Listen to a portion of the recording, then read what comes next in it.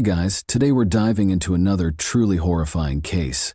If you want to support my channel, make sure to subscribe and stay active. It really helps me out. I'd be super grateful for that. Let's get started. Angie Diaz was more than just a name in the headlines. She was a vibrant young woman, a devoted wife, and a daughter who brought light into every room she entered. But what began as a seemingly happy love story ended in one of the most gruesome crimes imaginable. The voice you just heard on that call, the laughter during a murder investigation, came from the very man who once vowed to love and protect her husband, the same man who would later be accused of taking her life in the most brutal way. Just 3 months before the tragedy, Angie and Jared stood hand in hand, smiling for wedding photos.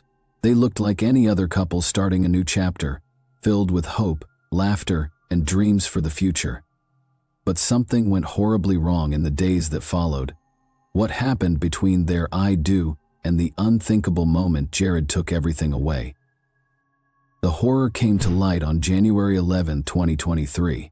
Until that day, everything on the surface seemed normal. Friends and coworkers described Angie as gentle, cheerful, and full of life. She was the kind of person who left a mark on everyone she met. But now, her absence left a haunting silence behind. As the community mourned, her loved ones struggled to understand how could someone so full of warmth meet such a violent end? And how could the person she trusted most be the one responsible? This is the story of a beautiful soul lost too soon, and the dark truth that tore her world apart. The nightmare had unfolded in the rural outskirts of Magnolia, Texas, a peaceful community known for magnolia trees and small-town charm, where violent crime was nearly unheard of, until now. The first medic on the scene paused, unsure whether they were walking into a suicide, an accident, or something else entirely. As he stepped inside, a realization hit. They weren't there to save a life anymore. Angie was gone, decapitated, and her head was mercilessly dumped in the bathtub. The living room floor was soaked in blood. Cigarette butts were scattered around the body. Blood-stained clothes were tossed carelessly near. This wasn't just a killing, it was rage. It was personal. It was deliberate. What happened in that house between two people who once vowed forever? And what drove Jared Dicus to commit one of the most brutal acts in recent Texas memory? In fact, if anything, people might have pointed fingers at his older brother Wayne. He had long battled meth addiction and had tangled with the law more than once, starting back in 2018 when he was only 20. Jared, on the other hand, was the responsible one, the quiet one. He played football in high school, held a steady job as an electrician, and had a reputation for looking out for his troubled brother. He'd even called the police on Wayne once for stealing copper wire, though he later expressed regret. Now, Jared had lived in the Houston area all his life. There was nothing about his background that hinted at the horror he would eventually unleash, but perhaps the cracks were there, small fractures, waiting to split wide open. Then came Angie. Their paths crossed in 2022 at Cheap's Meat Market, where Angie worked as a cashier.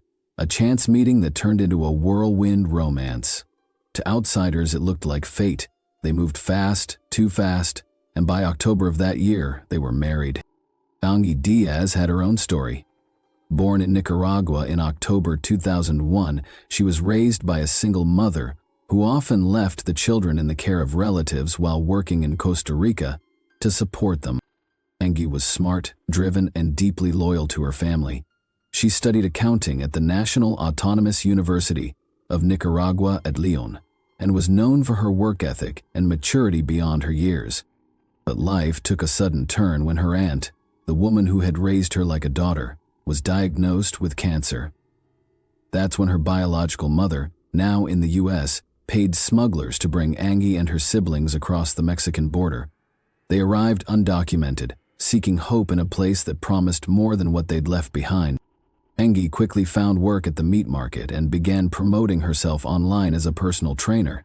Her posts brimmed with optimism and resilience. Reminders to celebrate your own victories because no one else truly knows what it took to earn them. But not everyone shared her urgency. Her mother, cautious and protective, told her to have patience, reminding her that things would come with time. Finances were tight, but Angie didn't want to wait. She wasn't going to sit behind a cash register forever. She had dreams, and in those dreams, Jared Dicus was suddenly front and center. He came across as charming, a former football player with small-town charisma and enough edge to feel exciting. He was smitten. Their social media feeds became a showcase of their young love, filled with laughter, road trips, and a carefully curated intimacy for their online audience. They got married just before He's 21st birthday, but not everyone was convinced this was her fairy tale ending. According to one of her closest friends, Angie had previously been in a serious relationship with a man named Jose. She had been planning to marry him in the US, a future that never came to be. But then she grew distant with everyone else in her life, almost around the same time she met Jared, the boy she thought would save her from the misery of a mundane life. Somewhere between letting go of that past and clinging to this new love story, Angie had rewritten her future in Jared's name. It was more of a fast-forwarded romance, so much so that Jared's family didn't even fully know who Angie really was. And maybe that speed wasn't just about love. There were whispers that immigration concerns played a part. Angie had once been in an accident, and rumors were there that it sparked fears of deportation. In Angie's mind, the timing of their wedding, just a few months into their relationship, suddenly seemed less about fairy tale endings and more about paperwork and panic. Even her friend urged her not to rush, to slow down and truly get to know Jared before binding herself to him legally and emotionally. She'd seen too many women fall into rushed, controlling relationships and suffer quietly behind closed doors. She didn't want her dearest friend to become one of them. But Angie didn't listen. Her uncle, who was a witness at her wedding, had noticed how quickly things were moving between her and Jared. Like her mother, he grew concerned. He sat her down one day and gave her the kind of advice someone gives when they've seen too much of how the world works. He told her not to make a decision out of desperation. Not for papers, not for a green card, not for legal status. And Angie insisted. She loved Jared deeply, that they were doing fine, and all of this was real. Her family was worried. They weren't convinced that the timing was right. And when they found out Angie and Jared were getting married, it felt like it had all happened too quickly. It was hard not to wonder if their fears were being ignored, or worse, if Angie was ignoring red flags she couldn't or wouldn't want to see. Because not long after the wedding, the cracks in that fresh start began to show. Maybe Angie truly believed this was her fresh start, that this love, this man, this marriage could be her new beginning, a clean break from the sacrifices and hardships of her past. But whatever happiness she clung to was built on shaky ground, because while social media told one story, a blissful young couple glowing with affection, the reality was much darker. Behind the smiles, there were cracks, patterns, red flags. People close to her urged caution, asked her to set boundaries, to make sure Jared treated her with the respect she deserved. But sometimes, when you're in the middle of something that feels like love, it's hard to see where adoration ends and obsession begins. And all too soon, Angie would find out, when it was already far too late. When Angie first introduced Jared to her circle of close friends, it was supposed to be a casual get-together, just some laughs, shared drinks, and good company. But something about it felt off, even then, though no one fully grasped it at the time. They were a tight-knit group, mostly Spanish-speaking, and Angie had always fit right in. That night, one of her friends brought some beers, thinking it would help Jared ease into the group. Instead, it seemed to make things worse. Jared didn't speak Spanish at all. As the conversations flowed in a language he couldn't understand, frustration began to flicker across his face. Angie, trying to bridge the gap, kept translating back and forth. Her friend noticed how tense she got, always looking to Jared as if checking whether he was okay, whether he was angry. They started calling him Rojo, red for his hair. It was a light-hearted nickname among friends, but Jared didn't laugh along. He didn't smile. He sat stiffly, disconnected. And sometimes, without saying a word, he'd just leave.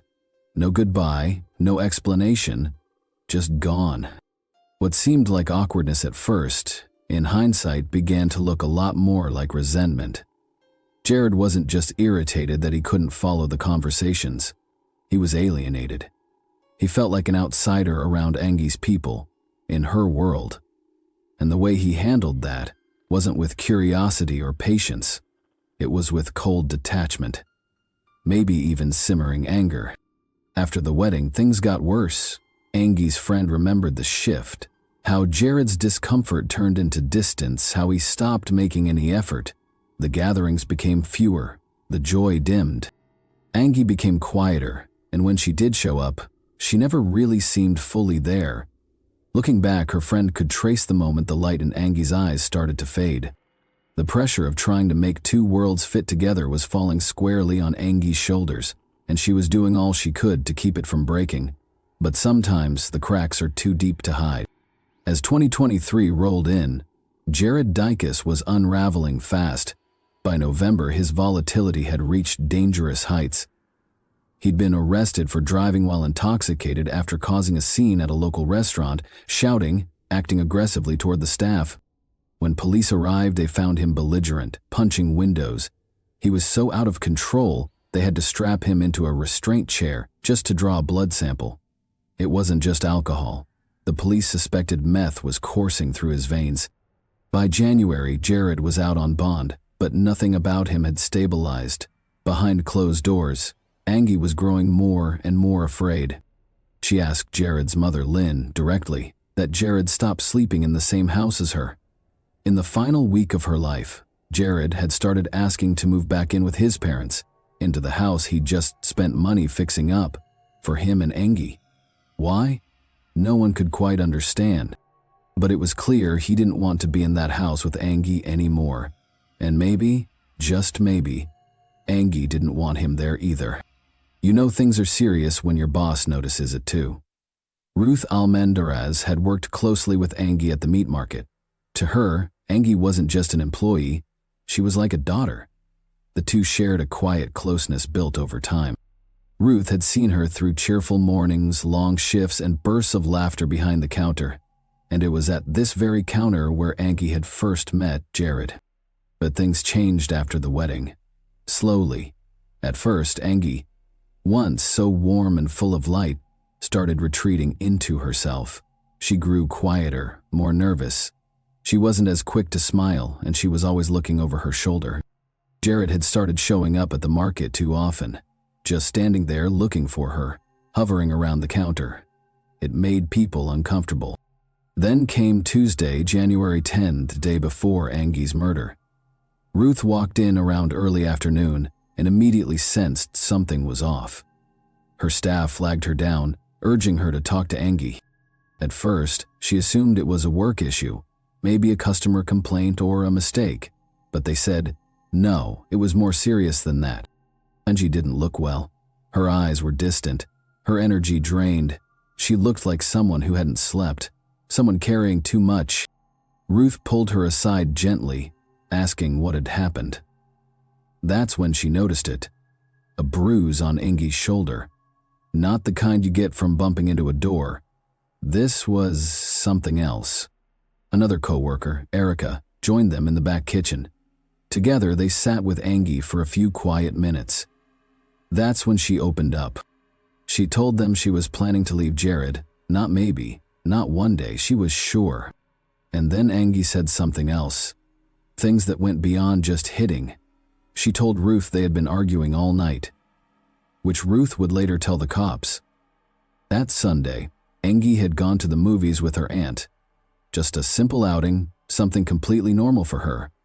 But Jared hadn't wanted her to go. He didn't want her seeing anyone. Didn't want her to have even a sliver of independence. When she got back home that night, it all exploded. Jared kept her up all night, refusing to let her sleep. Angie looked drained when she showed up at work the next morning, pale, hollow-eyed, like someone who had been pushed far past the edge. And then, as she tried to shower and get ready for the day, the argument escalated. And then Ruth would tell the officer that Jared had assaulted Angie while she was in the shower. It wasn't a matter of if anymore. Angie had been living in fear, and now it was written across her body. As Ruth gently pressed, Angie confessed even more. This wasn't just one fight.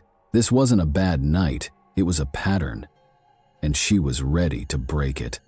She told Ruth she had made up her mind. She told Ruth that it was time to leave. Angie didn't tell Jared she was moving out, not exactly, but she did tell him that she wasn't going to keep living that way. She wasn't going to tolerate the control, the fear, the violence. It was the first real declaration of her intent to escape. But what no one knew then was that this small act of resistance, this whisper of freedom, might have been what sealed her fate. And when Angie paused while telling the horrors she had faced, Ruth put a stop to the conversation, saving it for later. They made plans to talk again. Angie had Friday off and told Ruth she wanted to go for coffee somewhere quiet, away from the market, where she could finally say everything without people overhearing. But that coffee never happened. Tuesday was the last time Ruth saw her alive. After the murder, Ruth checked the security footage, desperate to find proof of that final conversation. The cameras had captured them talking at the register, but there was no sound, no microphone, just a silent video of a young woman, bruised and broken, sharing what she could before she ran out of time. And that silence would haunt Ruth forever. Then, on the night of January 8th, just 3 days before Angie's murder, something unsettling happened. At nearly midnight, Jared made a strange call to 91011. He was disoriented, paranoid, barely coherent. In a shaky voice, he claimed he'd taken drugs and needed help. He didn't seem sure of anything. Not where he was, not what he had taken, not why he even called. But he did ask for an ambulance. Paramedics were dispatched immediately, but just a few minutes later, Jared called again. Still confused, still mumbling about feeling unwell, unsure whether he meant what he said. It was clear something had altered his state of mind. Something strong. When the medics arrived, they transported him to the hospital, where it was confirmed Jared had been using methamphetamine.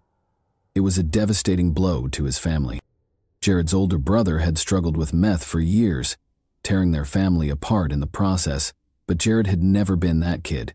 He was the other son, the one who stayed away from the actions that would put his parents down, or so they thought. Jared had admitted to his parents briefly and in passing that he'd taken meth, only to deny it moments later. He flipped between admissions and deflections. One second he was crying, the next he was lying. The moments between might be uneventful for those who did not witness what happened between this couple, but it became evident on January 11 how deep trouble ran through in those days. It was a Wednesday morning, quiet, uneventful, and eerily still, but the silence was about to be shattered. Jared had returned to his home around 4 a.m. after what seemed to be a typical shift. His house, nestled in the back of his parents' property, sat dark and isolated. He slipped inside without much notice. No one saw him again for several hours. It wasn't until 12:30 p.m. that his mother, Lynn, caught sight of him again. He came back into their house, but something was off. He seemed nervous, unfocused. And then she heard it. A phone ringing. Not his usual ringtone. Not even his usual phone. It was a device she didn't recognize. Curious and concerned, Lynn questioned him about the unfamiliar phone. Jared casually claimed to have multiple phones, but the story didn't sit right. Something about the device, the look, the feel, it wasn't his. And when he finally pulled it from his pocket, the screen was in Spanish. That's when Lynn's heart dropped. She knew immediately this was Angie's phone. Angie, who never left her phone behind. Angie, who had been growing increasingly distant and afraid. Who just days earlier had been bruised and exhausted from yet another sleepless, violent night. Lynn didn't wait. She bolted out of the house with her husband, Rodney, heading straight toward Jared and Angie's home. Deep down, she already feared the worst. There was only one entrance, the front door. As they pushed it open, a wave of darkness met them. At first, they couldn't see anything. But with a single step inside, Rodney froze. What he saw would haunt him in his sleep forever. He turned to his wife and told her not to come in, but it was too late. Lynn stepped inside and saw the horror for herself. Angie's lifeless body lay inside. Her young face, once vibrant, was now still, brutally silenced. Panic set in. Lynn fumbled with her phone, unable to think, unable to act. Rodney grabbed it from her and made the call. not just to report a death, but to report their own son, the boy they'd raised. The man who had once promised to protect Angie, now suspected of ending her life. Lynn would then brief the officer about her son's issues. The police were called, and when they arrived, there was no question who they would arrest. Jared had been the last person with her. He was in possession of her phone. He had a documented history of violent outbursts and drug use, and Angie had told those closest to her that she didn't feel safe anymore. This, according to investigators, was the final tragic act in a toxic, unraveling relationship. A young woman who wanted out, and a man who couldn't bear to lose control. Jared was taken into custody, but that was only the beginning. The interrogation tapes would reveal even more unsettling truths about what really happened between Jared and Angie. Because when police sat Jared down and started asking questions, a new, disturbing narrative began to take shape. At first, Jared dissociated himself from the situation. Then he cracked under pressure, telling the officers that he had used the same knife against his wife that she took out for her self-defense against him. In the months that followed Angie's death, the case against Jared Dicus moved swiftly. The evidence was overwhelming. His erratic behavior, the bruises Angie had tried to explain away, the phone in his pocket that wasn't his, and most damning of all, the scene inside their home. Prosecutors argued that this was no sudden outburst. It was the tragic culmination of months of escalating violence, fueled by substance abuse, control, and a refusal to let Angie leave. Jared's defense tried to shift the narrative, claiming he'd only used meth once, that he was confused, overwhelmed, not in his right mind. But the jury didn't buy it. On July 31, the trial came to a close. Jared Dicus was sentenced to 40 years in prison. 4 decades behind bars for the brutal murder of Angie. For Angie's family and friends, the sentencing brought some sense of justice, but no sentence, no number of years could ever bring her back. The young woman who dreamed of freedom, who was trying to find the courage to start over, had her life stolen before she ever got the chance. How many more women have to die after asking for help before someone listens in time? Thanks for watching, everyone. Your support means a lot to me, and you can help my channel grow by hitting that like button, dropping a comment, and sharing this video. Your engagement really makes a difference. See you soon. Hey guys, today we're diving into another truly horrifying case. If you want to support my channel, make sure to subscribe and stay active. It really helps me out. I'd be super grateful for that. Let's get started. On a quiet September night in 2009, a family of 6 in the small town of Beeson, Illinois, prepared for what they believed would be just another peaceful evening. The children were tucked into bed, the lights were dimmed, and the comforting routines of family life played out one last time. But before the night was over, everything would change. By morning, the house would be silent, not with sleep, but with death. A stranger had entered their home, and what followed was a night of pure horror. The crime was so brutal, so deeply disturbing, that it would later be named the Beeson Bloodbath. Even the most seasoned investigators were shaken by what they found inside. The quiet town of Beeson, with its population barely reaching 200, would never be the same. Surrounded by farmland and rolling hills, Beeson had always felt like a safe, almost forgotten place. But after that night, it became the center of one of the most chilling crimes in Illinois history. At the heart of this story are 2 families, the Gees and the Constants, neighbors, friends, and longtime residents of the area. Let's start with Rick G. Rick was known for being hardworking and determined. He had a never-give-up attitude that everyone respected. Early in his career, he worked at his stepfather's construction company in Lincoln, the closest town with schools, stores, restaurants, and other basic services. Lincoln was where you went if you needed something that small town Beeson didn't have. Rick's stepdad, Pudge, and his mother, Judy, had lived in Lincoln for years. It was a close-knit area where everyone knew each other, and that made what happened next even more devastating. Rick hustled hard, picking up construction gigs wherever he could, and saving every penny to build a better future for himself and his daughter, Nicole G. His dedication finally paid off when he bought property on the edge of Beeson, and instead of sticking with his stepdad's company, he started his own business, which he called G Construction. He snagged a ranch-style home with a 2-car detached garage, an above-ground pool, and plenty of farmland for keeping chickens and other animals. But owning a business came with its costs, so Rick decided to rent out a room in his home. That's when Ruth Constant entered the scene, moving in with her 2 little kids, 3-year-old Justina and 1-year-old Dylan Constant. Initially, Ruth became Rick's tenant, but it didn't take long for sparks to fly between them. Ruth was a warm-hearted woman known for her outgoing personality and sense of humor, and Rick was the perfect match for her. As their bond grew stronger, Ruth discovered she was pregnant in 1997. They tied the knot with Rick at 34 and Ruth at 27. Not long after, they welcomed a baby boy, Austin, and their home was bustling with life. A year later, they celebrated the arrival of a baby girl, Jessica G., filling their hearts with more joy. Unfortunately, that joy was short-lived, as they learned that little Jessica was born with a serious neurological condition, leaving her with disabilities that required around-the-clock care. With no facilities in Beeson that could meet Jessica's needs, and unable to afford the necessary care, they reluctantly had to move her 50 miles away to Peoria, Illinois, where she became a temporary ward of the state. It was reported that she died well before the tragic murder occurred.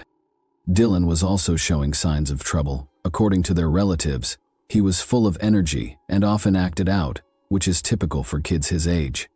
His teachers frequently sent home behavior reports, and Rick and Ruth worked hard to find ways to help him. Eventually, he was diagnosed with ADHD after they decided to seek therapy for him.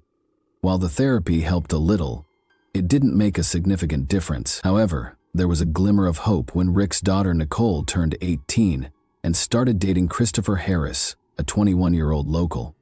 Their relationship grew serious quickly, and they married, moving just a minute away from Rick's house. Not long after, Nicole discovered she was pregnant, making Ruth and Rick grandparents for the first time with the arrival of little Elisa Harris. They were thrilled, and Nicole and Chris often dropped Elisa off with Ruth while they worked, and in late July 2009, Nicole and Chris welcomed their second baby. To everyone who knew them, they seemed like the perfect family. With a new baby expected to start crawling soon, Rick's stepdad Pudge and his grandson Adam decided to help Nicole by putting in new carpet in her home that September. The following day, 10-year-old Seton Landstrom ran over to the Gee's house to show off his new bike, but when he reached the porch, he froze at the sight of blood smeared all over the porch and the door slightly open. Worried, he dashed to Nicole's house, where Rick's stepdad had spent the night. As soon as they heard the boy's discovery, they immediately went to the house, and Adam was the first to reach the porch and notice the blood as well as a knife at the bottom of the porch steps. When Adam entered the door and turned the lights on, he saw a scene that would haunt him for the rest of his life. Lying in the hallway was Rick, face down in a thick pool of blood. Frozen in shock, Adam dared not to move further. He turned and ran outside to Pudge, telling him to call 911, though he didn't know what to tell the police, since he hadn't seen it all firsthand. And when the police arrived, they were met with a huge pool of blood, around 2 to 3 feet wide. As they moved deeper into the house, they saw that Rick's head was completely wrecked, and his body looked like it had been through hell. At first, they couldn't tell how he died, but the gruesome scene made them suspect a shotgun was used. They hadn't even checked the other rooms yet. As they walked down the hallway, they noticed the walls were all messed up, like someone had punched or smashed them. Then they found the second victim, 14-year-old Dylan, curled up on the floor just outside the main bedroom, wearing nothing but shorts. His body was badly hurt, and his head was just as wrecked as Rick's. Blood splattered everywhere, even on the ceiling, making the officers feel uneasy as they continued through the house. When they stepped into the main bedroom, they saw Ruth lying on the floor in her nightgown. Half of her skull had caved in, and again blood was splattered all over the walls. Pushing on, they entered the attached bathroom, where they found 11-year-old Austin, dressed only in his underwear, lying face down on the bloody tile floor. It was clear that the G family never saw this evil coming. They must have been caught off guard, getting ready for bed the night before. The officers moved cautiously through the house, unsure if the killer was still inside. They walked down that bloody hallway past Dylan's lifeless body and headed to 16-year-old Justina's room. and when they entered the room, they found something far more gruesome than what was initially found in the house. Blood smeared across every surface, soaking into her bed, where Justina lay on her stomach, her head hanging over the edge, leaving a puddle of brain matter below. She had suffered the worst injuries of anyone in the family, and just when they thought it couldn't get worse, they braced themselves for what came next.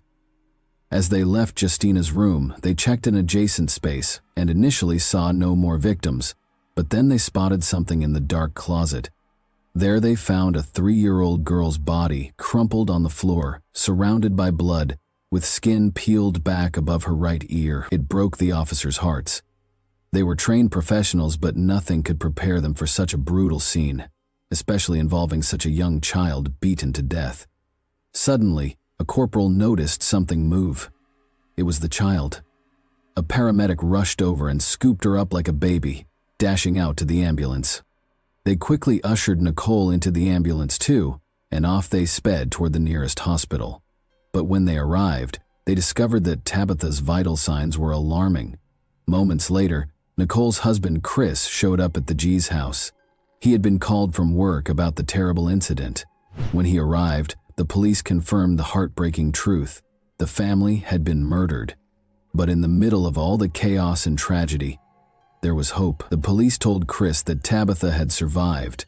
Everyone felt a wave of relief because despite the horrific events, Tabitha was alive and might be able to help uncover who was behind this terrible crime. But not for Chris. He felt nervous when he learned Tabitha was alive.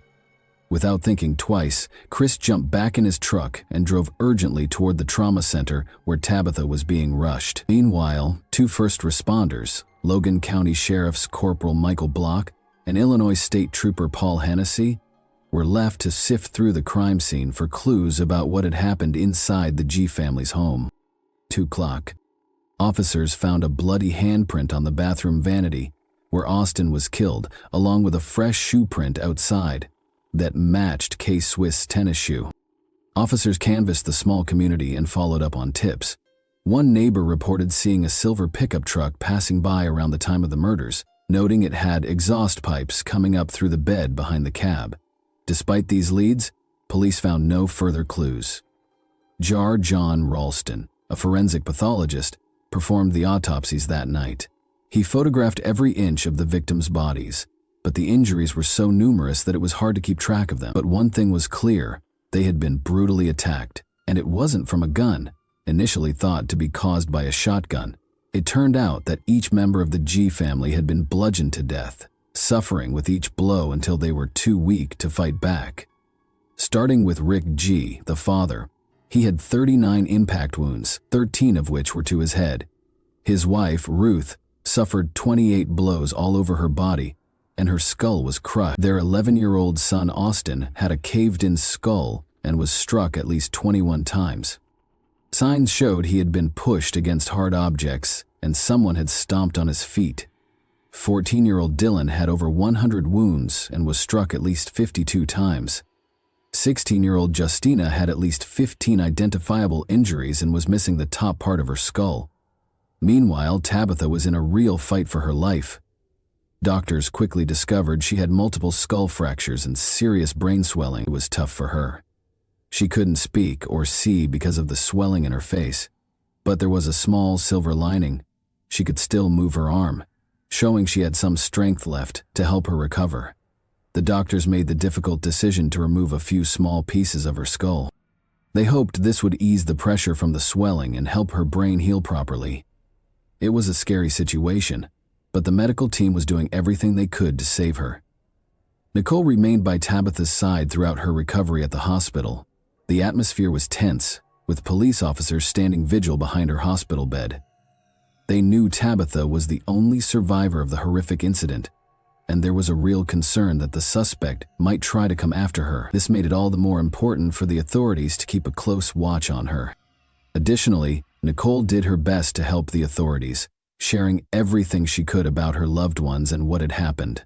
On the other hand, Chris was a constant source of support for Nicole during this incredibly tough time. He spent hours with her, trying to offer comfort and help her navigate the chaos surrounding them. However, Things weren't simple between Chris and Nicole. Their relationship had been tumultuous, filled with ups and downs. They had broken up several times, but had only managed to patch things up again earlier that same year in 2009. Days passed, and the police found themselves at a standstill, despite following every lead they could. Like the details of the suspicious car and the fresh shoe prints, they still hadn't identified any official suspects. The G family had no known enemies. In fact, they were well liked in the neighborhood, known for their generosity and kindness.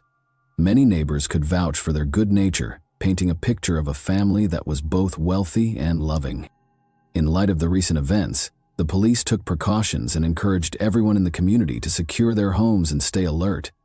A week passed, and the funeral for the G family was held on the 28th of that same month. It was a heartbreaking day. But among all the grief, Tabitha was still fighting for her life in the hospital. And while the community mourned, there was also a lingering fear, because the killer was still out there, and no one knew when or if they might strike again. Then, in a random but significant twist of fate, a major break in the case came at the hospital where Tabitha was being treated. One officer, after finishing his shift in guarding Tabitha, shared an elevator ride with Chris Harris, who had just left Tabitha's room. The officer happened to glance down and noticed Chris's shoes, K-Swiss sneakers with an aggressive tread, just like the shoe print found outside the crime scene. The officer quickly informed detectives, which led to Chris being called in for questioning. They compared his tread to the print found at the scene, but there was a slight discrepancy. The shoes were a half size too big. However, the detectives knew something was off, so they didn't stop there. They collected Christopher Harris's fingerprints and palm prints, sending them to the crime lab for further analysis to prove his innocence. His brother Jason Harris stepped in to defend him, providing an alibi and claiming they had been together the entire time, far away from Beeson where the murders occurred. Meanwhile, Nicole was furious at the mere suggestion that Christopher could be involved. She took to her MySpace page to defend him, writing in an emotional, though error-filled message, "This whole situation is such a mess and so unfair. Not only have my children lost 5 close family members, but now their daddy is being set up and taken away. This is too much to bear." Nicole continued, "There's solid evidence that all 6 victims fought for their lives, and Chris doesn't even have a scratch on him. He's been with us through everything, and now they've taken him too." Nicole wasn't the only one standing up for Chris. His stepmother, Debbie Harris, also spoke out to the media, saying their family believed in his innocence. Chris's father, Ed, was in tears during a phone call with Chris from jail. According to Debbie, Chris was shocked by his arrest and scared for his family's safety, telling his father, "Dad, I'm scared because I know the killers are still out there." He swore he didn't commit the murders. When police booked Chris, they photographed his entire body. Although he didn't have any injuries, they noticed a large blister on the palm of his right hand. Coincidentally, a tire iron was later found near a creek by Jason's house, where investigators were still searching for clues. On October 2, when they seized Chris's truck, they found it belonged to Jennifer Ernest, Jason's girlfriend and mother of his other children. Both Jennifer and her mother, Sarah Duncan, had provided alibis for Chris and Jason on the night of the murders, but as the investigation unfolded, those alibis were proven false, leading to their arrest for obstruction of justice. The police were able to discredit the alibis, partly because Chris's palm print had been found at the scene. Additionally, a woman named Lori Cole, an armed security guard, came forward. She claimed that on the night of the murders, around 11:35 p.m., Chris and his brother Jason knocked on her door, asking if she wanted a party. Lori, who lived not far from the G family, recalled telling Chris she wasn't interested and needed to sleep for work. She noticed a Ford Ranger parked outside, similar to the one Chris and Jason were seen with earlier. Although she told them to leave, their behavior left her unsettled, as they seemed to have already been partying and didn't want the night to end. Another woman, Christy Moore, came forward during the investigation. She told investigators that she and Chris had been on-again, off-again lovers. She revealed that Chris had called her late on that same Sunday night, but she was busy with her kids and couldn't meet up for what she knew he wanted: sex. However, she agreed to see him after her children went to school. The next morning, Chris arrived at her house in Clinton, just a 15-minute drive from Beeson, about 12 hours after the murders. They slept together, and Christie said Chris was acting completely normal afterward. Christie even took selfies of the two of them in bed. In the pictures, they were kissing and giving each other flirtatious looks, with Chris smiling in some of them.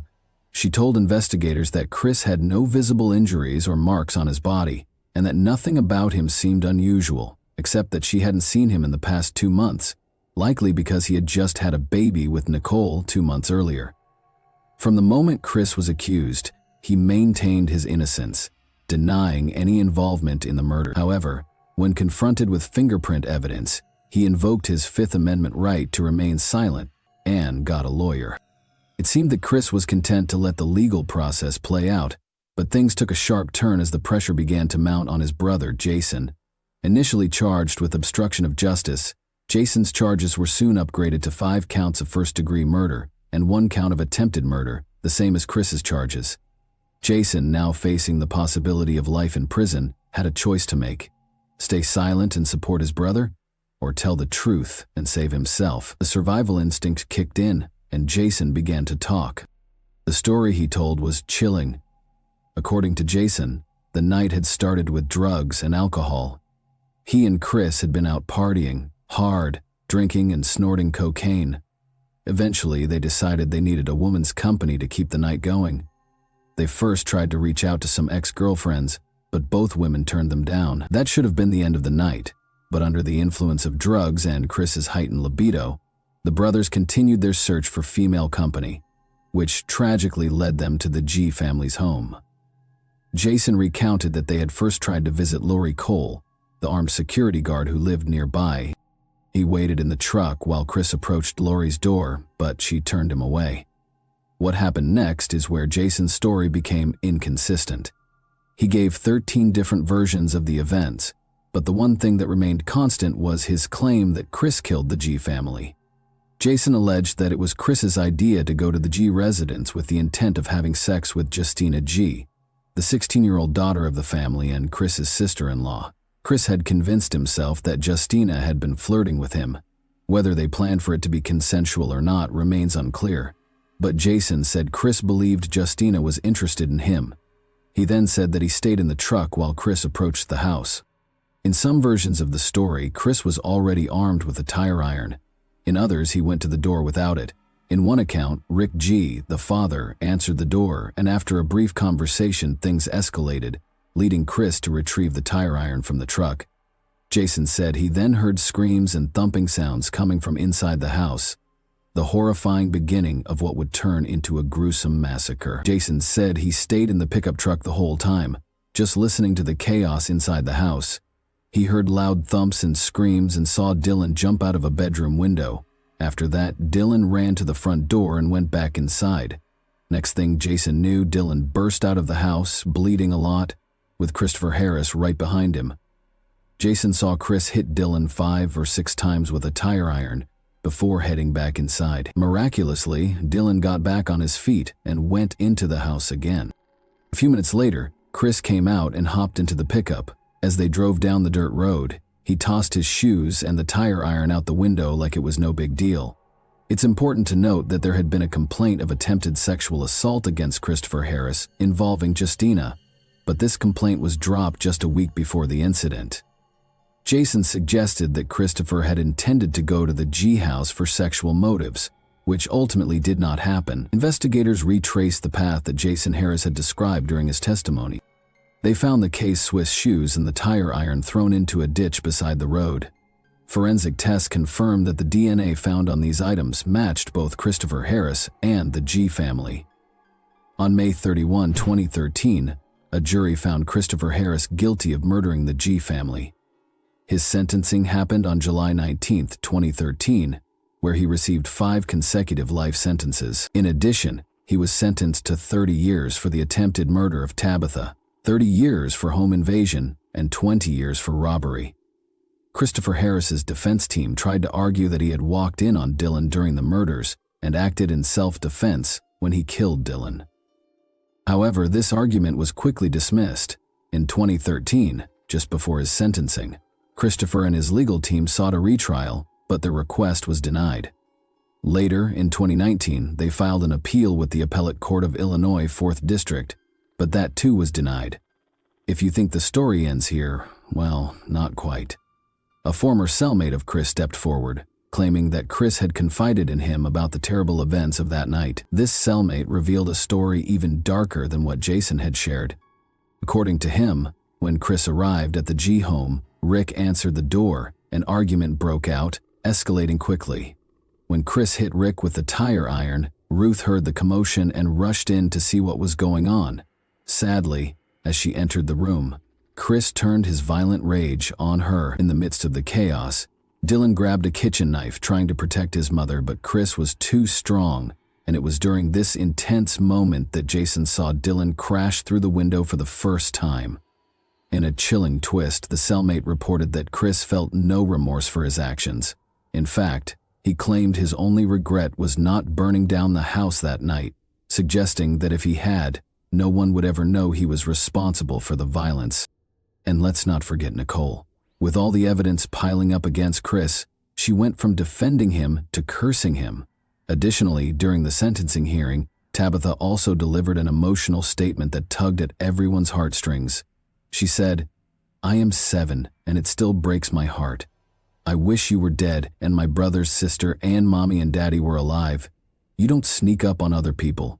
You have to say sorry, because do you know how badly that broke my heart?" As for Jason, he got a 10-year sentence in exchange for testifying against Chris, with credit for time served.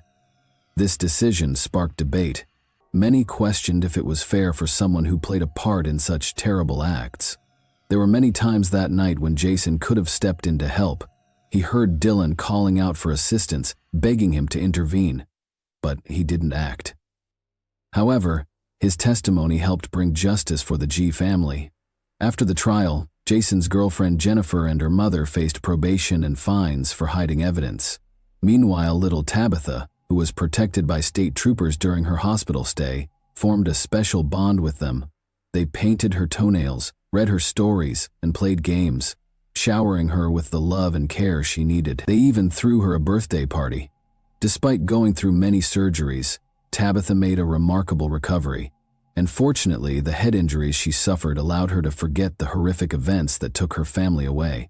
Tabitha spent some time in foster care, but eventually found a loving home with her sister, Nicole. As the community mourned and tried to heal from this tragic loss, they dedicated a playground in memory of Austin, Dylan, and Justina, creating a space where their spirits could be honored and celebrated. In an interesting twist, in 2014, the show When Murder Comes to Town aired, trying to shed light on the G family murders. Despite interviewing various residents and officers involved in the case, the show leaned heavily on the defense's narrative, suggesting that Dylan was a deeply troubled boy capable of violence. This portrayal sparked outrage among those who had worked on the case. The officers involved wrote an open letter questioning the show's accuracy, particularly how Dylan was portrayed. They emphasized his heroism, stating he wasn't just a victim, but a brave teen who tried to protect his family. I agree with their perspective, as Dylan's actions deserve recognition for his courage in the face of tragedy.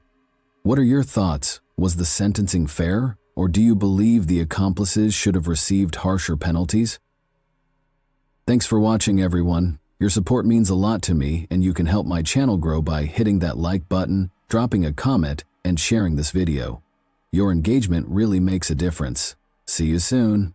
Hey guys, today we're diving into another truly horrifying case. If you want to support my channel, make sure to subscribe and stay active. It really helps me out. I'd be super grateful for that. Let's get started. Sometimes, the most terrifying monsters wear the most familiar faces. Vincent Brothers was one of those faces, a respected high school vice principal, a man admired for his dedication to children, and a trusted figure in his community. But in July 2003, that carefully built image shattered. In the quiet city of Bakersfield, California, a horrifying crime scene was discovered. 5 members of one family murdered in cold blood, including a tiny, defenseless infant. The brutality of the killings shocked even the most hardened investigators, and yet, if not for one small, overlooked detail, some dead bugs, this case might have gone unsolved. So how does a man go from community leader to cold-blooded killer? What could drive someone like Vincent Brothers to commit one of the most heinous family murders California has ever seen? This is the chilling story of the Harper family and the twisted truth behind a mask of respectability. Let's begin with Joni Harper, the heart of this story. Joni was born on November 14, 1963, in Bakersfield, California. The youngest of 5 children raised by Ernestine Harper, Joni spent her entire life in the same city that would one day mourn her loss. From an early age, she stood out. She attended McKinley Elementary and then moved on to Bakersfield High School, where she graduated in 1988. But Joni wasn't just a student. She was a star athlete. Basketball was her passion, and on the court she was unstoppable. Her skill and determination earned her admiration, and she quickly became known as one of the standout athletes in her school. But Joni was more than just talent. She was kind, warm, and full of life, the kind of person who left an impression on everyone she met. No one who knew her could have imagined the dark path her life would one day cross, or the betrayal that would come from the person she once trusted most. After high school, Joni's passion for basketball didn't fade. She took her skills to Southwestern Christian College in Texas, where she earned an associate's degree. But even with her own basketball career ahead of her, Joni found a new way to stay connected to the sport. In 1994, she made history by becoming the first woman in Kern County to officiate boys' basketball games. Her love for the game continued to grow, and soon she was officiating games for the North Bakersfield Recreation and Park District, as well as for the California Athletic Collegiate Association. Through her years in the basketball community, Joni became a well-known and respected figure. People admired her not just for her skills, but for her dedication and passion for the sport. But those who knew her best would tell you that while basketball was important to her, her true calling was helping children. Joni shared this passion with her mother, Ernestine, who had always instilled in her the importance of giving back to others. Ernestine, Joni's mother, was a woman with a story that spanned more than just her years in California. Originally from Texas, she made the bold decision to move to California in 1961, and by 1964, she had settled in Bakersfield. It was there that Ernestine's passion for helping others truly took root. She quickly became known as a strong, no-nonsense community activist, someone who wasn't afraid to stand up for the underdog. And Ernestine didn't just talk the talk, she walked the walk. She fought tirelessly for those whom society often forgot, such as the poor, the disenfranchised, and the marginalized. Her belief in fairness was unwavering. Deeply grounded in her Christian faith, Ernestine believed that no matter where someone came from, how they looked, or how much money they had, they all deserved equal justice and respect. Her dedication to helping others didn't stop at her own community, though. As a co-founder of an organization called Extend a Hand for Justice, Ernestine extended her reach far beyond Bakersfield. She traveled to Africa and South America as a missionary, bringing aid, money, and resources to some of the most impoverished communities in the world. Ernestine's heart was as big as it was generous, and it's no surprise that Joni inherited that same spirit of compassion. Joni had a deep respect for her mother, and their bond only grew stronger as the years passed. Though Ernestine had 4 other children, her relationship with Joni was uniquely special. So when Joni was ready to start her own family, Ernestine was right there by her side, always ready to lend a helping hand. This is where Vincent Brothers entered the picture. In the late 1990s, Joni met a man who seemed like a dream come true. Vincent was originally from Long Island and had moved to California in the 1980s to attend Cal State Bakersfield. There, he earned a master's degree in education and began working his way up in the school system. By all accounts, Vincent appeared to be the perfect match for Joni. He was charming, ambitious, and had a stable career working at a local elementary school. To Joni's family, he seemed like a really nice guy, and Joni quickly fell in love with him. Although Vincent had been married twice before and had a child from a previous relationship, things seemed to be looking up when he and Joni welcomed their first child together, a son they named Marquez in 1998. Just 2 years later, in January of 2000, the couple tied the knot, and for a while, it seemed like they were on their way to a picture-perfect life. But as with many fairy tales, things took a dark turn behind the scenes. Vincent began disappearing for days at a time, and when he returned, he was secretive, refusing to explain where he had been or who he had been with. Joni, heartbroken but sharp, started to piece the puzzle together. She realized the man she had married was betraying her. A month after their wedding, Joni made the painful decision to have their marriage annulled. But despite the heartbreak, this wasn't the end of their story. According to Joni's brother, Vincent was still the love of her life, and Joni wasn't ready to completely let go. She wanted Vincent to be a father to their son, and so the couple continued their on-again, off-again relationship. Then, as if things weren't complicated enough, Joni discovered she was pregnant again. This time it was a girl, and Joni named her Lindsay. Sadly, this didn't stop Vincent from continuing his extramarital issues. By the time Lindsay was born, Joni's mother, Ernestine, decided to move in with her daughter to help take care of the kids, especially since Vincent wasn't always around. But after being apart for a few years, Joni and Vincent decided to give their relationship another shot. By the end of 2002, they found out they were expecting their third child together, a surprise that, for a moment, brought them hope. So 3 years after their first wedding, Joni and Vincent secretly remarried in January of 2003. They were starting fresh, or so it seemed. But by April of that same year, things began to unravel again. Vincent slipped back into his old ways, disappearing for days at a time, leaving Joni feeling more alone than ever. She confided in a friend, telling them that she was afraid Vincent might try to do something drastic to get rid of her. It was a heartbreaking moment for Joni, who just wanted peace and stability for her family.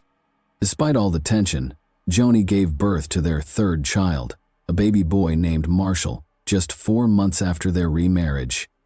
But by the time Marshall arrived, it was clear that their second marriage had already hit a point of no return. Additionally, things weren't getting any better inside the home. Ernestine, who had been living with Joni to help with the kids, found herself constantly clashing with Vincent. The tension between the two became too much to handle, and eventually Vincent moved out into his own apartment. However, neither Joni nor Vincent took the steps to officially divorce, but their connection was fading. Because of all the chaos, church had always been a refuge for Joni and her family. The Baker Street Church of Christ wasn't just a place they went to on Sundays. It was like a second home. Their church family was a huge part of their lives, providing support, friendship, and a sense of community. Joni couldn't wait for everyone to meet baby Marshall, who was growing so fast. So on Sunday, July 6, 2003, Joni, Ernestine, and her 3 children, Marquez, who was 4, Lindsay, almost 2, and baby Marshall, just 6 weeks old, headed to church for the morning service. This was their usual routine. They'd attend both the morning and evening services, a tradition that had become a comforting part of their lives. Little did they know this seemingly ordinary Sunday would be anything but that. After the morning service ended, the Harper family decided to stop and grab a bite to eat before heading home to rest up for the evening service. However, when the evening service rolled around, the family did not return to church. At first, people in the congregation thought it was a little odd. They were usually so punctual, but they figured maybe Joni and the kids were just too tired to come back. After all, Joni had a newborn and 2 young kids, so it wasn't entirely out of the question that she'd need a break. But then, after the family left church and returned home, no one had heard from them. 2 days passed, and still no one had been able to get in touch with Joni or Ernestine. Friends and family members who called them got no answer, and that's when the worry really started to set in.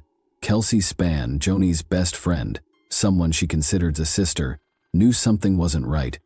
She decided to go over to the Harper house and check on them herself. On Tuesday, July 8th, 2 days after anyone had heard from the Harper family, Kelsey arrived at the house. She walked in expecting to find them maybe napping or busy with the kids, but instead, she walked straight into a nightmare. Joni, Ernestine, and the children, Marquez, Lindsay, and baby Marshall, were all dead.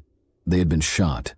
The house was a crime scene with .22 caliber shell casings scattered across the floor. When the police finally arrived at the Harper home, they were greeted by a scene that was nothing short of horrifying. The house had been turned upside down. Drawers were pulled open, cabinets were flung wide, and items were strewn across the floor. It seemed like a robbery gone terribly wrong. But something didn't sit right with the investigator. As they carefully examined the scene, they made a chilling discovery. Joni was lying lifeless, and not only had she been shot, but she had also been brutally stabbed. The realization hit them like a punch to the gut. This wasn't just a random act of violence. It was a crime of passion. The knife used to stab Joni was missing, but a closer look revealed that it had been taken from the kitchen. There was a knife missing from the butcher block, and that was a detail that raised more suspicions.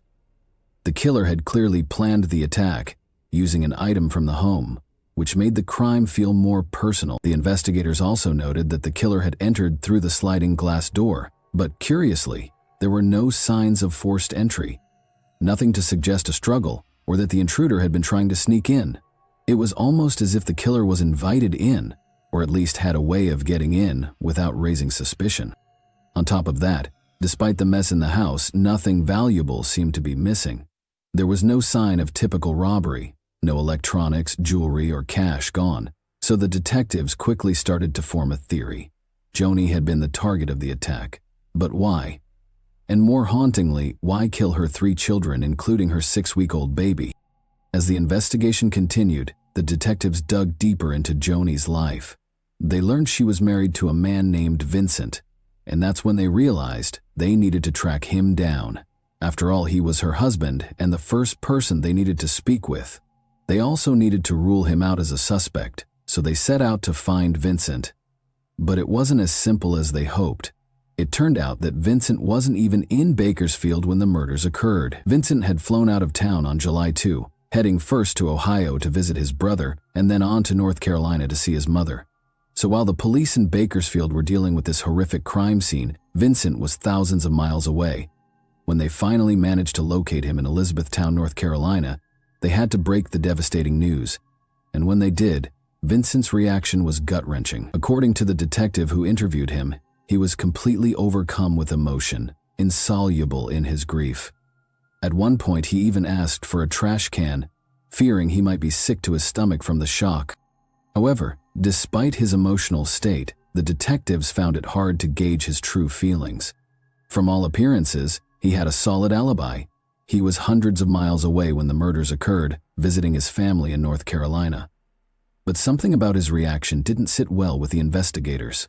To truly confirm Vincent's alibi, the detectives went all in, determined to be absolutely certain that he had been in Ohio on the day the murders occurred. They combed through his credit card statements and found purchases made in Ohio on July 6, the day they believed the family had been killed. There had been credit card activity on Vincent's credit card on Sunday, July 6, in Columbus, Ohio. At first glance, this appeared to be solid evidence that Vincent was where he claimed to be, hundreds of miles away from Bakersfield. His alibi seemed rock solid. After all, Vincent was a vice principal at John C. Fremont Elementary School in Bakersfield, California. It was hard to imagine someone in such a professional role being capable of something so horrific. So the investigators turned their attention to the Harper family for more clues. One of the first people they spoke to was Joni's brother, Eddie Harper. The news came to him in stages, like a nightmare unfolding bit by bit. At first, he received a call from his cousin saying that Joni and her daughter Lindsay had been shot. Then, a couple of hours later, the cousin called back, but this time, the news was worse. Not only had Joni and Lindsay been killed, but Marquess and Ernestine had also met the same tragic fate. Eddie's world came crashing down, but it wasn't until the third call that he heard the full, horrifying truth. Every single member of his family, Joni, Ernestine, Marquess, Lindsay, and little baby Marshall, was gone. Detectives quickly ruled him out as a suspect, as there was no solid evidence linking him to the crime. With that lead fading fast, they began to explore other angles, including whether the Harper family might have had any enemies. The Harpers were known for their activism and generosity within the community, which raised the possibility that their actions could have upset someone. Perhaps an individual felt threatened or offended by their advocacy work. However, when speaking to the family's church members, this theory seemed very unlikely. Everyone who knew the Harpers described them as kind, selfless, and generous. Even Vincent, who had cheated on Joni multiple times, had been forgiven repeatedly by the family. It didn't make sense that anyone would harbor such deep animosity toward them to justify such a horrific act. Realizing this lead was a dead end, detectives turned their focus back to Vincent. They knew they couldn't afford to leave any stone unturned in a case this shocking. Whoever committed the murders needed to be caught quickly, and every detail of Vincent's alibi came under intense scrutiny. Initially, Vincent's alibi appeared watertight. Credit card purchases placed him in Ohio on the day of the murders, suggesting he was far away when the crime occurred. But detectives weren't satisfied with just the paper trail. They wanted to see for themselves. They obtained surveillance footage from the stores where the purchases were made, and that's when the first crack appeared in Vincent's story. The man seen on camera using Vincent's credit card wasn't Vincent. It was his brother, Melvin, who bore a striking resemblance to him in height and build. Investigators brought Melvin in for questioning. At first, he denied using his brother's credit cards, but as detectives pressed him, the truth unraveled. Eventually, Melvin admitted he had indeed used Vincent's cards. Not only that, but Vincent had given him detailed instructions on what to buy. This confession was a bombshell. While it proved that Melvin was the one making the purchases, it didn't necessarily clear Vincent. Melvin claimed Vincent had been in Ohio with him the entire weekend, a point Vincent's lawyer reiterated, explaining that it wasn't unusual for Vincent to lend his car to help his brother. According to his lawyer, Vincent had spent Friday with his brother Melvin and the rest of the weekend with another brother, Troy. The lawyer even claimed that witnesses outside of Vincent's family could confirm he was in Ohio the entire time. But detectives weren't buying it. Melvin had already lied during his interrogation, and there was no solid proof. No receipts or records that backed up Vincent's whereabouts during his supposed visit with Troy. So the investigators kept digging, determined to figure out what really happened. When detectives took a closer look at Vincent's travel history, the details got suspicious fast. They confirmed that on July 2, Vincent flew from California to Columbus. Once there, he rented a car and drove to Melvin's house. So far, so normal, right? But when they checked the odometer of the rental car, things got weird. Between July 2 and July 11, the car had racked up over 5,400 miles, an absurd number for someone who was supposedly just driving around Ohio. When police calculated the distance, it became clear the car had been driven all the way to California and back during that time frame. This was a huge breakthrough. Detectives now believed they had pieced together what happened. Vincent had flown to Ohio to set up an alibi. Once there, he drove the rental car back to California, committed the murders, and then drove all the way back to Ohio to keep up the appearance that he'd been there the entire time. But even with this theory, the police needed more evidence to nail it down. They teamed up with the Bakersfield Police Department and the FBI to bring the rental car into a lab. Their plan was to analyze the car's radiator for bugs. If the car had really been driven cross-country, the radiator might contain insects specific to California, which would blow Vincent's alibi wide open. And when the results came back, they confirmed what detectives had suspected. Several of the bugs found in the car were species native to California and areas west of the Rocky Mountains. It was damning evidence that tied Vincent's rental car, and likely Vincent himself, to the region where the murders occurred. His carefully crafted alibi was crumbling faster than anyone could have anticipated. But as investigators dug even deeper, they unearthed something even more chilling about Vincent's past. On the surface, he was a respected vice principal with a polished reputation. But behind closed doors, his history painted a far darker picture. In 1988, during his first marriage, Vincent had been convicted of misdemeanor spousal abuse. According to police records, he served 6 days in jail. His wife at the time divorced him, citing his violent behavior. Fast forward to 1992, Vincent remarried, but the marriage quickly soured. By 1993, his second wife filed for divorce, alleging that Vincent had threatened to kill her. The accusations were severe, but they didn't seem to leave a lasting dent in his public image.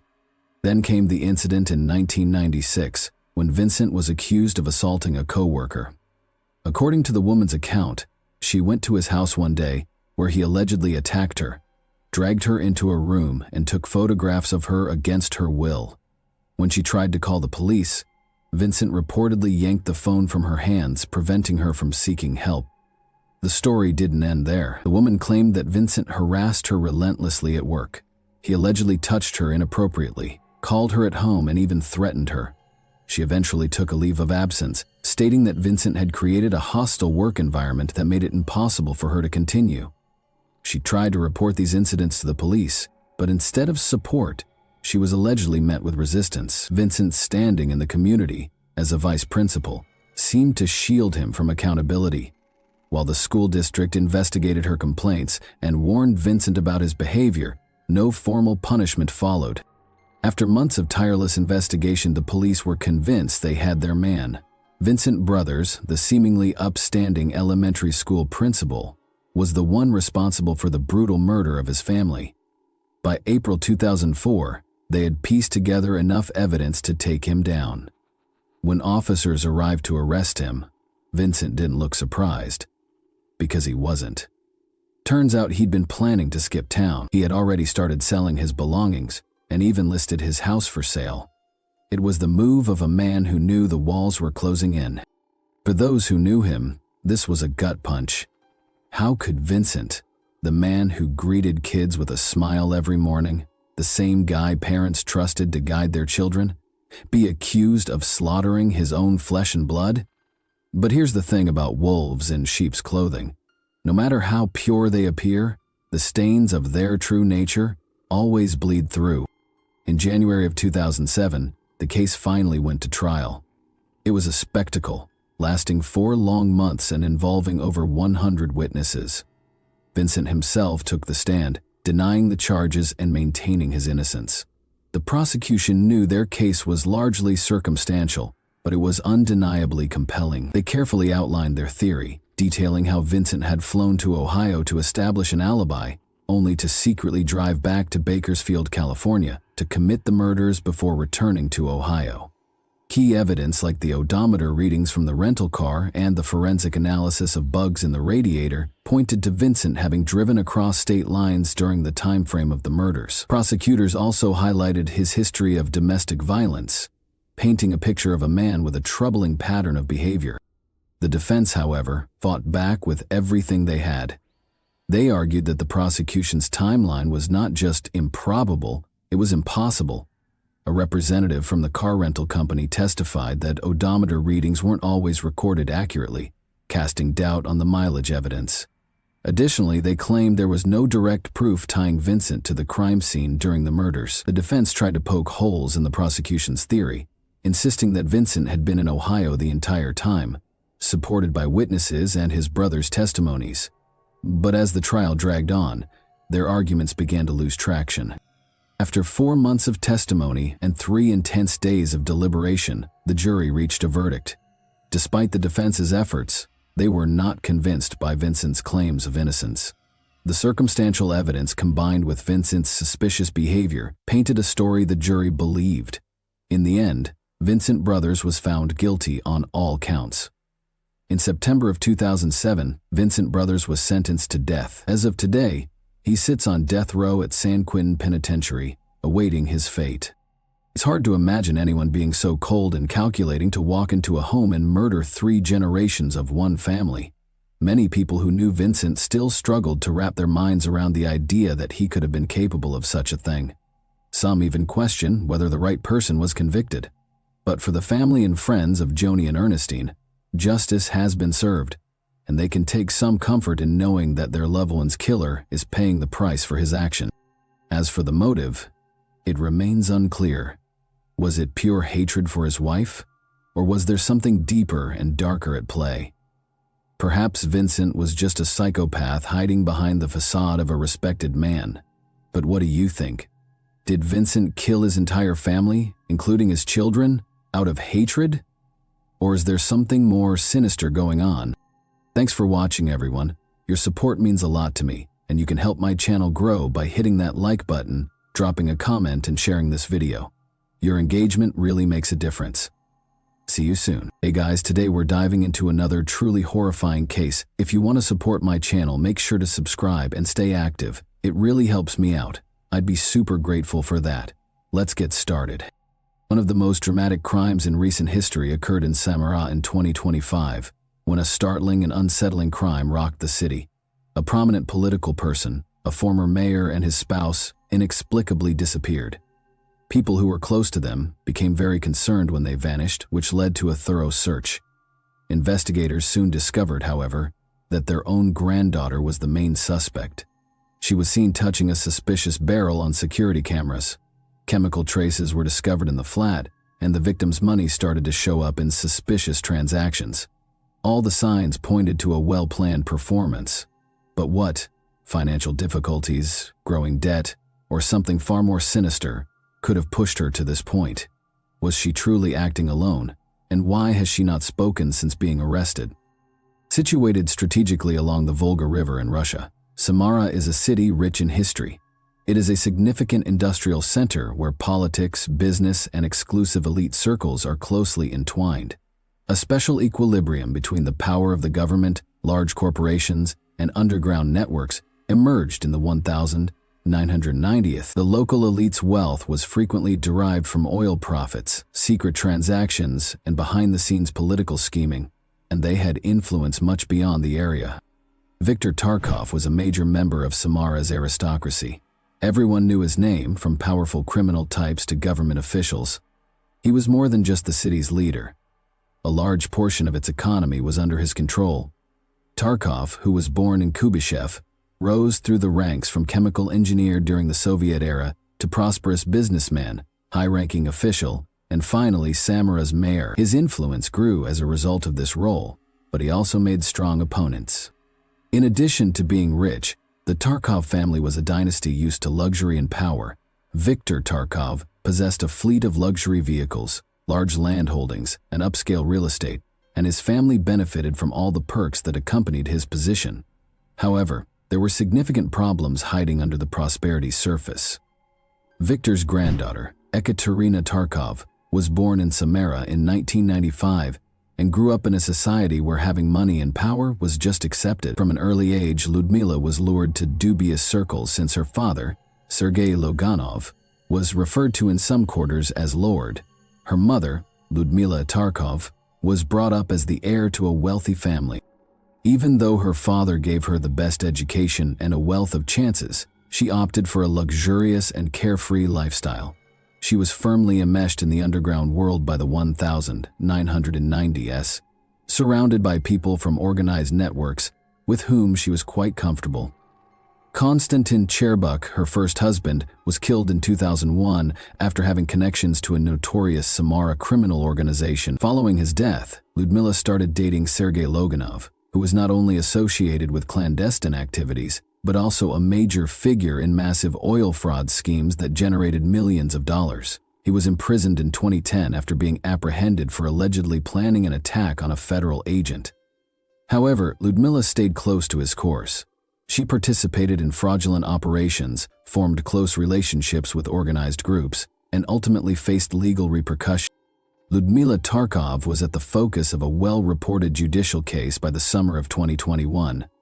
She threatened to make false personal information public and attempted to extort a sizable quantity of money from Alexander Malev, a deputy in the regional parliament.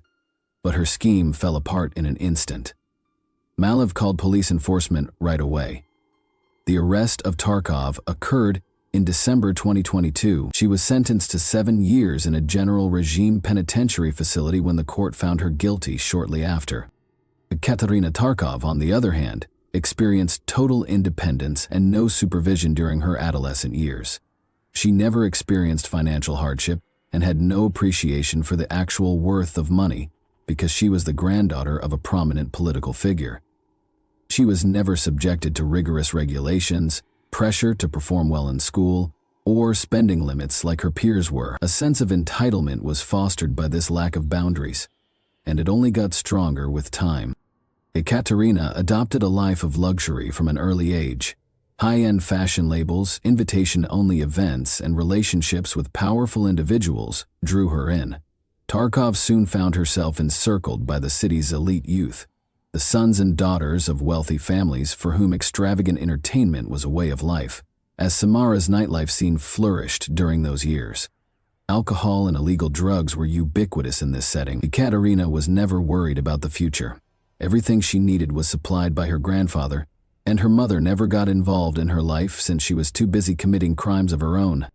When Ekaterina started using illegal drugs heavily, and her behavior started to change, that's when the real issues started. Her need increased over time, and she found it more and more challenging to operate without consistent access. Her social circle also shifted. She found herself surrounded by people who would give her anything in return for cash, favors, or power. Her grandfather provided her with substantial financial support, but her spending habits became unmanageable. She met an Israeli citizen in Cyprus in 2016, when her reputation in Samara was already far from perfect. They quickly get married as their relationship blossomed. Ekaterina became Belskaya by adopting her husband's last name. They have a kid in 2017. Family life, though, did not alter her way of living. She struggled to control her emotions, drank a lot, and kept causing scandals. After 2 years, her spouse filed for divorce because he could no longer stand it any longer. Ekaterina left her baby in the custody of his grandparents and went back to Samara after the separation. Her family once again gave her their whole support. In spite of her actions, her grandfather, Viktor Tarkov, kept giving her money, but even it was insufficient for her. Ekaterina spent enormous sums of money on illegal drugs and pleasure, but when her income started to decline, she started to run into financial problems for the first time. By 2020, she was in a dire predicament. She made an effort to undergo therapy, but she quickly relapsed and resumed her old way of life. She started acting even more strangely. Her costly habits persisted, but she was no longer able to afford them. She began selling everything she owned out of desperation, including phones, jewelry, fancy handbags, and even religious icons that her grandparents had given her. She had no interest in family treasures at the time. Money was her top concern. Ekaterina gradually started taking out loans from friends, but people soon stopped believing in her.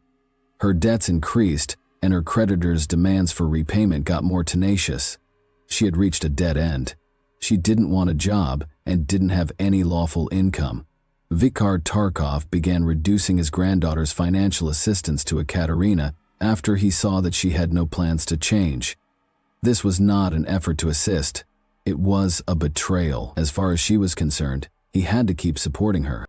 Arguments became openly hostile, and family tensions increased. Ekaterina publicly blamed her grandparents for all of her issues and no longer concealed her disdain. Her rage only became stronger with time. She eventually came to the terrifying conclusion that eliminating the individuals preventing her from receiving her inheritance was the only way to permanently resolve her financial issues. Ekaterina's financial condition had significantly worsened by 2023. She had borrowed money from a number of places, including friends, high-interest lending firms, and people who weren't known for being patient when it came to return, and her debts were growing. She assured a number of lenders that she would pay off her obligations quickly, but in practice, she was unable to do so. The calls and threats intensified, and the pressure from creditors increased.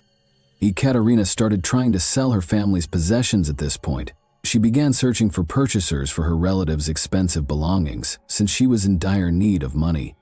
Her attention turned to jewelry, old religious artifacts, and even her grandmother's automobile. The investigation found that she was able to sell some of these products. However, even that was insufficient.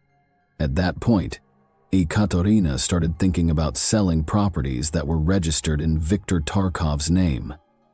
Her grandfather, on the other hand, was a wise and cautious guy who kept tight control over his possessions and would never let her handle it without his consent. She understood that she would never have complete access to his fortune as long as he was living. Viktor and Natalia Tarkov abruptly stopped returning calls at the beginning of January 2025. Their phones were off when friends, family, and business acquaintances tried to contact them. Concerns were immediately raised when they vanished. These individuals, particularly Viktor Tarkov, who maintained constant communication with former co-workers and business associates, were not the kind to abruptly go. Those close to him became very concerned when he did not reply to birthday greetings on January 3, 2025. Tarkov's former deputy was the first to sound the alarm. When he tried to phone Victor several times without success, he got the odd message, "All questions to Katya." This appeared very suspicious. Although Tarkov was renowned for using correct grammar and punctuation, this message's writing style was entirely different. Efforts to contact the couple persisted without success. Tarkov's assistant was so alarmed that she eventually reported a missing individual to the police. The police quickly began an investigation once the report was lodged. First, detectives examined the Tarkovs' home, looked over their most recent financial records, and examined security footage. Unsettling information soon surfaced that pointed to Ekaterina Tarkov's peculiar actions. After police looked into her financial activities in the days before her relatives vanished, suspicions grew. After making dubious purchases, she made an effort to hide any signs that they were in the residence. An eerie scene greeted the investigative team when they got to the Tarkovs' house. The inhabitants were strangely clean, but there were no overt indications of a conflict. Chemicals that are frequently used to destroy biological evidence were found by forensic experts. Forensic experts employed cutting-edge equipment to find concealed traces that were invisible to the human eye. During a comprehensive examination of the apartment, they found biological residue in the kitchen and bathroom, which was later determined to include blood through laboratory investigation. The traces were determined by DNA testing to be those of Viktor and Natalia Tarkov. Investigators concluded that there was no considerable blood loss as the cause of death based on the minimal amount of blood found. Ekaterina's purchases in the weeks preceding the disappearance of her relatives also caught the attention of investigators. Transaction records show that she had ordered protective jackets, heavy-duty bags, chemicals, and plastic containers. Due of their unclear domestic aim, these transactions struck out as suspicious when made online.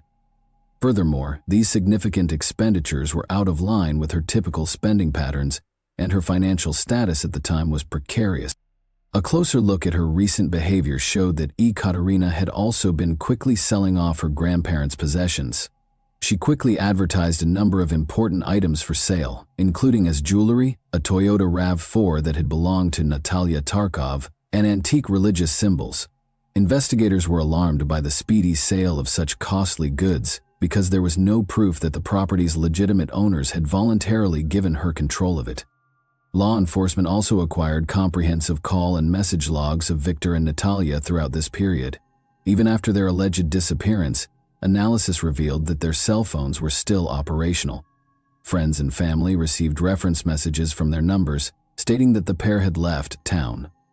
Investigators suspected that someone else had been using their devices after a linguistic analysis of these texts showed inconsistent wording and phrasing. Ekaterina's use of her grandfather's phone to access his online bank account was another cause for concern. Despite not having complete access to the money, investigators found that there had been several attempts to conduct financial transactions from Viktor Tarkov's accounts following his disappearance. One of the most important pieces of evidence was the fact that she attempted to utilize his money while his location was unclear. Following the collection of sufficient evidence, authorities took action to place Ekaterina Tarkov under arrest. Her grandfather's flat, where she had remained even after his disappearance, served as the site of the operation. Ekaterina was remarkably composed during her arrest. She didn't object, protest, or even inquire as to why she was being held. Unlike someone suspected of a severe crime, there were no outward indicators of distress or concern. She was brought to the police station and questioned. Ekaterina declined to testify during the first round of interrogation, saying she was feeling ill. Investigators kept working and showed her the material they had collected. However, she started altering her version of events rather than providing precise reasons. Her claims were in conflict with one another, and her logic was not convincing.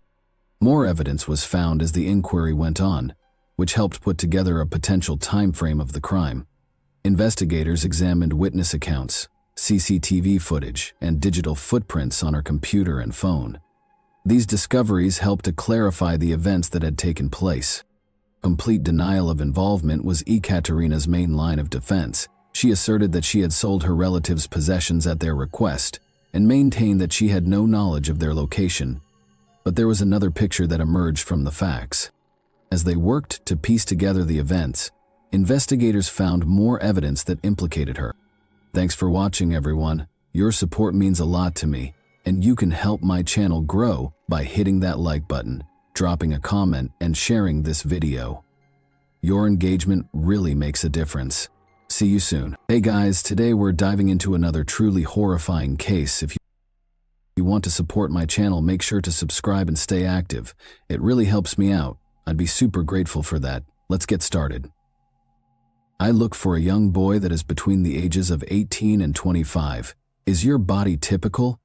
I'll kill you and consume your lustful flesh. This terrifying tweet may sound like something out of a horror movie, but it's actually true, and it resulted in a crime that made headlines all around the world. The fact that the victim voluntarily consented to be killed and consumed makes this case extremely stranger. The man regarded as the most courteous killer, Armin Meiwes, existed before Jeffrey Dahmer stunned the world. The title may sound odd, but you'll understand why after hearing the twisted details. And like many murders, his journey into darkness began long before the horrific event itself, so it all begins with his early years. On December 1, 1961, Armin Meiwes was born into a family that appeared to have had everything. Armin's father worked as a police officer and had a steady, well-respected career. With his constant income, he was able to buy a large 16,000 square foot estate in Germany, with 36 rooms and a luxury lifestyle for the family. It was a house that represented prosperity, achievement, and the kind of life that many people would aspire to. But the family's life was anything but perfect within the confines of that magnificent estate. Armin's parents were very different in age. When his father, at just 21 years old, married his mother, she was 40. This significant age gap created the foundation for an unbalanced and problematic relationship. Later, Armin characterized his mother as fiercely possessive, manipulative, and in charge. She was always accusing her spouse of infidelity and was often envious. Armin thought his mother had purposefully gotten him pregnant in order to keep his father from abandoning her, rather than because she naturally wanted a kid. She didn't want a baby, Armin said. She desired to retain her spouse. As Armin got older, he felt the psychological effects of growing up in a tense household. The family dynamic suffered greatly as a result of his mother's domineering actions, leading to frequent arguments between his parents. These disagreements would frequently get so out of hand that Armin's mother would threaten to harm him or commit suicide if she didn't get her way. Armin had to deal with an emotionally suffocating environment at an early age, which caused him a lot of stress and instability. Being the youngest of 3 kids, Armin's family's dysfunction only got worse as he got older. When Armin was only 5 or 6 years old, his 2 older siblings made the decision to leave the family home because they were so overwhelmed by the turmoil and poisonous nature of their parents' relationship. Being older teenagers, they were at their breaking point. After they left, Armin was left to deal with his mother, who was becoming colder and more aloof. He felt much more alone and abandoned when his brothers were gone, not only by them but also by his father, who would shortly go. Armin's father abruptly left the family when he was just 7 years old, with no prior notice or explanation. His father got into his car, packed up, and drove away, never to be seen again. Armin, who had already lost his siblings, was devastated by this abandonment because he now had no father. A profound sense of loneliness that would follow him for the rest of his life was brought on by the emotional burden of these separations and being abandoned by people he should have been able to depend on. Armin's connection with his mother remained cold and unloving despite all of this upheaval. She didn't care for him. If anything, she was harsh and demanding, expecting him to do things around the house that a small child couldn't do. Armin was already in charge of running the family by the time he was 6 or 7, with his mother making very little effort. He was made to feel invisible and unloved by her frequent yelling at him. His home exuded a pervasive sense of neglect rather than warmth or kindness. Armin turned to reading as a coping mechanism for his inner stress. Reading gave him solace, and Robinson Crusoe was one of the books he became obsessed with. Despite being primarily about adventure and survival, this great book included a little line that would have a profound effect on Armin. There is a cannibal reference in the story, which caught his interest and held it ever since. Armin became obsessed with the concept of devouring someone else while he was just 10 years old. His twisted and sinister aspirations began with this terrible obsession. His life would be defined by this passion, which went beyond simple curiosity. This infatuation would not materialize so quickly. You see, in an attempt to establish a career as a professional soldier, Armin left home at the age of 19 and enlisted in the West German Army. He served in the military for 12 years, during which he experienced a feeling of routine that kept his darker impulses at bay. He had a few female companions while in the army, but none of them were more than platonic. One of his friends later said that everyone seemed to know Armin might be gay, but he was the last to realize it, or perhaps he didn't understand it at the time. Armin started to doubt his own sexuality and would occasionally ask his friends, "Do you think I'm gay?" To which his friends would reply, "That's something you need to figure out for yourself." Armin began drinking more because he was confused.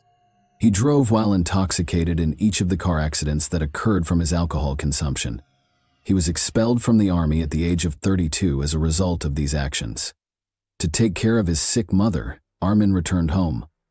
Although she had never been particularly independent, she was now much older, battling disease and unable to care for herself. Now that Armin was back at home, he would be the one to take care of her at the big mansion. At one time, the area where they lived looked tense and icy. Armin also made the decision to switch careers at this time. He succeeded in his new position as a computer engineer at a bank, but he would soon learn about something that would completely alter his life in the 1990s, the World Wide Web.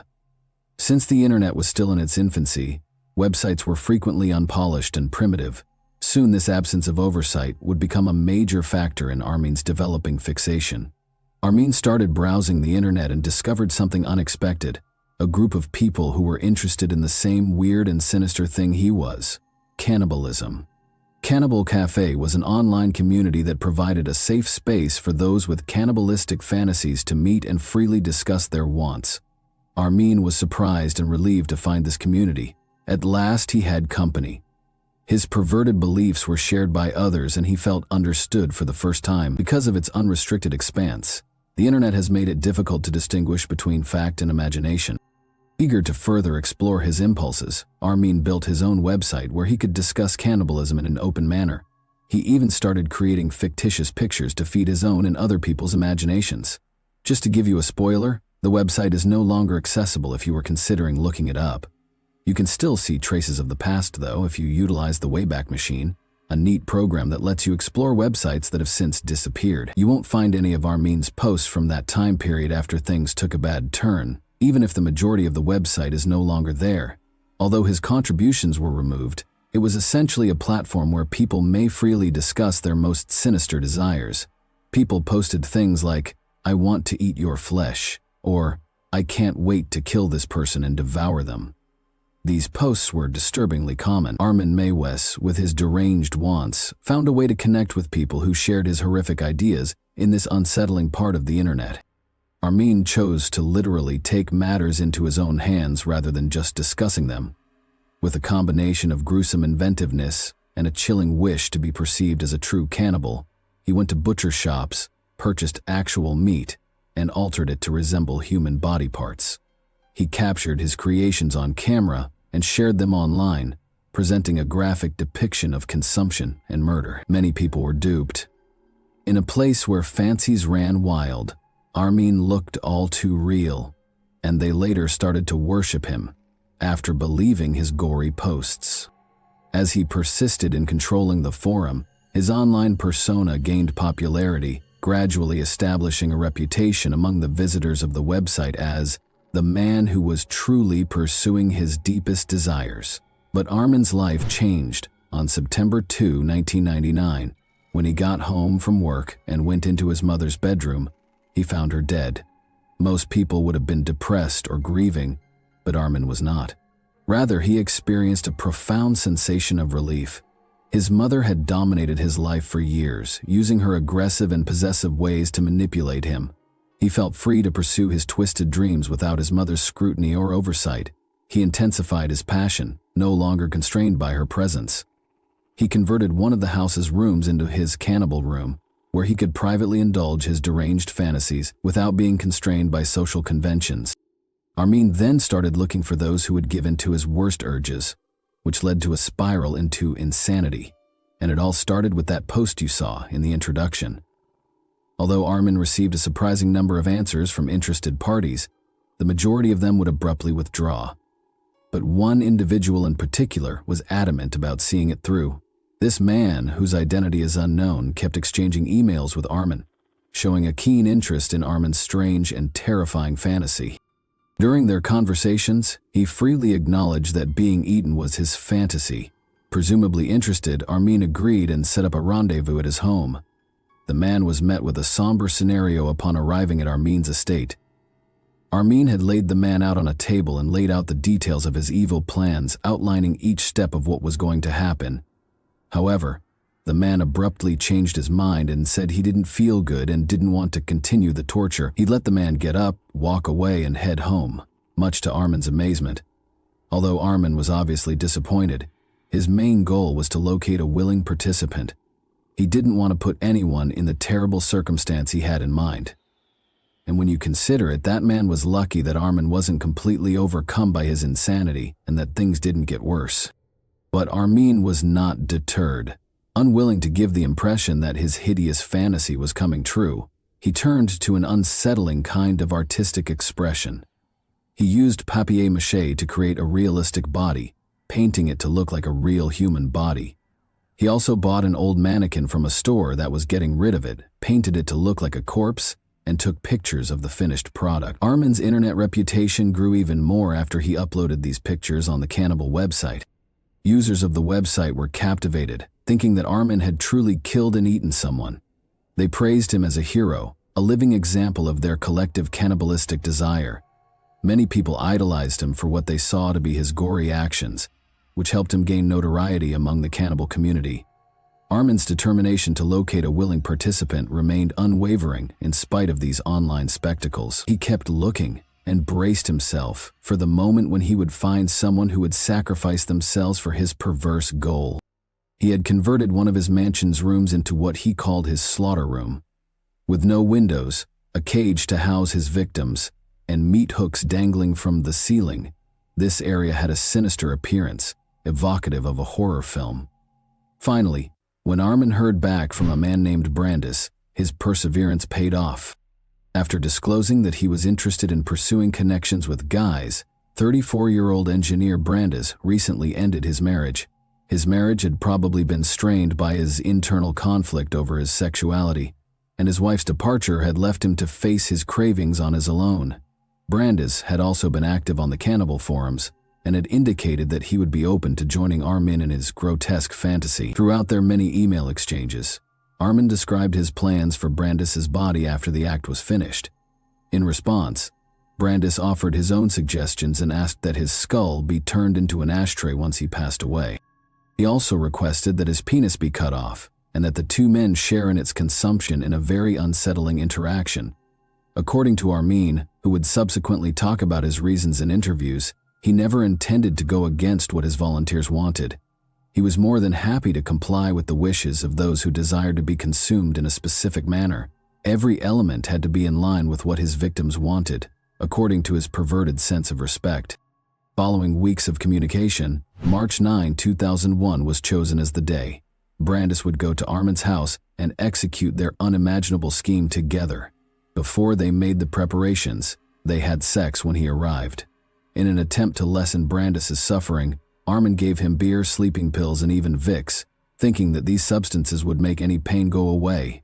Knowing exactly what was going to happen, Brandis voluntarily took these medications. In order to allow him to enjoy the event long after it was ended, Armin also told him that the entire process would be filmed. Brandis lied down on the table with the cameras set up and prepared to record everything.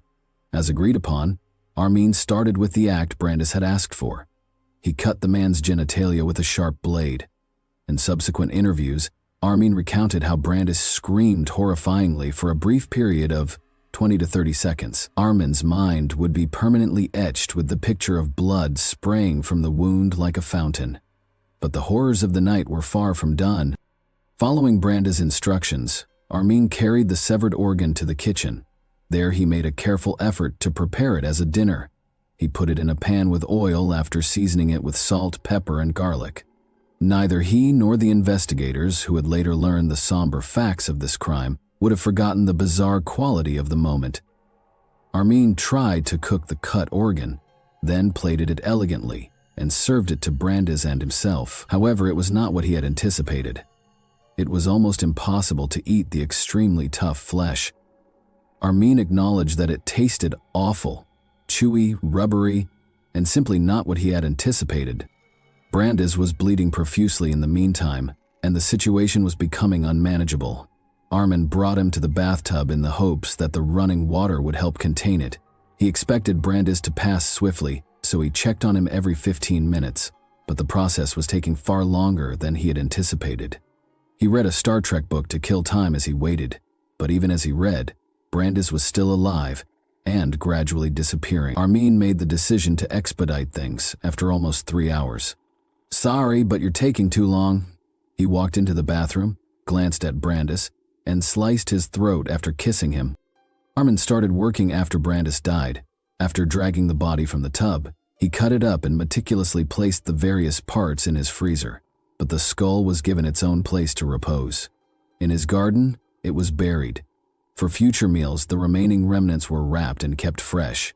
In an interview, Armin talked about how he used his best crockery and lit candles as he meticulously arranged the table. He fried a chunk of Brandes back meat with Brussels sprouts and mashed potato. Armin survived on Brandes remnants for the next 6 to 8 months, keeping them in his freezer beneath piles of pizza boxes. He consumed the meat in a variety of ways, including frying it, topping pizzas, and even eating it for breakfast. Eating, however, was insufficient. He needed approval. Showing off his accomplishment to the shadowy corners of the internet, he went back to the cannibal forums and posted pictures of Brandes' remains. People on the website were excited by his posts and showered him with praise. After several months of eating human meat, he was nearing the end of his supply by late November or early December. He went back to the cannibal websites and posted ads for a new volunteer since he was looking for a new victim.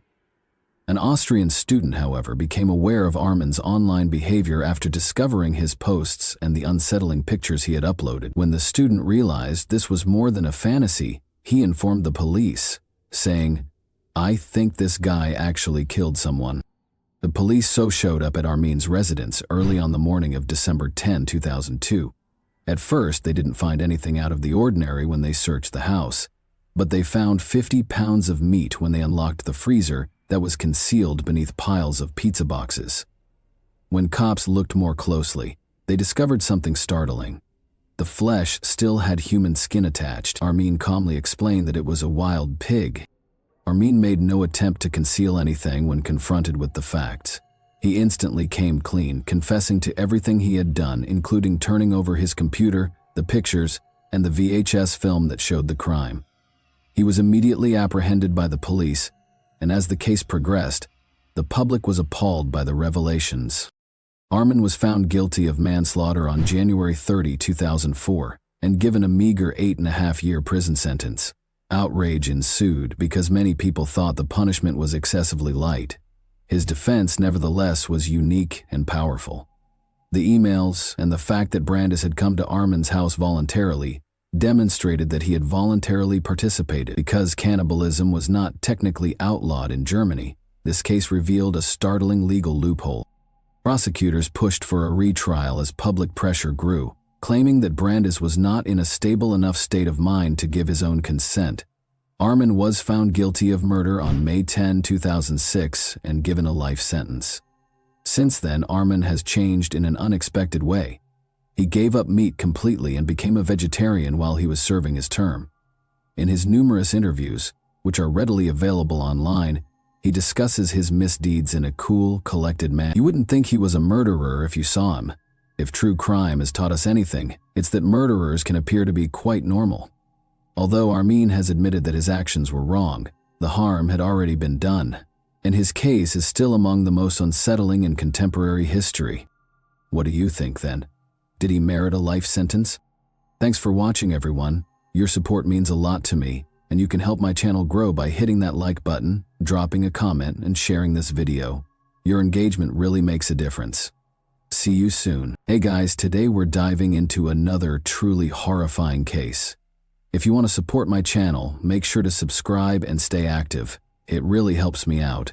I'd be super grateful for that. Let's get started. On May 14, 1973, a nightmare unlike any other descended upon the quiet all-day family farm in Seminole County, Georgia. It began with 4 escaped convicts, cold, hungry, and desperate, fleeing a Maryland prison.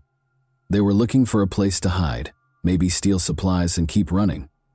But what they found was a remote trailer that seemed empty.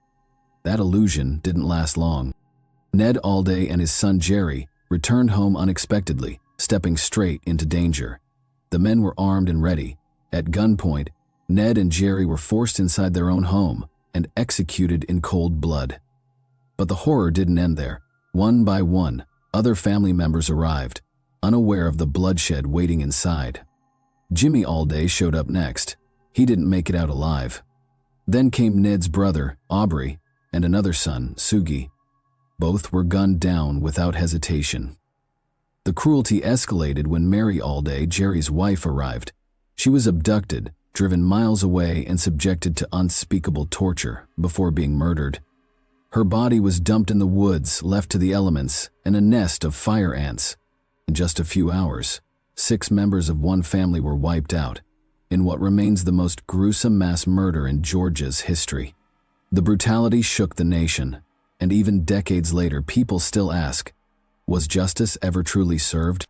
To understand how this terrifying chain of events began, we need to go back to the men behind it, starting with the ringleader, 19-year-old Carl Isaacs. He wasn't new to crime. In fact, trouble followed him long before that fateful day. In fact, by the time this massacre took place, he had already built a reputation as a habitual thief. He wasn't just a petty criminal either. Carl had a way with words and could charm his way into getting what he wanted, often manipulating people to get ahead. His criminal journey began early, with stealing cars and breaking into homes as a teenager. By 16, he was already deep into his criminal ways, landing himself in trouble with the law multiple times. But nothing really stuck until March 27, 1973, when he was finally sentenced and sent to Maryland State Penitentiary. However, soon after he arrived, chaos erupted. A riot broke out in the prison, and Carl was caught in the middle of it for over 8 hours. He was brutally attacked by other inmates, leaving him badly beaten. This led to his transfer to a new facility for his protection. He was moved to the Maryland Correctional Camp temporarily, before being transferred again on April 21, 1973 to the minimum security Poplar Hill. This move, however, would prove to be a huge mistake for the authorities. As it turned out, Carl already had an inside connection, his 26-year-old half-brother Wayne Coleman. Like Carl, Wayne spent much of his childhood bouncing in and out of foster care.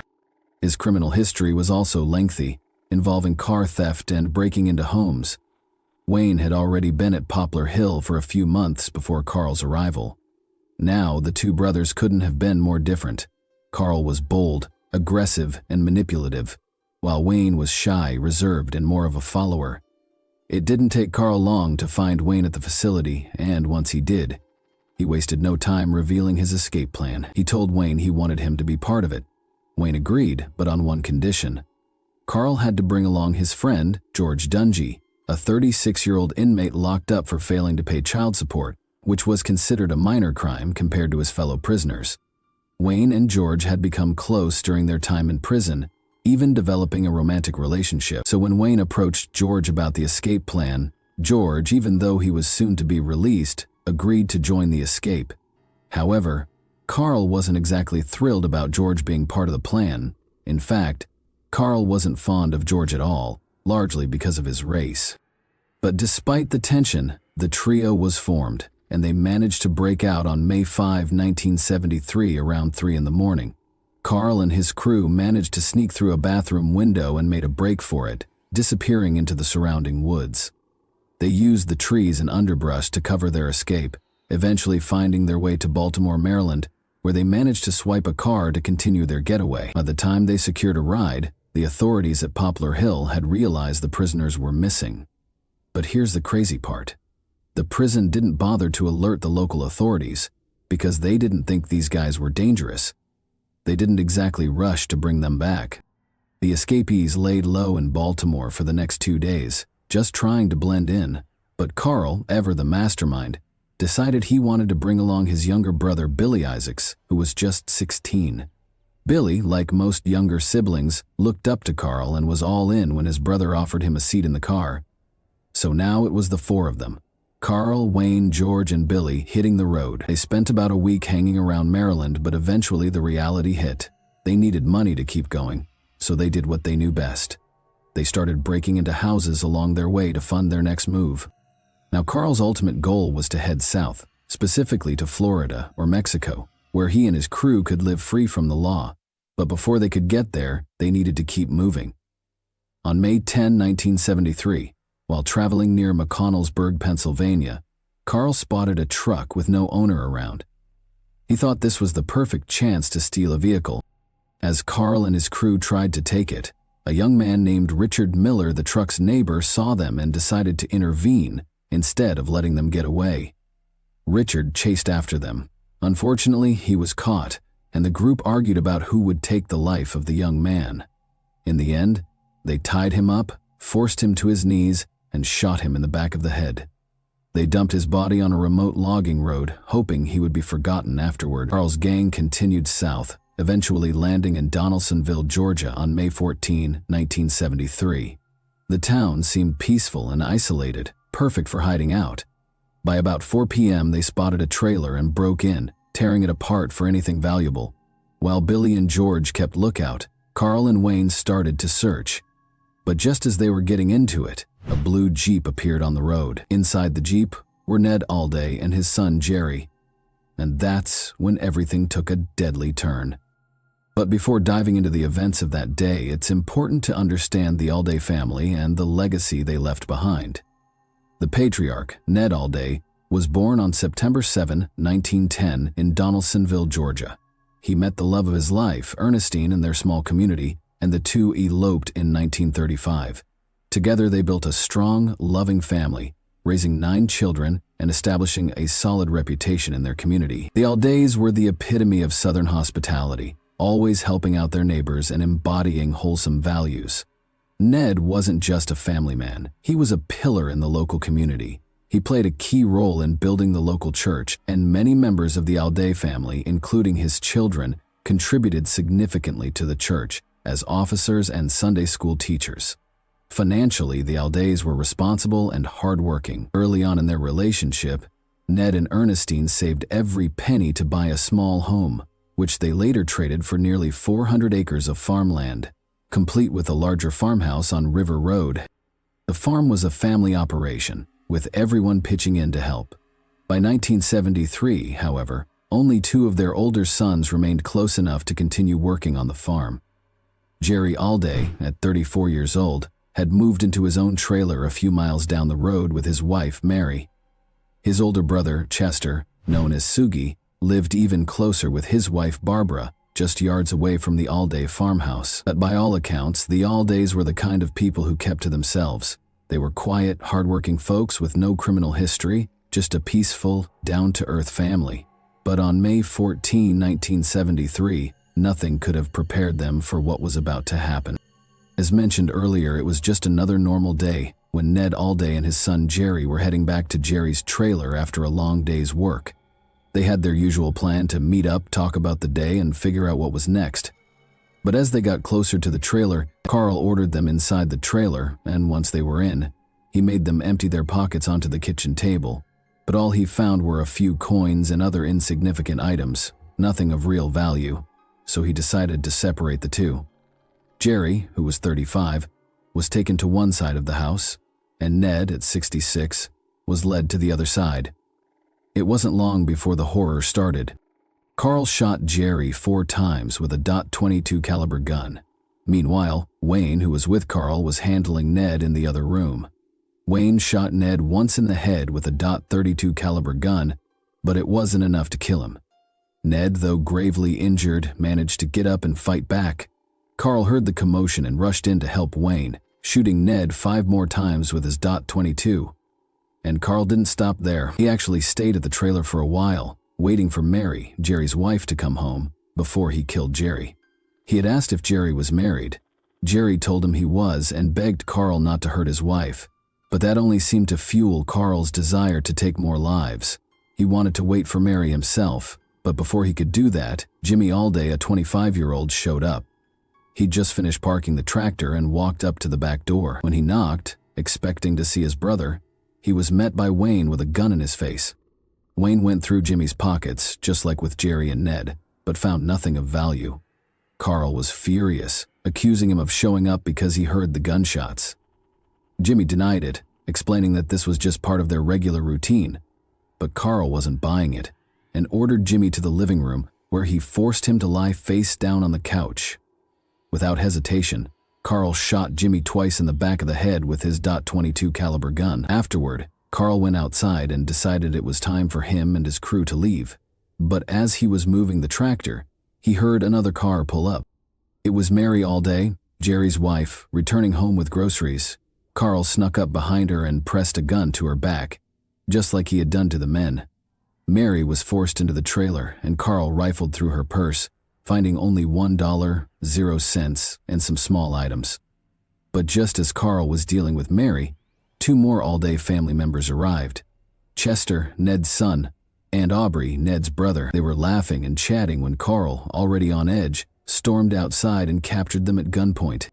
They were forced inside the trailer, where Mary was crying uncontrollably at the table. Carl and Aubrey took a moment to observe her distress before forcing Chester to sit on the floor. Then Carl and Wayne took action. Wayne pushed Chester into the bedroom where Ned's lifeless body lay, and without hesitation, he shot Chester once with his gun.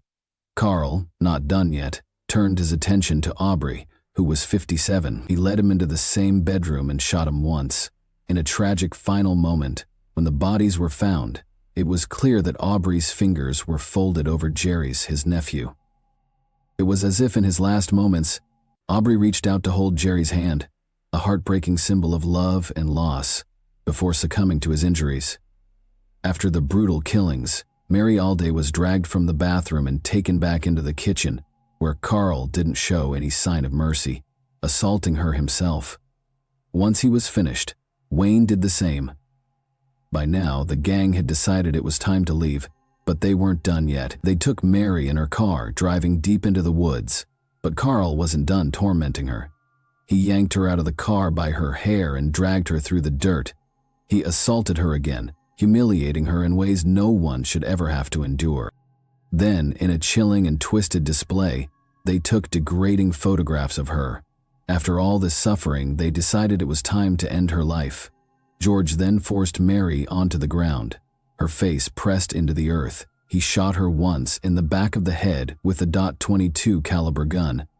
Once they finished, they abandoned her body in the car in the woods like it meant nothing at all. That's when Carl, Wayne, Billy, and George sped off. But the news of the murders spread fast, shaking the small community to its core. Donaldsonville was a quiet town where something like this was unheard of, and no one could wrap their heads around the senseless violence. But rather than splitting the community apart, the tragedy seemed to unite everyone even more. Neighbors, friends, and even strangers rallied together, offering their help to the remaining Alday family members. With the farm at risk and everything in turmoil, they stepped in, making sure the farm's operations continued. Then, just a few days later, the town came to a standstill. 3 days after the murders, Wilsonville officially stopped everything for the day to mourn the Alday family. The mayor declared a day of mourning and the streets were empty, as if the entire town had hit pause. On May 17, 1973, the funeral processions began, and nearly every single person from the town and many from surrounding areas gathered outside the Spring Creek Baptist Church. The church was way too small to hold 6 coffins and the huge crowd that showed up to mourn, so they ended up holding the funeral right outside on the church grounds. The Alday family was remembered for more than just their hard work and dedication to the community. They were the kind of neighbors everyone wanted, kind, helpful, and always there when needed. But while the town was grieving, the fugitives had already made their way to West Virginia, trying to put as much distance between them and the crime they'd committed. That's when fate finally caught up to them. They were found after being forced to flee on foot when they ran into a roadblock. This time, there was no escape. George was the first to crack. He confessed everything, spilling the details of the horrific jailbreak and how it led to the massacre of the Alday family. For 2 long hours, he recounted everything, expressing deep regret, especially for what he had done to Mary. He admitted that the weight of his actions had kept him up at night, and he couldn't live with himself anymore. With George's confession in hand, investigators wasted no time turning their attention to the others, starting with Billy. At first, it seemed like Billy wasn't as involved in the killings. He didn't allegedly shoot anyone, according to George, but ballistics told a different story. The Alday family had been killed with 4 different weapons, and one of those weapons was in Billy's possession. Billy's version of events was almost identical to George's.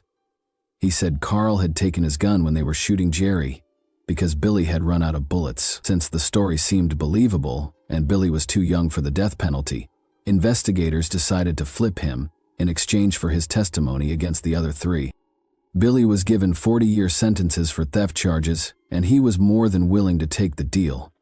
Then came Wayne, who was a whole different story. He had no remorse whatsoever. In fact, he sounded proud when he talked about what he had done. He even smiled as he described the killings, bragging about how he took the lives of the Aldays. Wayne wasn't backing down from his actions and made it clear he had no regrets. And then there was Carl. When investigators tried to get him to talk, he refused to say a word. Instead of confessing, he gave them the oddest response. It was a pretty May Day. That was it. No remorse, no explanation, just an eerie nonchalance in the face of his crimes. But the evidence against Carl and his crew was undeniable. Their fingerprints matched those found at the crime scene, and the bullets they had in their possession were the same as those used to kill the Alday family. Additionally, they were found with several personal items from the Alday family, including jewelry, further linking them to the horrific massacre. The escapees were returned to Georgia on May 24, 1973, and arraigned at the courthouse in Donaldsonville. George, Carl, and Wayne faced 6 counts of murder and multiple felony charges, including assault, kidnapping, armed robbery, and grand theft. While the trio sat in separate jails miles apart, the community was furious. They demanded justice and even threatened to take matters into their own hands. But with the trials on the horizon, the town didn't need to resort to street justice. As if things weren't complicated enough, information about the missing teenager Richard Miller from Pennsylvania began to surface. An eyewitness came forward claiming that Richard had been chasing a group of men matching the fugitive's descriptions. Law enforcement believed that if Carl and his crew were involved, Richard was likely dead.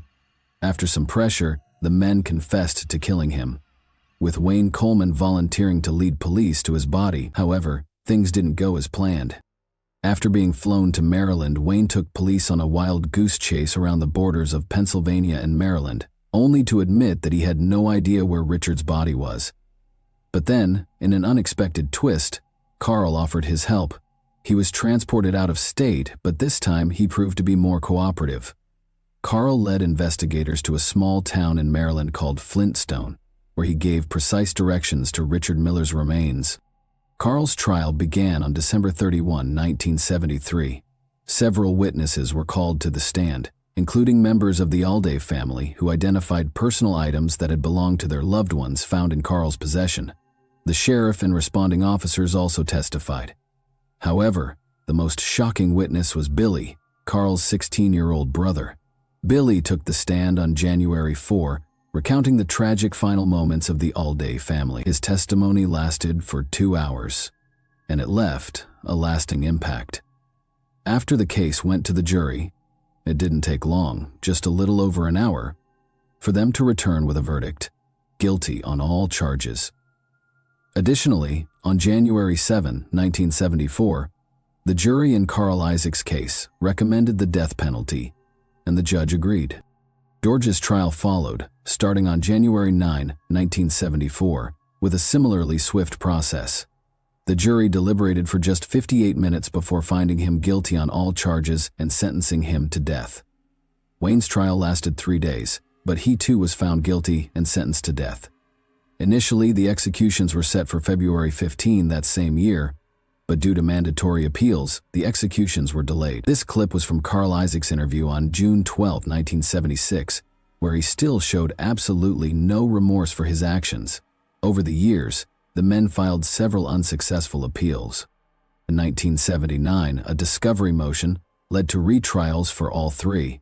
In 1988, the Georgia Supreme Court ruled that the pretrial publicity had been so overwhelming that the defendants could not have received a fair trial and that a change of venue should have been granted. During the retrial process, Carl was first to face the courtroom again in January 1988 with an emotional testimony from his brother Billy, who recounted the tragic events. In 1988, Carl's taped confession, which had been recorded by filmmaker Fleming Fuller, was also used in the trial, with Carl seemingly incriminating himself. Despite character witnesses who claimed Carl had reformed, including a woman he had corresponded with and who believed he had changed, the jury once again sentenced him to death. Wayne's trial took place in April 1989, where his attorney claimed Wayne was manipulated by Carl. However, despite his defense, Wayne was sentenced to death, though after 35 hours of deliberation, the jury became deadlocked and a mistrial was declared. Eventually, Wayne was sentenced to life in prison with the possibility of parole after 15 years. George, however, was deemed mentally incompetent to be executed due to his low IQ, leading to him receiving 6 life sentences after pleading guilty by reason of mental deficiency in 1988. By this point, many people were outraged. Not only were the suspects still alive and living well in prison, but the Alday family had also faced serious financial hardship, along with their emotional pain. The surviving members lost their farm and much of the family's wealth. Ernestine Alday, the last member of the family to survive, passed away in 1988, leaving behind a legacy of grief and financial ruin. But out of all the pain and tragedy, something positive did come from it, thanks to Paige Barber, the granddaughter of Ned Alday and the niece of several of the victims. As the voice of the Alday family Paige, she fought hard for the passage of the Alday Family Bill in 2003. This law made it a requirement for state officials to contact the families of victims in death penalty cases twice a year. Before this bill, families had a tough time getting any updates on what was happening with their loved ones' cases in the legal system. Additionally, books and films were created to share the Alday family's heartbreaking story, like the 1988 film Murder One and the book Blood Echo by Thomas H. Cook. These helped bring national attention to their tragic experience. As for the men involved, George Dungy died in 2006 while serving his life sentence. Billy Isaacs, who served 20 years, was released in 1993, but he passed away in 2009. Wayne, still alive, continues to serve his life sentence and is now 79 years old, repeatedly denied parole. Carl Isaacs met his end on May 16, 2003, with his execution marking the painful end to a long and drawn-out battle for justice. His final meal, a simple prison tray. After almost 30 years of delays, he was pronounced dead by lethal injection, closing a chapter on the Alday family's tragic story. But here's a question for you. Do you think true justice was ever served for the Alday family, or do you feel the legal system failed them? Thanks for watching, everyone. Your support means a lot to me, and you can help my channel grow by hitting that like button, dropping a comment, and sharing this video. Your engagement really makes a difference. See you soon. Hey guys, today we're diving into another truly horrifying case. If you want to support my channel, make sure to subscribe and stay active. It really helps me out. I'd be super grateful for that. Let's get started. Pretending to be in love can be done for a variety of reasons, but it usually occurs when someone has a specific objective in mind, such as gaining money, wanting closeness, or trying to influence events to their advantage. However, everything seems very real to the person on the other side of the deceit, and the more this emotional game is played, the more unexpected the result can be. Nobody could have predicted that an apparently innocent romance between college students would take such a fatal turn. Yet the case of Brenda Michele Gordillo shocked Argentina with its unfathomable cruelty. On May 16, 1995, Brenda Michele Gordillo was born in the Catamarca province of Argentina. Raised with her 2 elder brothers, Federico and Ivan, She was the only daughter and youngest of 3 siblings in a middle-class household. They took care of her and protected her at all times. Additionally, she was especially close to her mother, Florencia. Brenda was an intelligent student who was organized, responsible, and tenacious. She got along with others, avoided confrontations, and settled arguments amicably. She flourished in social situations. Her early decision to seek a career in psychology to assist people was not surprising, as she had a natural aptitude to mediate conflicts. Brenda enjoyed being on stage, participated in school theater performances, and was active in dance and gymnastics. People were drawn to her since she had a wide circle of acquaintances, and they frequently sought her guidance and valued her viewpoint. She was admitted to a prominent university in the capital after high school, where she studied psychology with an emphasis on conflict resolution and negotiation. Professors predicted that she would have a bright future, and she soon rose to the top of her program. Prior to a sad incident that occurred during her second to last year of college, Brenda had intended to remain in the capital and pursue a profession there. Her brother called her one evening with the heartbreaking news that their father had died unexpectedly after a heart attack. Their mother, who was now left alone at the family home, was particularly shocked by the loss, but the whole family was as well. Brenda's brothers had already gotten married and moved out before then. Following her studies, Brenda went back to her homeland of Catamarca to be with her mother while she was still in Buenos Aires getting her degree. In addition to finding employment, she made the decision to continue her education by enrolling in a nearby university's law school. She once again became fully involved in school life and met new acquaintances, including a young man named Naim Vera. On June 11, 1999, Naim Vera was born in Catamarca, and he was the youngest of 2 sons in a wealthy and well-known family of renowned physicians. His mother was a pediatrician with a private practice, and his father was a renowned cardiac surgeon. Growing up, Naim was surrounded by his elder brother Jaime, who was the total antithesis of him. The best opportunities were given to them by their parents. However, Naim was different from a young age, whereas Jaime was driven and aspired to become a doctor like them. He was attractive and naturally charming, but he was also sluggish, entitled, and self-centered. He was well-liked because he constantly wore stylish, high-end clothing and exuded confidence. He knew how to make an impact, and the girls at school were smitten. Naim started dabbling with illegal substances in his later school years, which frequently got him into problems. But because of his family's influence, he never really suffered any repercussions. With multiple instances connected to bullying, physical altercations, and aggressive behavior, he gained a reputation for being conceited and hostile. His disposition frequently eclipsed everything else, even though he had a fortunate background. After graduating from high school in 2018, Naim made the decision to change his ways and break his bad habits and careless choices. After receiving therapy for his substance abuse problems, he was eventually admitted to law school. He met Brenda there, and he fell in love with her right away. Brenda was likewise immediately drawn to the assertive and self-assured young man. When they first met, he had just turned 19 and she was 23. She appreciated his attentiveness, despite the obvious age difference. They talked for hours at a pub on their first date together, and later that evening they visited Naim's parents' apartment, which he had the key to. They developed an intimate relationship that evening and started going out on a regular basis after that.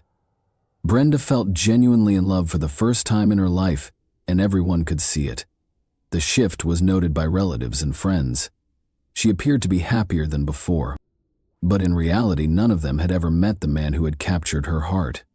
Brenda casually mentioned that Naim was her future fiancé, but she only showed her mother and brother photos of him from social media, despite the fact that she talked about him frequently. As time went by, it became evident that Naim had no plans to introduce Brenda to his friends or family. They never made public appearances together as a couple, and their connection was limited to the same apartment. Brenda told herself that he just needed more time, even though it seemed odd. She secretly feared that Naim's hesitation stemmed from their age gap. Even though Naim was getting farther away from Brenda over the course of the months-long secret meetings, Brenda stayed devoted to the connection. She clung to the belief that their relationship was still solid and refused to accept the change in his behavior. Brenda got a call one day from an unknown number. The man on the other line warned her and identified himself as Naim's cousin. He warned her to exercise caution. According to him, Naeem has a violent background and would have already faced harsh judicial repercussions for his prior deeds if it weren't for his powerful parents. Brenda refused to heed to the caller's advice to break up with him before it was too late. In the middle of February 2019, Brenda found out she was expecting. Although she was completely taken aback by the news, she felt very thrilled, despite her first disbelief. She thought that Naeem would be compelled to take things more seriously and commit to her at last, and that this would be the pivotal moment in their relationship. Brenda broke the news at their next meeting. Naeem was stunned at first, but then his expression changed dramatically. He became enraged and insisted that he was not prepared to be a parent and that he had no immediate plans to have a child. With the promise of paying for everything, he coerced Brenda into ending the pregnancy. Brenda flatly refused. She clarified that she had health issues and that it was truly miraculous that she was pregnant. As their disagreement got more heated, Naeem advised Brenda that it would be best if they broke up permanently. They stopped dating for a period, but they kept messaging one another on social media. During this period, Brenda confessed in a close friend that she still wanted to see him again and that she missed him deeply. She went so far as to claim that she had never loved someone as much as she did him. Finally, at the end of February, Naeem gave her a call. He recommended that they have a calm conversation in person. Brenda was ecstatic, certain that he had reconsidered. Her best friend, with whom she had shared the news, assured her that everything would be fine. On the evening of February 28, 2019, the meeting was scheduled. Brenda had received an invitation to a classmate's birthday celebration that evening. She went to Naeem's flat after the celebration and didn't leave again. Brenda did not attend her university courses the following day, Friday, March 1, which was very rare for her. No one could get in touch with her, and she had never missed a lecture without a good reason. Nobody was aware of her location. Brenda's daughter had informed her mother that she would not be returning home that evening, and her mother was aware of the birthday celebration. She did not, however, say if she would remain with her partner or a buddy. At first, her mother wasn't concerned because she had intended to go directly to class in the morning. Brenda didn't know something was amiss until the university called later that afternoon to inquire about her location. Family and friends began looking for her right away. She wouldn't simply vanish without telling anyone. Everyone knew. Nevertheless, there was hope now. Maybe she had just been with Naeem and had forgotten the time. However, while her loved ones were desperately phoning for any information, something else happened that completely altered the situation. In a moment, whatever last hope was gone. Brenda had left. Naeem Vera, his father, and 2 lawyers entered the Catamarca police station early on the morning of March 1, 2019. "I wanted to confess and tell the authorities about a tragic event that had happened the night before," the young man said. After being led to an interrogation room, he quietly gave his account of what had happened. Despite his obviously troubled appearance, he spoke confidently and remained composed. Naeem asserted that he had planned to have a sexual encounter with a female acquaintance at his flat that night. He claimed that they had previously spent time together in this manner, devoid of obligations or demands, but this one night they got into a fight, and he asked her to leave right away. A staircase connected the apartment's 2 levels. Naeem claimed that during the intense argument, Brenda retreated a step, stumbled, and fell down the steps. He maintained that it was too late when he attempted to apprehend her. She was not responding when he got to her. There was nothing he could do to help. The fall had caused Brenda to sustain a catastrophic neck injury. Naeem became terrified when he learned he was responsible for the incident. He decided to get rid of the evidence out of desperation and fear. There was nothing else he could do but try to eliminate the remains. He retrieved lighter fluid from a cabinet, poured it over Brenda, and sparked a match using a big outside grill on the terrace. The fire started right away, but the heavy smoke became unbearable as the flames rose too high. He became aware that things were getting out of hand at that very moment. Surprised to see someone grilling meat in the middle of the night, a man from a nearby flat peeked out, but as Naeem caught sight of him, he waved and smiled with a welcoming attitude. This neighbor later testified in court that Naeem seemed quite calm, if not content, and didn't see anything out of the ordinary. He didn't consider calling the police. Naeem quickly came to the conclusion that his scheme was failing and that a grill was not a crematorium. He dragged the remains back inside, knowing he would never be able to get rid of them entirely. He cut off the lower and top parts of the corpse with a big knife. Then, still not knowing how to get rid of them, he put everything in boxes, put it in garbage bags, and put everything in his car. In a moment, he decided to drive without direction. He threw out the bottom half in whatever dumpster he happened to pass. Regarding the top part, he left the city and pulled over close to a little gully a short distance off the road. The corpses were thrown into the ditch and covered with rubbish, branches, and mud. A passing patrol unit almost nabbed him as he was making his way back to his car. To find out why his car was parked on the side of the road, officers pulled over. Naeem thought quickly and made up a narrative. He said he simply got a call from his girlfriend and stopped to chat. He was taken seriously by the officers, who departed without asking any further questions. Naeem tried to clean up the mess after he got back to his flat, but he soon realized it was too much for him to do by himself. He made the decision to give his cousin a call. He acknowledged everything. His cousin initially believed that Naeem was hallucinating or under the effect of illegal drugs, but after reconsidering, he called Naeem's father. From then on, Naeem had no control over the situation. In an attempt to lessen his punishment, his father coerced his son into turning himself in after speaking with lawyers. Naeem revealed the places where he had disposed of the bones during his confession. Even if he had attempted to alter his tale, the evidence was indisputable. Surveillance film from a nearby building also showed him throwing bags into a garbage, with his car in the background. The second box was soon found in the ravine by investigators, and forensic specialists were dispatched right away to inspect the remains.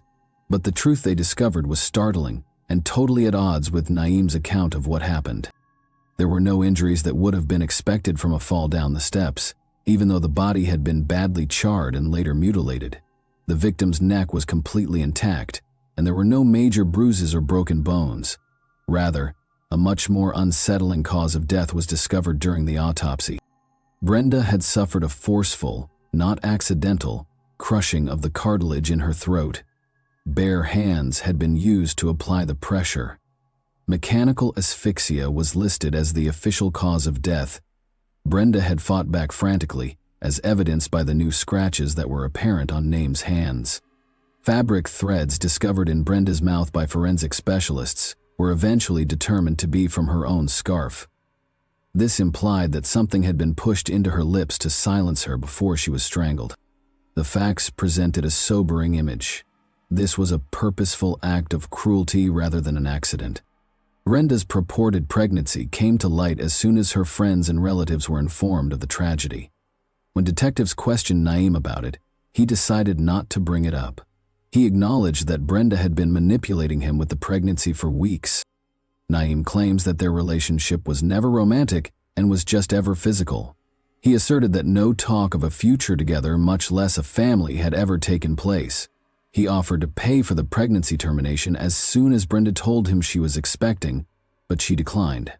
Heatful fights had resulted from this dispute, and on the night of the event, Brenda allegedly requested that Naeem marry her in addition to insisting on keeping the baby. He claimed that this infuriated him, and he killed her as a result.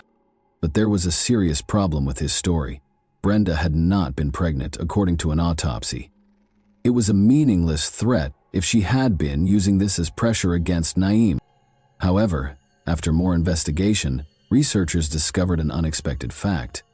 Brenda was unable to conceive due to a medical problem she had been diagnosed with. Since she was a teenager, she had been aware of this. Why, then, had she told Naeem that? Later, when being questioned, Virginia, one of Brenda's closest friends, offered insight.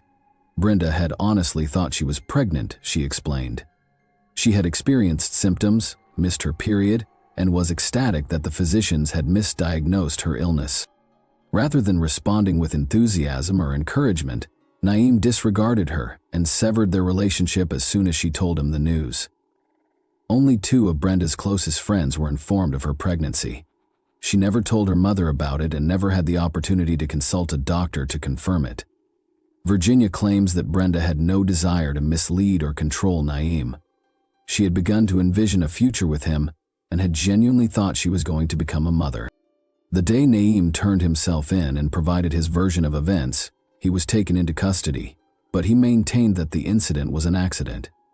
He said that because he had been in shock, he had not asked for assistance and instead had decided to kill Brenda in such a cruel way. Most significantly, he persisted in claiming that their relationship had never been genuine and had only ever been a casual arrangement devoid of any obligations. Crimes committed in the course of a love or domestic relationship are categorized as aggravated offenses under Argentine law. This is due to the fact that the victim is thought to be in a vulnerable situation. They may have a weakened sense of self-preservation, trust their spouse, and do not see them as a threat. Naeem would face a harsh punishment, possibly life in prison, should the court find that he and Brenda were romantically involved. However, his sentence may be lowered to no more than 15 years if he could persuade the judges that their meetings were entirely informal and devoid of any emotional connections. This was the main defense put forth by Naeem and his father's legal team. They made a concerted effort to demonstrate that he and Brenda were not actually related. They made it clear that the two had never been spotted together in public, had never exchanged pictures, and had never identified themselves to their friends or family. Brenda's loved ones, however, presented a quite different image. She was genuinely in love with Naeem, according to her friends and family, and they firmly believed that their sentiments were reciprocated. She assumed he simply needed more time, so she never pressed for a formal introduction to his parents, so as not to put any pressure on him. Naeem had never taken Brenda seriously, according to a later admission from one of Naeem's classmates. He had been dragging her along, giving her false hope, but he really liked to spend time with her. He reportedly panicked and became anxious to find a way out when she told him about the pregnancy. The classmate claims that Naeem once threatened to commit suicide or to not have the baby. Nobody paid any attention to what he said at the time. However, Naeem allegedly asked his cousin if he knew of someone who would be prepared to solve a problem for money barely a week before to the murder. Assuming Naeem was simply ranting, his cousin brushed it off as bullshit. He didn't grasp how bad the issue was until that fateful night when Naeem called and asked for his assistance in covering up the crime. Following the incident, Brenda's loved ones received public condolences from Naeem's family, who said that the tragedy had also ruined their life. His legal team, however, persisted in fighting for his defense and trying to downplay his accountability. They attempted to portray Brenda as someone who had been coercing and controlling Naeem, saying she had fabricated the pregnancy in order to compel him to get married. They argued that she had hidden agendas and viewed him as a promising and affluent husband. Naeem himself made an effort to argue that he had acted out of acute distress, but this argument was soon disproved. He described in detail how he disposed of Brenda's remains during his initial interrogation, which was unusual for someone who was allegedly in shock. Furthermore, his neighbor's evidence was incriminating. The witness remembered seeing Naeem grilling that evening on the deck and commented on how calm he seemed. He even waved amiably at the neighbor, as though nothing unusual was taking place.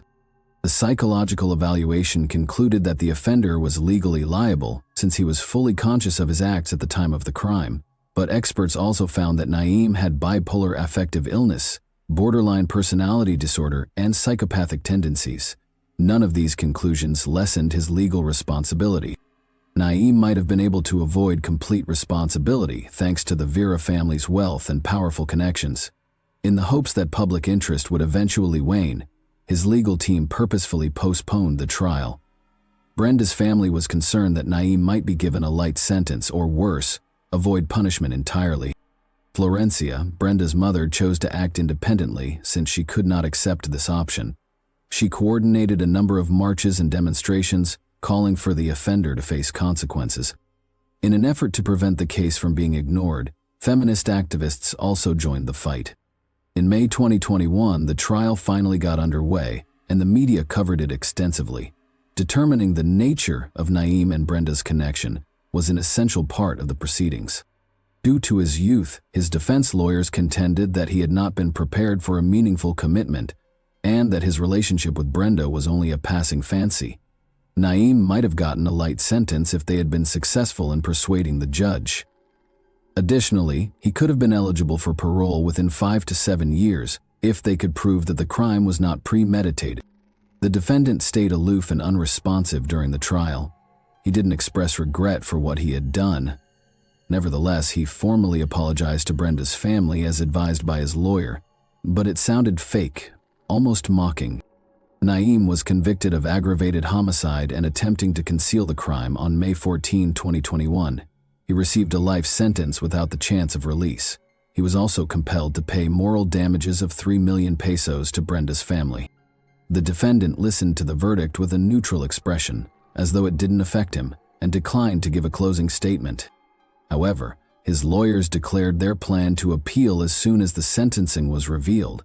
The press started exposing previous occurrences that Naeem's parents had been able to conceal as the defense team got ready to contest the decision, looking for fresh witnesses and proof of his innocence.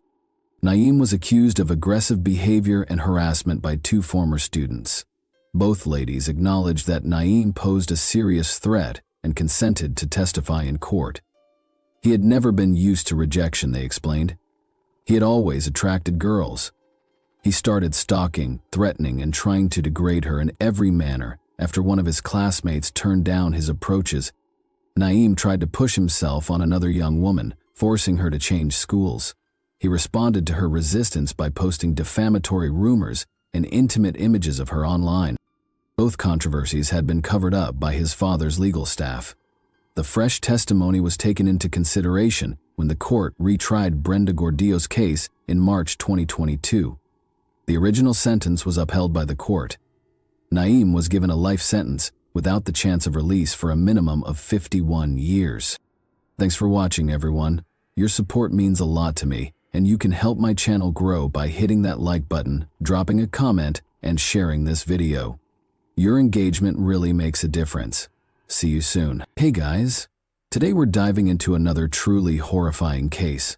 If you want to support my channel, make sure to subscribe and stay active. It really helps me out. I'd be super grateful for that. Let's get started. I survived. After his life was completely upended, Charlie Otero said, the BTK, the morning of January 15, 1974, in Wichita, Kansas, was extremely cold. Charlie Otero, then 15 years old, had no idea that he was entering a nightmare that would follow him for the rest of his life. When he and his 2 siblings walked home from school that day, Lucky, the dog, was outside when Charlie Otero first noticed it. It was incorrect. He had just walked home from school with his siblings, expecting to see their father watching the news and their mother waiting, possibly cooking. Their younger siblings might have been playing. Lucky, instead, was pacing outside in the cold. He felt his stomach clench. A problem existed. Charlie pushed open the back door and went straight to it. The silence in the house was too great. It caught his attention as soon as he entered the kitchen. On the stove, his mother's purse overturned, spilling its contents all over the place. His mother was very careful. She never left such things. His voice asked, "Is anybody home?" Stillness. "Charlie, come quick, Mom and Dad are playing a bad trick on us," said one of his siblings, with a voice echoing through the house. He felt a sharp sensation of fear in his chest. His heart pounded in his ears as he ran down the hall, and then everything stopped. On the floor was his father. He found his mother on the bed, restrained, motionless, strangled. Even they didn't look like it. Charlie looked around the room, trying to figure out what he was seeing. Plastic was wrapped around his father's head. Around his throat, a belt twisted. His mother had a pained expression on her face. Her body was bound with ropes that pierced her flesh. Only when his throat burned did he realize he was screaming. Something happened. "They're not moving. We need help," they exclaimed as they rushed out the door to the neighbor's house, the phone in his trembling hands. Police arrived. He had no idea how long it would take. Time had lost its sense of reality. When they came inside and discovered his younger brother Joey dead in a different room, he was outside. After that, Josie was nowhere to be found. Not in the hallway, not in the bedroom, not anywhere. Until they opened the basement door, she was invisible to Charlie. He was not allowed by the police. They later informed him, however, that 11-year-old Josephine was hanging from a pipe. To the station they brought him. He was informed about Joey and Josie there. He couldn't recall his words. He was unsure if he had said anything at all. "I thank God every day that I didn't find them," he would later say, "because I don't know how I would have handled it." However, he was aware from that very moment that his family had been murdered. They characterized Dennis Rader as normal, courteous, and well-behaved. He was a loving father, a devoted husband, and an involved community member. Rader was a very ordinary neighbor in Wichita, Kansas. He was well integrated, had a steady job, and went to church. However, beneath this exterior was a predator, a monster who delighted in the rush of dominance, power, and death. He was known as the Bind Torture Killer. 1945 saw the birth of Dennis Lynn Rader in Pittsburgh, Kansas. He was raised in Wichita, where he passed for a typical young man. But there were sinister impulses simmering beneath the amiable exterior. When Rader was younger, he enjoyed killing and torturing stray animals. He dreamed of suffering, power, and control. After enlisting in the Air Force, he wed Paula Dietz in 1971. They were parents to 2 children together. Rader seemed like a typical family man. Nobody was aware of the desire to kill that was hidden beneath the surface. When he selected his first victims, the Otero family, in January 1974, that desire erupted. He had been keeping an eye on them for weeks, observing Julie's habits and the weaknesses in their house. Then he struck on the morning of January 15. Rader disconnected the phones and bided his time. The youngest, Joey, let the dog in through the back door, and Rader crept inside. Holding the Otero family at gunpoint, he fed them a false narrative about him being a California wanted man in need of only money and food. But his made-up story was far less ugly than his real intentions. Binding them all with the ropes he had brought, he pushed the family into a bedroom. Rader overpowered Joseph Otero Sr.'s resistance, securing his feet and wrists. He covered his head with a plastic bag after that. After Joseph chewed a hole through it, Rader covered him with another bag and watched him slowly suffocate. Julio Taros then made a fervent plea saying, "Please, save my son," in reference to Joey. It was a cruel illusion of mercy, but for a moment, Rader took the bag away. Shortly after, he used a rope to strangle her to death. Joey then arrived. The 9-year-old's head was covered with a plastic bag by Rader, who then added t-shirts and another bag. The child thrashed, gasping for air, and he watched until he finally stopped. The worst, however, was still to come. 11-year-old Josie Otero had been there for everything. Rader now ushered her into the basement. He wrapped a noose around her neck and fastened it to a pipe. Josie's feet were barely off the ground as he pulled the rope. With a cry, "Mama, Mama, what will happen to me?" she asked, her long hair getting in the way of his struggle, a question that still haunts people who hear it. In response, Rader said, "Well, honey, you're going to be in heaven tonight, with the rest of your family." It was frightening. He hanged her. He extended her agony by letting her toes hang just above the ground. Thus, as her body became motionless, he desecrated the scene in the most heinous manner imaginable, while he watched his accomplishment with the greatest satisfaction on his face. For 30 years, Dennis Rader escaped from justice.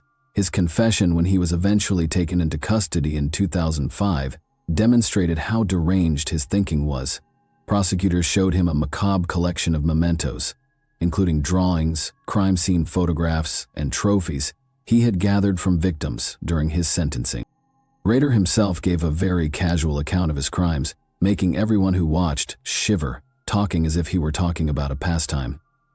He remembered how he used a squeeze ball to train his hands to strengthen his grip for strangulation, how he broke into homes while posing as a phone repairman, how he made sure Josie's toes barely touched the ground to prevent her from dying too soon, and how he made fun of his victims' final words by imitating their frantic cries as "yada yada yada." Rader revealed in a particularly graphic moment that he meticulously documented his victims' roles in his sick fantasies. The only sound in the courtroom was the sobs of the victims' relatives, and he wrote that Josie was my star young maiden that I will teach sex to. After seeing a picture of his sister Josie hanging dead in the basement where he used to play as a kid, Charlie Otero, now an adult, started crying. He couldn't stand the sight and buried his face in his hands. Rader was given 10 consecutive life sentences, each with no chance of parole or escape, just a cell to spend the rest of his wretched life in. However, there was no real closure for the families of his victims. In the words of one victim's son, "What do you expect from a demon?" He had other victims besides the Otero family. Months after the murders of the Otero family, on April 4, 1974, Rader struck once more. Catherine Bright, 21, was unaware that she was being stalked by a predator in Wichita. Rader picked her out, observed her, and became familiar with her habits. He took the initiative and broke through the screen door when she left her house that day. However, the plan didn't work out. He hadn't anticipated the presence of her brother Kevin Bright, who was 19 years old. Taking out his gun, Rader made Kevin restrain his sister by giving him a rope he had brought specifically for this purpose. He led Catherine into a different room after that. He struggled with her, so much so that his usual technique of strangling her failed. Angry, he reached for a knife and gave her 3 stab wounds to the lower abdomen and back. Her body gave one last shudder and then went limp as she bled out. Rader strangled Kevin and then shot him in the head in an attempt to kill him, but Kevin resisted. He played dead, clinging to life until Rader departed, and then he escaped, running for his life with all the strength he had left. In contrast to the Oteros, Kevin Bright lived. The story of the man who went by BTK is one he lived to tell. But Dennis Rader wasn't even close to being done. Shirley Ruth Relford, 25, was the victim of Dennis Rader's deranged fantasies and was discovered dead in her Wichita home on March 17, 1977. She was stalked by Rader, who had followed her 5-year-old son home to find out where they lived. Once inside, he produced a pistol. An immediate and suffocating fear gripped the room as the weight of his presence drained the air. After tying up her 3 kids, he locked them in the bathroom and confined them. Their hushed screams and desperate banging on the door didn't deter him. He guided Relford to the bedroom, where she was so overcome with fear that she puked, with accuracy and what appeared to be a great deal of practice. He was unconcerned, though. He restrained her with the icy efficiency of a man who had done this before, binding her legs to the bedpost. Subsequently, the rope and the plastic bag were stretched tightly over her face. Her body twisted and writhed against the bed as he pulled. The muffled screams of her children just down the hall blended with her choked sobs. They pleaded for their mother, but Dennis's inner monster would not hear them. He had made up their minds already. He was also going to murder them. Rader only had their mother's dead body as a trophy, though, because the kids escaped before he could complete the rest of his scheme. And then he vanished into the night, reverting to the ordinary world in which nobody had any suspicions. Although he was still Dennis Rader, the family man, the churchgoer, and the courteous neighbor, BTK lurked in the shadows, waiting for his next victim. The next person Dennis Rader targeted was Nancy Jo Fox, who was 25 at the time. He had spent weeks observing her, learning her habits, and following her routine. Her single status made her a prime target. On the evening of December 8, 1977, Rader drove up to her house with a sense of excitement in his heart. Before sneaking inside, he cut the phone lines, a tactic he employed on nearly all of his victims. He then waited in the shadows of her kitchen. Nancy didn't realize the nightmare that was waiting for her when she finally entered the room. He pounced just as she was about to react. He pushed her to the ground while brandishing a gun. He told her to undress in an uncanny calm voice. Despite the flash of fear in her eyes, she obeyed. She lay helpless on her bed while he bound her ankles and wrists, enjoying the control. Dennis fastened her neck with a belt. He gave her a slow squeeze, making her pain worse. Her fate had been decided the instant she entered that door, despite her struggle and gasp. Rader leaned close to her before she passed away and made a sick confession in a whisper. He was the one who killed Otero. He used a payphone the next day to dial 911. He said in an emotionless voice, "You will find a homicide at 843 South Pershing," and then hung up. Despite Nancy Jo Fox's death, the monster remained at large. In a letter to the Wichita television station KK on February 10, 1978, Rader took responsibility for the killings. He came up with a lot of names for himself, including BTK. He demanded media coverage. He asked, "How many do I have to kill before I get a name in the paper or some national attention?" in this second letter. The letter contained a poem entitled, "Oh Death to Nancy," a parody of the lyrics to the American folk song, "Oh Death." Rader claimed that he was motivated to kill by a supernatural force he named Factor X, which he described as the same force that drove Jack the Ripper, the Son of Sam, and the Hillside Stranglers. Additionally, he requested that the police reply with a covert message. During one of the station's evening newscasts, police chose to flash a subliminal message because they knew the BTK killer watched KAKE. "Now call the chief," the message briefly said, and included a drawing of an upside-down pair of glasses that had been discovered at the Fox crime scene. They hoped the message would persuade the murderer to come forward. But it didn't work. Dennis became obsessed with a 63-year-old woman named Anna Williams, and in 1979 he set his sights on her. He waited inside her house for hours, getting angrier every minute when she failed to come home in time. He was angry. He ruined his perfect plan. Inadvertently, Anna Williams avoided death that evening. His later killings became more sophisticated and purposeful. In 1985, 53-year-old Maureen Hedge was abducted from her home. After bringing her lifeless body to the church where he served as president of the council, Dennis Rader photographed her, twisted her corpse, and then disposed of it in a ditch. A similar horror was experienced by Vicki Wegerle, who was 28 years old. In 1986, she strangled herself. Dennis pretended to be a telephone repairman, which led the police into a false sense of security.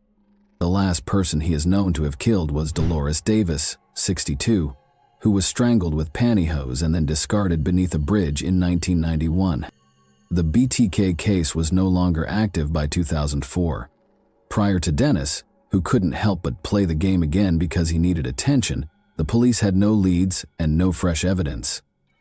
In an attempt to mock law enforcement and relive the times he had caused his victims to suffer, he sent 11 cryptic messages to local media between March 2004 and February 2005.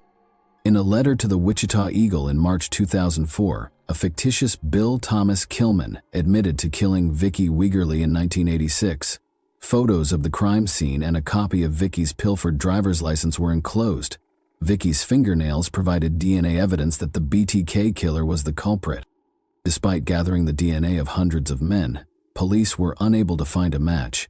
Rader kept up his sick game, dropping off packages at random places. One mimicked the murder of Nancy Fox by containing a doll that was bound and had a plastic bag over its head. He wrote in one letter, "They know nothing at all. I did it by myself and with no one's help. I can't stop it, so the monster goes on. Good luck hunting." He came up with his own nickname by concluding the letter with the words, "Bind them, torture them, kill them. BT." Lieutenant Ken Landwehr, the lead investigator, was threatened by a poem held by another. He left a cereal box in the parking lot of a Home Depot in January 2005 in the hopes that it would be discovered. He inquired about it in his subsequent message when it wasn't. After looking over surveillance footage, police discovered a man operating a black Jeep Cherokee, which was Rader's registered vehicle. But the last error was his own conceit. Rader asked police in February 2005 if it was possible to track down a floppy disk. In a newspaper ad, they replied that it would be safe. Rader sent a purple floppy disk to a news station playing The Bait. In just a few minutes, police were able to extract metadata that showed Dennis had last edited it at Christ Lutheran Church. After a brief search, they found Dennis Rader, the church council president. His Jeep was parked outside his home, supporting the police's presumption. Although they required DNA evidence, a warrant was issued. Rader's daughter gave them a pap smear at a clinic at Kansas State University. A familial match to the BTK evidence was confirmed by the results. This led to Dennis Rader's eventual arrest. "Mr. Rader, do you know why you're going downtown?" one of the officers asked him as he walked up to him. Dennis Rader had no hesitation in responding. "Oh, I have suspicions." Police confiscated a cylindrical container, black pantyhose, and computer equipment during their search of his home office and church. In front of the cameras the following morning, Wichita Police Chief Norman Williams said, "The bottom line, BTK is arrested." Following his guilty plea, Rader was evaluated psychologically by forensic psychologist Robert Mendoza. Mendoza determined that he had antisocial, obsessive-compulsive, and narcissistic personality disorders. Rader was a conceited individual who was completely devoid of empathy, obsessed with order and structure, and in dire need of praise. Because of his inflated sense of self-importance, Rader thought he was unique, above the law, and a genius who had managed to deceive everyone. He yearned for power, not only over his victims but also in the courtroom, where he described his atrocities in graphic detail while showing no remorse. Controversy erupted after his court-approved interview with Mendoza was aired on NBC Dateline. After suing Mendoza and his company for violating confidentiality, the Kansas Attorney General settled the case for $30,000, 0 cents. The assessment validated what the world already knew.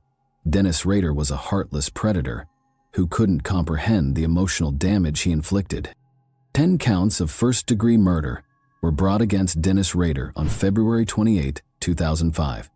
He first pled not guilty, but on June 27, 2005, he changed it to guilty, proudly detailing each murder as though it were a worldwide accomplishment. He gave a lengthy 30-minute apology during his sentencing on August 18 that he compared to an Academy Awards acceptance speech. He received 10 consecutive life sentences, each of which included a minimum of 175 years. At the time, the death penalty was not applied in Kansas. While chatting with officers about the weather on the way to El Dorado Correctional Facility, he broke down in tears when victim impact statements came on the radio. He now spends his days in a tiny cell with few privileges, confined in solitary confinement, a much more humane fate than what he inflicted on his victims. Dennis Rader's horrific nightmares and unexplained crimes have served as the basis for numerous fiction and true crime adaptations. Rader's double life served as the inspiration for Stephen King's novella, A Good Marriage, which was later made into a movie. Thomas Harris's portrayal of Francis Dollarhide in Red Dragon was influenced by BTK. Law & Order SVU, Criminal Minds, and Netflix's Catching Killers and Mindhunter have all examined the case. Steven Wilson's eerie song Rader 2 and the thrash metal band Exodus, BTK, for their album Blood In, Blood Out, were both influenced by the monster's evil desires and the acts he committed to satisfy them. Even music has examined his crimes. However, Dennis Rader has committed more crimes. Nobody wanted to believe it, but in August 2023, authorities found evidence that Dennis Rader might have had more victims. As investigators searched his former Park City residence, they found possible trophies from other unsolved cases. The disclosures prompted them to re-examine long-standing icy disappearances such as Cynthia Dawn Kinney's. He admitted to 10 murders nearly 20 years ago. BTK, which he abbreviated for Bind, Torture, Kill, was his nickname. The notorious BTK serial killer is currently serving life sentences at a maximum cellity facility in Kansas, and new evidence has surfaced that could link him to more killings. Cynthia was last seen at the Osage Laundromat in Oklahoma on June 23, 1976, when she was just 16 years old. Before she disappeared, witnesses remembered a 1965 Plymouth Belvedere, which was faded and beige. After discovering an unsettling entry in Rader's writings, decades later, Sheriff Eddie Verdon linked him to the crime. Bad wash day. At first glance, the phrase seemed harmless, but authorities discovered that an ADT alarm system had been installed at a bank across from the laundromat. Dennis Rader had been in the area, working as an installer on the day Cynthia vanished. Even worse, Dennis reportedly admitted in his writings that he had fantasized about robbing a girl in a laundromat. Dennis, perhaps fearing the death penalty in Oklahoma, denied involvement, despite growing circumstantial evidence. How many more people are still out there, waiting to be found as victims of his vile fantasies? Thanks for watching, everyone. Your support means a lot to me, and you can help my channel grow by hitting that like button, dropping a comment, and sharing this video. Your engagement really makes a difference. See you soon. Hey guys, today we're diving into another truly horrifying case. If you want to support my channel, make sure to subscribe and stay active. It really helps me out. I'd be super grateful for that. Let's get started. These 6 women's strangled bodies were found in remote locations in Kansas City, Missouri, between 1977 and 1993. This is a whole distinct case, though, before you start assuming that it has to do with Anthony Sowell, the strangler from Cleveland, or Henry Wallace, the strangler from Charlotte, which we have already discussed. The truth was finally revealed by DNA research, but unlike the others, this murderer eluded justice for decades and continued to maintain his innocence despite being intimately connected to his victims. The story of seemingly innocuous individuals who turn out to be cold-blooded serial killers is one that we have heard repeatedly. One thing emerges from covering so many cases: the majority of these murderers preyed on women who were at risk. Why? Because they were aware of the grim reality even then. The police would not be concerned if a woman disappeared. And this instance is a terrifying illustration of just that. It all began with 17-year-old Stacey L. Swafford, who had fled her home and was attempting to make ends meet on the streets of Kansas City. On April 17, 1977, her body was discovered face down in an empty lot. Her strangulation was confirmed by an autopsy. Georgine Swafford, her mother, never really healed from the loss and died of alcohol poisoning, clinging to the hope that she would finally see her daughter again in heaven. Then followed Gwendolyn Kizine, who was only 15 years old and the youngest victim. On January 23, 1980, her body was discovered with wire wrapped around her wrists and neck, left behind in a building. Although he hadn't seen her in more than a week, her father had reported her missing just the day before. She had been working as a prostitute. Like the others, she died from strangulation. Another 17-year-old girl, Margaret J. Miller, was discovered in an open field on May 9, 1982, by a teenage guy who was on his way to his grandmother's home. When police discovered her, some of her possessions were gone, and she'd been working on Troost Avenue. The death was caused by strangling. Catherine M. Berry was not like the others. She was battling mental illness following the birth of her 3rd child, not a sex worker. She took rides from random people while living on the streets. Her body was found in an abandoned structure on March 14, 1986, with a nylon stocking around her neck and covered in leaves. She had been strangled as well. 23-year-old single mother Naomi M. Kelly was attempting to change her life. She had been raising 2 kids and studying business when she was discovered in a dilapidated park on August 16, 1986, with a towel tied around her face and neck. Strangulation was verified by her autopsy. With the exception of her pink socks, Deborah Sue Blevins, 32, was discovered nude. She became addicted to drugs, and on November 27, 1986, her body was discarded in front of a church. She left behind a daughter who was 9 years old. The death was caused by strangling. On April 17, 1987, Ann Barnes was 36 years old when her body was found close to downtown Kansas City, precisely 10 years after the discovery of Stacey L. Swafford. In addition to prostitution, she had worked as an exotic dancer and housekeeper. She had been strangled like the rest. On June 9, 1987, Kelly A. Ford was discovered in Roanoke Park at the age of just 20. After graduating from high school, she had relocated to Kansas City in the hopes of a better life, but she was also strangled and abandoned. On September 12, 1987, 19-year-old Angela Mayhew was found face down on the side of the road. Police eventually discovered hairs on her sweater that linked her murder to the others, proving that she had been strangled. On November 3, 1987, 36-year-old Sheila Ingold was discovered inside a van outside an auto repair shop. Her rings were gone, and strangling was once again the cause of death. On December 19, 1987, 30-year-old Carmeline Renee Hibbs was discovered in a parking lot. Like so many others, she had been strangled and abandoned. On January 11, 1993, 29-year-old Connie Lean Luther was discovered laying on a snowdrift. She had a shoelace around her neck. She had been reared by a single mother who had died the previous year, along with 5 other children. Women were showing up one by one, being beaten, strangled, and abandoned. No one was able to piece together the patterns that were screaming at the police. You have no idea how many more victims there were, if you believe that to be the worst of it.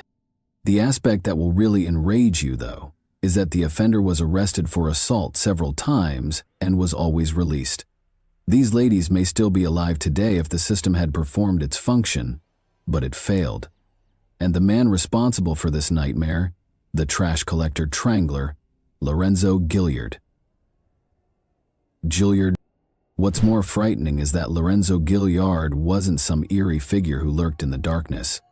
A diligent garbage truck driver who worked his way up to management, a man with a good job, a cheerful smile, and coworkers who vowed he was one of the nicest people around. He was, in fact, the last person you would suspect. And that's the scary thing, since history has repeatedly shown that the most dangerous killers aren't the ones who lurk in the shadow. The ones that are hiding in plain sight are them. Lorenzo was one of 5 kids born and reared in Kansas City, Missouri. His violent personality was evident at school, even as a young child. He participated in sports with his brothers, but he wasn't limited to using his strength on the field. His size made him terrifying. He was known for harassing younger children. He dropped out of school before he even made it to the 10th grade because of his lack of self-discipline, subpar grades, and frequent absences. He met Rena Hill, a young woman in the middle of the 1960s, and they soon became a pair. When Rena became pregnant, their relationship took a serious turn, and they were married on November 20, 1968. However, getting married didn't make Lorenzo any less vicious. Rather, he became more involved in criminal activity and started acting in ways that were unsettling to women. He was arrested for assaulting and inappropriately molesting a girl he knew in January 1969. He was freed, nevertheless, following what the police referred to as a reconciliation arrangement, in which Lorenzo apologized and the victim withdrew her allegation. However, an apology would not prevent him from hurting additional women. His family history was equally unsettling, which only added to the horror. Lorenzo Gilliard Sr., his own father, was found guilty of rape in 1970. 2 years later, Lorenzo Jr. got into problems once more, this time for assaulting and sexually abusing a lady. Claiming he had choked her unconscious, she courageously recognized him in a police lineup. However, the authorities withdrew the accusations after determining that her testimony was insufficient. Letting him go was the one choice that proved to be disastrous. In 1973, Lorenzo's violent tendencies were ruining his own house in addition to frightening visitors. He was arrested that year for the physical and sexual abuse of his wife, who courageously told the authorities that he had been mistreating her throughout their marriage. However, justice was nowhere to be found when a black woman was the victim. As was to be expected, Lorenzo left with a fine and a divorce, rather than actual repercussions, such as jail time or a permanent sentence. Then he was free to repeat the entire process. This individual was absolutely disgusting. He not only mistreated his wife, but he also acted aggressively against other women in public. To make matters worse, the cops did nothing at all. He was then taken into custody once more in February 1974, this time for assaulting a 25-year-old exotic dancer.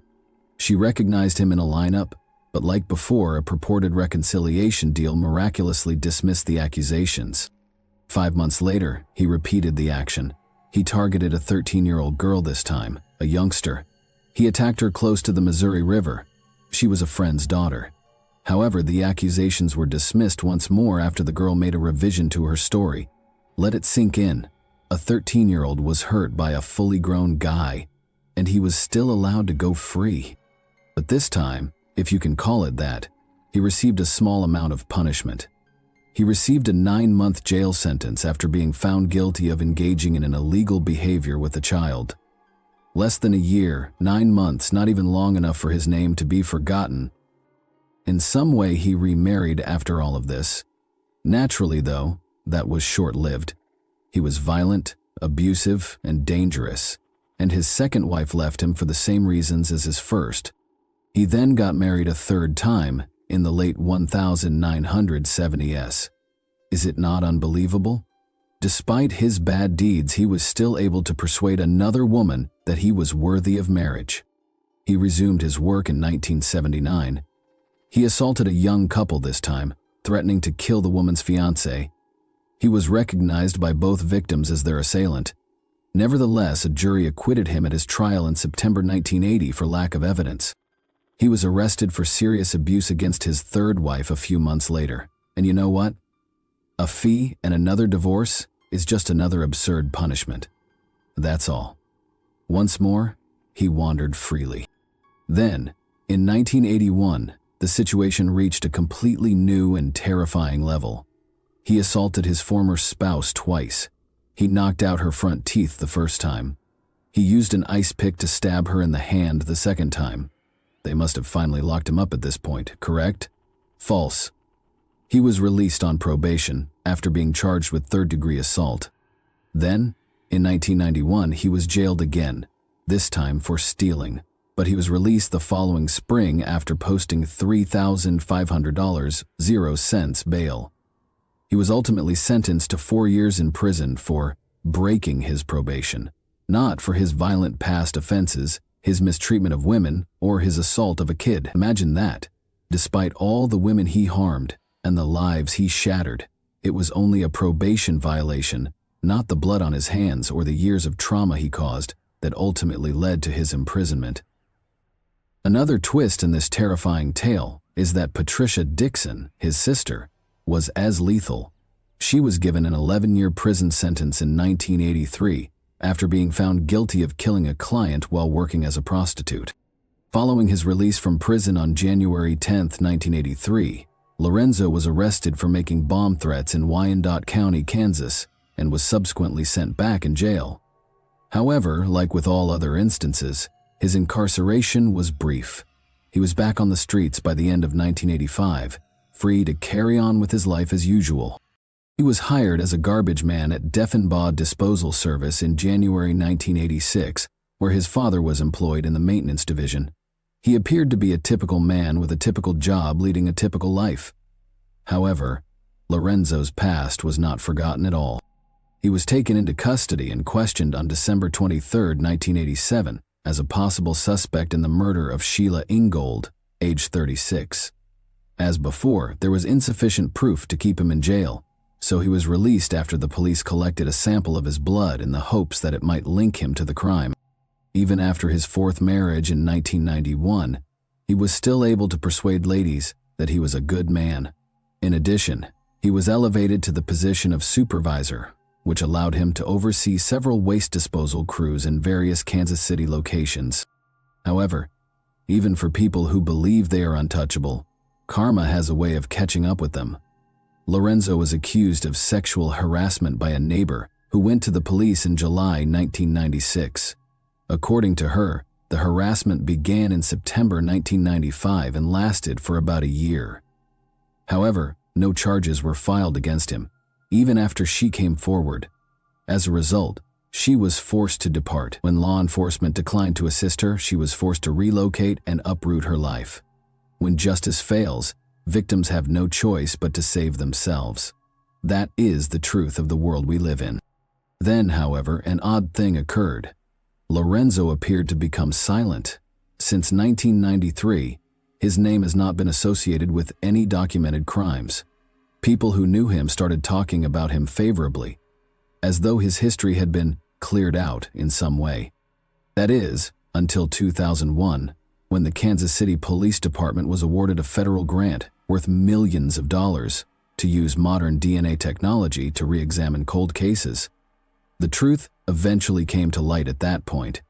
When Lorenzo's blood sample from 1987 was analyzed again, there was no getting away with it this time. Sheila Ingold, whom Lorenzo Gilliard had been suspected of killing years before, was one of 6 women whose killings he was definitively connected to. That wasn't all, though. He was implicated in 6 further killings based on circumstantial evidence, making a minimum of 12 victims. The ladies he killed, all between the ages of 15 and 36, had been strangled with wire, shoelaces, or nylon stockings. Their remains were thrown out like garbage in parking lots, fields, vans, abandoned buildings, landfills, and snowdrifts. Nevertheless, no one had hurried to resolve their cases, in spite of the pattern and the astronomical number of victims. The fact that a serial killer was pursuing women in Kansas City had gone unnoticed. Why? due to the fact that the majority of his victims were sex workers, women whose society had already rejected them. The news hardly mentioned their deaths. Their cases were dismissed. No national media attention, no public outcry, simply another woman discovered dead in a dump, hardly more than a historical footnote. There were more women whose lives ended in the same ruthless manner, abandoned as though they had no significance. In addition to the ladies we already know Lorenzo Gilliard killed, more victims were suspected by investigators, but not all of their identities were revealed. Then, on June 23, 2006, a breakthrough occurred. Gilliard was connected to another murder by DNA research. 26-year-old Austrian immigrant Helga Kruger came to America in search of a better life. Rather, she met a horrible and brutal end in February 1989. It was found that she had strangled herself with a towel. The uncanny parallels between her death and the others created a terrifying image, almost like a ritual. The true tragedy, however, is that no one made the connection for years. Because they were viewed as expendable, these women were forgotten.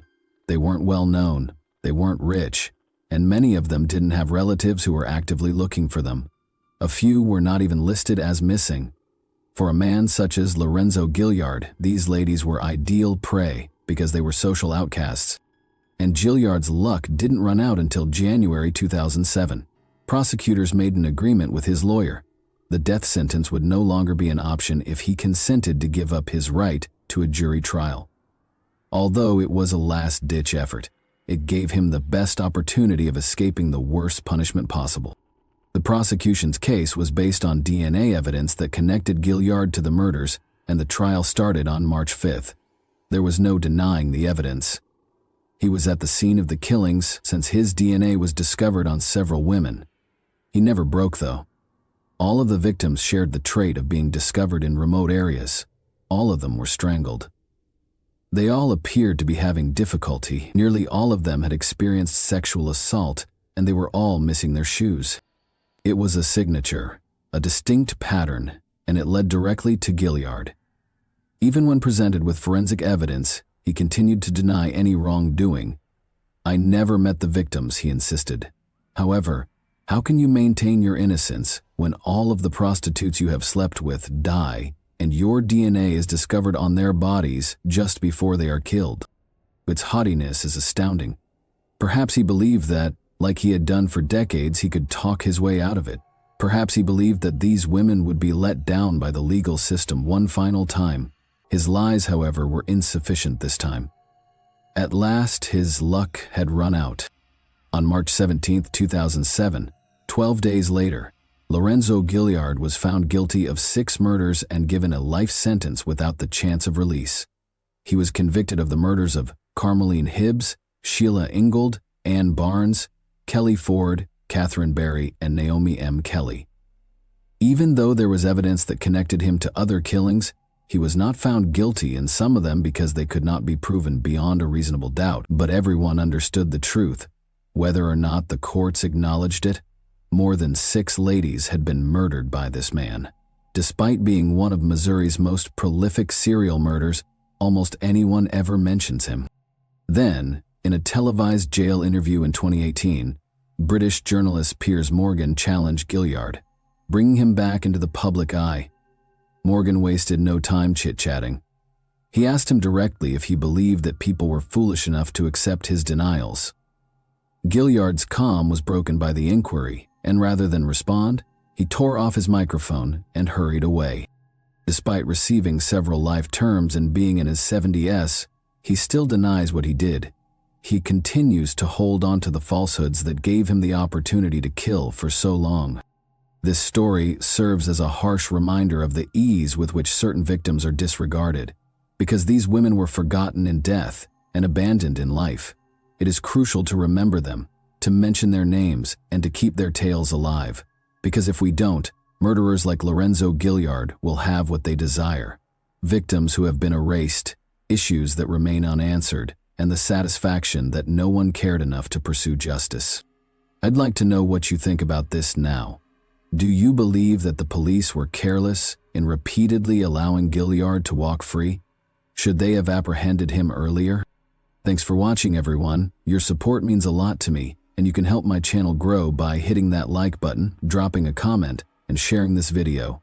Your engagement really makes a difference.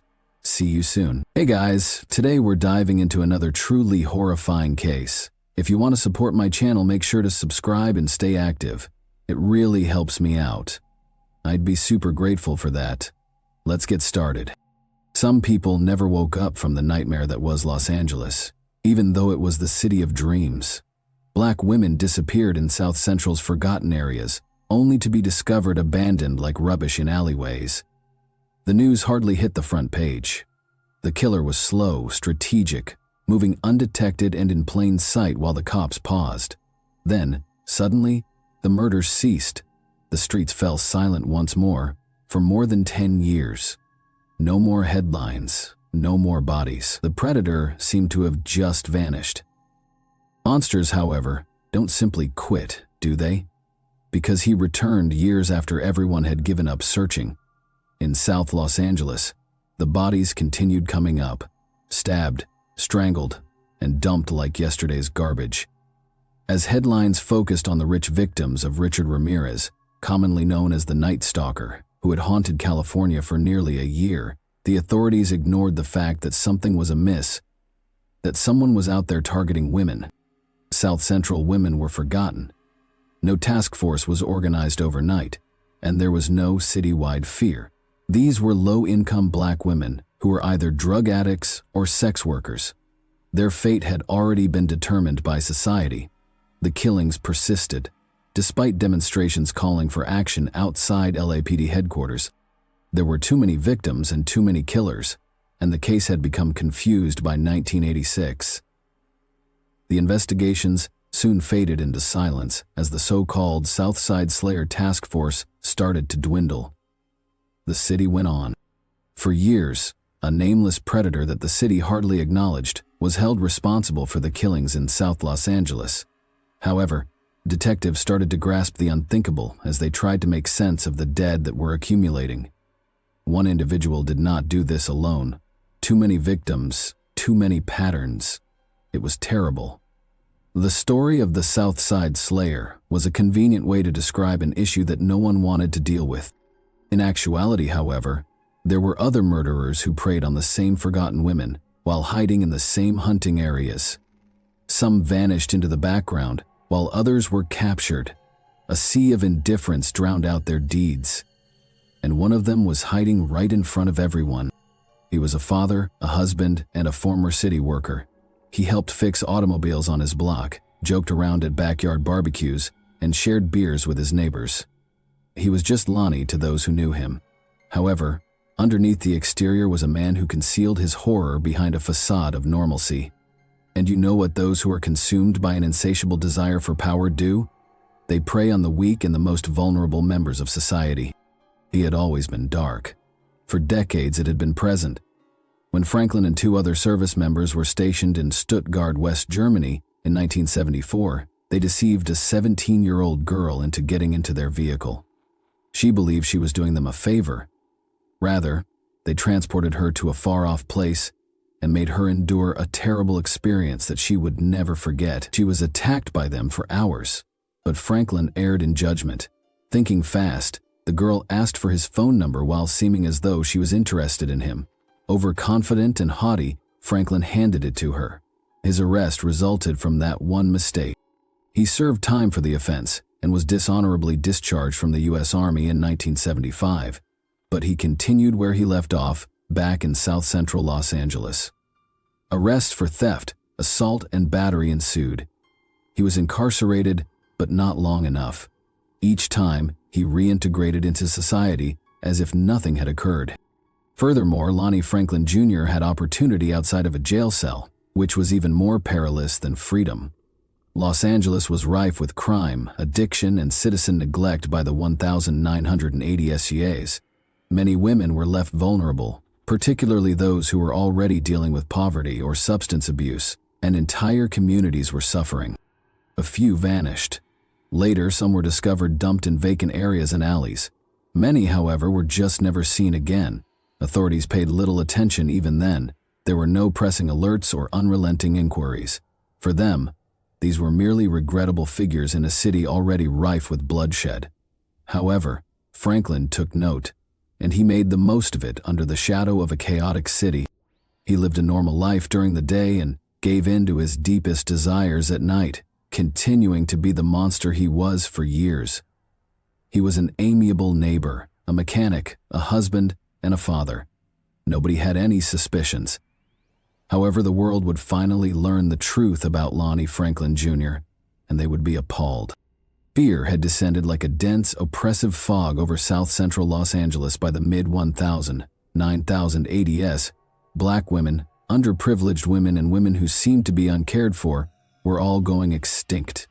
Later, their lives were forgotten without even making the news, and their bodies were discovered in abandoned lots, alleys, and dumpsters. The streets were filled with whispers. One of them was a murderer. A faceless predator known to the authorities as the South Side Slayer is thought to have committed at least 13 murders between 1983 and 1985. Women who had fallen between the cracks of society were the victims. Many were struggling with addiction, and many were compelled to engage in sex work in order to make ends meet. The crimes were referred to in the newspapers as the Strawberry Murders, after the colloquial phrase for women who traded drugs for sex. However, until September 1985, the LAPD strategy lacked urgency, citywide warnings, and a focused task force.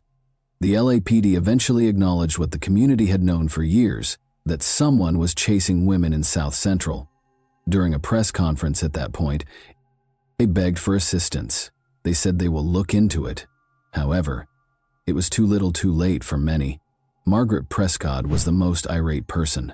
Week after week, she and other activists gathered outside police headquarters to call for action. They criticized the department for not alerting the public sooner. They drew attention to the blatantly unfair distinction between this case and the one involving Richard Ramirez, the Night Stalker, that was widely reported. Everything was involved in that investigation: manhunts, news conferences, and an abundance of resources.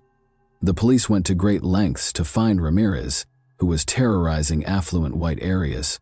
However, the victims in South Central were not wealthy, they weren't Caucasian. And it meant they didn't matter, based on what Prescott said, and rightly so, about the authorities. By January 1986, there were 15 bodies. Pressure mounted on the LAPD. The case was given to more detectives. The agency established what they named the South Side Slayer Task Force, presently collaborating with the Los Angeles County Sheriff's Agency, LASD. It sounded good. It sounded grave. However, no arrests were made, and no significant progress was made. As a result, Prescott and her team decided to take action. The Black Coalition Fighting Back Serial Murders was the new name they adopted to formally represent their work. They compelled the Los Angeles City Council to double the reward for information from $10,000, 0 cents, to $25,000, 0 cents in March 1986. They didn't let up. They had no intention of forgetting these women. Then, however, something altered. There was conflicting evidence. It took more than one individual to come up with the designs and techniques. One serial killer had been pursued by the police for years. They now understood how much awful the truth was. In South Central, there were multiple predators. 4, possibly even more. Suddenly, the LAPD faced a more serious issue. All of a sudden, a network of serial killers overlapped, using the same hunting grounds and preying on the same vulnerable people. The South Side Slayer Task Force began to disintegrate by the end of 1986. Millions were being spent by the city on an investigation that had no conclusive results. Additionally, the task force was reduced by the next year. The stream of hints had slowed. Leads were not moving. One of the task force commanders, Lieutenant John Zorn, acknowledged it. At this stage, the flow of clues is virtually non-existent. In other words, the cops were given up. The murderers were still at large. And he was watching Lonnie Franklin Jr., the worst of all. He waited. And that monstrosity was only beginning. The killings in South Central had been ignored for years. There were no answers, no cold cases, and no victims. The quiet of law enforcement was deafening, even when the streets of Los Angeles were still screaming with rage. But a breakthrough broke the hush in May 2007. A few years later, Janisha Peters, a 25-year-old woman, was discovered dead. A startling revelation was found by detectives after running the DNA evidence. At least 11 additional unsolved homicides from 1985 shared a DNA profile with her perpetrator. This was a single man, but the Southside Slayer was a group of people. A covert task force known as the 800 Task Force was established by the LAPD in the same year. The Robbery Homicide Unit's 6 investigators worked in quiet. Not only were they looking into a serial killer, but they were also looking into a ghost, someone who was invisible but whose evil was still plaguing the people of Los Angeles. Because this predator had remained undiscovered for more than 20 years, they believed that he was no longer killing. The murderer had disappeared, only to resurface 22 years later. 4 months later, the secret was revealed. The story was exposed by LA Weekly investigative writer Christine Pellicek. She revealed the existence of the task force, the link between the new murder and the old one found in the DNA, and, most damning of all, the silence. Police Chief William Braden and Mayor Antonio Villaraigosa had remained silent. There was no public warning, no news announcement, and no admission that a serial killer had been prowling their neighborhoods for more than 20 years. Additionally, some families learned the facts for the first time from the LA Weekly piece. Their daughters had not simply vanished. Years earlier, they had been brutally slain. The pressure was increasing by September 2008. At last, representatives from Los Angeles came forward with a $500,000 0 reward for information on the murderer. The public still didn't know much, though. There was mystery in the case. The case was then highlighted on America's Most Wanted on November 1, 2008. Now there were more eyes on the case, increased pressure, more inquiries. At last, Chief Bratton gave a press conference in February 2009. He named the murderer the Grim Sleeper, a moniker LA Weekly came up with. Why? Because the majority of serial killers don't do what this murderer did. At least it appeared that he had stopped. Between 1988 and 2002, there were no known homicides, no bodies connected to his DNA, and no hints. He was gone. Then he struck once more in 2002. That wasn't all, though. A 911 call from the 1980s was also made public by Bratton. Police had been contacted by a witness who said he had saw a man disposing of a body. He described everything in great detail, including the van's license plate number, which was associated with the now-closed Cosmopolitan Church. The Grim Sleeper was still at large despite the proof being there for decades. Pellicek then managed to interview the sole survivor. In March 2009, Inetra Washington was her name. She characterized him as a nice, tidy, somewhat geeky black man in his early 30s. He was dressed in khaki pants and a black polo shirt. He did not appear to be a monster. She had seen his face, though. She had survived the ordeal of being in his vehicle. The LAPD was finally getting close after decades of silence. At last, the Grim Sleeper's history was coming up with him, and he would not vanish this time.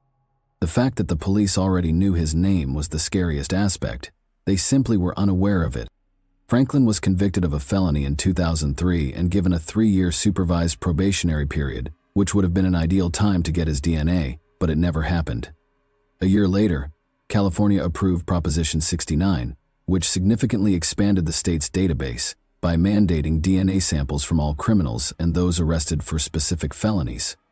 Franklin's was not one of the thousands of samples that were gathered. Probation staff neglected to get DNA samples from individuals on unsupervised probation between November 2004 and August 2005. They were overburdened with both labor and resources. And the Grim Sleeper remained buried in that small gap. The LAPD had DNA from several crime locations by 2010. Their killer's genetic fingerprint was known to them. However, there was no match when they ran it through the system. However, they later experimented with family DNA analysis. They sought for relatives, someone in the database who shared enough genetic markers to be closely linked to the murderer, rather than a perfect match. They discovered Christopher Franklin at that point. In 2008, Christopher, the son of Lonnie Franklin, was found guilty of a felony firearms offense. The DNA was near enough to identify his father, even though he was too young to be the murderer. They now required evidence.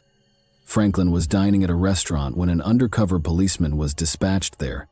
His task was to obtain the DNA of the murderer. He pretended to be a server and surreptitiously gathered up everything Franklin came into contact with, including plates, cutlery, and a pizza crust. They conducted the tests back at the lab, and this time there was no question. It was him. The murderer was Lonnie Franklin. Lonnie Franklin Jr. was taken into custody on July 7, 2010. He was accused of 10 murders, 1 attempted murder, and a special circumstance allegation for numerous homicides by the Office of the Los Angeles County District Attorney. However, the misery didn't end there, since investigators discovered something much worse than they had anticipated when they searched his house. Police discovered 180 pictures of women in Franklin's home, some of them smiling, some of them terrified, and some of them unconscious.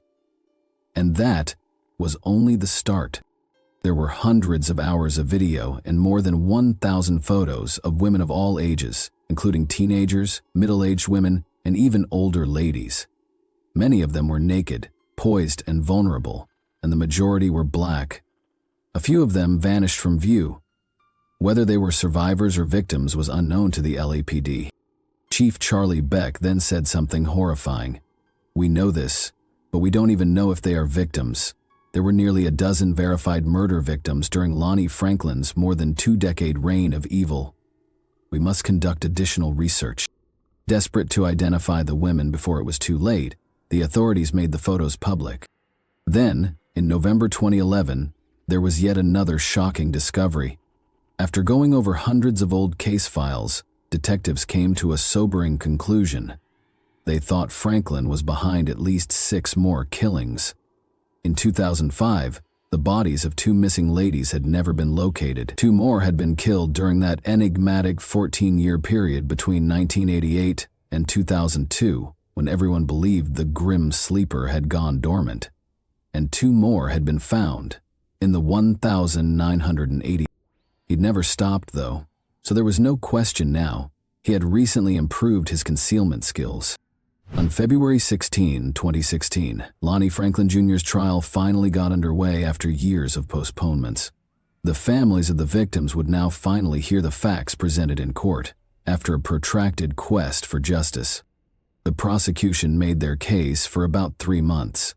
The concluding arguments then started on May 2. The jury began deliberating 2 days later. They didn't take long. They were found guilty on all counts on May 5, which was only a day and a half later. Prosecutors made yet another shocking revelation during the sentencing hearing a week later. They thought there were 4 more women, even more victims. Franklin was now suspected of killing Rolina Morris, Georgia Mae Thomas, Inez Warren, and Sharon Alicia Dismuke. On January 15, 1984, Sharon Alicia Dismuke was discovered dead in South Park, Los Angeles, at the age of just 21. Nobody at the time connected the grim sleeper to her murder. Investigators didn't notice the strange parallels until decades after Franklin's arrest.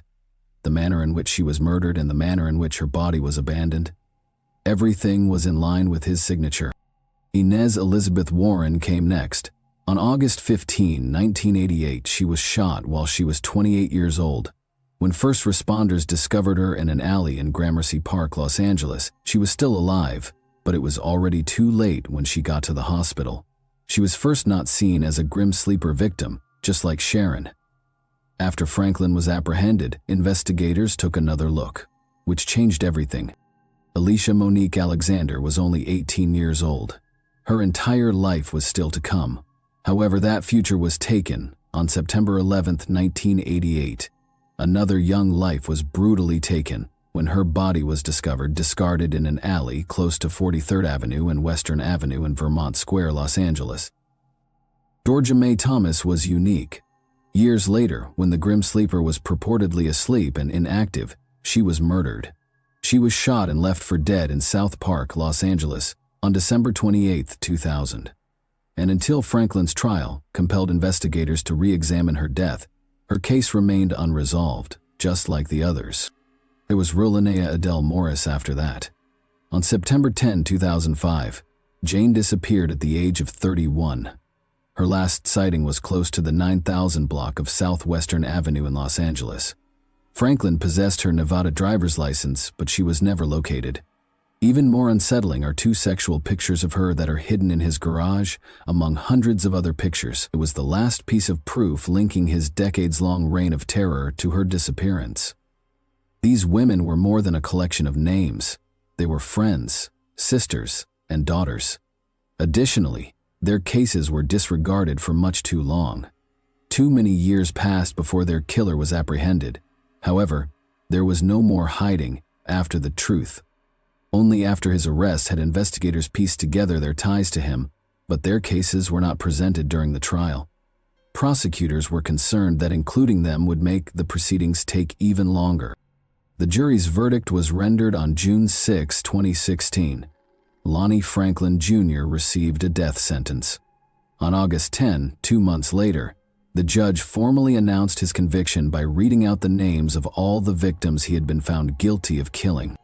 Franklin suddenly met an untimely end just as it appeared that justice had been done. He was discovered dead in his cell on March 28, 2020, with no visible injuries. The public was not given an official reason of death. The grim sleeper vanished in an instant, carrying with him whatever secrets he had kept in his bosom while he awaited his demise. It's difficult to pinpoint Lonnie Franklin Jr.'s exact murderous beginnings. According to the prosecution, Sharon Alicia DeSmoke was his first victim in January 1984. However, Deborah Jackson's murder in August 1985 was the first murder they could verify. Like she never existed, she was shot and left to lie on the streets. After that, nothing existed for years. No dead, no reports, no trace. It was as though the murderer had disappeared. Was he simply becoming more adept at concealing his crimes, or did he actually stop? For decades, investigators would be plagued by that question. In actuality, though, he never slept at all. Simply put, they hadn't yet located everyone. 2007 saw the death of his final known victim. By that time, a horrifying trend had become apparent. Nearly all of them were black women, many of whom worked as prostitutes. They were easy pickings, women who were already disregarded by society. Franklin was aware of that. Additionally, he exploited it. In the vicinity of downtown Los Angeles, the bodies were consistently discovered outdoors, discarded in alleys, and allowed to decay. And the same weapon, a .25 caliber handgun, was used each and every time. What was the actual number of women killed by the grim sleeper? We might never be able to adequately answer that question. Thanks for watching, everyone. Your support means a lot to me, and you can help my channel grow by hitting that like button, dropping a comment, and sharing this video. Your engagement really makes a difference. See you soon. Hey guys, today we're diving into another truly horrifying case. If you want to support my channel, make sure to subscribe and stay active. It really helps me out. I'd be super grateful for that. Let's get started. The woman found here was just one of many who either went missing or suffered abuse at the hands of the man who lived in this house. After 2 years, the decomposing remains of these 11 women were found inside, making neighbors realize that the awful smell lingering in the air wasn't from a sausage factory, but from this very house. And it became known as the True House of Horrors. This case was so disturbing that even after his acquittal, many still believed the so-called Cleveland Strangler had more than 11 victims. That's because several other murders in this town remain unsolved to this day, and all the victims were women. So today, we remember them, because no troubled past can ever justify what they went through. And once you hear the full story, you'll understand exactly why. His name was Anthony Sowell, the man you saw casually describing how he killed his victims in that video. And like many serial killers before him, he had a troubled past. A past that shaped his twisted view of women, seeing them as nothing more than objects he could torture, harass, and kill. Anthony was one of 7 children born to Claudia Garrison, a single mother struggling to raise them all.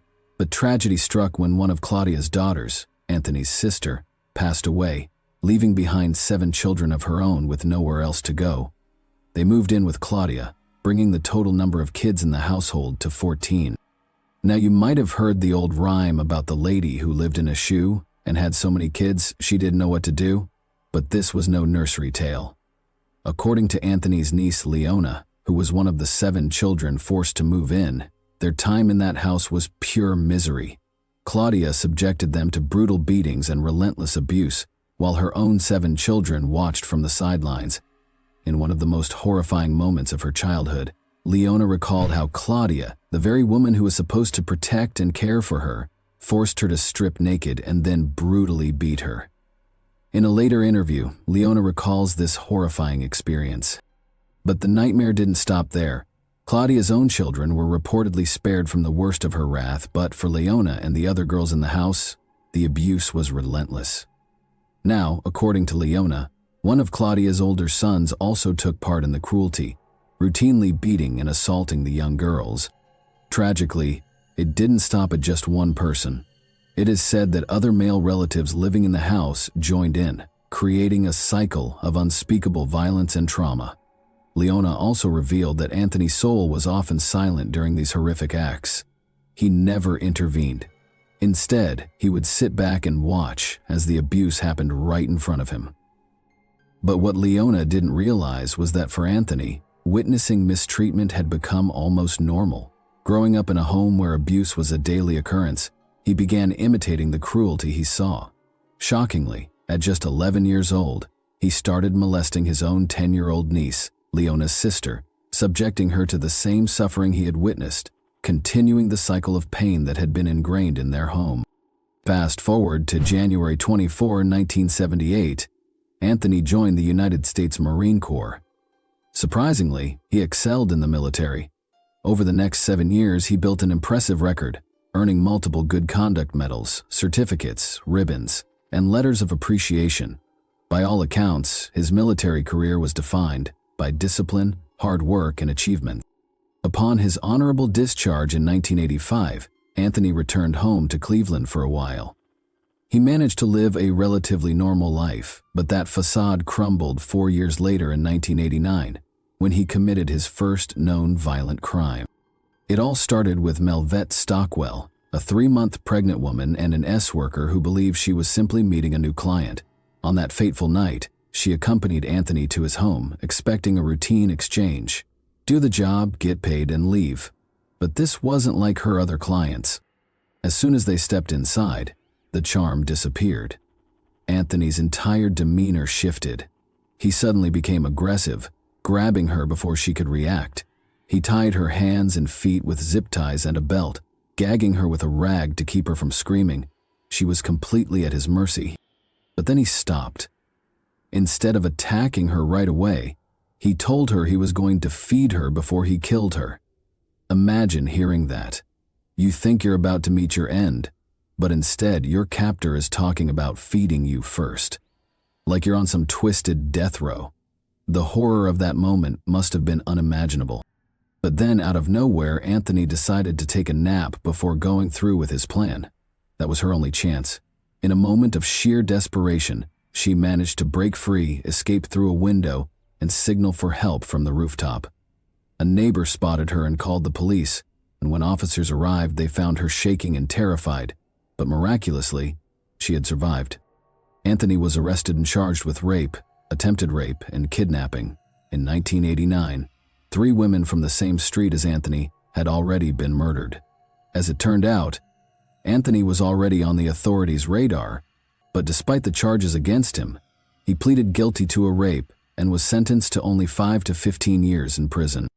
While behind bars, Anthony underwent multiple psychological evaluations, yet he continuously insisted he would never commit such acts again.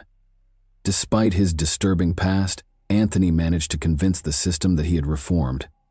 What's even more chilling is that he was not classified as a sex offender, meaning that when he was released in 2005, he was free to roam the streets of Cleveland, Ohio, just like any other citizen. That same year, he moved into 12,220 Imperial Avenue, a house that would soon become infamous. However, 2 years later, Anthony lost his job at a local factory under mysterious circumstances. Unemployed, he began collecting benefits and making money on the side by working as a scrap metal collector. But as his financial situation deteriorated, so did his mental state. He became more withdrawn, spending most of his time in his house, avoiding neighbors, and becoming more erratic in his behavior. Those who lived nearby noticed a change in him as he looked unkempt, distant, and was no longer the same person they had once known. Then came the turning point. Anthony began a relationship with a woman named Lori, a niece of the governor in Cleveland, and they quickly spiraled into a toxic cycle of heavy drug use, particularly crack. But while Anthony was sinking deeper into addiction, Lori wanted out. And so in 2007, when Anthony was fired from his job at the factory, Lori saw it as her chance to break free. She left him, determined to leave that world behind. Anthony, however, was far from ready to let go. The heartbreak shattered something inside him, sending him into a dark spiral. He stayed behind on Imperial Avenue, but from that moment on, his reclusive tendencies became even more pronounced. He withdrew into himself. His behavior became more unstable, and then the horrors began. That same year, a 10-year-old girl living nearby vanished without a trace. Just months later, another woman, a 33-year-old nursing assistant named Tishana Culver, disappeared. Tishana had struggled with drug addiction, but she was also a dedicated healthcare worker, trying her best to turn her life around. No one reported her missing, no police alerts, no flyers, just another woman gone. 2 months later, 25-year-old LaShonda Long, a mother of 3, also vanished. Then in October of 2008, 45-year-old Michelle Mason, who had 2 sons and was a devoted volunteer for the local AIDS task force, was also reported missing. Her mother, terrified, went to the police in early December. She begged them to look into her daughter's disappearance, but nothing happened. The case remained open, and no one connected the dots. Meanwhile, over on Imperial Avenue, a gut-wrenching stench was growing worse by the day. The entire neighborhood complained, a smell so rancid it made people gag just walking past. And the most disturbing part, Anthony Sowell himself reeked of it. Whenever someone wrinkled their nose and questioned the putrid odor clinging to him, Sowell had a ready excuse. "It's that damn sausage factory next door," he'd say with a shrug, and somehow people believed him. After all, Ray's Sausage had been in business for over 5 decades and, well, it was a meat factory. Maybe it really did stink. But the complaints kept piling up. Eventually, City Hall got involved, sending inspectors to investigate. The pressure was on, and Ray's Sausage was forced to take drastic action, spending over $30,000, 0 cents, on deep cleaning, new ventilation systems, and odor-eliminating technology. And yet, the smell didn't go away. It clung to the air, thick and putrid. By this time, Sowell was unraveling. In early December of 2008, a terrified woman ran straight to a police car parked in the neighborhood, bleeding, shaking, and screaming. She claimed Sowell had attacked her, dragged her inside his house, choked her, and attempted to assault her. When police stormed Sowell's foul-smelling home and arrested him, he had his own version of the story, insisting that she was the criminal, that she had tried to rob him. Both bore scratches and bruises, making it difficult for officers to determine who was telling the truth. Both were arrested, but later released due to insufficient proof. Just a month later, in January of 2009, Kim Smith, a 44-year-old woman who had been caring for her elderly father, disappeared. That year alone, 5 more women, Nancy Cobbs, Imelda Hunter, Janice Webb, Talicia Fortson, and Diane Turner, vanished without a trace. The alarming number of missing women in such a small area didn't go unnoticed by the community. Residents began organizing searches, handing out flyers, and trying to bring attention to the disappearances. Shockingly, Anthony himself joined these efforts, blending in with those who were desperately searching for the very women he had taken. Then came October of 2009. A woman named Shawn Morris visited Anthony's house, seemingly unfazed by the overpowering stench that clung to the air. The two spent the evening drinking, using drugs, and talking. Nothing intimate, just casual conversation. The next morning, as she prepared to leave, she realized she had left her ID upstairs. As she walked up to retrieve it, she suddenly heard a chilling click sound from behind her. Before she could react, Anthony lunged at her, attacking her without warning.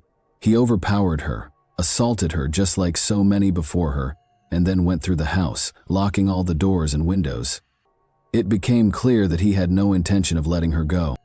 But Sean saw a fleeting moment of opportunity, one she knew she had to take.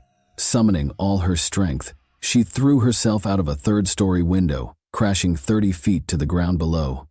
Anthony, realizing what had happened, bolted downstairs, completely unclothed, desperate to drag her back inside. But this time, fate wasn't on his side. 2 passers-by witnessed the horrifying scene and immediately called 911. Because of them, Sean was rushed to the hospital with severe injuries, including multiple broken bones. Despite the brutal attack, she chose not to speak to the police about what had happened. However, someone else would just a week later. On October 27th, a woman named Latundra Billups came forward to share her own horrifying experience with Anthony Soule. She had been through a terrifying ordeal back in September, one that followed the same pattern as before. She had gone to his house for a drink, only for him to suddenly turn violent. Unlike so many others, she was lucky enough to survive. However, the trauma had kept her silent until now. Finally, in late October, her testimony was enough for authorities to issue both an arrest warrant and a search warrant for Anthony Soule. On October 29, SWAT officers stormed his house, expecting to take Anthony into custody, but what they found was far worse than they could have imagined. Anthony wasn't home, but the stench was overwhelming. Dead flies covered every surface. Then came the grisly discoveries. Decomposing bodies, one after another, some of which had been rotting away for years. The house of horrors that had plagued the neighborhood for so long was finally exposed, and a manhunt was immediately launched. For 2 days, police scoured the city for Anthony Soule. Then, on October 31, as he casually strolled down the street, officers spotted him. They pulled over and cuffed him on the spot. He looked disheveled, with dirt and twigs clinging to his clothes as if he had been sleeping outside, hiding in the bushes for days. But there was no hiding from what had been found in his home. To shed light on Anthony's victims, let's get to know them before their lives were consumed by addiction, because they all had stories, dreams, and struggles. They had every reason to keep going, and there was no reason for them to be murdered. Crystal Dozier, a mother of 7, was 35 years old when she vanished in May 2007. Her son, a U.S. Marine, desperately searched for her, but she wouldn't be found until police unearthed her remains in Anthony's backyard. 2 years later, loved ones recalled that Crystal had turned to drugs after losing one of her children, a pain that consumed her. Despite her struggles, she was a devoted mother who, in another life, could have had a... Deshauna Culver was 33 years old, a trained nursing assistant and cosmetologist who had once envisioned a future helping others. However, tragedy struck when her boyfriend took his own life, sending her into a spiral of grief and addiction. At one point, she lived only 4 houses away from Anthony, unaware of the fate that awaited her. She disappeared in June 2008, leaving behind loved ones who never stopped wondering what had happened to her. LaShonda Long, just 25 years old, was the youngest of Anthony's victims, a mother of 3. She disappeared 3 months after Tashana. No one even filed a missing persons report for her, a heartbreaking reflection of how addiction often isolates its victims from the support they need. Her remains were never fully recovered. Only her skull was found in Anthony's basement. On the other hand, Michelle Mason had fought hard to turn her life around. At 45, she was living with HIV and had battled heroin addiction, but she refused to let her struggles define her. After surviving a shooting, she dedicated her life to helping others, working with an AIDS outreach program and focusing on her children. She disappeared on or around October 4, 2008. Another life full of resilience and hope, cut tragically short. Tonya Carmichael was a mother, a fighter, and tragically the first victim to be identified from Anthony Soule's house of horrors. Though she struggled with substance abuse, her loved ones never stopped caring. When she vanished in December 2008, they knew something was wrong. Tonya's mother wasted no time. She reported her missing within a week, desperate for answers, but the police saw just another black woman with a drug problem and failed to take the case seriously. Even when her abandoned car was found near Soule's neighborhood, they ignored the red flag. Years later, forensic testimony would expose the brutality of her death, strangled with a telephone charger, discarded as if she didn't matter. But Tanya did matter. She was loved, she was missed, and her family never stopped fighting to make sure she wouldn't be forgotten. Kim Yvette Smith, 44, was a caretaker in every sense of the word. She dedicated her life to looking after her ailing father, balancing the weight of responsibility on her shoulders. In January 2009, she disappeared without a trace, leaving her father behind and breaking the hearts of those who knew her. Imelda Amy Hunter, 47, had a life marked by hardships and resilience. Raised in Chicago, she was an avid reader, a girl with dreams before her life. Life took an unexpected turn at just 14. She became pregnant by one of her teachers and gave birth to a child with cerebral palsy who also died. This unimaginable responsibility weighed on her young shoulders, and eventually addiction found its way into her life. Yet she was more than her struggles. She was a mother, a woman who had once been full of promise. Nancy Cobbs was a 44-year-old grandmother, deeply loved and fiercely missed. When she disappeared in April 2009, her family refused to sit idly by. They kicked in the doors of abandoned houses, desperately searching for her. Tragically, her body was only discovered months later, wrapped in 6 plastic bags. Forensic testimony later revealed that she had been strangled with a shoelace, another victim of Anthony's cruelty. Talisha Fortson, 31, had a difficult upbringing, bouncing from foster home to foster home. She frequently ran away, searching for something better, but addiction tightened its grip on her. Like Talisha and Amy, no one even realized she was missing until the bodies began surfacing. Janice Webb, 48, was last seen on June 3, 2009, at her boyfriend's home in Lakewood, Ohio. Just outside Cleveland, a woman with her own battles, she never imagined that crossing paths with Anthony would be her final chapter. Diane Turner, 38, had endured the unthinkable, losing all 6 of her children to the state. The pain of separation pushed her deeper into addiction, but she was still a mother who had once held hope for her family. She was the last of Anthony's victims to disappear. In September 2009, the same month that Latundra Billups, 37, survived his brutal attack. These women were not just victims, they were women who had lived, loved, and endured unimaginable struggles. Their stories deserved to be told, not just as part of Anthony's crimes, but as a reminder of the lives that were stolen and the justice they finally received. What's particularly gut-wrenching is that by the time authorities finally captured Anthony's soul, he was 50 years old, meaning he had already spent decades living freely, committing these crimes unnoticed. His arrest on October 29, 2009, was just the beginning of a long, drawn-out legal battle. Soul's trial was initially scheduled for June 2, 2010, but what followed was a series of postponements. His defense team argued that they needed more time to prepare, review thousands of pages of evidence, and analyze hours of surveillance footage taken from a neighboring property. The trial was pushed to September 7, then to February 14, then to May 2, and finally to June 6, 2011, when proceedings finally began. Soul faced 85 charges, including 11 counts of aggravated murder and 74 counts of rape, kidnapping, abuse of a corpse, and tampering with evidence. His initial plea was not guilty by reason of insanity, but he later changed it to simply not guilty. Despite his attempts to evade responsibility, the evidence against him was overwhelming. Survivors testified, forensic experts detailed the gruesome conditions of his home, and jurors were confronted with horrifying photos of the crime scene. On July 22, 2011, after weeks of testimony, the jury found him guilty on all but 2 counts. The decision was clear. Anthony Soul was a serial killer who had preyed on the most vulnerable women in his community.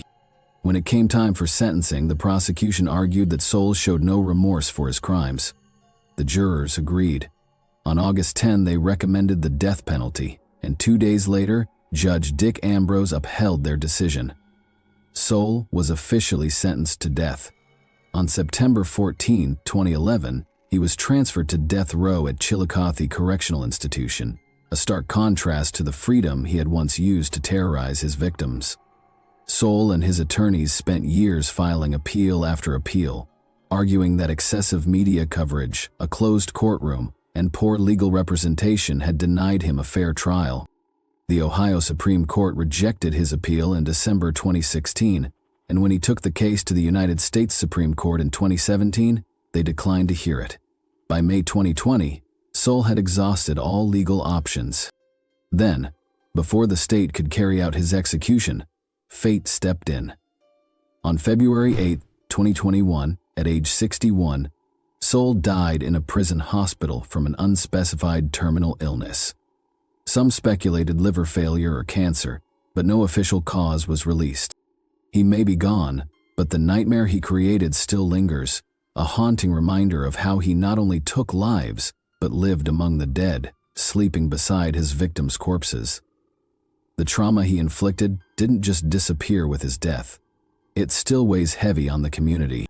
In fact, in 2021, 5 of Soule's surviving victims bravely shared their stories and spoke publicly, exposing the horrors they endured and the failures that let it happen.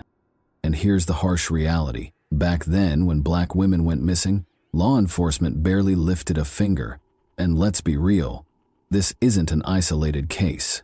We've covered multiple cases just like this, including another infamous strangler from Charlotte who also murdered 11 Black women. The red flags were everywhere, but officers failed to connect the dots. Was it carelessness? Or did they just not care? Eventually, the city of Cleveland had to answer for its failures, paying out $1,300,000 in settlements to the families of Soule's victims. But here's the question. Was that justice? Or just a price tag for neglect? Now, I want to hear from you. Do you think there were more victims than the ones officially linked to him? Considering the unsolved murders of women in that area, could some of those cases be connected to Soule? Thanks for watching, everyone. Your support means a lot to me, and you can help my channel grow by hitting that like button, dropping a comment, and sharing this video. Your engagement really makes a difference. See you soon. Hey guys, today we're diving into another truly horrifying case. If you want to support my channel, make sure to subscribe and stay active. It really helps me out. I'd be super grateful for that. Let's get started. At this precise moment, Kimberly made a mistake that gave the cops a significant lead in the murder of her boyfriend. The serious investigation that was about to commence began with the discovery of 31-year-old Gabrielle Montanez's body, shot just outside her apartment. Even though there were several hints that fit the murder's chronology exactly, what transpired next completely upended the case. It all began on July 25, 2017, when a troubling 911 call regarding a fatal gunshot was received by Michigan police at 2:05 a.m. EM. Several troops raced to the site, not knowing what they were getting into. But as soon as they got there, they saw that the shot man was having trouble breathing. Based on experience, this blood trail would show that the victim was not shot at the scene of his discovery. Look under his hat to see whether he has any firearms. In an attempt to save him, the officers performed cardiopulmonary resuscitation. Paramedics quickly stabilized him and hurried him to the hospital as they arrived. He was taken in for emergency surgery by the hospital's surgeons as soon as he got there. His identity was eventually revealed when they discovered his ID card. He tragically died during the procedure, and his death was formally declared a homicide in spite of the doctor's best efforts. A mourning family, including a mother, wife, and daughter who had always been by his side, were left behind when 31-year-old Gabrielle Juarez Montanez passed away. At the same time, the police began investigating the murder at the crime scene. After making sure nothing had been disturbed, they guarded the entire area and started closely inspecting the location where Gabriel had been shot. The officers thought the blood trail they discovered during their inspection of the area belonged to Gabriel. This trail implied that he had crawled to the location of his discovery rather than being shot. After realizing this, they began searching the area for leads that might enable them to pursue the investigation. They soon realized that there were a number of apartment complexes close by, raising the possibility that someone had heard or seen something. They made the decision to discreetly knock on people's doors and ask them if they knew anything about the shooting. There was also an apartment complex nearby. The cops made the decision to look there as well. One of the men they encountered while knocking on doors was a 98111 caller who had actually seen the incident. He said that it was 2 shots. The man instantly ran away on foot, heading east, when he confronted the shooter. Even though this information was crucial, it was insufficient to identify the suspect. The pressure was on and time was running out. The officers were aware that they needed to apprehend the gunman as soon as possible to prevent him from killing anyone else. Following hours of research, the detectives focused on Gabriel's past in an effort to identify any adversaries or potential reasons why he would be the subject of their investigation. As they looked more, they found that Kimberly, also known as Kelsey, was Gabriel's ex-girlfriend. However, that wasn't the only item that caught my attention. They were particularly interested in a previous complaint that Kimberly had made against him. At Kimberly's request, the police had called Gabriel a few days prior to the shooting. He had shown up unexpectedly and hung around while she was at work, which infuriated her so much that she phoned the police to have him removed. The police initially thought this would have been a minor occurrence, but now they started to question whether it could have grown into something much more serious. They had to talk to Kimberly to find out the truth. Their suspicions about her only intensified as they began investigating her past and located her current residence. They went to her apartment with the search warrant in hand, not knowing what they would discover there or what the results of the inquiry would show. After rapidly assembling a SWAT unit, detectives arrived to her flat. Innumerable options flooded their thoughts as they ascended the stairs warily. Was she the one confined inside the barred walls, or had Kimberly murdered Gabriel? They unlocked the door and started yelling to let everyone inside know they were there and to make sure they weren't going into an unexpected situation.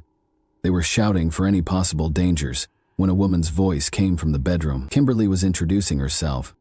Kimberly stayed in bed when investigators arrived, strangely composed in spite of the commotion and the constant loud fighting. Her inability to respond in the mornings left them wondering if she had actually been asleep or if she was just acting. But finding a clue that could unlock the case was more important than asking Kimberly about her strange behavior. They had to inspect her home for this. The police searched the entire house, but they were unable to find any evidence that clearly connected Kimberly to Gabriel's death. Nevertheless, they had a gut feeling that there was more to the story. In an effort to learn more, they turned to Kimberly and asked her if she had any information. But not only did she discuss her relationship with Gabriel, they were surprised by what she disclosed next. It wasn't shocking that she mentioned that it wasn't the first time she had lost her boyfriend, even though police hadn't yet told her of Gabriel's passing. It caused some grave worries. It implied that she was already aware of Gabriel's killing. They asked her to come to the Kalamazoo Department of Public Safety headquarters to be questioned in order to ascertain exactly how much she knew about the crime. The cops persuaded her to come in for the interview, in spite of her repeated denials. She finally caved and showed up for the interview at the downtown sheriff's office. Kimberly claimed that she had met Gabriel at approximately 12:55 a.m.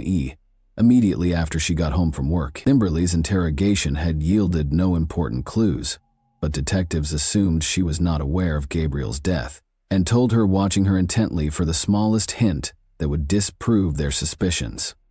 However, her response was quite different from what they had anticipated.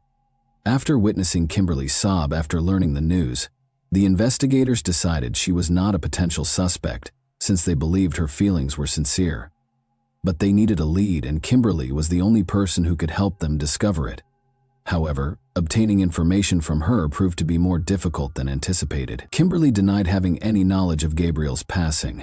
She did, however, acknowledge having several extramarital encounters while dating Gabriel, which caused him to become deceived. The detectives became suspicious. Could her deceit have contributed to his demise?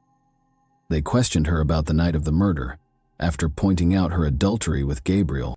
It was implausible that she hadn't heard the gunshots because the incident happened directly outside her home, but when they questioned her further, they discovered that she appeared equally confused about the murder as she did about the house search. Given that Kimberly's lover had just been shot and murdered outside of her apartment, it looked odd that she claimed to have been asleep and had no idea why the police were at her door. They were aware, though, that she was not being completely honest.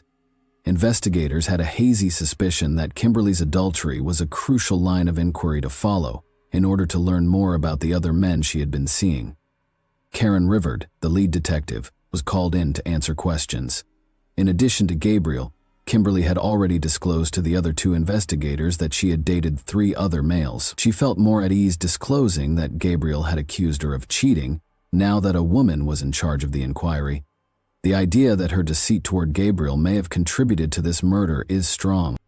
Detective Rivard, however, gave her the photo of the crime scene to ascertain whether she was genuinely unaware of the shooting outside her home or if she was just attempting to avoid the police. Kimberly didn't say anything. When Detective Rivard saw that she would not cooperate, he released her. They turned their attention to other places and started looking for hints in the neighborhood's CCTV cameras. Shortly after, they discovered a CCTV camera diagonally across the crime scene at a petrol station. They wasted little time in going to the gas station in the hopes of making a breakthrough. But as they watched the video, they discovered multiple pieces of evidence that pointed to Kimberly's knowledge of Gabriel's murder. She had actually been present when the shooting occurred. She didn't disclose this information throughout the investigation, but they discovered in the video that her automobile was parked outside the gas station. However, it wasn't the only unsettling aspect. The fact that another man, whom they previously knew, was in her car that day startled the detectives. Considering that Ellis, Kimberly's friend, had a history of running afoul of the law, his location was easy to find. In Kalamazoo, they discovered him sitting on the stairs of a house on a busy block. He had his child with him. They encouraged him to come for an interview at the sheriff's office, but he declined. They had no choice but to question him there, even though it wasn't the best moment for an interview. In the hopes that he would turn himself in after being presented with concrete evidence, detectives began by playing him the CCTV footage from the petrol station where he was obviously caught. Rather, he took an unexpected action. He vehemently disputed that he was the man in the video. Detective Rivard tried to calm him down and encourage him to talk more, because he could tell he was afraid of being caught. Detectives were unable to extract any useful information from Ellis despite the reference. He did, however, offer an alibi for the murderous day. He maintained that he wasn't on the video and that he had been with his girlfriend Samantha at the time. Detectives now looked to Samantha to confirm his alibi in light of this knowledge. They called her in for interrogation after determining her whereabouts. Detectives found that Samantha and Ellis were no longer together shortly after she was brought in for an interview. In fact, they had met a month prior, which obviously contradicted Ellis's alibi. After then, Samantha was questioned by detectives regarding Gabriel's murder and told that she didn't know anything. They showed her the same CCTV footage from the petrol station where Ellis was caught to make sure she wasn't lying.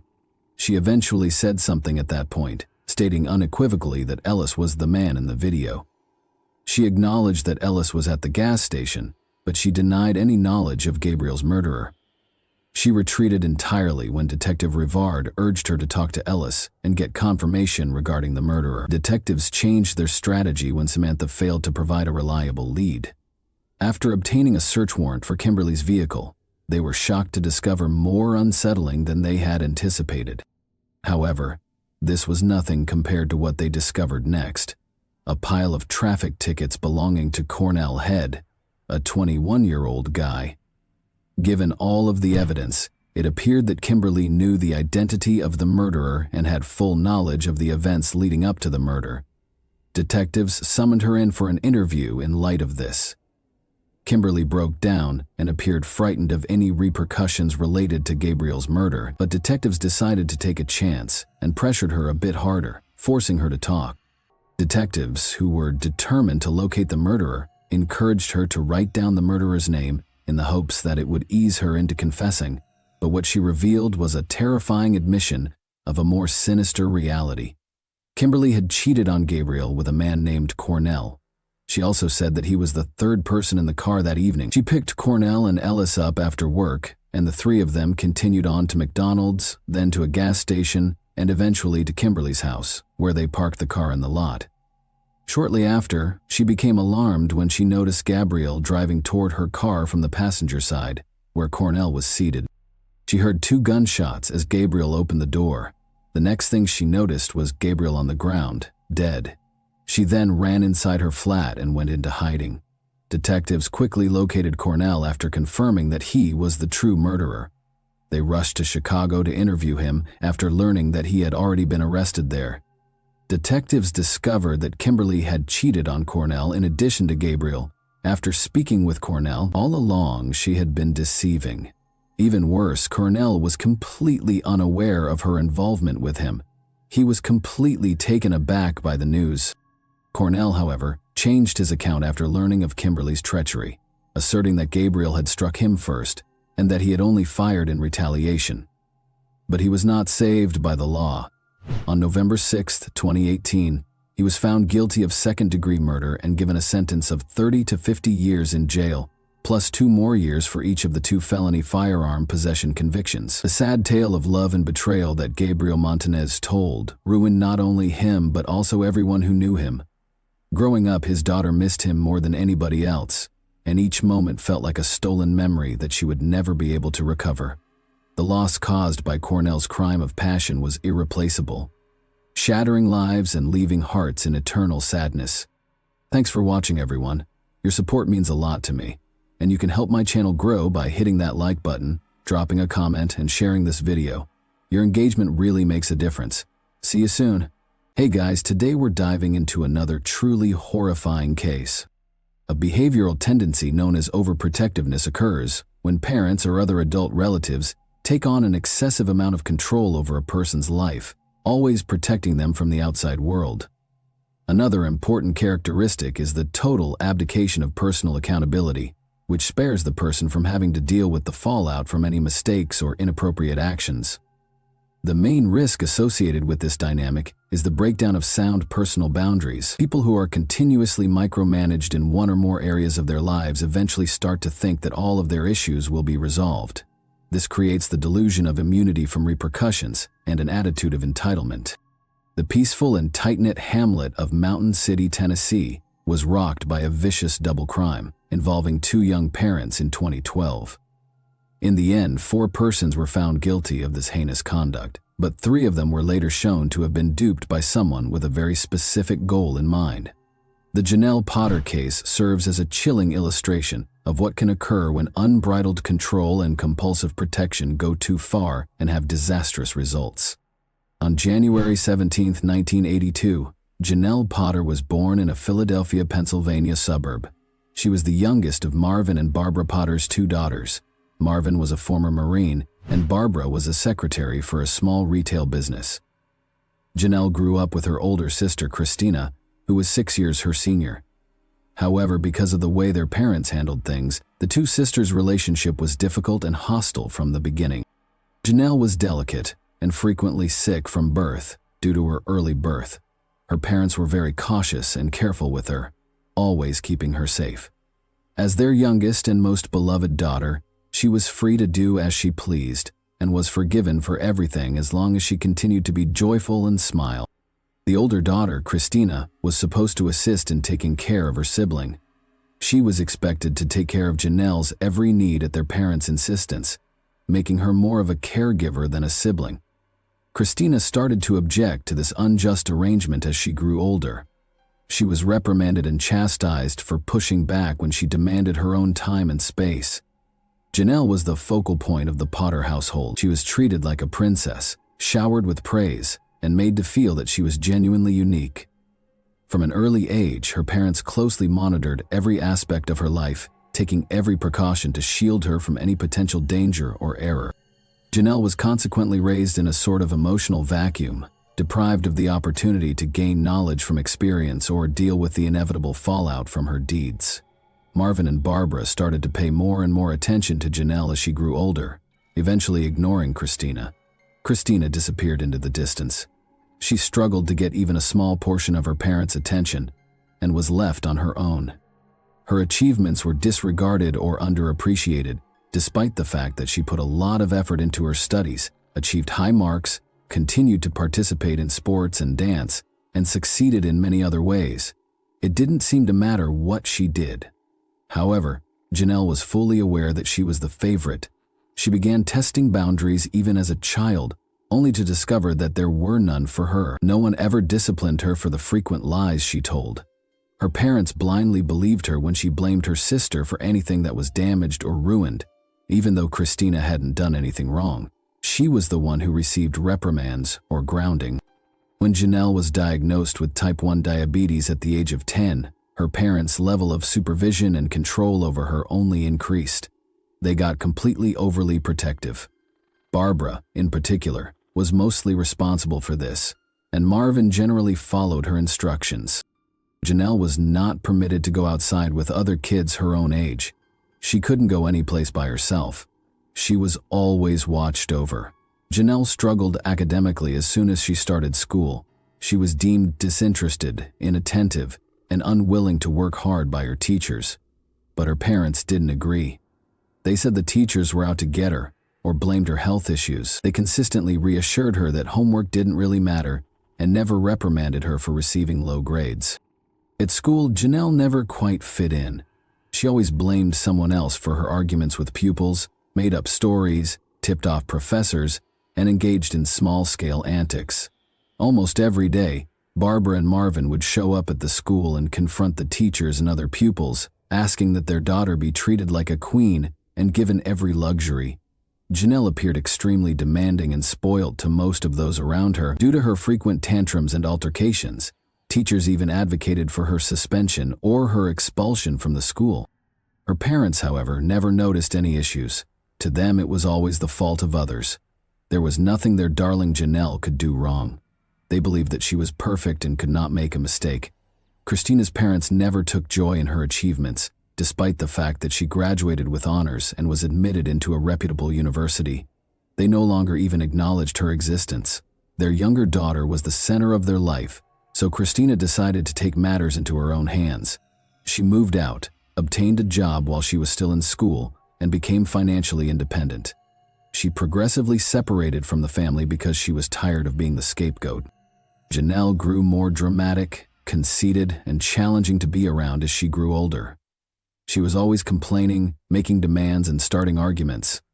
Her mother, who was always quick to protect her in any circumstance and wasn't scared to debate with anyone who dared challenge her daughter, was rarely seen without her.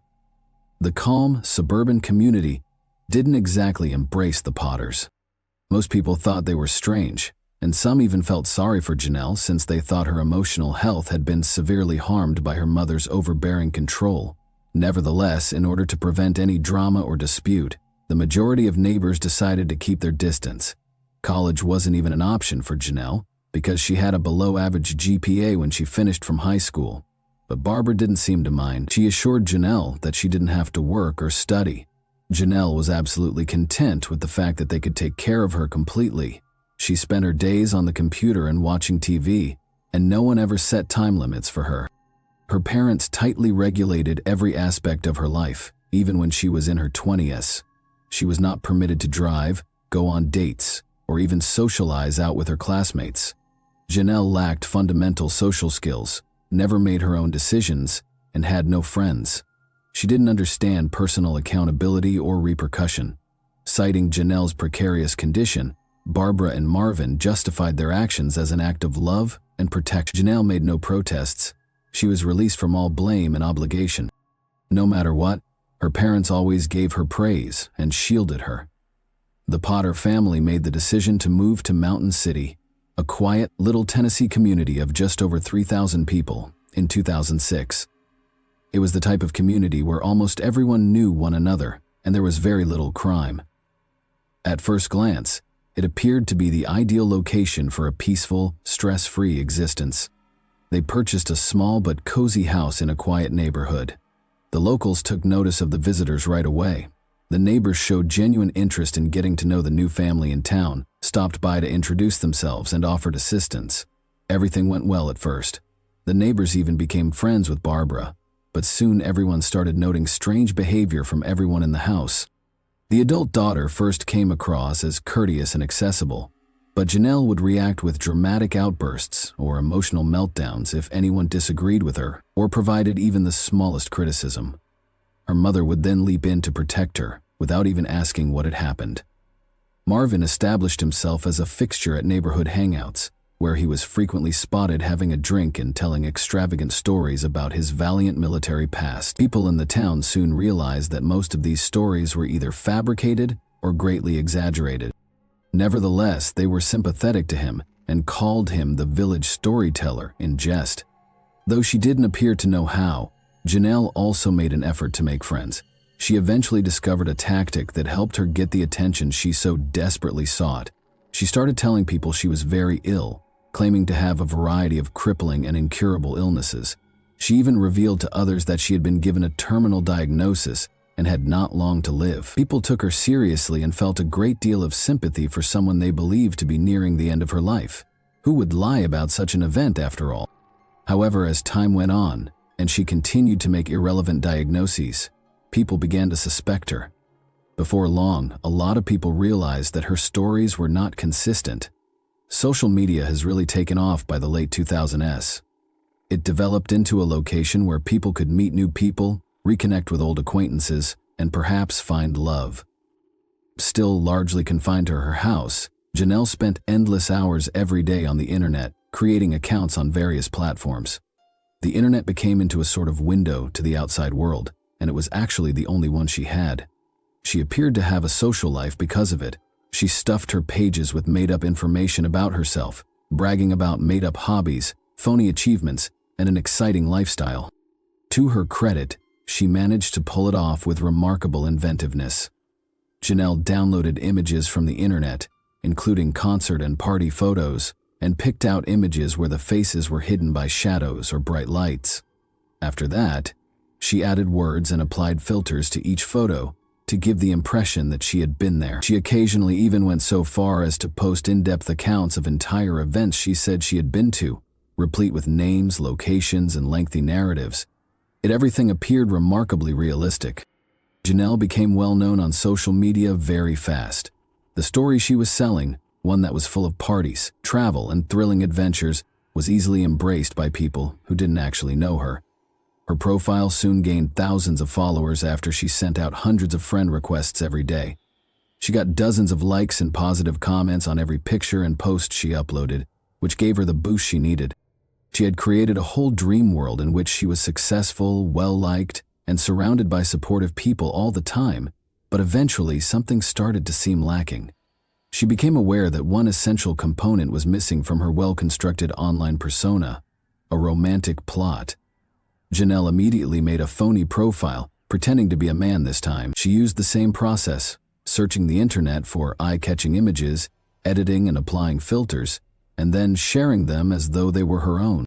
That account also became popular, eventually gaining more than 1,000 followers. In order to create the appearance that the two were going to events together, she began sharing party photos from both pages that were exactly the same and tagged the same locations. Janelle used this fake account to post poems, emotional remarks, and praises to herself beneath her images, all of which were staged for her followers to view. Some even commented on how fortunate she was to have such a considerate love partner, expressing envy. Janelle had also joined a local online forum at about the same time. It resembled a message board or town-wide forum where inhabitants of Mountain City exchanged updates, discussed events, and posted local news. Although some users used their real identities, the platform provided anonymity, and many users used aliases. Janelle rarely posted on the forum, although she would occasionally browse it. She mainly just perused conversations. She wasn't as drawn to the platform because she couldn't shine or fake fame there. The members of this group did, after all, know her and were aware of her reputation, which many people thought was strange. When Janelle eventually made her first true friend, she was getting close to 30. She was born and reared in Mountain City and went by Tracy Grimo. Tracy was a well-read, intelligent, and approachable employee at a nearby pharmacy. Janelle started to gradually venture out into the world with Tracy. They would spend every day talking on the phone, hanging out in cafes, taking walks in the park, and shopping at the neighborhood mall. Janelle's parents welcomed Tracy into their home and, for the first time, didn't object to her making friends. Janelle flourished in this new laid-back environment. She was heard. She no longer had to manipulate or exaggerate in order to command attention. The fact that someone actually cared about her was utterly novel and reassuring. After a while, Tracy introduced Janelle to her wider network of relatives and friends, and before long, the two of them were spending time with a large group of people, rather than just one. Billy Payne, Tracy's stepbrother, was one of those pals. He was young, intelligent, attractive, and quick with a joke. Billy was the type of person who, wherever he went, inherently became the focus of attention. Janelle was enthralled at once. She felt genuine romantic feelings for the first time in her life, but they weren't reciprocal. Janelle had no idea how to casually express affection or flirt. Rather, she yelled for attention and grew obviously agitated when it wasn't given back. Billy was pushed away by her strong and unpredictable behavior. She immediately caught his attention as strange, and he began to avoid her. Janelle started acting in an obsessive preoccupation as her emotions grew stronger. She started showing up wherever Billy happened to be and sending him loving notes on social media, but Billy continued to distance himself. After roughly 6 weeks, he came clean about his relationship with Billie Jean. He declared her to be his girlfriend in front of the entire bunch of friends. Billy gave his new relationship his whole attention after that and ceased spending any time with the group. Janelle, meantime, was falling apart. She was emotional, unpredictable, and demanding, like someone who had lost their favorite item. Her entreaty to Tracy to intervene between her brother and Billie Jean only served to exacerbate tensions between the two friends. The town began to hear rumors that Billy and Billie Jean were engaged at about the same time. The pair was praised by others who described them as a perfect combination. Even on the town's local chat site, their romance became a big issue. Except for Janelle, everyone appeared sincere in their happiness. She didn't think she had just lost a crush. The love of her life had been stolen. That feeling of loss eventually gave way to resentment, which in turn gave way to retaliation. After a while, Janelle made amends with Tracy, her lone friend, and sought assistance in finding a new partner. In agreement, Tracy presented her to Jamie Curd, her cousin. Jamie, an IT specialist at a nearby company, was 7 years Janelle's senior. He had never been very successful in relationships, in part because he was perceived as a little aloof and awkward. He and Janelle might have been a good match on paper, but she had other plans. Janelle devised a strategy because she was afraid her parents would disapprove of her dating someone much older. Under the guise of needing assistance with her computer, installing software, troubleshooting, or setting it up, she invited Jamie around. Every time she lavished him with praise in front of her parents, highlighting the importance of his abilities. Jamie became a welcome regular at Barbara and Marvin's house when they invited him to stay for supper one evening. A month or so later, Janelle told her mother in private that she was attracted to Jamie. She lost little time in moving forward at full speed with her mother's approval. Janelle and Jamie announced their relationship a few days later and started going everywhere together.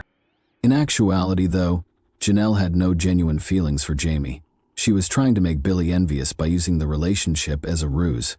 It was unsuccessful. Billy didn't mind at all.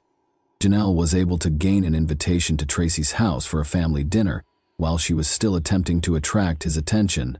Clearly wanting to make a statement, she arrived clutching Jamie's hand, but she was in for a nasty surprise of her own. Billy made the shocking announcement that he and Billie Jean were getting married at dinner.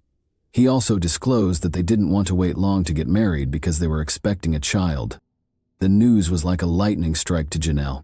Her hopes vanished in an instant, and a much darker scheme took their place. A few days after the meal, some unsavory stories started to circulate on the local chat forum in Mountain City. In anonymous posts, Billie Jean was accused of leading a careless life, having dated numerous men in the neighborhood and having previously received treatment for a serious illness.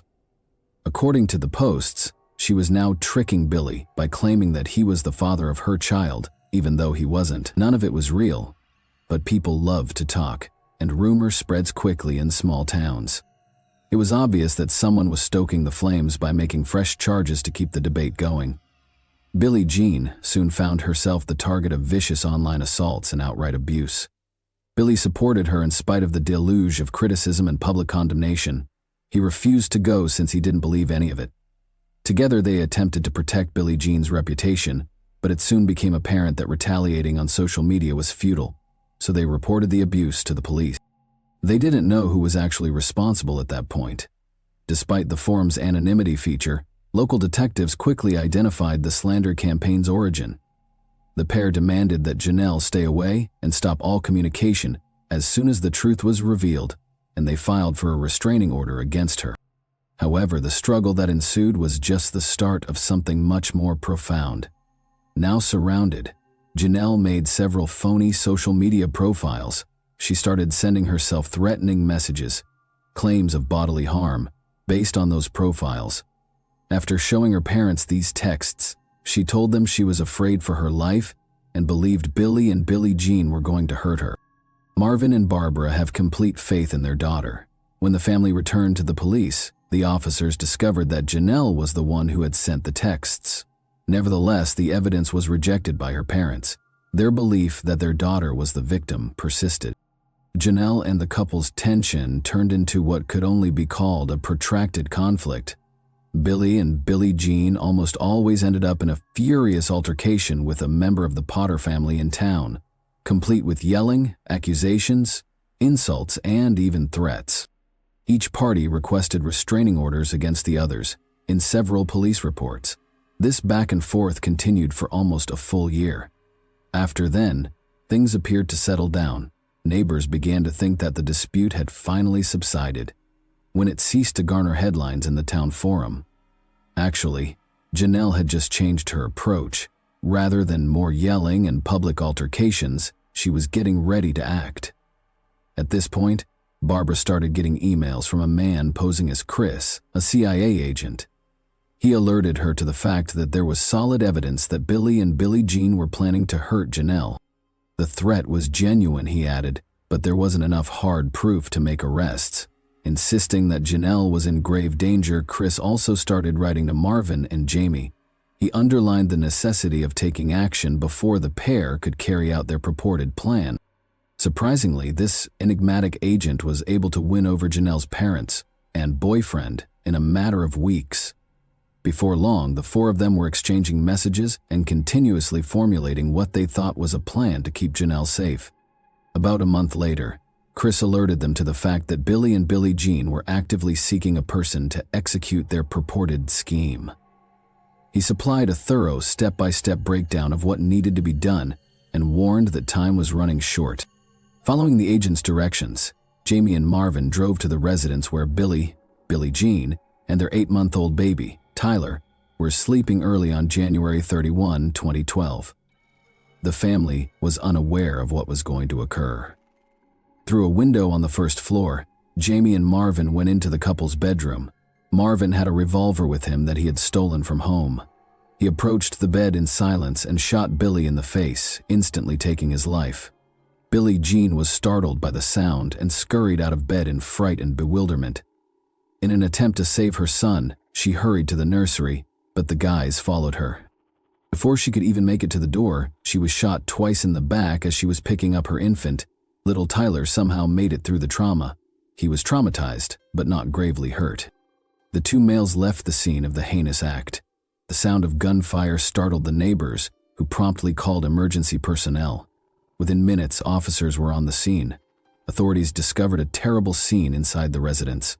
The body of a young man who had been shot in the head was in one room. In another, a small toddler sat beside his mother's dead body in a pool of blood.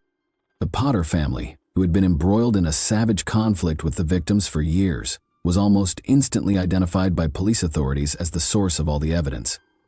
Marvin and Barbara initially disputed everything, but as the pressure increased, they gave in. They exposed everything, including Jamie's direct role in the incident, the purported conspiracy to harm their daughter, and the so-called CIA agent. Investigators swiftly verified that the emails came from within the Potters' own house after tracking down the IP address associated with Agent Chris's emails. It was revealed that the enigmatic agent was actually Janelle. They had all been duped by her. All four of the people involved were arrested after her frantic attempts to defend herself failed. Jamie promptly consented to cooperate in return for a reduced sentence. He gave a thorough account of what transpired on the morning of the attack. He maintained that he had no idea who Chris was, and that he genuinely thought he was rescue the lady he loved. Jamie received a 25-year prison sentence. The perpetrator of the deadly killings, Marvin Potter, was given 2 life sentences without the chance of release.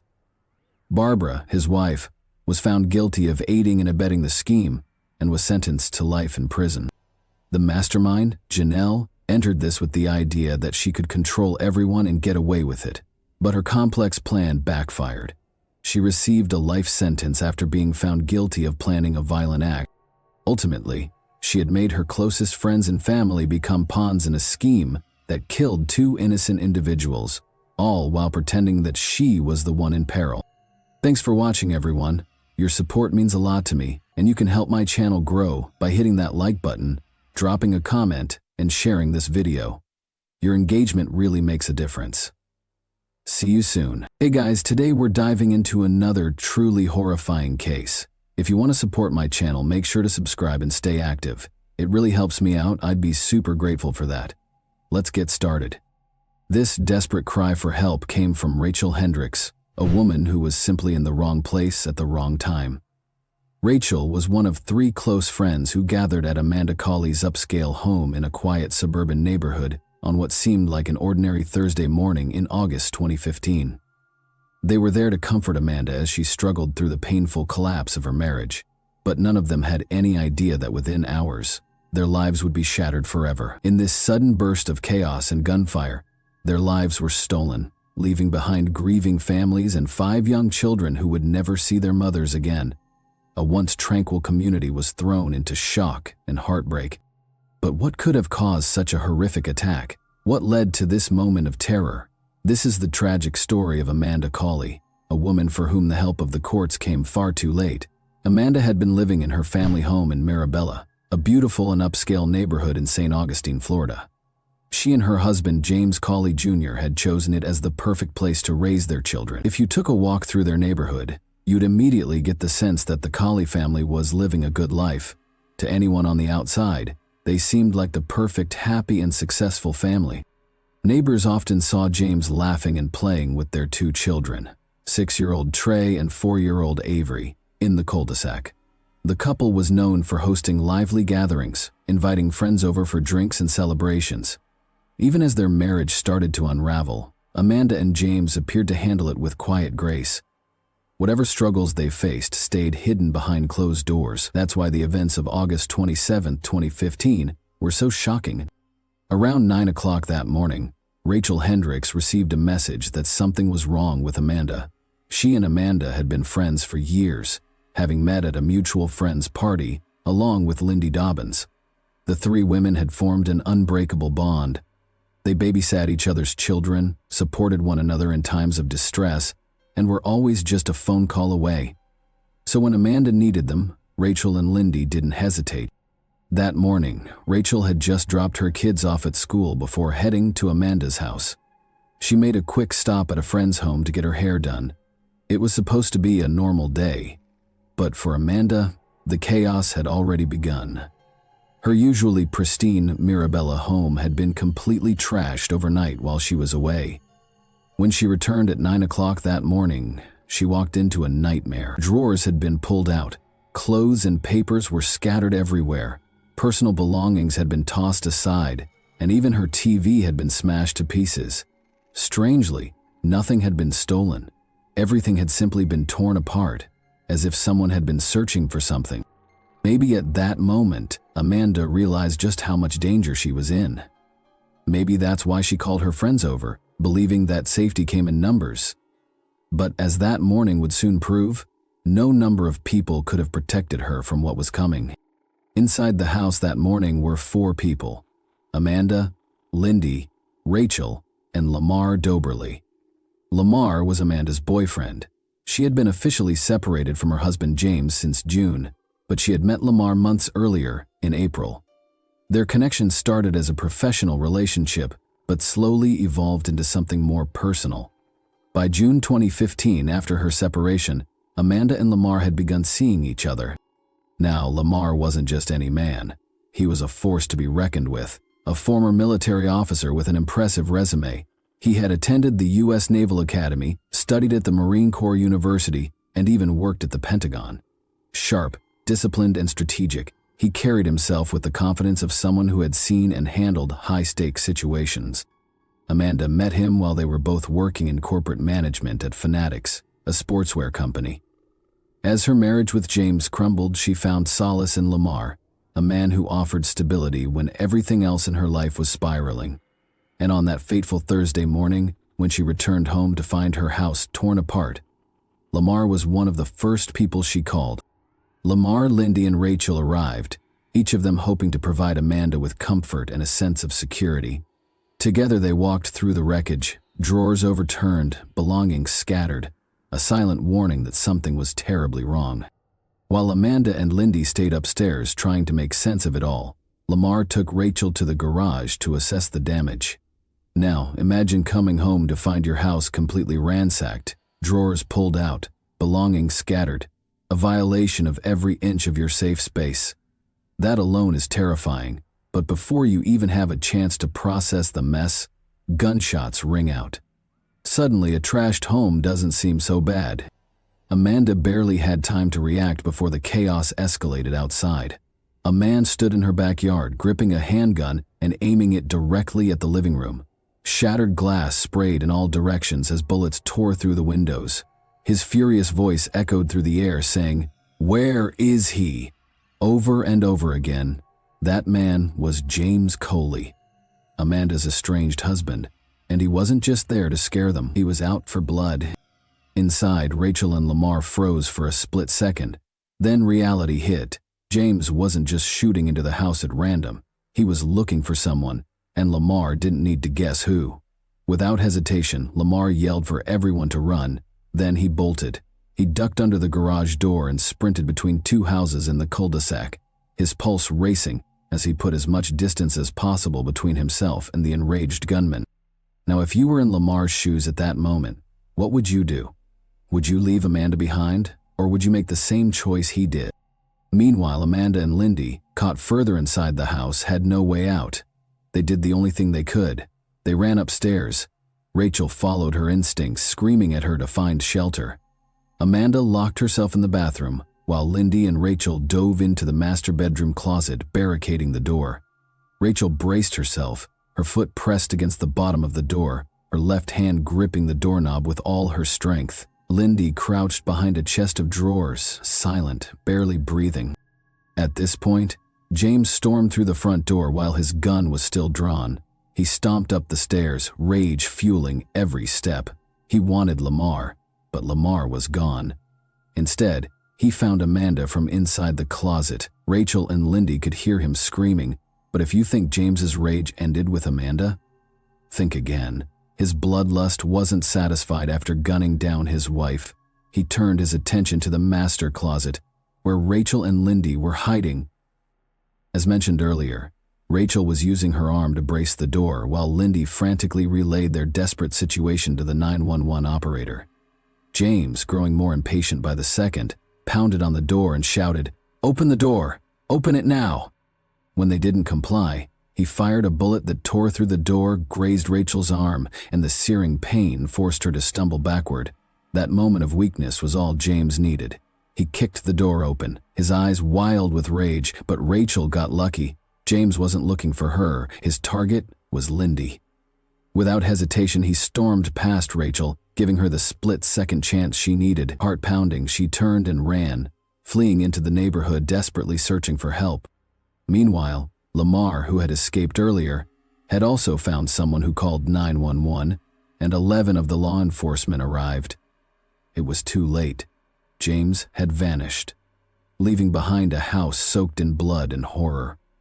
The once safe home was now a crime scene, a place of unthinkable violence and devastating law. Lindy had been shot 3 times, Amanda 9. James had shot her once before forcing his way into the closet where Lindy and Rachel were hiding. Then, after killing Lindy, he unleashed 8 more bullets into Amanda's body. He had started with a 9mm handgun, emptying it into Lindy, and when that was out of bullets, he pulled out his .45A backup weapon, proof that he had come prepared for something far worse than just an argument. This wasn't just a crime of passion, it was pure, calculated rage. But why? Not much is known about the early days of James and Amanda's relationship. Amanda was 36 years old in the year 2015, a year older than James. She was born in Orlando, Florida, and had built a successful life for herself. Professionally, she thrived, and socially, she was surrounded by people who adored her. James, on the surface, appeared just as put together. He worked in the mortgage industry and lived what seemed to be a stable life alongside his wife and children. To those looking in from the outside, he was a devoted father, a man who spent every waking moment with his kids, teaching them how to swim. Always present, always involved. His sister, Crystal, spoke of him with admiration, painting a picture of a loving, family-oriented man. But behind the carefully crafted image of a devoted father and hard-working professional, James harbored a darkness that had been with him for years. According to his sister, James had grown up witnessing terrifying moments of rage within his own home. He had seen his mother seething with fury over his father's infidelity, sitting on the stairs with a baseball bat in hand, waiting the second his father walked through the door. She swung again and again, her anger manifesting in brutal blows. But the violence didn't end there. Another argument, another eruption of rage. This time, she reached for a knife, her temper spiraling out of control. James stood there, a helpless child watching it all unfold. He saw what unchecked anger looked like, what it could do, how it could consume a person. Did these moments shape him? Did they plant the seeds of his own uncontrollable fury? A defense lawyer would certainly argue that they did, that James was merely a product of his environment, repeating the cycle he had been exposed to. But trauma alone doesn't excuse what happened that night. By late August of 2015, James and Amanda had been separated for months. He had moved on, or at least that's what everyone thought. James was seeing someone new, yet his obsession with Amanda hadn't faded. Instead, it had festered, growing into something dangerous, something deadly. Amanda had done nothing wrong. She had simply wanted to break free from their toxic marriage, to rebuild a life of her own, but James refused to let her go. His attack wasn't just a crime of passion or a fleeting moment of lost control. It was premeditated. It was the culmination of his growing rage, his need for dominance over the woman who dared to walk away. And in the end, Amanda paid the ultimate price, for nothing more than wanting to be free. All of this toxicity came to a peak when a neighbor sent James a photo of Lamar shirtless mowing Amanda's lawn. That was all it took to set him off. Fury consumed him, igniting a relentless storm of abusive text messages and voicemails that wouldn't stop until the day of the murders. In their conversation, he texted her, "Oh, and your boyfriend has been parking at the playground and walking around the back. The whole neighborhood knows. You should just have him park out front like a man. Yeah, everyone knows what you are. Don't worry, I will speak with him face to face sooner than later." Amanda, trying to defuse the situation, responded, "He's not my boyfriend like I've told you before. He helps me with the yard work, painting, moving furniture, But James wasn't having it. So, why doesn't he park in the driveway if he isn't hiding? And I guess he is married, right? I have a picture of him." These weren't just messages. They were threats. And James had acted on threats before. Amanda had already filed a domestic violence injunction against him, but he had no respect for boundaries. He had violated the order before, once, by stealing her clothes from the house and setting them on fire in the yard. In fact, on the morning of Thursday, August 27th, the very day of the murders, James had been in court for violating that order. He had sat there calm, composed, no one knowing that in less than an hour, he would commit an unthinkable act. Now, like many abusive partners, James was a contradiction. One moment desperate for forgiveness, the next consumed by paranoia and rage. Just a day before the murders, on Wednesday, August 26, he sent Amanda a message dripping with regret. "Please try to start forgiving me so we can move on. I really miss you and our family being together." But this wasn't love, it was manipulation. His so-called remorse was just another tool to control her, and when it failed, he resorted to terror. In the early hours of Thursday morning at around 4 o'clock, James broke into Amanda's house. He wasn't there to apologize or win her back. He was there to confirm his worst fear, that she had truly moved on without him. As he searched through her belongings, he found all the evidence he needed to send him into a rage. Men's clothing scattered around, adult toys, clear signs that Amanda was seeing someone else. It was the final trigger. Any lingering facade of sorrow vanished, replaced by pure, uncontrollable fury. He tore through the house like a madman, yanking open drawers, flipping furniture, ripping through her most personal possessions. By the time Amanda returned home around 9 o'clock that morning, she walked straight into a nightmare. Her home was unrecognizable. Ransacked, torn apart as if a hurricane had passed through. Furniture was overturned, drawers emptied, personal belongings scattered and violated. The place she once considered safe had been transformed into a scene of chaos and destruction. Shaken and unnerved, she immediately reached out for support, calling her friends Lindy and Rachel. Perhaps she was seeking comfort, maybe advice. What she didn't know was that this phone call would unknowingly set the stage for the final tragic moments of her life. But James wasn't done tormenting her. Not satisfied with the destruction he had already caused, he sent Amanda a final chilling text. This time, his words carried a thinly veiled threat. "You're an awesome person. Don't take me from my kids. It's all I have. Call me, or I'm going to come find you." His desperation was palpable, but so was the danger lurking behind his words. It was clear that if Amanda didn't respond, he was willing to escalate things further. Perhaps hoping to de-escalate the situation, Amanda called him back at exactly 9:41 in the morning. She argued with him over the phone, just 10 minutes after James had left the courthouse. It's unclear what was said between them, but whatever Amanda told him, it wasn't enough to stop him. At this point, nothing could. After the call, James moved with calculated precision. He drove to a gas station, then to his sister's house where he had been staying, then back to the gas station, this time to buy fuel. Somewhere along the way, he armed himself with 2 handguns, a 9mm and a .45 caliber. His every move was deliberate. He wasn't acting on impulse anymore. He was following a plan. One that had only one possible ending. During his drive, James made one last phone call to his father. A woman walking her dog nearby overheard the conversation and later recalled the desperate plea in James's father's voice. Please, son, come back and get your truck. Everybody knows what you've been through." His father was begging him to stop, to turn back before it was too late. But James's response was chilling, filled with a heavy finality that left no room for hope. "I just can't take this anymore," he said, and with that, he continued his deadly course. James didn't pull up to Amanda's house the way a visitor would. He didn't park in the driveway. He didn't knock on the door. Instead, he parked on a nearby street and approached from the rear, moving like a predator stalking its prey. He knew exactly what he was going to do, and he had no intention of leaving until his mission was complete. The first gunshots shattered the morning silence, ripping through the living room with terrifying precision. Rachel and Lamar, caught completely off guard, barely had time to react before James was firing at them. Every pull of the trigger was fueled by a single purpose: to make them pay. Amanda tried to run, but James was faster. He gunned her down in cold blood, making sure she never had the chance to escape him again. Lindy, who had just arrived moments earlier, never stood a chance.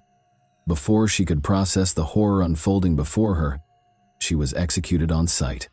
And then, just as quickly as he had arrived, James disappeared.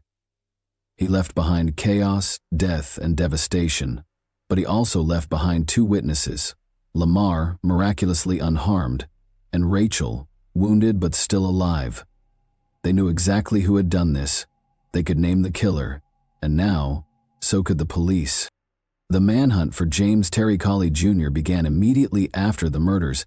Law enforcement agencies worked tirelessly to track him down, knowing he was armed, dangerous, and capable of further violence. That very night in Norton, Virginia, an unexpected call to 911 would lead to his capture. A distressed woman reported a terrifying encounter on the road. She described the scene in a panic. Acting quickly, Norton police located and stopped the vehicle. Inside, they found James along with several firearms. James was officially charged with a long list of crimes reflecting the full scope of his violent actions. He faced 2 counts of first-degree murder for the deaths of Amanda Cawley and Lindy Dobbins. He was also charged with 2 counts of attempted first-degree murder for Rachel Hendricks and Lamar Doberly, who had narrowly survived the attack. Additionally, he was accused of burglary with assault or battery, burglary of a dwelling, and aggravated stalking. After an injunction, the prosecution was prepared to ensure that justice was served. At trial, James's defense team attempted a controversial argument, claiming that his actions were not premeditated. They suggested that he had been in an altered mental state at the time of the killings. A psychiatrist testified that James was experiencing parasomnia, a sleep disorder associated with abnormal movements and behaviors during sleep. The defense argued that he had taken Ambien, alcohol, and other drugs, which supposedly left him in a confused, dreamlike state. In essence, they were claiming that James Coley had been sleepwalking when he committed the murders. However, this defense quickly crumbled under scrutiny. Just an hour and a half before the shootings, James had been present in court, where he was seen behaving rationally, answering questions sensibly, and showing no signs of intoxication. He had explicitly denied being under the influence of any drugs or alcohol during the legal proceedings. This directly contradicted the claim that he was impaired at the time of the attack. Furthermore, surveillance footage, phone records, and witness testimonies all painted a different picture, one of a man who knew exactly what he was doing. The jury deliberated, but the decision was swift and unanimous. James Coley Jr. was found guilty on all counts. Not only that, but the jury also reached a unanimous recommendation for the death penalty. The prosecution had presented 4 aggravating factors beyond a reasonable doubt, solidifying their case. First, James had been previously convicted of another violent felony. Since he had committed multiple murders and attempted murders at once, this applied. Second, he carried out the murders while engaging in burglary. Third, each murder was deemed especially heinous, atrocious, or cruel. Finally, and perhaps most damning, the jury found that he had committed each killing with cold, calculated premeditation. One of the most haunting testimonies came from the medical examiner, who revealed that Amanda Cawley had been fully aware during the entire attack. She had been shot 9 times before finally succumbing to her injuries. The sheer brutality of the crime reinforced the jury's decision. This was not an accident, nor a crime of passion. It was an execution. In November of 2018, James Coley Jr. was sentenced to death. He appealed the verdict, but in 2020 the courts upheld his sentence. Today, he remains on death row. One person called it more than murder. What made this case even more controversial was the unwavering support James received from his own family, particularly his sister. Before the trial even began, she stood firmly by his side, fully believing in his innocence. In one recorded call, she even led a heartfelt prayer for him, asking that he be released safely from jail. But what she failed to consider was the devastating reality of his actions. No matter how deep her love for her brother ran, or whatever justification James may have believed he had, nothing could ever make up for the fact that he stole the lives of 2 mothers, women who left behind a total of 5 young children. These children were now forced to grow up without the warmth, love, and guidance of their mothers. Their families were left shattered, their lives forever changed by an act of violence that could never be undone. During the trial, Lindy Dobbins' husband took the stand. His testimony was filled with grief and devastation. He spoke about the unbearable pain of losing his wife, about how their children had to face life without their mother, and how the loss had left a wound that would never fully heal. His words were a painful reminder that behind every crime, there are innocent lives that suffer. So if James were your brother, what would you do? Would you pray for his release, hoping for a second chance? Or would you acknowledge the weight of his actions and the irreversible damage he caused? As you think about your answer, let this be a reminder. Domestic violence doesn't happen in isolation. It can spiral into unimaginable tragedy, tearing families apart in ways that can never be repaired. And when it does, the only question left to ask is, could this have been prevented? Thanks for watching, everyone. Your support means a lot to me, and you can help my channel grow by hitting that like button dropping a comment, and sharing this video. Your engagement really makes a difference. See you soon. Hey guys, today we're diving into another truly horrifying case. If you want to support my channel, make sure to subscribe and stay active. It really helps me out. I'd be super grateful for that. Let's get started. The date of this call was September 3rd, 2019. What began as a straightforward property theft case swiftly turned into one of the most horrific murder investigations in Alaskan history. When a woman unintentionally stole an SD card from a man, she was confronted with graphic video of a vicious murder. The fact that the victim was someone she knew, however, was the true nightmare. The life of Brian Stephen Smith was one of deceit. He was a loving husband to his wife. He was regarded by his co-workers at the Marriott Hotel as a giving individual who loved vlogging. He was a sinister and deranged mystery to his mistress. To his victims, however, he was a self-describable serial killer who had terrorized them beyond belief before taking their lives. And that one small SD card contained it all. The monster's mask would eventually be torn off by that small piece of proof. Even with him imprisoned, though, the terrifying question still stands. Are there any more victims that we are unaware of? According to reports, Smith was the kind of man who appeared to be your typical American neighbor. The kind that no one would ever suspect of being evil. And everybody, affirmed his normalcy. Even after he was imprisoned, his wife maintained his innocence and refused to accept that he was capable of such atrocity.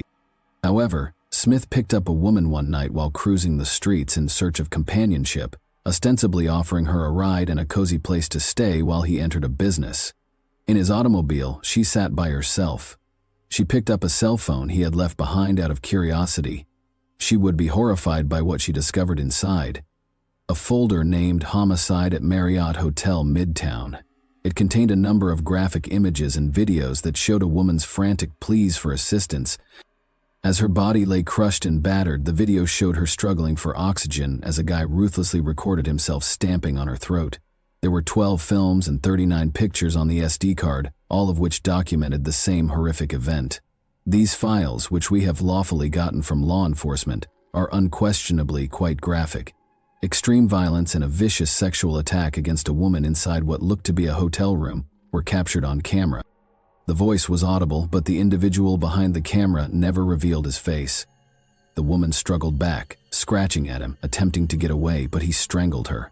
He once grumbled that his hand was growing weary. Instead of pausing, he started stomping down with his entire weight on her neck. Anyone who watched the video was left disturbed for days as the man repeatedly strangled the woman, who was already dead at one point. But the next round of pictures was much more unsettling. They displayed the woman's dead body on the ground, bare, beaten, and abused. As if recording his crime without regret, the man had even snapped close-up pictures of her face and genitalia. The file's timestamps showed that they were taken on September 4, 2019, which was less than a month before the SD card was found. In a place like Anchorage, this was really unsettling. With a population of slightly under 300,000, it is the largest city in Alaska, but violent crimes of this kind are uncommon there, since residents know one another. The individual never revealed his face, as was previously indicated, but officials were able to identify his voice. Investigators were already aware of Brian Smith for some reason, and they recognized him as soon as they heard the voice on the recordings. And this is how that voice sounded. The most notable aspect of this case was that initially, detectives thought there was only one victim. But during Brian Smith's interrogation, just as the police were about to wrap up and depart, Smith muttered something chilling, something that implied there was more than one. Authorities named the first casualty that same day as Kathleen Jo Henry, a 30-year-old, who was born on December 22, 1988. Although Kathleen was not well known, she had been active on social media until 5 days prior to the horrific videos that were captured in the hotel room. Her hometown was Eek, Alaska, a secluded community of less than 500 people, primarily Native Alaskans. You couldn't even travel from Anchorage to the location because of its extreme isolation. It was more than 400 kilometers away, over rough terrain and rocky mountains. Kathleen had relocated to Anchorage from that tiny world, divorced, She referred to herself online as a tough Alaska chick since 1997. She obtained her GED in 2012 while jailed. She had a history dating back to 2007, which included numerous charges of theft, violence, disorderly conduct, drunk driving, and resisting arrest. On January 12, 2019, she was charged with fourth-degree assault, which in Alaska can include everything from hurling bodily fluids at law enforcement or other protected people to causing physical harm. Kathleen appeared resolute in her resolve to change her past. She had mentioned feeling optimistic about the future. There were individuals who loved her. She was well-liked and well-known for her love of poetry writing. However, it's still unclear how she met Brian Smith. Police reacted to a call regarding human remains in the city's southern section, which they thought belonged to the woman in the video. 2 days after the card was found. Brian Smith wasn't even in Alaska at the time. He and his spouse were on vacation in Virginia. You could even view their YouTube videos, where they appeared to be a loving pair. Smith had no idea what awaited him at Ted Stevens International Airport when he eventually made it back to Anchorage and disembarked from his aircraft. There were already authorities. Although he was already employed at a Marriott location close to University Lake, he had returned to begin a new position at the Residence Inn, another hotel under the Marriott brand. This new job was meant to represent a new beginning. Rather, authorities intervened as soon as his boots touched the earth, and he was immediately taken into custody and accused of murder. But the real question is, how did his wife never suspect anything, and who was Brian Stephen Smith? South Africa's Queenstown, in the Eastern Cape, is where Brian Stephen Smith was born. With the exception of a series of alarming Facebook posts and an unnerving online presence, his past is still mostly unknown. He once managed a guest home in South Africa while attending Queen's College High School, and he had aspirations of opening his own hotel someday. But for whatever reason, he decided to abandon his homeland and start over in Alaska. Why he made the move has been the subject of several theories. Some others think that he may have been involved in troubling actions long before he even stepped foot in the United States, and that his dark tendencies did not start in Alaska. We do know, however, that his life changed drastically when he met Stephanie, his future wife, while playing online games. Despite the fact that Stephanie was about 20 years older than Smith, they fell quickly and forcefully. They married in 2014, just 7 months after they first met, and Smith moved to Alaska that same year. Although Stephanie was an administrative officer for the U.S. government, she was passionate about music. One job that readily handled immigration papers was immigration and naturalization services. In retrospect, Stephanie said she had no suspicions. For the record, there was no criminal history of Brian Stephen Smith in Alaska, apart from the fact that he had served in the military after immigrating to the United States. There were little data available regarding his background in South Africa. Over the years, Smith held a number of jobs, including those at the Marriott at University Lake, Dell Engineers, and Alaska Tire Service. He seemed like a regular guy adjusting to his new life. He then formally became a U.S. citizen in September 2019, a few weeks before the shocking SD card was found. Smith, his wife, and their cat shared a house in Geneva Woods, a quiet neighborhood in Anchorage at the time of his arrest. Although they appeared to be a typical pair at first glance, Smith's internet behavior suggested otherwise. He chronicled his life in Alaska with travel vlogs and other videos on his active YouTube page. He was unaware that his compulsive urge to record everything would ultimately be a major factor in his demise. In addition to YouTube, Smith was a frequent user of Quora, a website where people post questions and receive answers. It was on Quora that he revealed another troubling aspect of himself. He was obviously prejudiced. His posts exposed a pervasive animosity, especially toward South African and African racial relations. There was little question about his prejudices, because his outbursts were full of poisonous radical viewpoints. However, Stephanie, the wife of Brian Stephen Smith, emphasized once more that she never found anything odd about her husband. He was merely a hard-working man living a tranquil life in Anchorage, Alaska, with a reliable job, in her opinion. However, as we all know, in private, murderers can be masters of deceit. Smith was leading 2 separate lives. One of his mistresses was considerably younger than his wife. She wasn't just any affair, and her name was Alicia Youngblood. His worst desires were shared by this woman. Smith himself claimed that their bond was based on delusions. They supported one another's desire for sadistic gratification in addition to their affection for one another. Smith would receive terrifying messages from Alicia about her violent dreams of attacking and possibly killing someone, and Smith was turned on rather than horrified. According to Smith's interview, his mistress was the one who initially admitted to possessing sinister secrets, including ones that allegedly included murder. Nevertheless, this proved to be merely a story. However, Smith claims that it served as inspiration for his own criminal activity. But many folks weren't persuaded. Long before Smith ever stepped foot in Alaska, they thought he had violent impulses. After all, he previously boasted that it was simple to commit crimes and dispose of dead covertly, calling the state the ideal location for carrying out horrible deeds. The fact that Smith obviously preferred to target Native Alaskan women added to the frightening nature of his acts. However, text conversations showed that long before the SD card was even found, Brian Smith had really told Alicia Youngblood about the murders. In a single message, Youngblood inquired, "Did you ever find your deleted videos? Just a teeny tiny clip would be the ultimate baby. I promise I would erase it. In fact, you wouldn't even have to send a video. Audio would be great." Then he couldn't help himself. Smith responded, "I deleted it at the airport. When I came to the US, I was so paranoid that the FBI would scan my hard drive." He began to explain his actions. He discussed slapping and kicking the woman's intimate region. He even acknowledged at one point that, even though she had died, he felt better knowing she had lived.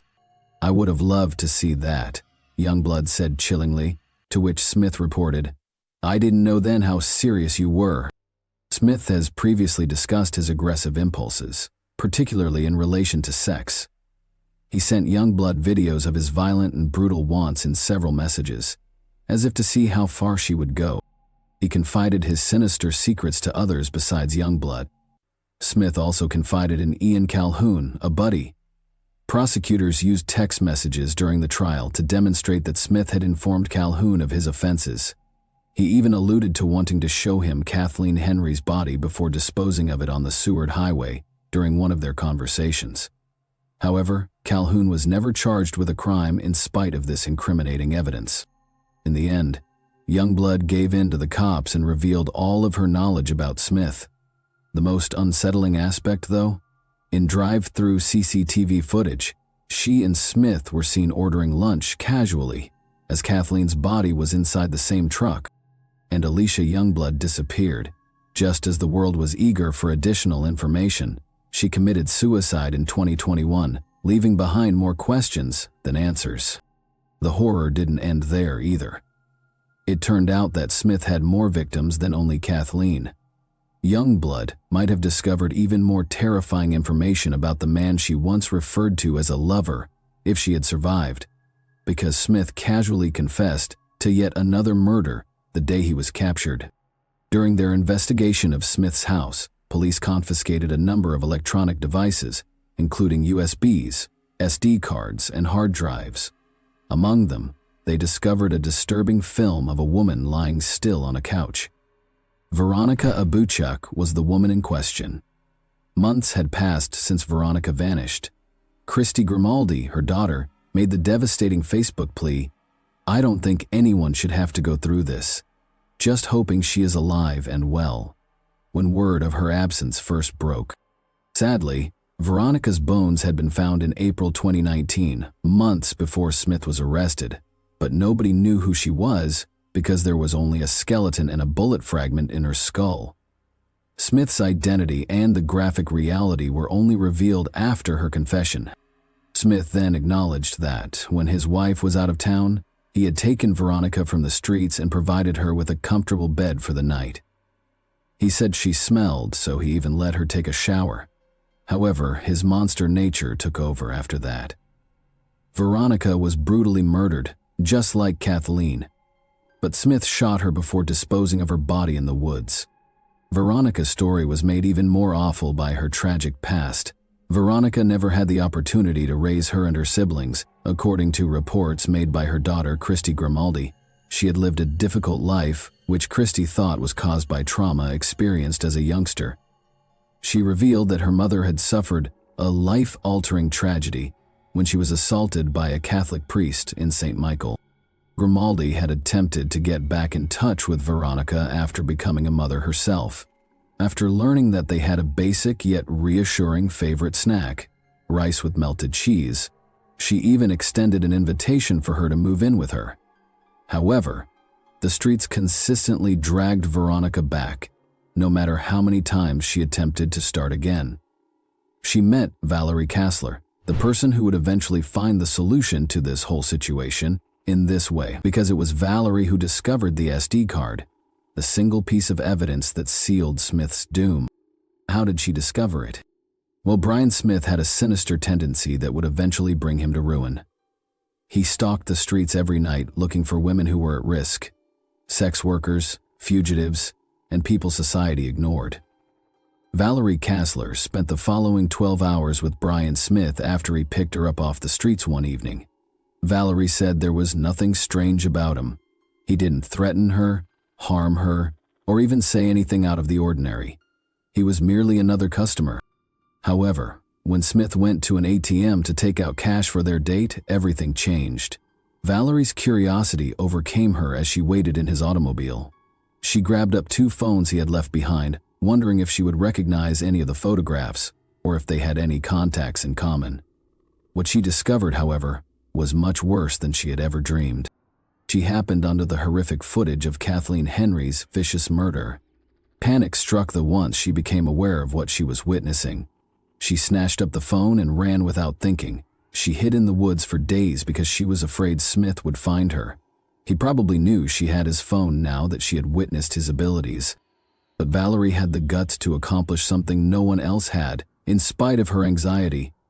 Finally, Brian Smith's reign of terror came to an end when she turned in the evidence. But it wasn't easy to get justice. Brian Smith's trial wouldn't even start until 4 long years after his arrest. Smith abruptly changed his mind after being questioned for 8 hours straight, alleging that he was coerced into confessing to the murders, even though he had previously confessed. However, there was no denying the evidence against him. Furthermore, the trial was cruel. The horrific tapes that Smith had taken were shown to the jurors. The judge contemplated whether or not to play them in public. Despite Smith's attorney's best efforts, the court refused to have the tapes removed. The entire nation watched as the case was live-streamed, revealing the horrifying details of his crimes. The jury then returned a guilty verdict on all 14 charges in February 2024. Smith was found guilty on 2 counts of first-degree murder for the heinous murders of Veronica Abochuk and Kathleen Jo Henry. That wasn't all, though. In addition, he was convicted of tampering with evidence, second-degree sexual assault, and even mistreating their bodies after they passed away.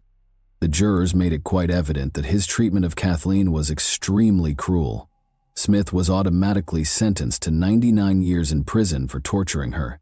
An additional 30 to 99 years were added after Veronica's murder. His final sentencing was also scheduled for July 2024.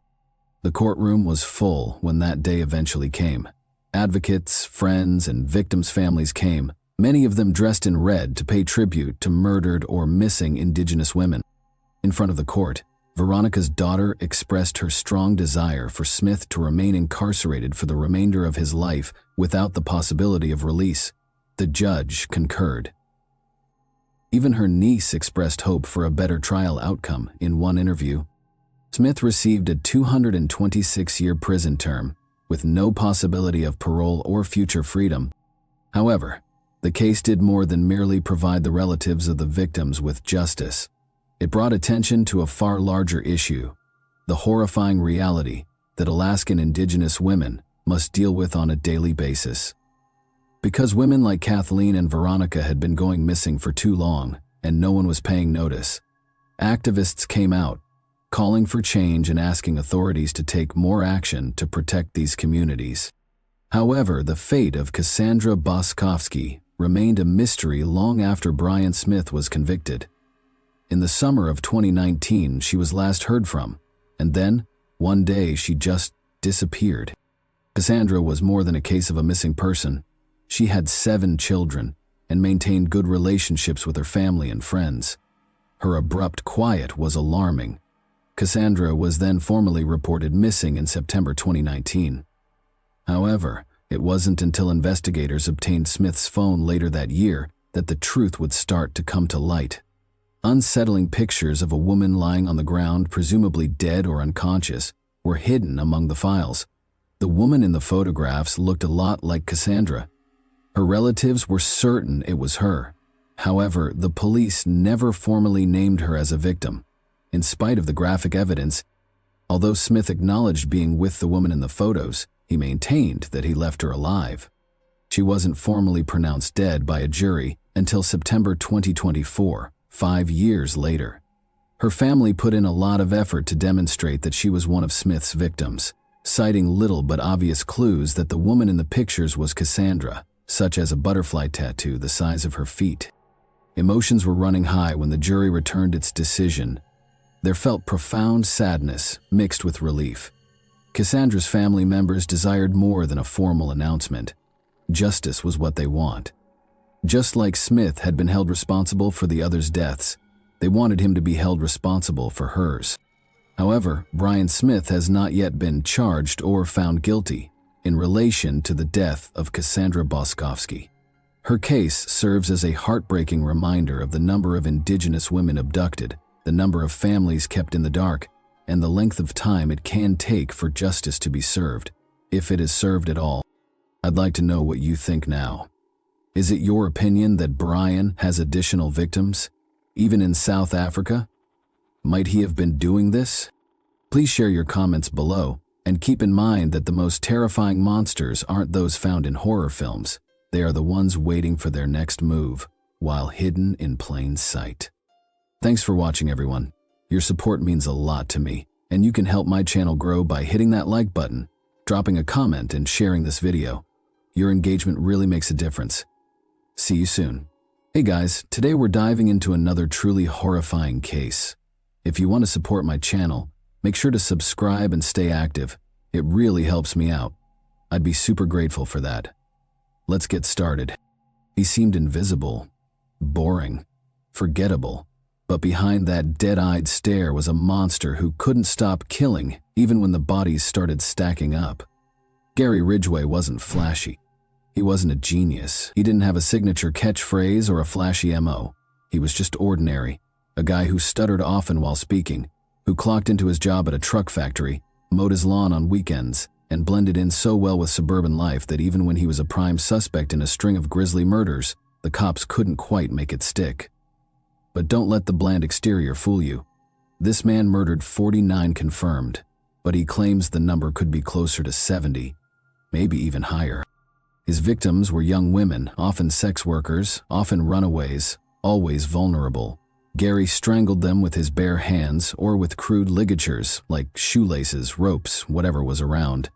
Then he dumped their bodies near Washington's Green River or in the thick woods nearby, and sometimes he'd come back not to bury them, not to move them, but to violate them again, long after they were dead. It was the early 1980s, and in King County, Washington.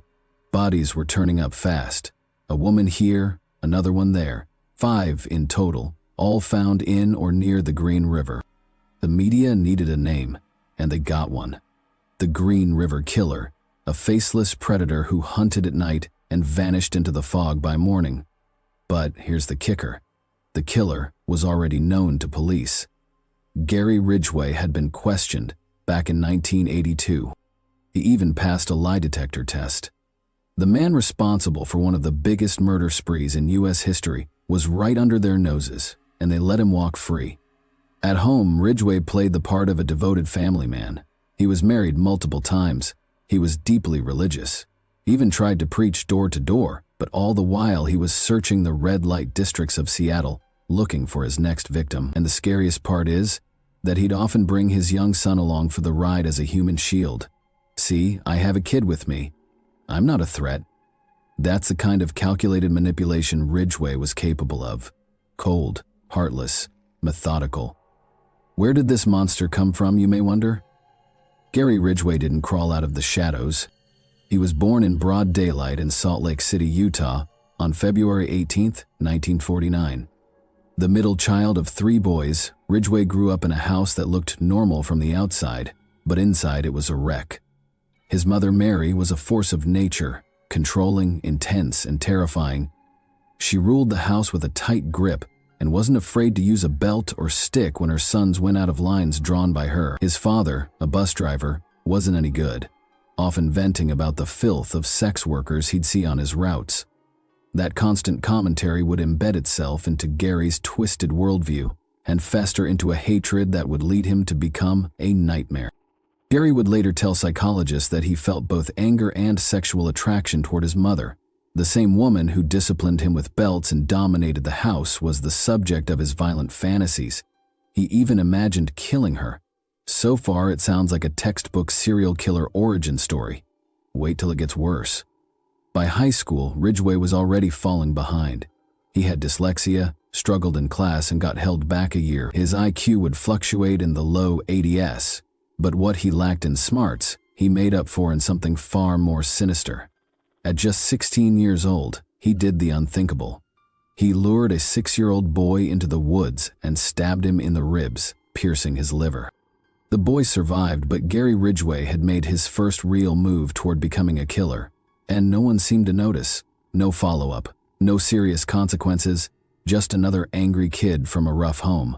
But inside that teenager, something was growing. A rage, a hunger, a compulsion that would eventually take hold and leave dozens of women dead in his wake. Gary Ridgway graduated from Tahi High School in 1969 and did what a lot of young men did back then. He married his teenage girlfriend, Claudia Craig, and enlisted in the Navy. From the outside, it looked like he had found his calling, but Gary never stayed on the path for long. He was shipped off to Vietnam, where he served on a supply ship and saw combat, but it wasn't the bullets that left a mark, it was the brothels. While overseas, Ridgway racked up frequent flyer miles with local sex workers. He even caught gonorrhea, which infuriated him, but not enough to make him stop. That compulsion was already starting to take hold, and just like that, his first marriage crumbled. Done within a year. Back in the States, Ridgway gave the word double life a whole new meaning. By the time he married his second wife, Marcia Winslow, he'd become intensely religious. He'd read scriptures out loud at home, cry after sermons, and preach door to door like he was on a mission to save souls. But while he was reciting Bible verses by day, he was cruising the streets at night looking for sex workers. His appetite was insatiable. His ex-wives and girlfriends said he demanded sex multiple times a day, often in public places, or even in the same wooded areas where, years later, his victims' bodies would be found. To the outside world, Ridgway was weird but harmless, a bit too intense with religion, maybe a little off, but nothing scary. Behind closed doors, though, Gary was unraveling. He had a sick obsession with prostitutes, and not just lust, it was hatred too, a burning resentment. He admitted in court that he didn't want to pay them and felt justified in ending their lives. Some believe he was at war with himself, his raw, animalistic urges clashing against his desperate need to feel righteous. That tension between the preacher and the predator would fuel one of the most horrifying murder sprees in American history. While all of this was happening, he had a son with Marcia, a child growing up with a serial killer dad who had no idea what was going on behind the scenes. Gary Ridgway began acting upon his hatred in the summer of 1982. It was then that the lifeless body of his first known victim surfaced along the banks of the Green River. Wrapped around her neck was a piece of clothing tainted with an industrial spray paint, one that wouldn't be analyzed for another 2 decades. At the time, it was just another overlooked detail, but had it been tested, that microscopic trail could have pulled Ridgway into the spotlight much earlier. Instead, he slipped back into the shadows and kept killing. Over the next 2 years, death spread like a plague across King County, Washington, and the Green River became more than just a picnic spot. It became a graveyard. Body after body surfaced along its muddy edges and in dense, mossy woods near Seattle, Tacoma International Airport, The victims had one haunting thing in common. They were all young women, many of them sex workers or runaways, the forgotten and discarded of society. They were easy prey, and Gary Ridgway knew it. He stalked Pacific Highway South in his pickup truck, armed with nothing but a disarming smile, a wallet full of cash, and sometimes a photo of his son. In that image, so ordinary, so innocently paternal, drove his victims into a false sense of security. It was part of his carefully crafted trap. Ridgway would coax the women into his truck, drive to secluded areas, and then, after briefly getting intimate, he would strike with terrifying precision. One arm locked across their necks like a vice, the other pulling tight with practiced force. There was no hesitation, no remorse. He squeezed the life out of them slowly, methodically, until their limp bodies sagged in the seat beside him. Often he'd kill them in his home or truck, other times in the middle of the forest, where no one could hear their last gasps. Then he'd dump the corpses in clusters without clothes and twisted among ferns and dirt, sometimes posed in grotesque, degrading ways, their eyes staring up blankly toward the trees. But his brutality didn't end with death. Ridgway revisited his victims' corpses. Sometimes days later, he'd return to their graves like a predator guarding its kill, crawling through branches to lie beside their rotting bodies, violating them again. It wasn't about lust, he later confessed. It was about control. Raping dead bodies meant no resistance, no rejection, no cost. He didn't have to pay them and didn't have to worry about being turned in. The silence of the dead was the only intimacy he craved. He went so far as to contaminate his dump sites, leaving behind cigarette butts and chewed gum from other people, scattering belongings that weren't his, all in an effort to confuse investigators. In some cases, he even transported victims across state lines, dumping bodies in Oregon to muddy the trail. It worked. The body count rose, and the killer stayed hidden behind his mask of normalcy. By 1983, the panic had become undeniable. With 5 women dead and more missing, the Green River Task Force was formed, spearheaded by seasoned officers like Robert Keppel and Dave Reichert. The group was under immense pressure. They were chasing a ghost who left almost no forensic evidence and blended in with blue-collar regulars. Desperate for insight, the task force even turned to Ted Bundy, who, from his prison cell in Florida, offered his own theory: the killer was returning to the bodies for sex. Bundy warned them to stake out fresh dump sites. He wasn't just speculating, he was describing Ridgway's behavior with eerie accuracy. Still, Ridgway eluded capture. He was arrested once in 1982 and again in 2001 for prostitution charges, but released both times. In 1983, 18-year-old Marie Malvar disappeared. Her boyfriend and pimp had trailed the truck. He entered a maroon pickup to a house. That house belonged to Gary Ridgway. The police interviewed him, noted his calm demeanor, and let him go. Other tips named him too, but nothing stuck. A year later, he passed a polygraph test. The man killing women by the dozens was clever enough to beat the machine. What the task force didn't know was that Ridgway was also juggling a personal life that shielded him from suspicion. By 1985, he had met Judith Mawson, a kind, unsuspecting woman who became his third wife. She moved into his modest house in SeaTac where, unknown to her, countless women had died just feet from the bed she slept in. There was no carpet when she moved in. Detectives later told her that's because he'd likely used it to wrap up corpses, but Judith had noticed nothing. Ridgway played the role of a loving, quiet husband. He brought her flowers, mowed the lawn, and held a steady job at the Kenworth truck factory.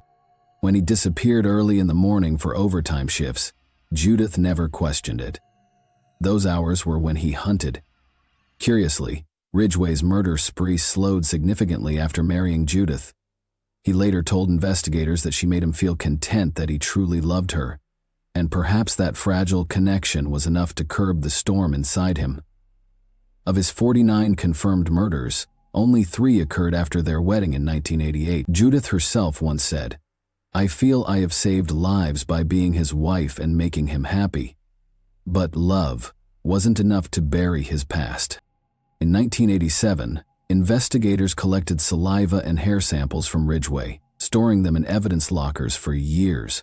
It wasn't until the rise of DNA profiling in the early 2000s that science finally caught up to him. A year later, in November, while he was at work painting trucks at Kenworth, police walked in and arrested him. 2 decades of horror came to a halt on that factory floor. DNA linked Ridgway to the murders of Marcia Chapman, Opal Mills, Cynthia Hines, and Carol Ann Christensen, all of whom had been discarded like trash across King County. Later, 3 more names were added to the indictment: Wendy Caulfield, Deborah Bonner, and Deborah Estes. The link wasn't just semen, it was microscopic spray paint spheres matched exactly to the formula used at Kenworth during Ridgway's tenure. That same paint had clung to clothing wrapped around his first victim's throat. The monster had always been right there, driving among them, smiling at coworkers, quoting Bible verses, killing again and again, and still being lucky enough to head home for dinner. By the summer of 2003, whispers began swirling through Seattle's media. Gary Ridgway, the man behind the worst serial killing spree in American history, might escape the death penalty. The idea sent shockwaves through the public. How could the Green River Killer, a man who had confessed to choking the life out of dozens of women and desecrating their corpses, be allowed to live? The answer is a deal with the devil. Ridgway had spent over 2 decades outsmarting law enforcement, blending into society and leaving a trail of bodies stretching from Washington to Oregon. But now, with the hard evidence finally catching up to him, DNA, paint particles, and recovered remains, he was cornered. His lawyers, led by Anthony Savage, began to negotiate the unthinkable. Ridgway would be spared execution only if he confessed fully to the murders and helped locate the victims still lying in the woods, forgotten. In November 2003, the plea was finalized. The Green River Killer stood in court and admitted to 48 counts of aggravated first-degree murder, but this wasn't a display of remorse. It was a calculated confession delivered in exchange for life.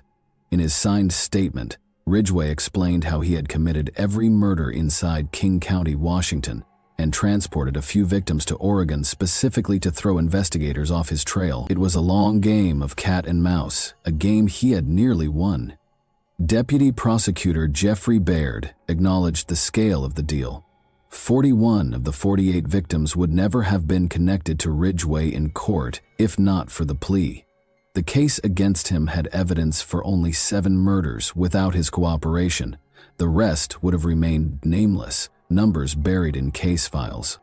On December 18, 2003, Ridgway returned to the courtroom, not as a suspect, but as a self-admitted mass murderer. There would be no trial, no debate, just the cold hammer of justice. Judge Richard A. Jones handed down the sentence: 48 life sentences without the possibility of parole, to be served consecutively, 480 additional years, 10 for each victim, for tampering with evidence, while Gary received rightful curses from the victims' families. One statement from a victim's father would break his emotionless facade. In the months that followed, Ridgway led police to 3 more bodies. On August 16, 2003, a hiker found the remains of 16-year-old Pammy Annette Avant dumped off State Route 410. Then, in September, the bodies of Marie Malvar, the woman whose boyfriend had once led police to Ridgway's door, and April Bucha were unearthed in shallow woodland graves.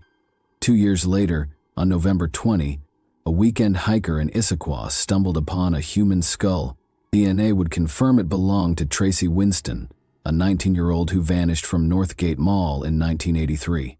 It was the 49th confirmed victim, and it earned Ridgway 1 more life sentence. And even decades later, Ridgway's trail of destruction kept unraveling. In 2023, forensic science finally gave a name to a victim long known only as Bone 17. She was a 15-year-old, Lorianne Raspatat, last seen alive in 1982. Her remains had waited nearly 40 years to be identified. Over the course of 5 months, Ridgway sat across from investigators dead-minded and disturbingly calm, unspooling one confession after another.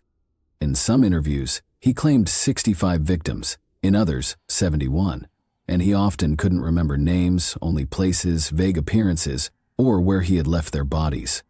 On February 9, 2004, prosecutors began releasing the videotaped confessions. What the world saw was not a remorseful man, but a cold, matter-of-fact killer talking about strangling women like it was part of his morning routine. He admitted to necrophilia without a flicker of shame. He explained that he buried later victims to stop himself from revisiting them because he feared he might not be able to resist. He confessed to picking prostitutes because they were easy to pick up and because he hated most of them. To Ridgway, they were disposable objects.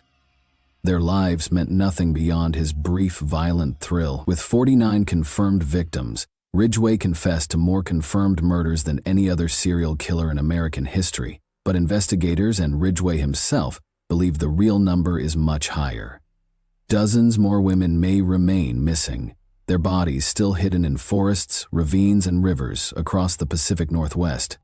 He now lives out his days in Walla Walla State Penitentiary, where he will never again walk free.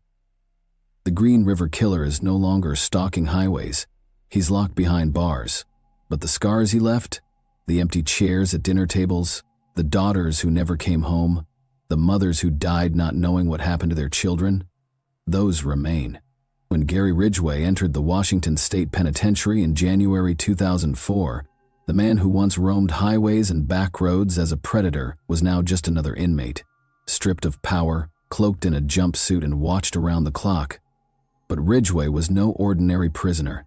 He was placed in solitary confinement, isolated from other inmates not for his safety, but for theirs. Even among rapists and murderers, his name carried a weight of revulsion. His crimes were too depraved, too numerous, too cold-blooded.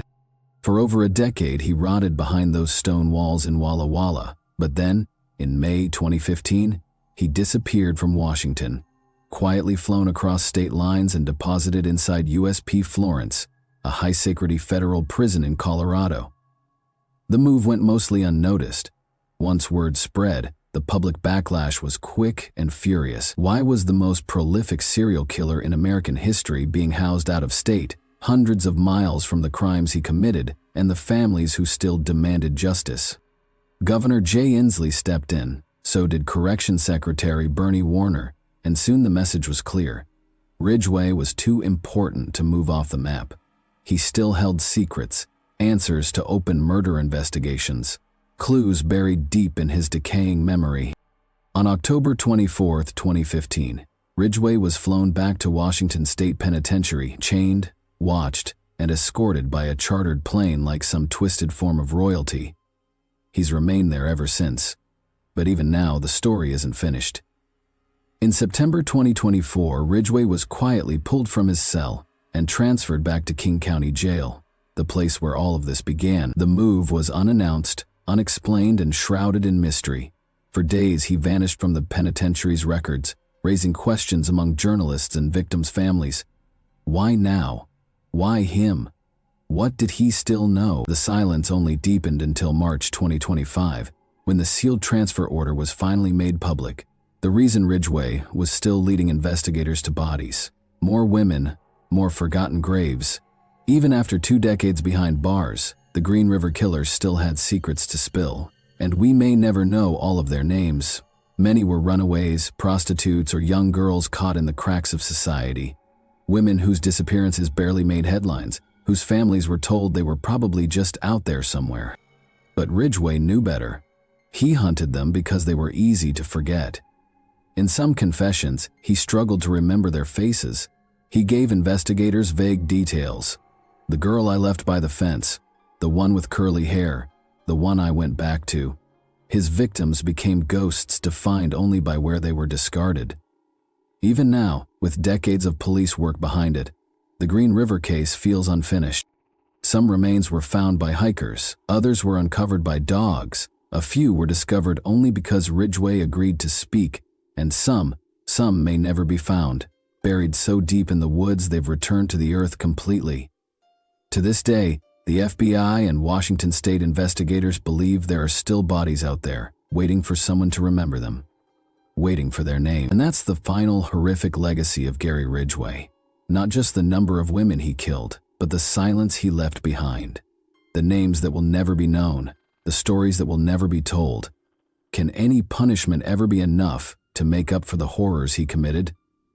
Or is true justice a pursuit that will forever remain out of reach? Thanks for watching, everyone. Your support means a lot to me, and you can help my channel grow by hitting that like button, dropping a comment, and sharing this video. Your engagement really makes a difference. See you soon. Hey guys, today we're diving into another truly horrifying case. If you want to support my channel, make sure to subscribe and stay active. It really helps me out. I'd be super grateful for that. Let's get started. Imagine dropping off your child at school only to have their body delivered the following day. And when the truth is out, everyone tries to shield the person responsible. From his body being found in a gym mat to the startling finding of his missing organs during his exhumation, this was the reality for Kendrick Johnson's family. Every detail of this case seems to raise more questions than it does answers, and it is already horrifying. Kendrick Johnson, the youngest of his siblings, was born in October 1995 to Kenneth and Jacqueline Johnson. He was his family's center and the source of light in their house. He was a youngster with a natural charm and an easy smile, according to his mother, who called him the joy of their lives. He was incredibly athletic and a budding basketball and football star. He had a knack for numbers and was naturally good at math and science. He also kept track of allowances in his head with ease. Above all, though, Kendrick had aspirations, big, overpowering aspirations, to become a professional football player. However, those ambitions were permanently silenced on January 11, 2013. Kendrick, 17, was found in a way that no one could have predicted. Inside a rolled-up wrestling mat in the gymnasium at Lowndes High School, or LHS, in Valdosta, Georgia, his lifeless body twisted in an odd way. He appeared to have been completely engulfed by the mat, with his head buried deep within the coil and his feet protruding from the top. It was a horrible, perplexing scene. The authorities quickly provided an explanation. Kendrick fell inside the mat while grabbing for a pair of footwear, according to the Lowndes County Sheriff's Office, which declared his death to be an accident. After conducting an autopsy, the Georgia Bureau of Investigations, or GBI, determined that positional asphyxia was the cause of his death. He was trapped upside down, suffocating. However, his parents, Kenneth and Jackie Johnson, were more aware there was a problem, and then the terrifying details came to light. The first day of classes following the Christmas holiday was January 9, 2013. The LHS pupils became accustomed to their routine. There were two gymnasiums at the school, a larger modern one and an older one. A number of enormous wrestling mats were placed upright and firmly rolled in the dark, dusty corner of the former gym. Kendrick was among the pupils who kept personal items inside the mats in order to avoid paying for lockers. However, the layout had changed since more mats had been added during the interval. Because LHS had a block schedule, classes were held on various days. At precisely 1:30 p.m. on Thursday, January 10, Kendrick was seen entering the former gym on distorted security film, but he was never spotted going anywhere. He never showed up for his next weightlifting class. The school day came to a close, the corridors were deserted, and hours went by. After a freshman basketball game that night, he was meant to return home, but he never did. His phone rang incessantly, but there was no answer. It was midnight. His mother, Jackie Johnson, saw the terrible situation in her bones. She thus filed a missing persons report, like any mother would. Jackie Johnson's heart thumping with fear, she came at the school the following morning, January 11. She begged the officials who issued flyers for missing persons. There wasn't enough time. Then, at around 10:30 a.m., a group of female students were sitting on top of the wrestling mats in the old gym, completing surveys. They were chatting absently when they noticed a pair of socks that were just barely visible through one of the rolled-up carpets. Thinking it was a joke, one female laughed, but her curiosity overcame her. The sight of a body sent chills down her spine as she scaled the bleachers and peered down into the mat. The air thickened and the laughter ceased. The silence in the gym was broken by her scream. A guy student hurried up and attempted to remove Kendrick with shaking hands. He flinched in horror as soon as he touched the body because the smell of decay hit him like a wave. Something horrible had obviously occurred here. Together, a teacher ran forward. The mat was knocked over, Kendrick's body sagged forward, his eyes frozen, in a scream that never left his lips, his face unrecognizable, grotesquely bloated. Chaos broke out in the school. A lockdown was issued by administrators. Away from the horror that was taking place in the old gym, students were led into the new one. Jackie Johnson's world was falling apart somewhere in the midst of the mayhem. The words that would permanently alter her life were said by a voice. His body had been located. For 21 hours, Kendrick had been by himself, suffocating in the darkness. When their son's body was dug up for a second autopsy, Jackie and Kenneth Johnson's sadness gave way to dread because, as it turned out, all of his organs were gone: the heart, lungs, liver, and brain. A terrible farce of justice. His body had been crammed with newspaper in their place. The official diagnosis of asphyxia was directly contradicted by the second autopsy, which found blunt force injury. Later on in the video, this will be clarified. Kendrick had been heard, and it had been covered up by someone. Nevertheless, there are still unresolved doubts about his death. Was there a terrible accident that claimed Kendrick Johnson's life? Or had he been killed, silenced, buried, or forgotten? The truth is still hidden 10 years later. However, there is no doubt that someone knows the truth about what actually transpired. Authorities from Lowndes County acted swiftly, interrogating each student present in the gym when Kendrick was discovered. Their tales coincided: the eerie silence of the gym, the blood accumulating beneath Kendrick's head, and the two pairs of shoes, one next to his feet and the other underneath him, were all captured on camera. However, something didn't feel right. There was no blood on the school book or yellow folder that Kendrick had been carrying, nor was there any blood outside the mat. The shoes he had been wearing had none. Tests revealed that the old blood found on a neighboring column wasn't Kendrick's. Bloody tissues discovered in the girls' restroom trash can were identified as belonging to a female student who had experienced a nosebleed. Kendrick's socks, however, were only half removed, his body contorted in a manner that was impossible to describe. The Johnson family rejected the accidental death verdict. They turned to civil rights organizations for assistance. The NAACP and the Southern Christian Leadership Conference, or SCLC, stepped in. There were protests. Outside the courthouse, Kendrick's parents were also taken into custody for civil disobedience. They were fighting what they thought was a cover-up, and the case was getting out of hand. The Department of Justice intervened in response to growing criticism and began its own inquiry, but even that ended in failure. Two brothers, Brian and Brandon Bell, whose father was an FBI agent, were the subject of allegations. They were publicly accused by the Johnsons, which stoked more controversy. However, one of the boys was out of state when Kendrick vanished due to a strong alibi. The case became more ambiguous. Once among Kendrick's strongest supporters, the SCLC and NAACP walked away after their own investigations revealed that his death was indeed an accident. However, that response was rejected by his parents. Was there a terrible accident that claimed Kendrick Johnson's life? Or was his death staged to keep someone safe? There are two sides to a coin, each giving a different tale, and this case is still a mystery. The old gym at Lowndes High School was familiar to Kendrick Johnson. He avoided paying for a locker by concealing his shared pair of footwear inside the rolled-up wrestling mats, which he utilized as makeshift storage like many other students do. He had done it innumerable times before. It was a habit. On January 10, 2013, Kendrick was seen entering the gym by himself on security camera. He was not followed. Nobody witnessed what transpired next. However, detectives think Kendrick's last minutes were a tragic series of ill-advised maneuvers based on the physical evidence. Kendrick, who was 5 feet 10 inches tall, grabbed for the mat that held his shoes, only to discover that it had been moved over the holiday break and was now trapped under a number of others. The gap was barely accessible. He did what he had probably done before. Instead of tipping the mat over, which would have been a noisy move that would have attracted unwanted attention, grasping the side of the mat with his right hand, he climbed in. With his left hand extended to grasp the shoe inside, he dropped himself head first. However, the cramped area made it impossible for him to flex his elbow and raise himself back up as he went further. His muscles ached, panic struck.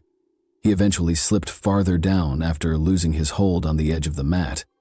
His shoulders were stuck against the mat's walls, trapping him since his body was now completely inverted. Gravity was against him more and more as he struggled, making it harder for him to move. He may have even tried to kick himself free in an attempt to shift his weight. In the process, he knocked his shoes off their soles, and they fell close to his feet. His head was flooded with blood. His surroundings became more gloomy. As his lungs squished beneath his own weight, oxygen levels fell. He suffocated in quiet, trapped and defenseless, alone in a packed student gym, just out of reach of rescue. Kendrick stayed inside the mat, undiscovered, for about 21 hours.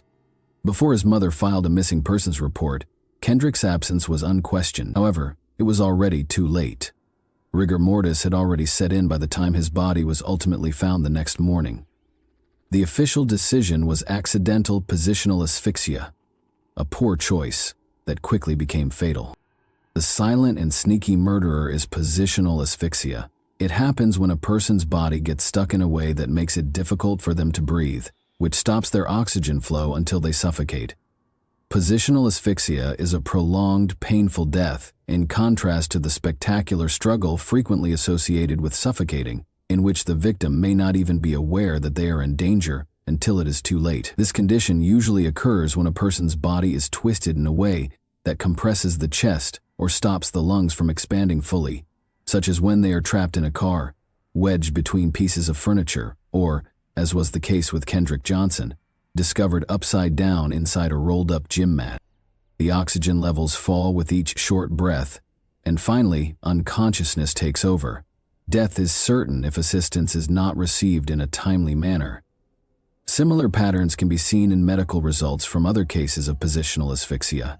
Suffocation symptoms including darkened or discolored skin, fluid buildup in the lungs, and blood leaking from the lips and nostrils are frequently found in victims in abnormal positions. However, the fact that these fatalities can be misconstrued for something else is what makes them so unsettling.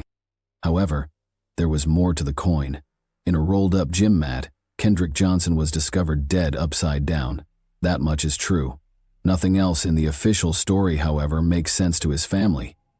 The Johnsons have maintained that Kendrick didn't get into the mat by himself ever since his body was found. He stayed upright. He didn't accidentally suffocate. He died. The ensuing cover-up was so calculated and complex that the truth is still hidden years later. From the beginning, it didn't make sense. The way the case was handled was the most obvious red flag. It is blatantly against Georgia law that the coroner, whose responsibility it was to supervise the body and crime scene, was not called for almost 6 hours. Whatever evidence had been present had already been compromised by the time he got there, and the gym was no longer secured. Authorities in Lowndes County made the decision to declare Kendrick's death an accident remarkably quickly. The medical examiner for the Georgia Bureau of Investigation ruled out foul play and approved positional asphyxia as the cause of death. The matter was resolved. The Johnsons, however, weren't persuaded, because something much more sinister than an accident occurred inside that gym. There were also concerns about Kendrick's body position. One arm was twisted at his side, the other stretched above his head in an uncomfortable position. Both arms ought to have been lowered if he had been grabbing for his shoes. It was almost impossible for him to have fallen in by accident because of the way the gym mats were stacked. And how did his shoes get up neatly on top of his legs instead of under him, assuming he had gotten inside? Additionally, there was enough blood to raise suspicions. There was a pool of blood beneath his head and a line of blood on a nearby wall. However, officials never put it to the test because they thought it was outdated and irrelevant to the case. There were, of course, his organs, as we already know. Desperate for answers they believed had been denied, Kendrick's parents painfully decided to exhume his body for an independent autopsy months later. The results of the examination of the body were terrible. Newspaper had been used in place of his internal organs. The family's worries were heightened when officials later stated that this was normal practice because of decomposition. The results of the independent autopsy were much more concerning. This fresh autopsy revealed a far more brutal conclusion to Kendrick's life, even though the Georgia Bureau of Investigation had declared his death an accident caused by positional asphyxiation. It showed obvious indications of blunt force damage to the neck, indicating that Kendrick had been hit with enough force to kill him rather than suffocate. 2 distinct autopsies, 2 entirely different findings. Which was the truthful one? His body was delivered that way, the funeral home insisted. Any involvement was denied by the coroner's office. Nobody would or could explain it. The length of time it took for officials to inform the Johnsons of their son's passing was possibly the most horrifying. It was not until long later that Kendrick's family was notified that his body had been found in the morning. They begged for answers, but the police were unresponsive and only provided evasive responses. The parents of Kendrick thought they knew who was to blame. The Johnsons did not consider the death of their son to be an accident. They were certain that he had been killed, and they thought they knew who did it. 2 brothers, Brian and Brandon Bell, who also went to Lowndes High School, were named in their case.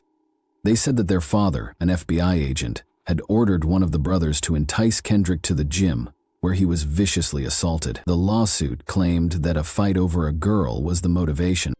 However, the Bell family denied any involvement.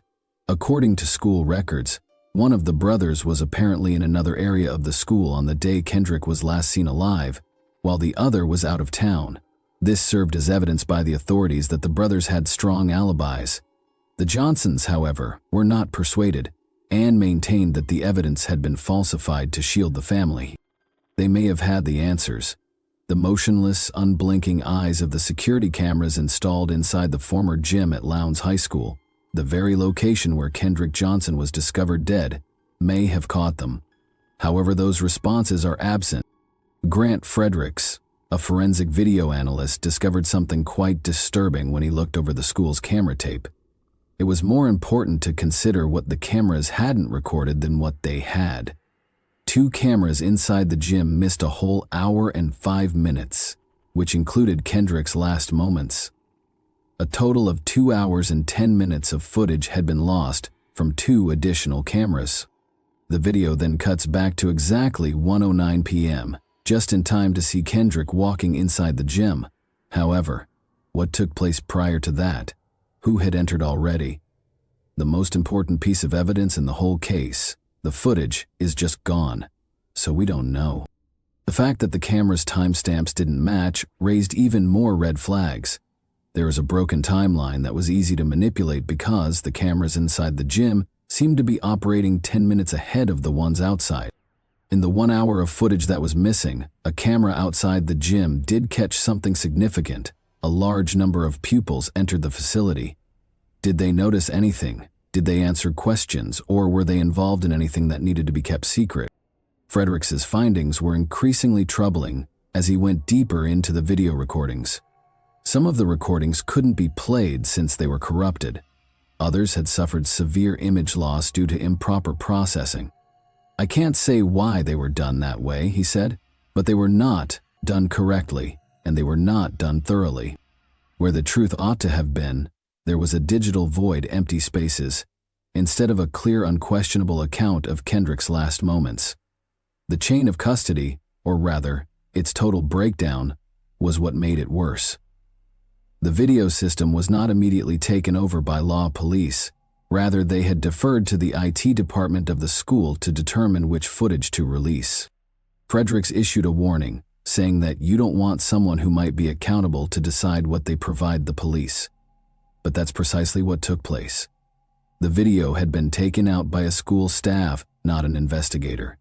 5 days after Kendrick's body was discovered, it was then turned over to the authorities. Anything might have been changed, removed, or changed by then.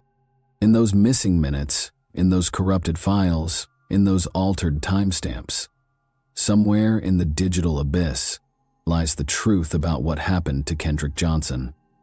Frederick's conclusion was chilling. Until I have the digital video system in my hand, and I can say everything is intact, and this is what was recorded, I would still be highly suspicious of this. But someone made sure. We would never see the truth if it was caught on camera. Why were there so many unexplored leads? Why did the Bells appear to be exempt from scrutiny? The Johnsons thought their father's strong connections were the reason. Law enforcement held fast to their position while the Johnsons demanded answers. The death of Kendrick was an accident. Officials rejected the family's claims that the Georgia Bureau of Investigation and the sheriff's office handled the matter improperly as unfounded. Even nevertheless, unsettling information kept coming to light. The body was moved before authorities arrived, according to a coroner's report, which also characterized the case's management as extremely subpar. Someone had messed with a sealed body bag. Determined to find the truth, authorities refused to comply completely. The Bell brothers were named in a lawsuit brought by the Johnsons in 2015, along with more than 30 other defendants, including police enforcement, school administrators, and medical examiners. The Lowndes County Sheriff's Office was accused of fabricating the incident by putting Kendrick's body underneath the mat to give the impression that it was an accident. But without any confessions, concrete proof, or eyewitnesses, their case collapsed. Still, there were unanswered questions. But investigators refused to back down. Citing a regional crime lab assessment that revealed no serious injuries on Kendrick's body, the Georgia Bureau of Investigation rejected homicide charges. The independent autopsy followed. The Johnsons employed forensic pathologist Dr. William Anderson, who determined that Kendrick's death was due to blunt force injuries to the neck rather than suffocation. He declared it a murder. 2 contradicting reasons of death, 2 autopsies. Which was the real one? The Johnsons have been searching for answers for more than 10 years. They protested, filed lawsuits, and exposed what they see as widespread corruption in Valdosta, Georgia. Kenneth Johnson, Kendrick's father, has stated, "We live here. We know how this town is. We know how they will lie. We know how they will cover up for one another." Desperate for fresh proof, they dug up Kendrick's body twice. The parents' efforts to reveal the truth have cost them thousands of dollars. However, each time they approach, the case becomes more obscure. A federal inquiry was started by the Justice Department, but its results were never made public. The courts ruled that there was insufficient evidence and dismissed important lawsuits. The press went on. The town went on. Kendrick's parents, however, will never, because they think they are aware that their son was killed and that the truth is being concealed by someone, somewhere. The battle for justice is far from ended, yet the truth is still hidden. What then was it? A murder that was well hidden, or a tragic accident? There are still no conclusive answers, neither for Kendrick Johnson's family, nor for those who have followed this case. Years have gone by, yet the truth is still elusive due to missing video, contradicting reports, and rumors of a cover-up. The quiet surrounding Kendrick's killing is louder than ever, and justice is still elusive. Will the family of Kendrick Johnson ever receive the justice they are due, or will the truth always remain hidden? Thanks for watching, everyone. Your support means a lot to me, and you can help my channel grow by hitting that like button, dropping a comment, and sharing this video. Your engagement really makes a difference. See you soon. Hey guys, today we're diving into another truly horrifying case. If you want to support my channel, make sure to subscribe and stay active. It really helps me out. I'd be super grateful for that. Let's get started. Even in the most loving and tight-knit families, disagreements, misunderstandings, and conflicts can arise. Yet, it's often within the family that people seek comfort, support, and validation. But the closer the bonds, the more dangerous and unforgiving things can become. The story of a young woman named Anjana Lama Mahat is both disturbing and deeply unsettling in its intensity.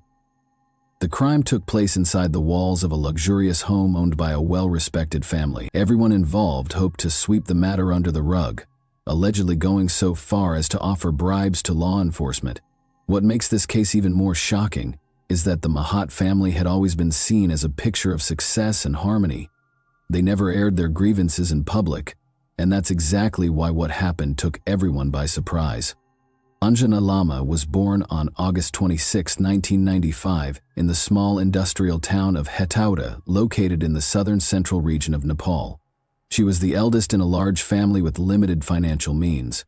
Growing up, she helped raise her 3 younger sisters and her brother, taking on responsibilities well beyond her years. She also supported her mother with household chores, cleaning, doing laundry, and learning to cook at an early age. From a young age, Anjana had a special charm that made her stand out. Her kind and caring nature, combined with a warm personality, drew people in. She was friendly, always willing to lend a hand, and had a natural ability to connect with others, whether classmates, neighbors, or strangers. Academically, Anjana was a solid student. While not at the top of her class, her teachers consistently noted her intelligence, determination, and mature attitude toward her studies. Everyone believed she had a bright future ahead. With her striking looks and slim, athletic figure, Anjana began attracting attention during her teen years, but it wasn't just her appearance that made her popular. She had a fun, light-hearted personality and could easily become the life of any social gathering. She avoided confrontation and always tried to resolve disagreements peacefully. Anjana had a real talent for drawing and dreamed of becoming an artist, fashion designer, or working in the beauty industry. She had all the potential to succeed, but she couldn't rely on financial support or connections from her family. Everything she achieved would have to come from her own hard work. While still in school, she met a young man named Prajwal Mahat, who was a year older. He came from a high-stopped Chetri family, while Anjana's background was from the Tamang ethnic group, historically of Mongolian descent. His parents, Pushpa and Kamal Bahadur, were wealthy, well-known, and highly respected in the community. His older brother Ujjwal was a successful sound producer and had even worked on promoting one of Nepal's most famous songs, Suna Seli. From the start, there was a strong mutual attraction between Anjana and Prajwal. They became close friends and started spending more and more time together. They shared many interests, hobbies, and ambitions. Still, they initially kept their distance, knowing that their different backgrounds made any relationship between them socially unacceptable. But as time passed, their bond deepened into something much more than friendship. They couldn't imagine being apart and made a promise to stay together no matter what, even if it meant going against deeply rooted traditions. Naturally, when their relationship came to light, both families strongly opposed it and forbade them from seeing each other. Ujjwal, Prajwal's older brother, was the only one willing to support the couple. Touched by their story and believing in the sincerity of their feelings, he agreed to help them. They came up with a plan to leave quietly and arranged a private wedding. Ujjwal even paid for the ceremony out of his own pocket. His intentions were noble, but once news of the marriage broke, it sparked a serious family scandal. The couple tied the knot in late 2016. Anjana was 21 years old at the time, and her new husband had just turned 22. For the first few months, the newlyweds had to move from one low-cost rental apartment to another without stable jobs or reliable income. They relied heavily on Ujjwal's financial help.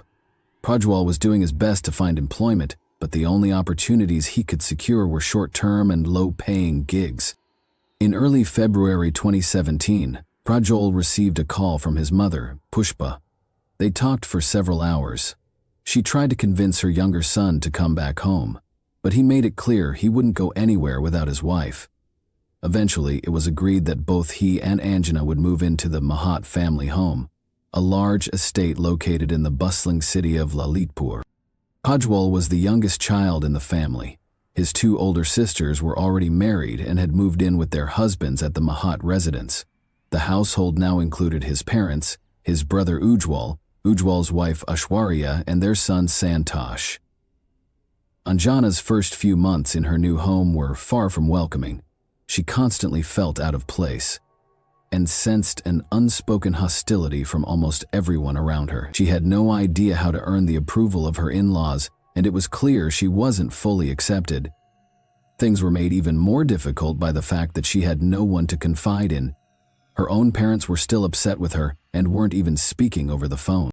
During a major holiday, when the Mahat home was filled with extended family, longtime friends, and business associates of Kamal Bahadur, Anjana wasn't even allowed to come out of her room.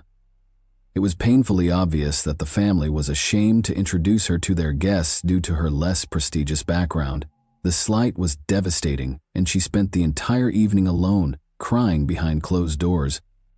Despite everything, Anjana tried her best to be kind and respectful. She never raised her voice, never argued, and did all she could to fit in. Soon after they settled in, the family patriarch arranged a job for Prajwal at one of the major companies he worked with. It was a way of giving his son some independence while still keeping him under close watch. Prajwal quickly began to succeed, earning respect, climbing the corporate ladder, and bringing in a decent income. The Mahat household ran on strict rules that applied to everyone, even with house staff and domestic help. Every family member had specific responsibilities. Disrupting the order was not acceptable. Each morning, the adults left for work, and the kids went off to school. Only Anjana stayed behind. She had yet to find a job, and her in-laws didn't seem in any hurry to assist her in getting one. In May 2017, Anjana told her husband that she was finally ready to chase a dream she had carried with her for years, opening a small beauty salon in their neighborhood. She had already found a location for lease, researched the details, assessed the market demand for the services she wanted to offer, and even put together a business plan. But there was one problem. She didn't have the startup capital to make it happen. At that point, Prajwal had started earning a decent income and had managed to set some money aside, but it still wasn't enough. He turned to his parents for help, but they refused, skeptical that Anjana's idea could succeed. Once again, Ujjwal stepped in. He believed in her vision and provided the funds she needed to get her business off the ground. Anjana threw herself into the project with incredible passion. She poured her heart into the salon, and it didn't take long before it started to pay off. The business became profitable rather quickly. Her success didn't go unnoticed. Her in-laws, who had once doubted her, now saw her in a whole new light. They began to recognize her as an independent, ambitious, and intelligent woman with a natural talent for business. Over time, the Mahat family's attitude toward Anjana changed. They started to value her opinions, show her genuine respect, and eventually accepted and embraced her as part of the family. For the first time, she felt a sense of peace and belonging. However, one thing still weighed on her. She hadn't reconnected with her own parents, and the silence between them remained unbroken. That's when Anjana came up with an idea. Her younger brother had just graduated from school, and she suggested he move to Lalitpur to attend one of the city's universities, where he would have far more opportunities than in their rural hometown. The plan was for him to live with Anjana and Prajwal in the Mahat family home, under her care and guidance. Prajwal's parents didn't object to the idea. In fact, they were open to welcoming the teenager into their household. To finalize everything, both families decided to meet in person. During this conversation, Anjana's parents saw firsthand that the Mahats were supportive and willing to provide a good environment for their son while he pursued his education. This meeting opened the door for reconciliation. Anjana was finally able to reconnect with her parents, and the misunderstandings and tension between them began to fade. From that point on, the two families stayed in close contact. Anjana and Prajwal made regular visits, and Anjana spoke with her mother almost daily. Her brother enrolled in a respected university, and the Mahat household welcomed him with warmth and kindness. As social media began to take off in Nepal, Anjana created several personal accounts across different platforms. The one that really stood out to her was TikTok.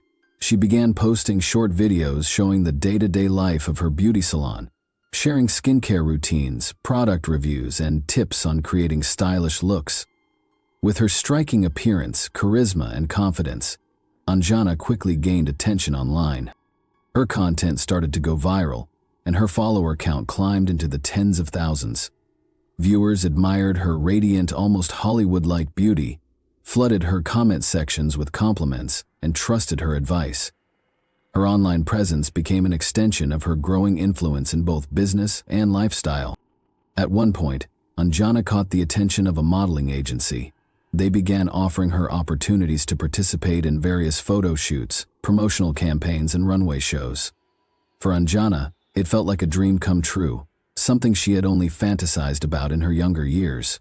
She seized every chance to put herself out there and quickly became a local celebrity. Confident and composed in front of the camera, Anjana embraced her new role. She experimented with a wide range of styles, including some daring and bold looks. Her modeling fees increased rapidly, and before long, her beauty salon started taking a back seat.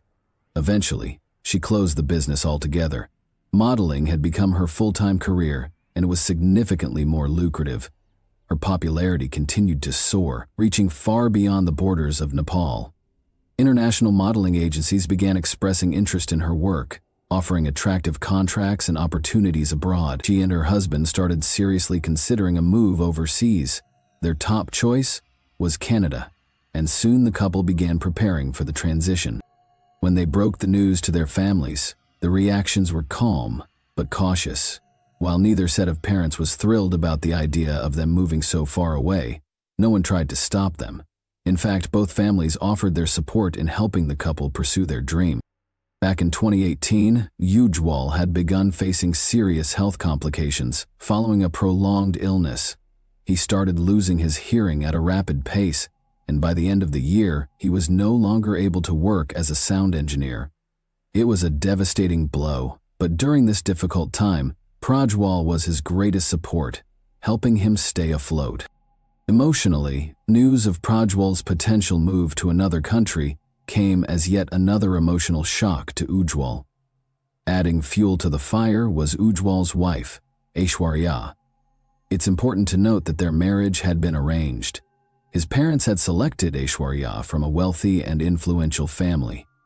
She carried herself with pride and a sense of superiority.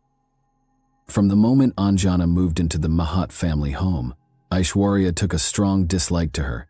She often made it clear that she believed Anjana didn't belong in their circle. Things eventually seemed to calm down, but when Anjana successfully launched her beauty salon and began to gain recognition, Aishwarya's jealousy began to show. The tension intensified when Anjana transitioned into modeling and started to thrive. She was young, beautiful, successful, and had built her career from the ground up. Even Anjana's in-laws, once skeptical, had grown to respect her deeply and considered her their favorite. Aishwarya, on the other hand, was consumed with resentment over Anjana's rising success. Fueled by bitterness, Aishwarya started spreading gossip and creating divisions within the family. She painted a damaging picture of Anjana, claiming that her modeling career was a cover for questionable behavior and alleged secret relationships. To back up her claims, she showed the in-laws photos of Anjana from swimsuit advertisements and insisted that such images were inappropriate for a married woman.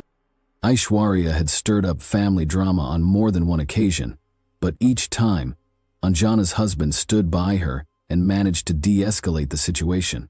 Over time, the rest of the family grew tired of Aishwarya's provocations, and her emotional outbursts were no longer taken seriously. That's when she shifted her focus to her own husband, Ujwal, trying to turn him against Anjana.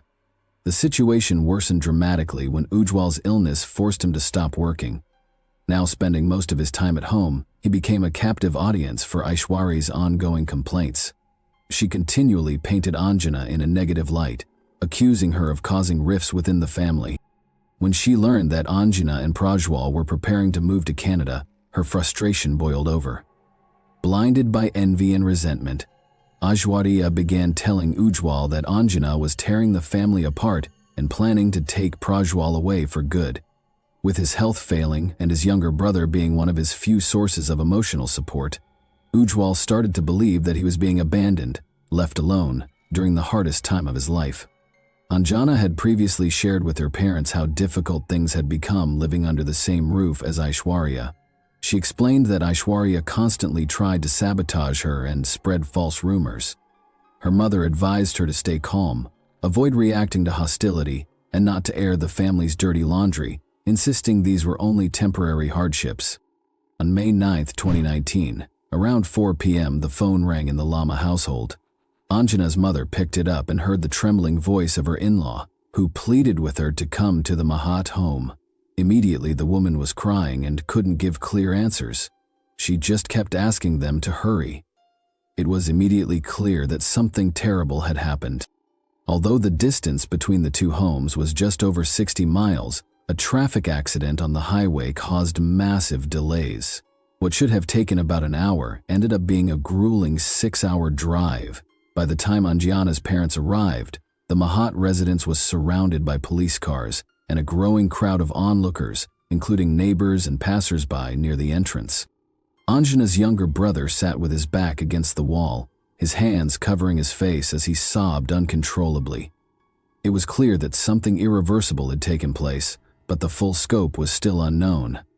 One of the officers approached Anjana's father and asked him to come inside together. They walked up to a second-floor bedroom. What he saw next was so traumatic, so deeply disturbing, that it would haunt him for the rest of his life. Lying on the bed was the brutally disfigured body of his beloved daughter. The grief was overwhelming, his vision blurred by tears. His breath caught in his throat. He stumbled out of the house, barely able to process what he had just witnessed. His wife, seeing the agony on his face, instantly understood their daughter was gone. What had happened to Anjana wasn't just a crime. It was a calculated and brutal act. Her left hand had been severed entirely and lay on the floor. Her left leg above the knee had been almost completely detached with a single blow from a sharp weapon. Her head was barely connected to her body, and her face was so badly injured that it was nearly unrecognizable. Devastated by what had happened, Anjana's parents demanded that the police arrest every member of the Mahat household, accusing them of conspiracy and involvement in the crime. But what they heard next from the officers left them stunned. The person responsible had already confessed, was in custody, and was providing a full statement at the station. The person behind the act was Ujwal, the same man who had once helped the young couple elope and whom Anjana had trusted as both a brother figure and a close friend. It turned out that under constant pressure from his wife, Ujwal had become convinced that Anjana was manipulative and greedy, determined to destroy the family and take Prajwal away to another country. With his declining health and lack of work, Ujwal dwelled on these thoughts every day. Eventually, his resentment boiled over. He began to see Anjana's cheerful demeanor and her preparations to move abroad as deeply offensive, and hatred took hold. On the day the tragedy occurred, Prajwal, his father, and Aishwarya had all gone to work. Santosh and Anjana's younger brother were at school. At home were only Anjana, Ujwal, and their mother, Pushpa, who wasn't feeling well and had gone to lie down. Nothing seemed out of the ordinary. Around noon, Anjana stepped outside to fill a container with water from the outdoor tap so she could water her beloved flowers near the house. She was in high spirits, humming a tune and dancing as she moved. From the balcony above, Ujwal watched her intently, trying to decide how to carry out what he had already resolved to do. When Anjana came back inside, she went to her bedroom and lay down with her phone in hand. Meanwhile, Ujwal was choosing his weapon. First, he picked up a large kitchen knife, but after handling it briefly, he decided it wasn't enough. He then went to the storage room, where, among the tools, was a kukri, a large, curved, traditional Nepali blade used by Gurkha soldiers.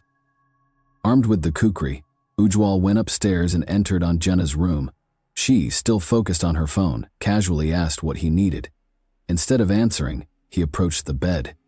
It wasn't until he raised the weapon that she realized something was terribly wrong. She instinctively raised her arm to shield herself, and the first blow severed her hand. Despite her screams and the horrific scene unfolding, Ujwal continued his attack, striking repeatedly. He didn't stop until he was sure there was no chance of survival. The final blow severed her head, leaving no doubt about the brutality of the act. The room was soaked in blood, as was Ujwal himself. Forensic experts later counted more than 15 wounds on her body, most of them fatal, even on their own.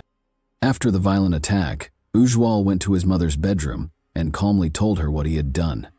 In complete shock, she decided her first priority was to protect her son.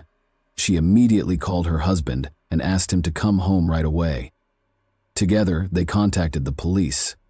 But when officers arrived, the couple tried to pretend they didn't know the victim. It may have sounded naive or even absurd at first, but given the condition of the remains, identifying the victim was nearly impossible. However, police quickly narrowed down who the body likely belonged to.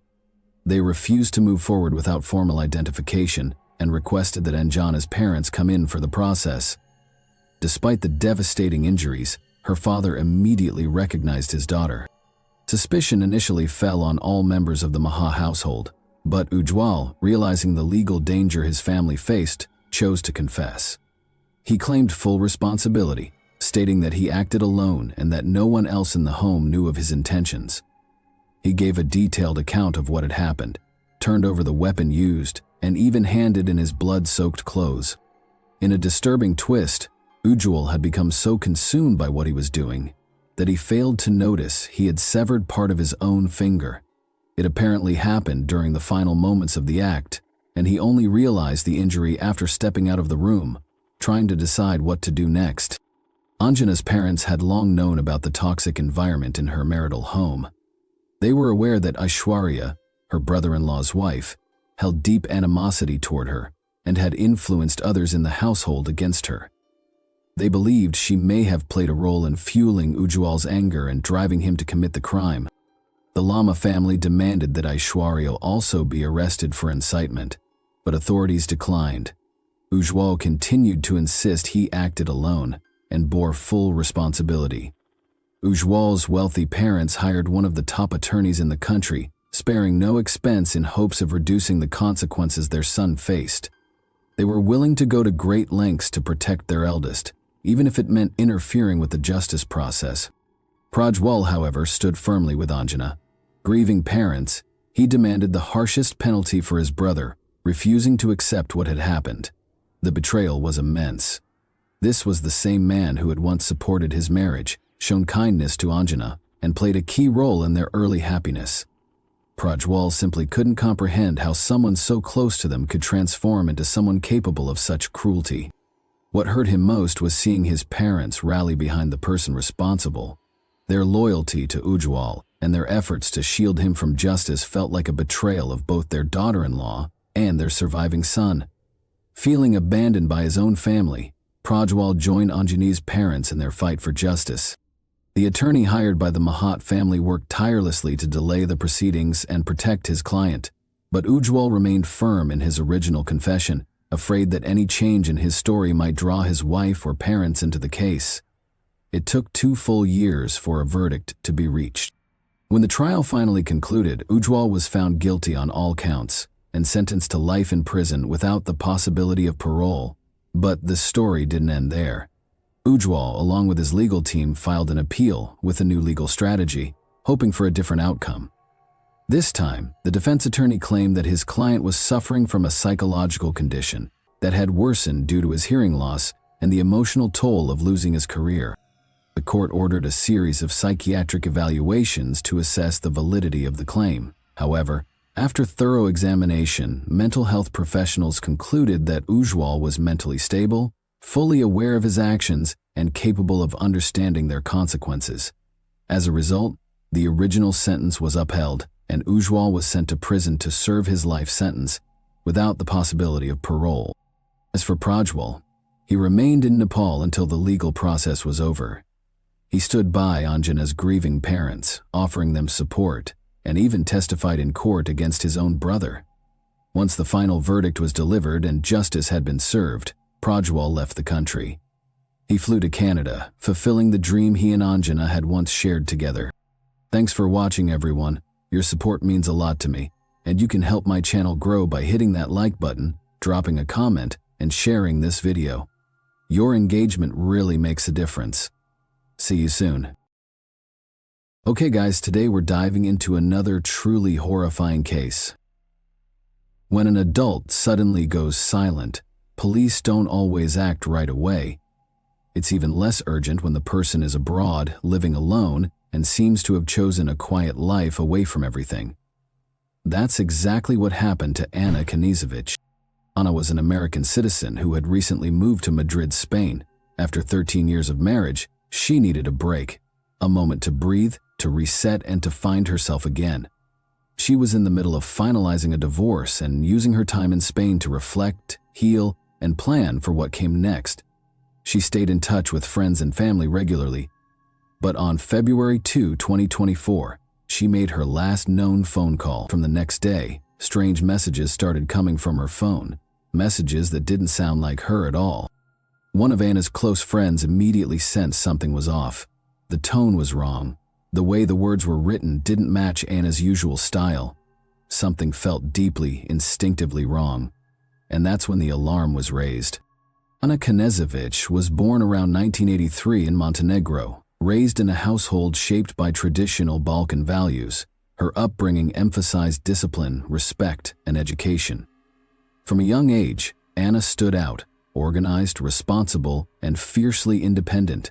These traits stayed with her for life. Eventually, Anna moved to the United States, where she became a U.S. citizen. She adapted quickly, learned English fluently, and began building a new life, one rooted in self-growth and quiet resilience. She wasn't one to seek attention. Her life was structured, modest, and focused on progress. In the early 2000s, Anna met David Kniezevich in Fort Lauderdale, Florida. Their connection was quick and intense. They moved in together, married, and over time their relationship became more than just personal. It grew into a shared life and eventually a shared business. But behind the scenes, cracks had already started forming. What happened next would spark an international mystery and a search for answers that has yet to end. They also became business partners together. They founded a company that specialized in tech support and IT solutions. David handled the technical side, while Anna, according to those who knew them, managed organization and long-term planning. Later on, the couple began investing in real estate, purchasing properties across Florida. Outwardly, their relationship appeared solid, stable business, a home, and a settled lifestyle. They gave the impression of a couple confidently working toward financial independence. However, beneath the surface, tensions were brewing. Friends and acquaintances were unaware of the mounting problems in their marriage. Over time, serious issues emerged, ranging from financial disagreements to deeper personal conflicts. By 2023, Anna and David Kniezevich's marriage had reached a point of no return. According to those close to them, they were in the middle of a separation, and dividing their assets had become the central issue at stake. Both their tech business holdings and multiple real estate property. Although the divorce hadn't been officially finalized, both sides were already preparing for it. Negotiations were underway. Disputes had begun to surface, and tensions were clearly escalating. Some acquaintances believed the situation was made even more difficult by the fact that it wasn't just an emotional split. It involved significant financial interests. Amid the intensifying conflict, Anna decided to leave the U.S. temporarily in December 2023. She moved to Madrid, renting an apartment in the upscale Salamanca neighborhood. She said this move was necessary to distance herself from the pressure, gain clarity, and peacefully close this painful chapter in her life. She emphasized multiple times that she wasn't looking for a new relationship or distractions. She just wanted to find her balance again. Once in Spain, Anna settled into her new home, began therapy, kept in close touch with friends, and even started planning short trips around Europe. Madrid wasn't an escape. It was a way to step back from a growing conflict that had become overwhelming back in Florida. But just a few weeks into this new life, something happened that brought her independent chapter to an abrupt and troubling halt. After relocating to Madrid, Anna kept in close contact with her longtime friend, S.A., who lived in Florida. They spoke daily despite the time difference. The two had been close for years, often traveling together. S.A. was someone Anna trusted deeply. She regularly shared her thoughts, feelings, and details of her day-to-day life. Their text exchanges showed that Anna was open and communicative about her adjustment to life in Spain. In mid-January 2024, the two of them traveled to Austria. After returning, they made plans to reunite again in Madrid. Sana was scheduled to fly there on February 8. Before that, on February 5, Anna had planned a short trip to Barcelona with another friend. Tickets were already booked. This wasn't just a getaway. Anna and her friend planned to attend a conference there. She had discussed the itinerary in advance and spoke enthusiastically about the upcoming trip. On the evening of February 2, Anna had a phone call with Sana. It was around 8:30 p.m. local time. They spoke for over an hour. Anna said she planned to stay home that night. She had no intention of going out. She sounded calm and talked about her day, simple things like errands and household chores. Their conversation ended around 10 p.m. That's the last confirmed time Anna was known to be alive and in contact with anyone. The next morning, on February 3, Saul received an unusual text from Anna's number. It read, "I met an amazing man. He has a summer house about 2 hours from Madrid. We're going there. Signal might be weak. I'll call you when I get back. Later." Another message followed. "After my therapy session yesterday, I went for a walk. He approached me on the street. We instantly connected. "I've never felt anything like this," beat Anna. The messages didn't feel right. She knew Anna well. She was cautious by nature and would never leave town with a stranger without giving someone a heads up. Sana replied right away, but no further messages came. Repeated calls went unanswered. At first, Saw tried to convince herself that Anna might really be in an area with poor signal, but as time passed, her concern turned into growing alarm. That same day, another friend of Anna's received similar messages. This friend communicated with her in Spanish, but the wording of the texts felt off. They were written in a flat tone, filled with phrases that didn't reflect Anna's usual voice. The oddest part was the dialect, something distinctly uncharacteristic of Anna. According to Anna's brother, the text seemed like it had originally been written in another language and then run through an automatic translator. That theory made sense. The message read awkwardly and came across as strangely formal, which deeply unsettled him. Both recipients, SA and the Spanish-speaking friend, quickly realized that Anna had not written those messages herself. They compared them to past conversations and noticed the difference. Immediately, Anna's real texts were lively, filled with her unique expressions, none of which appeared here. And beyond the style, the story in the messages didn't line up at all with her recent behavior. The following day, Sana began trying every possible way to reach Anna. She contacted mutual friends, used apps to attempt location tracking, and even called hospitals. Nothing worked. Anna's phone remained on, but she never picked up. After receiving the troubling messages from Anna Knezevich's phone, Sa reached out to the Madrid police right away.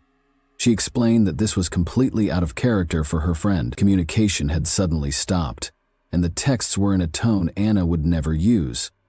But local authorities didn't take any immediate action.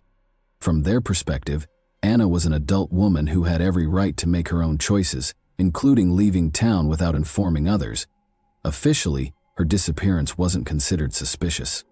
Police said they couldn't launch an investigation without proof that Anna was missing against her will. The strange texts and her silence weren't, in their view, enough. The only concrete marker they were willing to acknowledge was February 5th. Anna had tickets to travel to Barcelona. Authorities stated that if she failed to show up at the station or make contact by then, her absence would be treated as a formal missing persons case. This decision meant that for 3 days after Anna stopped responding, no significant action was taken.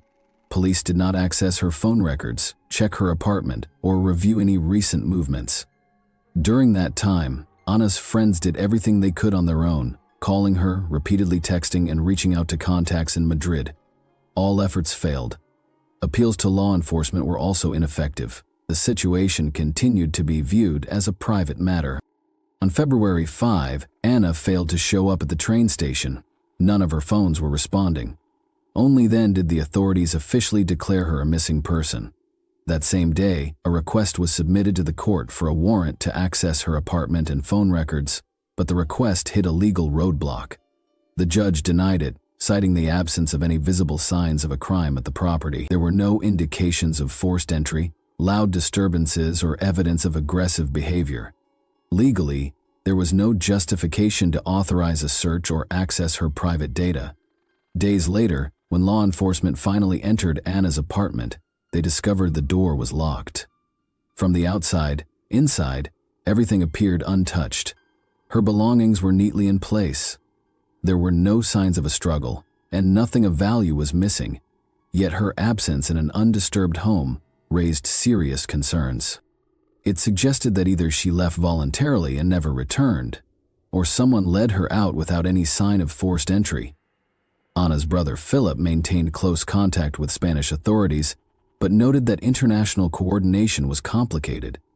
He told reporters that investigators in Madrid didn't speak English fluently, and that U.S. officials hadn't yet provided substantial support. He also voiced concern about the lack of communication between Spanish police, the FBI, and the U.S. consulate, even though this involved a U.S. citizen disappearing under mysterious circumstances on foreign soil. The first few days following Anna's disappearance were critically mishandled. This was a crucial window when fresh evidence could have been collected, neighbors interviewed, and phone pings or camera footage reviewed, but instead, precious time was lost waiting. The assumption that Anna had left voluntarily stalled any swift response. delays that may have altered the direction of the investigation.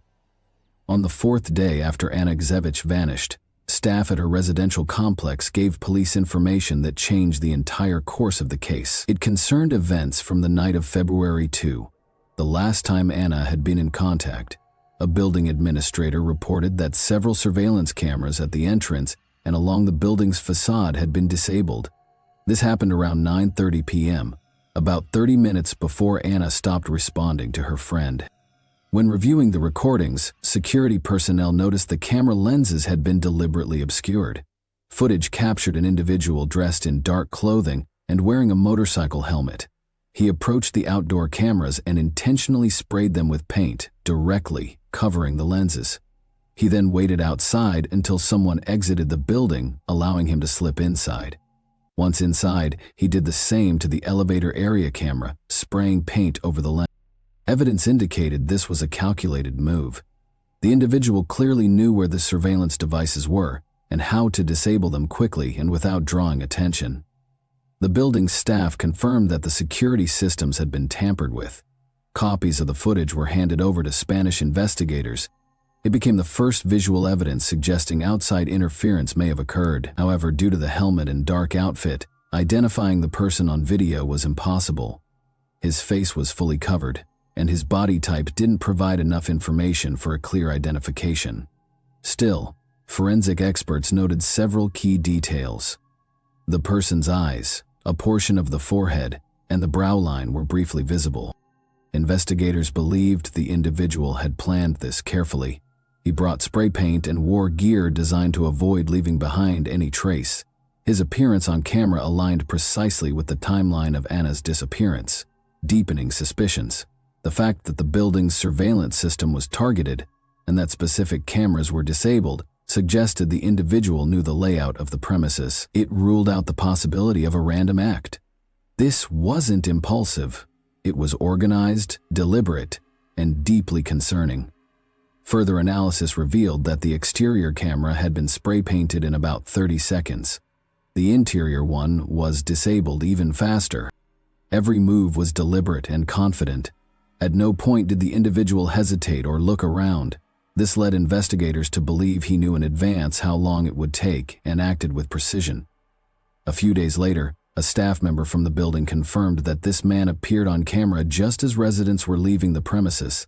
He used the opportunity to slip inside, indicating he didn't have authorized access, no keycard, no entry code, which meant he wasn't listed as a resident. His path was direct, from the entrance straight to the camera near the elevator, with no stops or detours. The footage drew immediate attention, not just from law enforcement but from Anna's friends as well.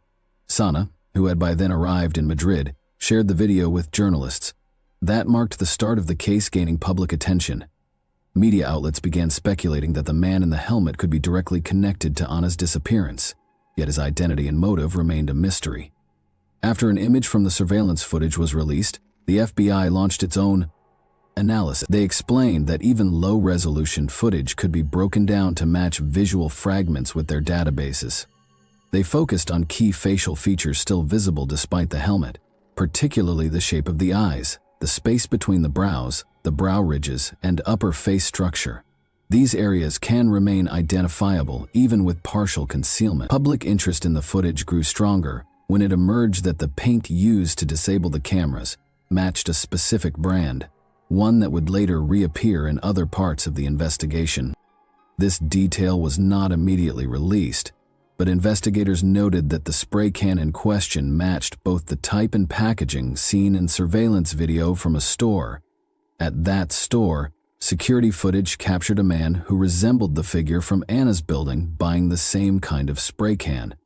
After Anna stopped responding to messages and calls, her friend Sana contacted Anna's husband, David Nazevovich. That conversation happened on February 4. According to SA, David was in Florida at the time. She suggested they travel together to Madrid to help search for Anna. David agreed and even discussed a specific flight from Miami for the next day, but when the time came, he didn't show up. Later, he said he was in Serbia. That twist left Anna's friends puzzled. David knew that his wife had vanished under suspicious circumstances in a foreign country. He had the means to fly to Spain, but instead, he traveled to Serbia. His decision seemed difficult to explain. Rather than helping with the search, he went to a third country where his relatives lived. Naturally, questions followed. Why didn't he go to the place where his wife had disappeared? Why didn't he take part in the search personally? Sana became increasingly uneasy with David's behavior. She noted that while he wasn't outwardly dismissive, his reactions felt cold. His actions contradicted common sense. Despite the urgency of the first few days, he made no effort to come to Madrid. According to him, there was nothing he could do in Spain. He didn't speak Spanish, didn't have housing there, and wasn't familiar with the city. His lawyer echoed the same reasoning, telling reporters that traveling to a country with no local contacts would be ineffective. He added that David was concerned about Anna's disappearance, but didn't believe his physical presence would help. Following Anna's disappearance, David hired a lawyer in Florida. The attorney stated that his client had been in touch with the FBI and had provided all necessary information, including credit card records and attempts to obtain legal help in Spain. However, none of these efforts included any in-person involvement in the actual search. Despite sharing some data, David kept a noticeable distance and refrained from making any public statements. Additional questions arose after Florida police confirmed that David had reported a theft in January. According to him, $5,000 in cash and personal belongings had been stolen from his vehicle. He said the car door had been left unlocked, and in the morning he discovered the passenger door ajar. Security cameras near his home didn't capture the incident. Officers were unable to identify any suspects at the time. No connection was made to Anna's case. But in light of everything else, the report appeared unusual and hard to fully understand. David's trip to Serbia also sparked major controversy. He claimed he had left the U.S. before Anna disappeared and had been abroad the entire time. However, Sana recounted a phone call with him on February 4 during which he told her he was in Florida. This implied that his flight to Serbia may have happened after that conversation. At the time, there was no official confirmation from border control authorities. David's attorney presented his passport as proof that he had left earlier, but these discrepancies raised doubts and increased suspicion about his involvement. The situation was further complicated by a property dispute that had escalated months before Anna vanished. With the looming division of shared assets, suspicions seemed plausible. It wasn't just a typical divorce, but one involving significant finances and joint holdings. Anna's friends emphasized that the couple's relationship had turned adversarial. David and his attorney, however, denied that, insisting the divorce was amicable and that the two had simply grown apart. Formally, David had not been charged at that time, and he remained outside the U.S.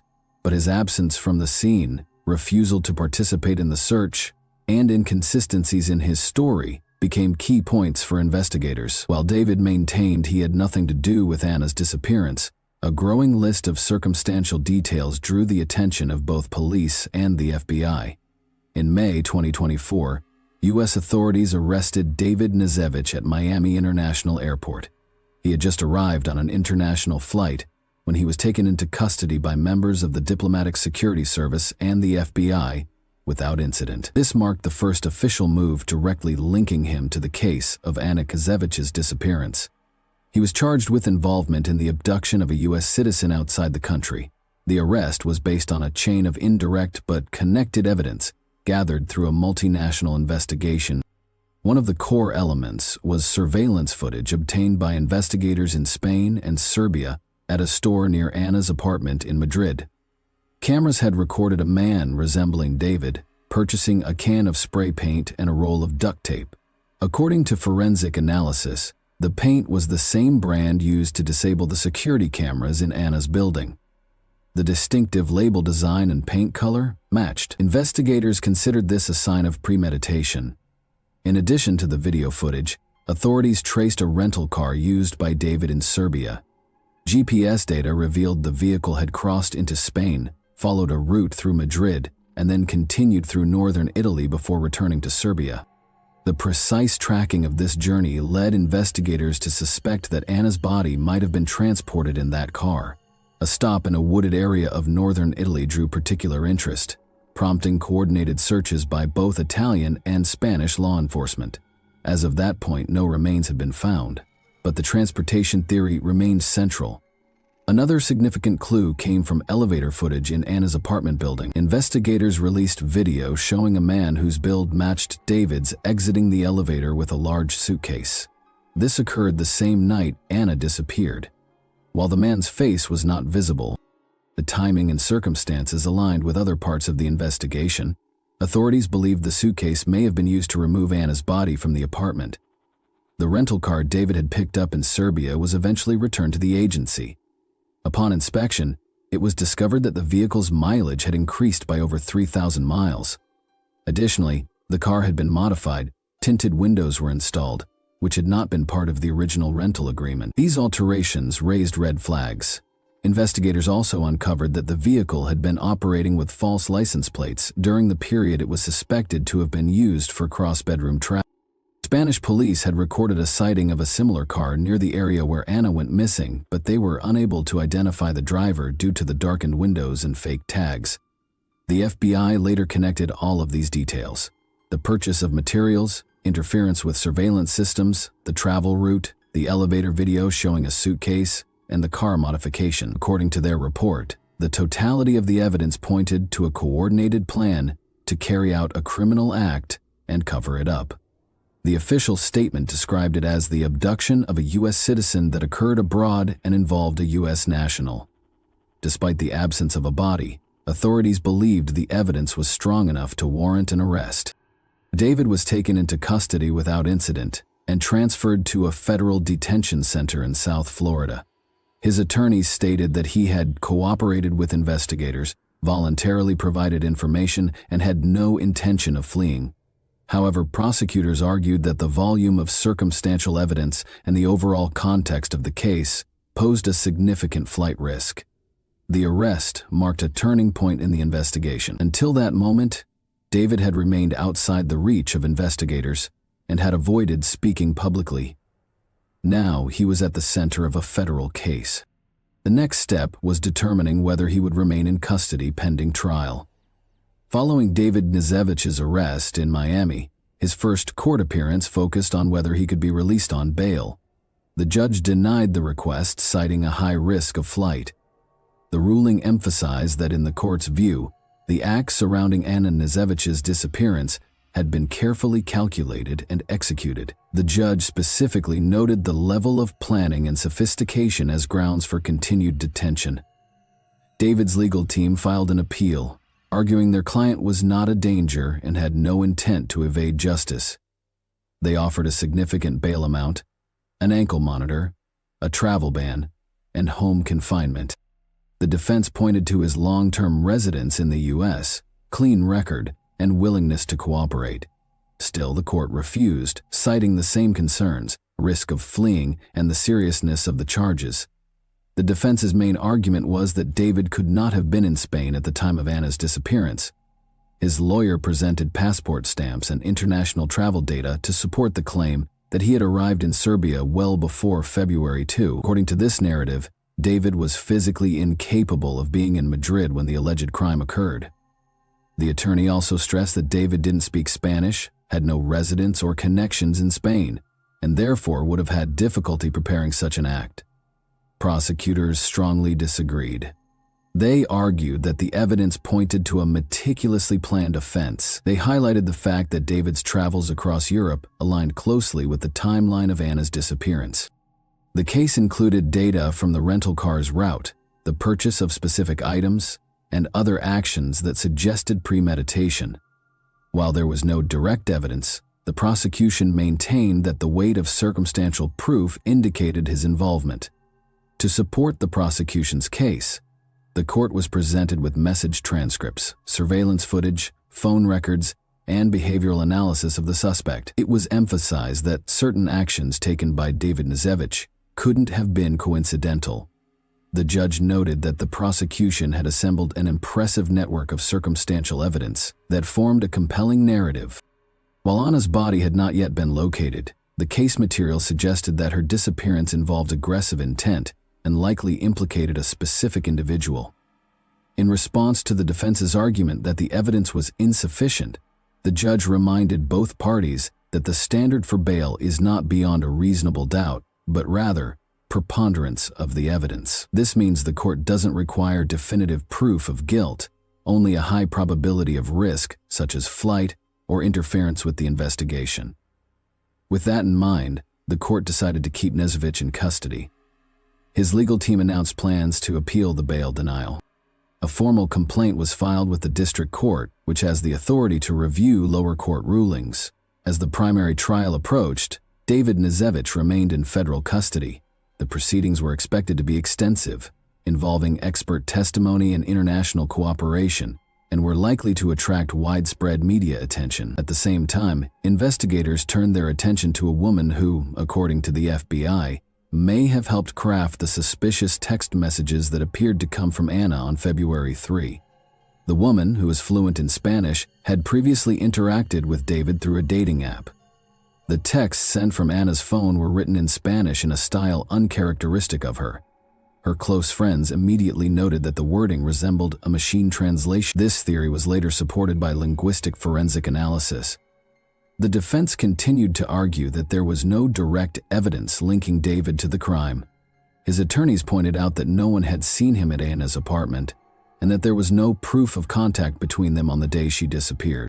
They also questioned the reliability of the surveillance footage showing a man with a suitcase, arguing that the figure could be someone else, and that partial physical resemblance was not definitive. Furthermore, they stressed that there had been no official confirmation of Anna's death through forensic evidence. In April 2025, news broke that David Knežević, the man charged with the abduction and presumed death of his wife Anna Knežević, had been found deceased in his cell at a federal detention center in Miami. According to his attorneys, he had taken his own life. No note was found at the time of his death. Knežević was being held without bail, awaiting trial. After the news, Anna's family expressed deep sorrow and frustration. The trial never happened, and Anna's whereabouts remain unknown. Her loved ones believe that David took to the grave the answers to what truly happened the night she vanished. Thanks for watching, everyone. Your support means a lot to me, and you can help my channel grow by hitting that like button, dropping a comment, and sharing this video. Your engagement really makes a difference. See you soon. Hey guys, today we're diving into another truly horrifying case. If you want to support my channel, make sure to subscribe and stay active. It really helps me out. I'd be super grateful for that. Let's get started. When the perpetrator of a high-profile crime remains at large, it frequently causes a great deal of public worry and shockwaves through the community. Residents live in constant terror of another incident, and nobody can foresee when or where it will occur. Such horrific legal transgressions may become part of local folklore in small communities, but occasionally, the investigation and the gravity of the infraction result in precedent-setting changes to the criminal justice system, such as the passage of new laws or adjustments to old ones. A young college student called Katie Sepich was the victim of a particularly unsettling act of assault more than 20 years ago in the sleepy town of Las Cruces, New Mexico. It remains one of the scariest and bloodiest events in the city's history to this day. Even though the crime may have been solved quickly, the inquiry took years to complete due to serious delays brought on by justice system inefficiencies. Progress wasn't achieved until Katie's bereaved family intervened and demanded reform. As a result of their efforts, a statute that requires DNA samples from anybody detained in connection with violent or aggressive behavior was introduced, bearing her name. Closing the flaws in the system and avoiding future delays in identifying offenders were the goals of this important step. On July 18, 1981, Catherine Jenna Sepich, or just Katie as her friends knew her, was born in the Las Cruces suburbs of Dona Ana County, New Mexico. She grew up with her younger brother and sister in a loving and close-knit family. As the eldest of 3 siblings, they and Katie had a close relationship. Her parents prioritized education, encouraged each child to discover and develop their unique skills, and were dedicated to instilling strong values in their children. As a committed student who was among the best in her class, Katie stood out at school. She was naturally drawn to the sciences, and when graduation drew near, she focused on New Mexico State University's economics degree. Her parents were overjoyed when she told them about her choice, not only because she was ambitious, but also because the university in Las Cruces was close by, allowing her to visit frequently. Katie decided to rent a tiny apartment with a close friend rather than live in the dorms. Their apartment was located in a residential complex on the ground floor. The distance to college was only 10 minutes by foot, and everyone had a separate bedroom. Katie met Joshua, or Joe as his friends nicknamed him, Bischoff, a fellow student, during her junior year. He was a year older and enrolled in the same university's biochemistry program. There was an immediate connection between them. Within a few months, they had introduced one other to their families, who enthusiastically supported them as their relationship grew rapidly. Joe was born and raised in New Mexico's capital, Albuquerque. After graduating, he intended to go back there and work at his family's company. Given that Katie had 1 year remaining to finish her degree, this meant that they would have to deal with a long-distance relationship for some time. However, Joe proposed right before they left town, and Katie happily accepted after he gave her a stunning, specially created diamond ring. The idea was straightforward. They would marry as soon as she graduated and go to Albuquerque to live together. They could only get together on vacations because Joe had moved to a different city. Nevertheless, despite the distance, they continued to communicate daily. This was the case for almost a whole year. Joe went back to Las Cruces for Labor Day weekend with his fiancée in late August 2003. He remained in the flat that Katie and her friends still shared. The arrangement was cozy, and no one felt like they were invading because each roommate had her own room. The pair had arranged to go to a party at a big house that another student had hired on Saturday, August 30, 2003. Many people planned to remain overnight, and it was one of those large college parties. At first, there was nothing out of the ordinary or concerning about the evening. Joe and Katie were ecstatic to see each other again. Since Joe's arrival on Friday, August 29, the couple had been together virtually all the time. They were deeply in love with one another, and they treasured every moment spent together, both physically and emotionally. Joe, Katie, and her roommate went to the park at about 8 o'clock in the evening. It was a bustling, vibrant atmosphere. People were drinking a lot of beer, dancing, and partying. Joe and Katie got into a furious quarrel at one point. Since most of the guests were drunk and focused on having a good time, nobody at the party paid much attention to the specifics of the argument. Katie abruptly made the decision to leave the house where the party was being hosted and returned to her apartment at 3 in the morning because she was upset. Nobody bothered to stop her as she just went out. Partygoers later said that because her possessions were still at the house, they had thought she would return and had not noticed when she had departed. Her pals didn't volunteer to walk her home. The Sepich household got a call by the afternoon of August 31, 2003. When Katie's mother, Jane Sepich, answered, she could hear her daughter's roommate's anxious voice. The caller wanted to know if Katie had visited her relatives. When Jane declined, the friend disclosed that Katie had not returned or gotten in touch with anybody after the party. A sinking feeling that something horrible had transpired was later recalled by Jane. She would never let her oldest daughter disappear without telling someone. The students' relatives and friends were so alarmed that they called the police right once to report the pupil missing and started their own search that same day. As the evening wore on, the local police received another call, this time containing terrible news. A party of hunters had discovered a young woman's body at a municipal landfill close to the town's outskirts. They immediately phoned authorities after being disturbed by the discovery. The victim was in a face-down position, her underwear was ripped, and most of her clothes had been taken off. She had to pull her jeans down to her ankles since they were torn. The scene strongly implied a targeted and severe attack. Because Katie's missing persons report was already on file, authorities assumed the body might be hers, even though no identification was found with her. The woman's arms and back had been severely burned. It would be later determined that the perpetrator had tried to destroy the evidence by dousing the body in gasoline and setting it on fire. But the endeavor was unsuccessful. DNA and other important forensic evidence were left behind, as the fire swiftly extinguished after merely scorching the skin. The Sepich family was devastated when authorities called them to tell them that a woman's body had been found and that it might be Katie. The remains were identified by Katie's father. He recognized his daughter right away, despite the body's state. Every hope that she was still alive was dashed. What many feared was confirmed by an autopsy. Katie had been attacked in a very violent and vicious manner. Mechanical asphyxiation was identified as the cause of death. She had been strangled to death by the perpetrator using just their bare hands. She had battled hard to survive, as evidenced by the defensive wounds on her arms and body. Examiners discovered blood and skin traces beneath her fingernails, indicating that she may have scratched her assailant during the struggle. The DNA of the culprit was extracted by forensic specialists from biological material taken from the body and under her nails. Despite submitting the sample to the National Criminal Database, no matches were discovered. This suggested the person had either never been arrested for a violent crime previously or had never been registered in the system. The fact that there were no signs of a struggle, no blood traces, and none of Katie's clothes or shoes at the scene of the crime made it obvious that the crime had taken place somewhere else.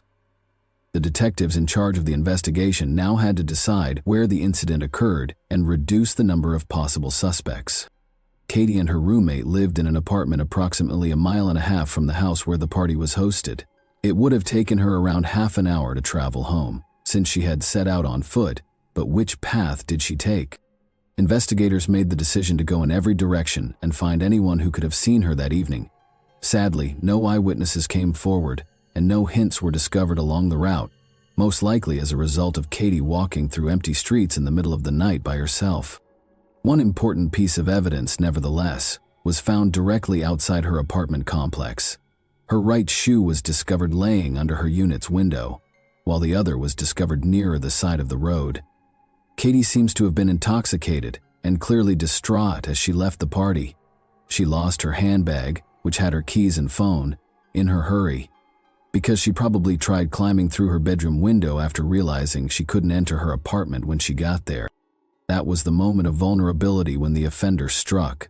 Medical examiners later found tiny pieces of the same gravel stuck in her skin, and signs of a fight were detected in the gravel beneath the glass. Outdoor security cameras weren't as common or dependable in 2003 as they are now. 2 neighboring cameras were able to record a few seconds of Katie's stroll that evening, verifying her approximate path and direction, but it did not help authorities identify the culprit. Frame by frame, the surveillance tapes were analyzed. There was nothing suspicious in sight. Katie wasn't jogging, there were no suspicious cars or people in the area, and it appeared that no one was pursuing her. Based on this, investigators hypothesized that she had met the attacker on the last part of her walk, which sadly had no camera coverage at all. Despite interviewing everyone who had been at the party, which was the final one Katie would ever attend, police were unable to obtain any significant information. Before she got into a fight with her boyfriend Joe, the majority of the guests had left. By the time she left, those who had stayed had either fallen asleep or were too drunk to remember specifics. While some believed Joe would pursue her, others believed she would return. Joe had started flirting with another guest after drinking too much, and that female kissed him, according to Katie's roommate and close friend. The pair got into a fight after Katie witnessed this happen.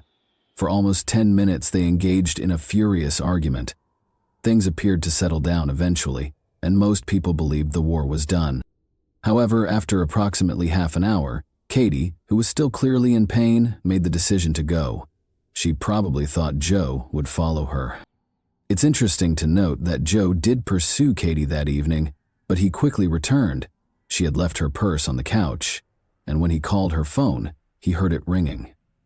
Oddly, he continued to phone repeatedly, seemingly oblivious to the ringtone emanating from the person next to him. Detectives became suspicious of this behavior and decided to bring Joe in for a formal interrogation at the station. His uneasiness was more noticeable there. He had a hard time telling the truth. He claimed that although he had followed Katie to ensure her safe return home, he had somehow lost sight of her. He claimed to have reached her building but failed to spot her there, so he just went back to the party. He was unable to provide a clear response when questioned why he didn't try to make sure she entered securely or knock on her door. Joe's behavior changed when detectives told him that biological evidence had been found on the victim and requested that he willingly give a DNA sample. He declined to answer any more questions and promptly requested a lawyer. Suspicion against him was only heightened by that response. At the time, police enforcement needed a court order to force someone to provide a DNA sample. and Joe's lawyer made a concerted effort to keep that from happening. In order to get the proof they required, detectives had to find another lawful method. The night before the event, Joe and Katie had engaged in physical intimacy in her bedroom at the apartment she shared with a friend, as was previously described. Investigators took the bed linens in the hopes of discovering biological material that may be used. Notably, all of the other male partygoers voluntarily cooperated with the authorities and consented to provide a DNA sample in order to clear their names. The material discovered on Katie's body and beneath her fingernails did not match the male DNA traces detected on the bedsheet. Joe willingly consented to submit his own DNA sample after being informed of this. He subsequently clarified that his original refusal was due to his fear of being wrongly implicated. He thought his DNA might still be there, misread because he'd been intimate with Katie that night. The vicious crime committed against a college student in a town that had previously been thought of as calm swiftly rose to the top of the local news cycle. There were rumors that a possible serial predator was moving from state to state, preying on women who were out on their own at night and committing horrible crimes. Investigators understood how serious the issue was. They started a thorough investigation, looking into other incidents of comparable assaults or attempted assaults. A federal request to cross-check DNA from unsolved crimes around the country was also sent out.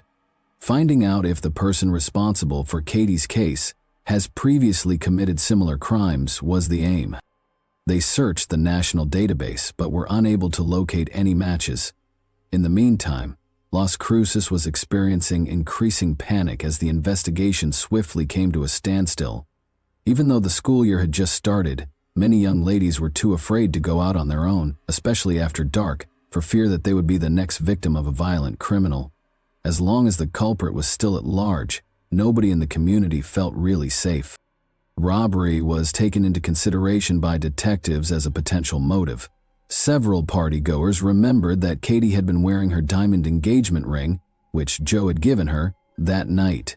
However, the ring was not located near the scene and was not found on Katie's body. That was a clear indication that the perpetrator had taken it with them. Despite the fact that no new crimes were committed, ladies all around the city avoided wearing pricey jewelry in public once this information was made public, in an effort to avoid unwanted attention. The public sought justice in Katie's case, and the town's climate remained tense. Nothing was found when local pawn shops were checked. Nowhere in the county had the missing ring been swapped or sold. Tire traces at the landfill close to where Katie's body was dumped, however, provided investigators with an alternative lead. The tire's model and manufacturer may be determined from the tread pattern.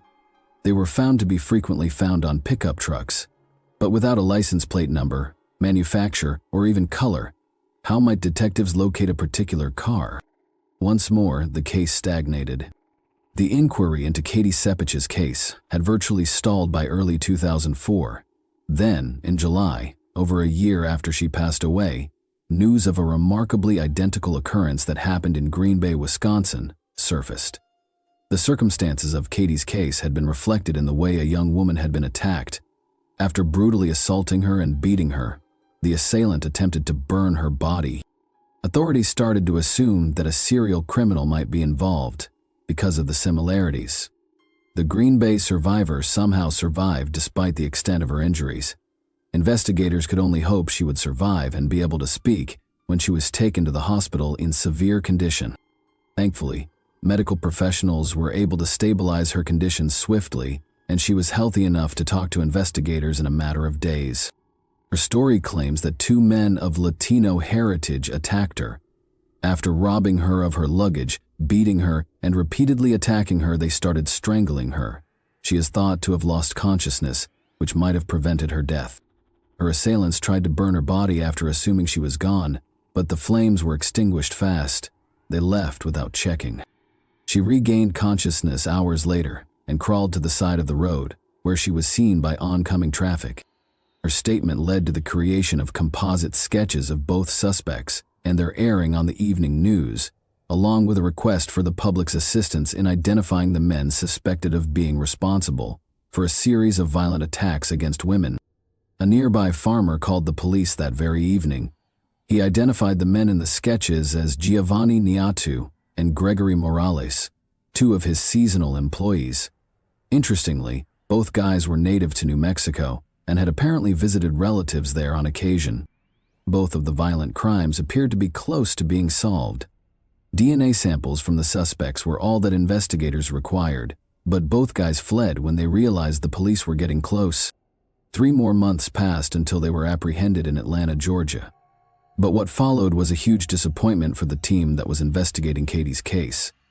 The DNA samples taken from Morales and Niatu did not match the profile on Katie Sepich's body, despite the fact that their involvement in the Green Bay attack was undeniable. The crime in Las Cruces had nothing to do with it. Another obstacle was encountered in the investigation of Katie Sepich's case. Her family refused to let the narrative fade into the background, even after over 2 years had passed. By interacting with the public and reminding everyone that a dangerous person was still at large, they maintained the pressure. Then, some 3.5 years after the heinous act, a significant breakthrough was made in December 2006.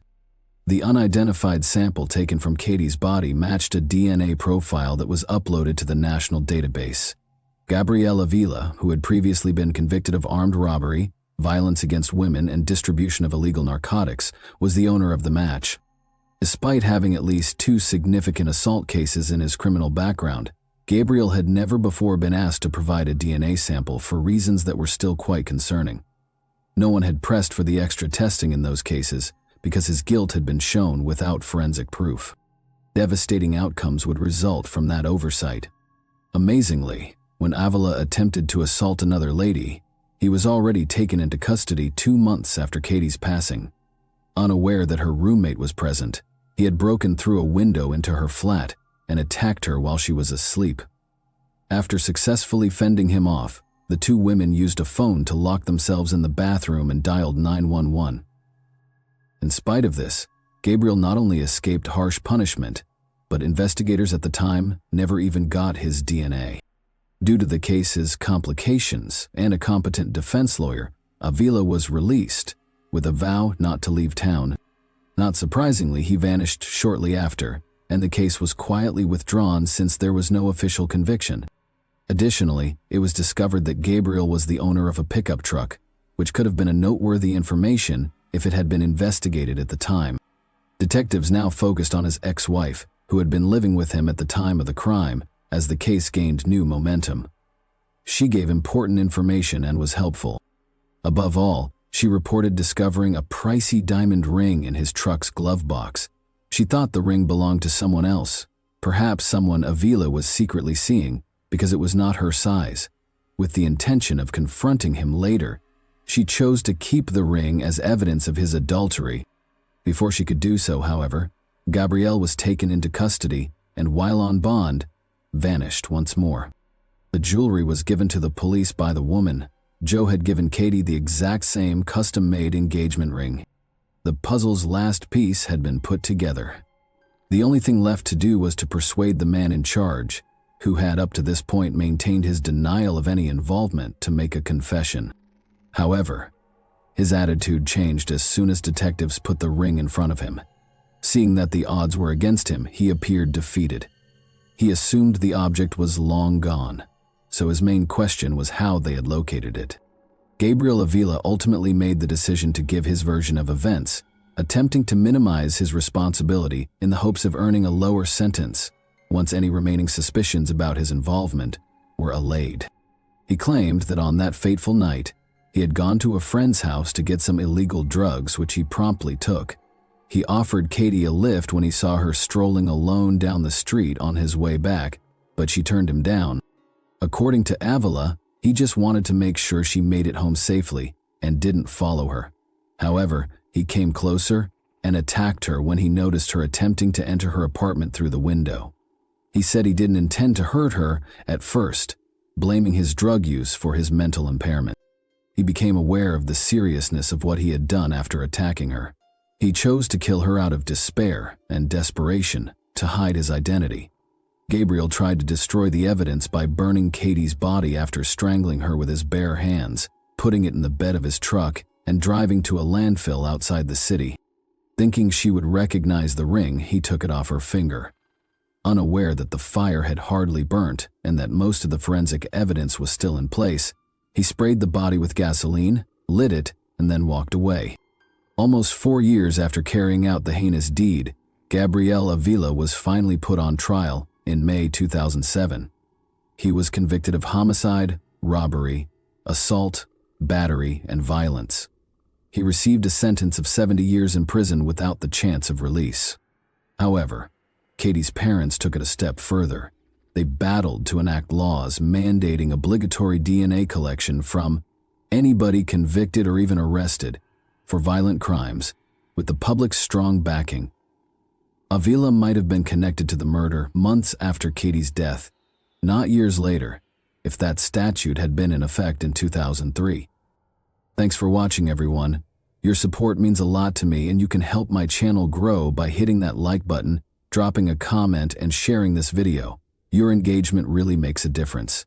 See you soon. Hey guys, today we're diving into another truly horrifying case. If you want to support my channel, make sure to subscribe and stay active. It really helps me out. I'd be super grateful for that. Let's get started. The chaos that unfolded wasn't caused by a gang member, a drug dealer, or a fugitive on the run. Surprisingly, the man at the center of it all was once a respected figure. A judge, a former lawmaker, and someone trusted to shape laws and deliver justice. But beneath the surface of his polished public image was a darkness no one expected. By the time the truth came to light, it was already too late. The community was left in shock, and a family was shattered beyond repair. As the police moved in to make the arrest, the man, Lance Mason, fled through the back door of his sister's house. But what could he have possibly done to trigger the arrival of an entire task force? Lance Timothy Mason was not your average public servant. He symbolized authority and respect. He had served as a state representative, a state senator, and a judge in Ohio. In every role, he carried weight. His voice was heard, and his decisions impacted lives. He once walked the halls of power with ease, shaping public policy and commanding silence in courtrooms. His resume was impeccable. Lawmaker, judge, city official, to the public, he represented leadership and responsibility. But while his public image was one of discipline and trust, his private life was collapsing under the weight of something much darker. What started as a promising career ended in a way no one could have predicted, turning a man who once defined justice into the face of a chilling crime. Mason didn't just play the game, he seemed to master it. And yet, as he climbed, something else rose with him, something that stayed hidden behind the speeches and handshakes, something that no title could erase. But just when he thought he was untouchable, police were searching his sanctuary, looking for him like a wanted criminal. In the quiet corners of his world, behind closed doors and far from the flash of cameras, tension was building. Those who paid close enough attention might have felt it. The way his polished smiles sometimes didn't reach his eyes, the flicker of control beneath the calm. No one asked, and he never said, but the air around him began to shift slowly. At first, like the hush before a storm. Then one day, that storm came. November 17, 2018. The day was supposed to be like any other, but for Aisha Frazier, it would be the last day she saw her children, the last day she could breathe freely. The two were supposed to meet at a decided place. It was the house owned by Lance Mason's sister, a house that would become the scene of unimaginable horror. Lance had already decided the fate of Aisha Frazier. That day, a knife was used as a weapon to stab the mother of his children. Lance Mason didn't just lose control, he planned it in front of their two children, who could do nothing but watch in paralyzing fear. He attacked her. The sound of the knife cutting through the air was drowned by the agonizing cries of their children. They screamed for their mom, but it was already too late. And then, in a final act of desperation, Mason fled. He didn't stop. He stole Aisha's SUV and sped off, but his attempt to escape wouldn't last long. In his reckless flight, he collided with a police cruiser, slamming into it with brutal force. The officer inside was injured. But Mason's terror was only beginning. He kept running, thinking he could outrun his past, but fate had other plans. It wasn't long before the law caught up to him, and the nightmare he'd set in motion would begin to unravel inside the house. Lynn Mason, his own sister, was on the phone with 911, her voice shaking with disbelief as she watched her brother destroy everything in his path. "He stabbed her and she is dead," she said. The words hung in the air like a death sentence. Meanwhile, in the background, the children sobbed uncontrollably. Their cries were haunting evidence to the horror that had just unfolded. And when it did, it would leave scars so deep that even the highest seat of justice couldn't overlook them. The man who had once delivered verdicts from the bench would soon find himself on the other side of the law, bending his knees on the floor like he never saw what true power looked like. The story hadn't reached its climax, not until the mask slipped, not until the truth clawed its way to the surface. "Okay, have a seat right here," as his hands told the tale of the horrific fate that Aisha Frazier was met with. It was difficult to tell him apart from the charismatic man that he once was. Or was he ever that man? People will be left wondering. But before the horrific scenes of 2018, Lance had already given hints of what monstrosity he was capable of. It was a hot summer day on August 2, 2014, when the image of Lance Mason, the once respected judge and former state senator, was torn apart in a storm of rage and violence that no one saw coming. He wasn't wearing a robe that day. He wasn't behind a bench delivering rulings. He was behind the wheel of a car, his wife beside him, and their children in the back seat. What should have been just another ride turned into a nightmare. Without warning, the calm shattered. Mason began pummeling his wife with his fists, 20 savage blows, one after another, as if he had lost all sense of control, all sense of humanity. But he didn't stop there. With their terrified children watching from the back seat, he grabbed her head and slammed it into the car's center console, not once, not twice, 5 brutal times. The force was enough to leave her dazed, bloodied, and in sheer panic. She tried to escape, desperate to get out, but even then, outside the car, away from the steering wheel and the false sense of safety, he followed. He bit her, he threatened her. His rage didn't cool. It followed her out of the vehicle like a predator locked on its prey. When the police arrested him later that day, the horror only deepened. Inside Mason's home was not the quiet, book-filled sanctuary one might expect from a judge. It was a war zone. Shotguns, semi-automatic rifles, handguns, smoke grenades, a bulletproof vest, a sword, and more than 2,500 rounds of ammunition. It looked less like the home of a public servant and more like the stockpile of someone preparing for combat. It was chilling. Not just the violence he had committed, but the world he had built behind closed doors. That attack got him 2 years in prison, but he only served 9 months, a slap on the wrist, a second chance he never deserved. You know why it was just a slap on the wrist when Lance Mason first beat his wife? Because powerful people were right there beside him, shielding him, vouching for him, smoothing the way back. Then he punched her so hard she had to undergo surgery for a broken orbital bone. Their daughters were in the car when it happened. It wasn't just domestic violence. It was terrifying, and yet, when it came time to face consequences, Mason had an army of high professor supporters ready to downplay the horror. U.S. Representative Marcia Fudge called him a good man who made a very bad mistake. Letters poured in from politicians, attorneys, and judges, all speaking about his character, his decades of service, his reputation. The victim, Aisha Frazier, barely seemed to factor in. That collective influence worked. Mason got just 2 years in prison and was released after serving 9 months. 9 months for disfiguring a woman in front of her children, and then just a few years later, he murdered her, stabbed her to death in front of those same daughters. Suddenly, those glowing endorsements from the political and legal elite became a stain. Marcia Fudge released a statement expressing heartbreak and claiming that the man who committed the murder wasn't the Lance Mason she knew. But that raises an uncomfortable question. If someone beats their partner so viciously they need surgery, how much more evidence do you need to protect the victim? During disciplinary hearings in 2017, other attorneys and judges again came to Mason's defense. They wrote letters expressing disbelief and emphasizing his achievements as a jurist. But the Ohio State Bar Association wasn't convinced. In their statement to the Supreme Court, they called out the letters for failing to explain what led to Mason's violent actions, or offer any assurance that it wouldn't happen again. This is more than just a case of poor judgment. It's a case study in how power protects power, even when it comes at the expense of a woman's life. Aisha was failed first by the justice system, then by the people who had the platform to do better.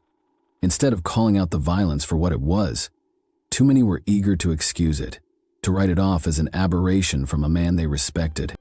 But monsters don't always look like monsters until it's too late. The hypocrisy is hard to stomach. The same people who once praised Mason's uncharacteristic mistake were suddenly offering condolences and shock. But here's the truth. They saw the violence, and they still chose to protect him. Aisha did everything right.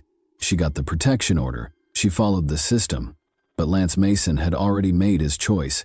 And long before the headlines and the whispers, before the scandal shattered the calm and sent shockwaves through Ohio's political circles, Lance Timothy Mason was just a boy growing up in Shaker Heights, bright, ambitious, and already dreaming of something bigger. Born on August 26, 1967, he followed a path that seemed carved out for greatness. From the hallways of Shaker Heights High School, to the academic rigor of the College of Worcester, and finally to the esteemed University of Michigan Law School, where he earned his Juris Doctor in 1992. Mason's journey looked like the making of a legacy. Every step he took was calculated. Every role he stepped into only added to his growing reputation. Between 2002 and 2008, Mason served in the Ohio General Assembly, first as a representative and then as a senator, moving through the ranks with a confidence that suggested he wasn't just part of the system, he was built for it. His dedication and charm caught the attention of then-Governor Ted Strickland, who appointed him as a judge to the Cuyahoga County Court of Common Pleas in 2008. A position of weight and visibility, a place where power wasn't just practiced, it was absolute. But the climb didn't end there. Nearly a decade later, in 2017, Mason returned to public service, this time as the Minority Business Development Administrator under Cleveland Mayor Frank G. Jackson. To outsiders, it seemed like a full-circle moment, an accomplished man continuing to serve, continuing to lead. His name appeared in political rosters and press releases, his image still polished and his influence very much intact. This was not a man at the beginning of his fall. This was someone already deep in descent.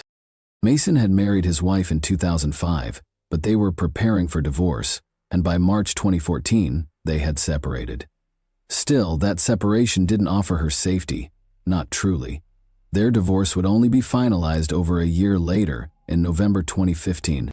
The courtroom fell silent as Lance Mason, once a powerful figure draped in robes and respected in legal circles, stepped forward, now wearing a prison jumpsuit, wrists bound in cuffs. This wasn't a man accused of a mistake or a moment of weakness. This was a man now facing the most horrific charge of all. The calculated, violent murder of his ex-wife, Aisha Fraser.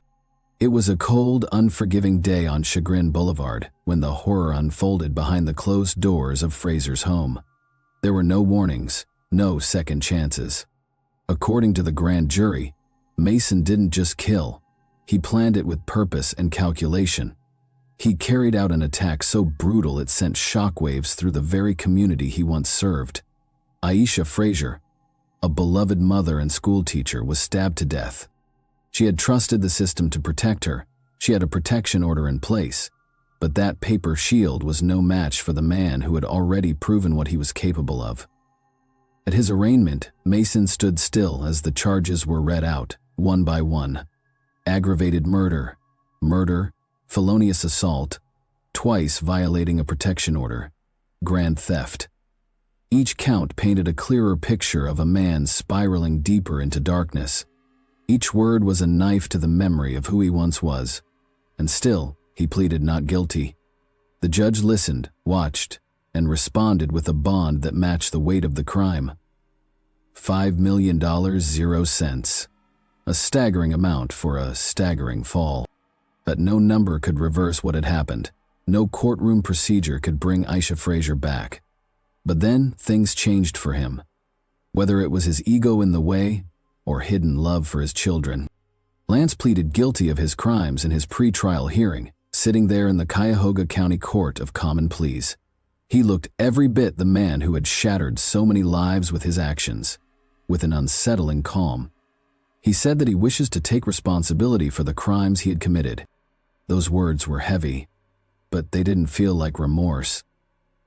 They felt like a man just going through the motions, as if this was some kind of routine procedure, not the acknowledgement of a life-altering, soul-crushing tragedy. But then he dropped a sentence that showed his vulnerability.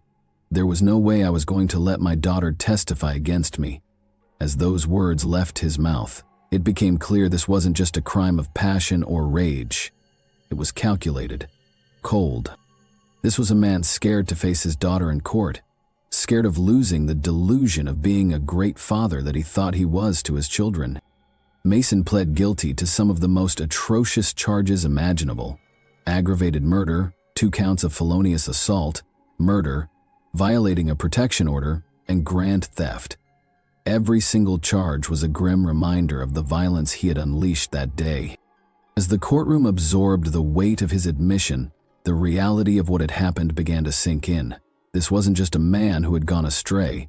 This was a man who had once held power, who had been trusted with the law, but now was nothing more than a broken figure sitting before a judge to answer for the unspeakable destruction he had caused. Aisha Fraser was more than just a name in the news. She was a devoted mother, a cherished friend, and a beloved schoolteacher in Shaker Heights, Ohio. To her students, she was a source of light. To her community, she was a role model.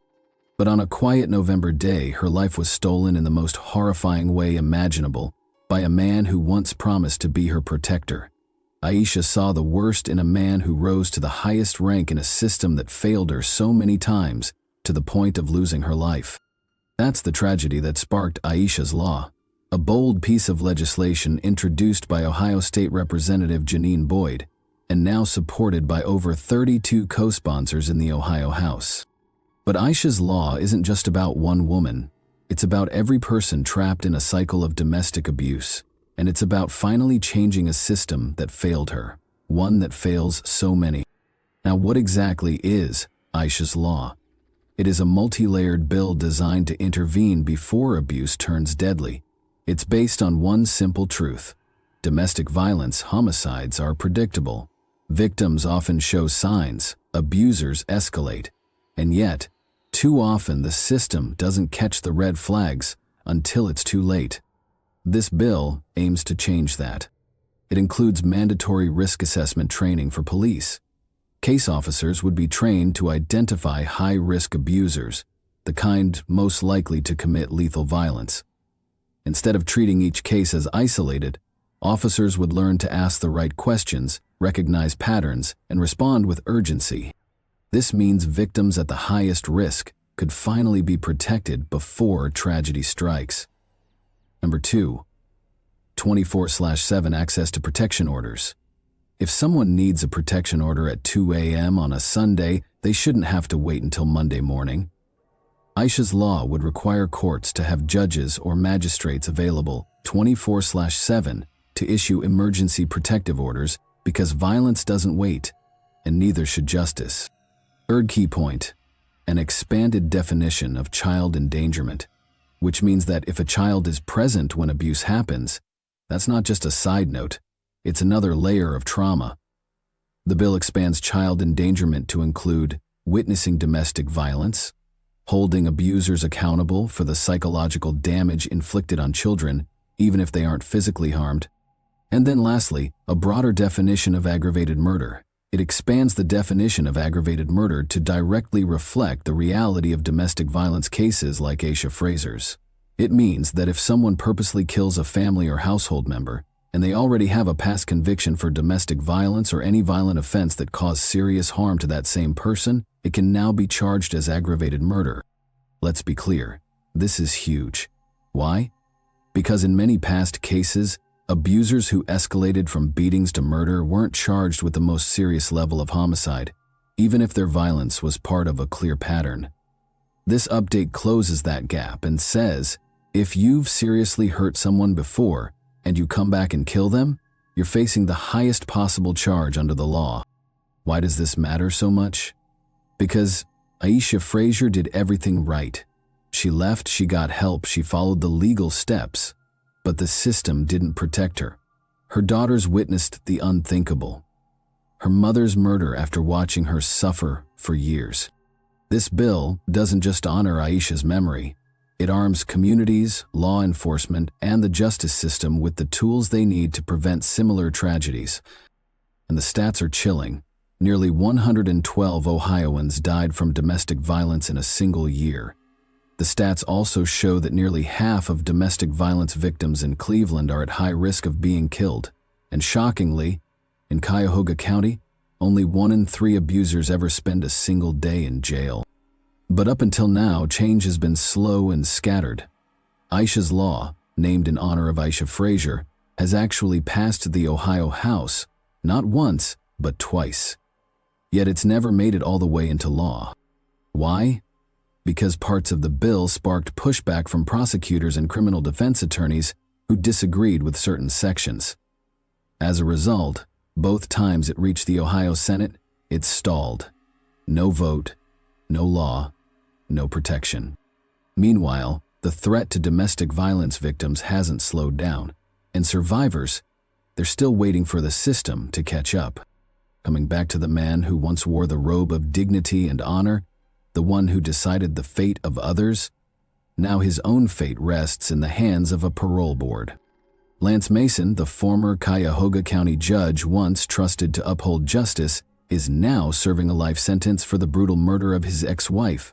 But here's the twist that's left many stunned. He could one day walk free. After admitting to stabbing Aisha to death in front of their children, Mason was handed a life sentence. Yet it came with a caveat. He'll be eligible for parole in 35 years. That means at the age of 87, if he ever reaches it, the man who shattered a family and forever altered the lives of 2 young girls could make a case for his freedom.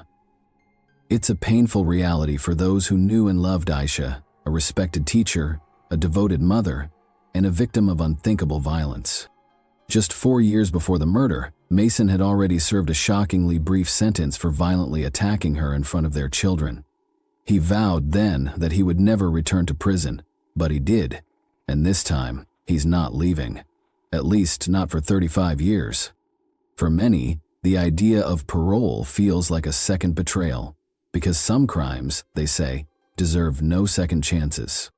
But what do you think? Should someone who committed such a brutal act ever be eligible for parole, no matter how many years pass? Are 3 decades behind bars justice served? Or is it a loophole in a system meant to protect victims? Thanks for watching, everyone. Your support means a lot to me, and you can help my channel grow by hitting that like button, dropping a comment, and sharing this video. Your engagement really makes a difference. See you soon. Hey guys, today we're diving into another truly horrifying case. If you want to support my channel, make sure to subscribe and stay active. It really helps me out. I'd be super grateful for that. Let's get started. Like many of the stories we've told, this family appeared to be a living example of the American dream, but appearances can be misleading. On the surface, it all started out as a typical night in a peaceful house with a mother putting her daughter to bed.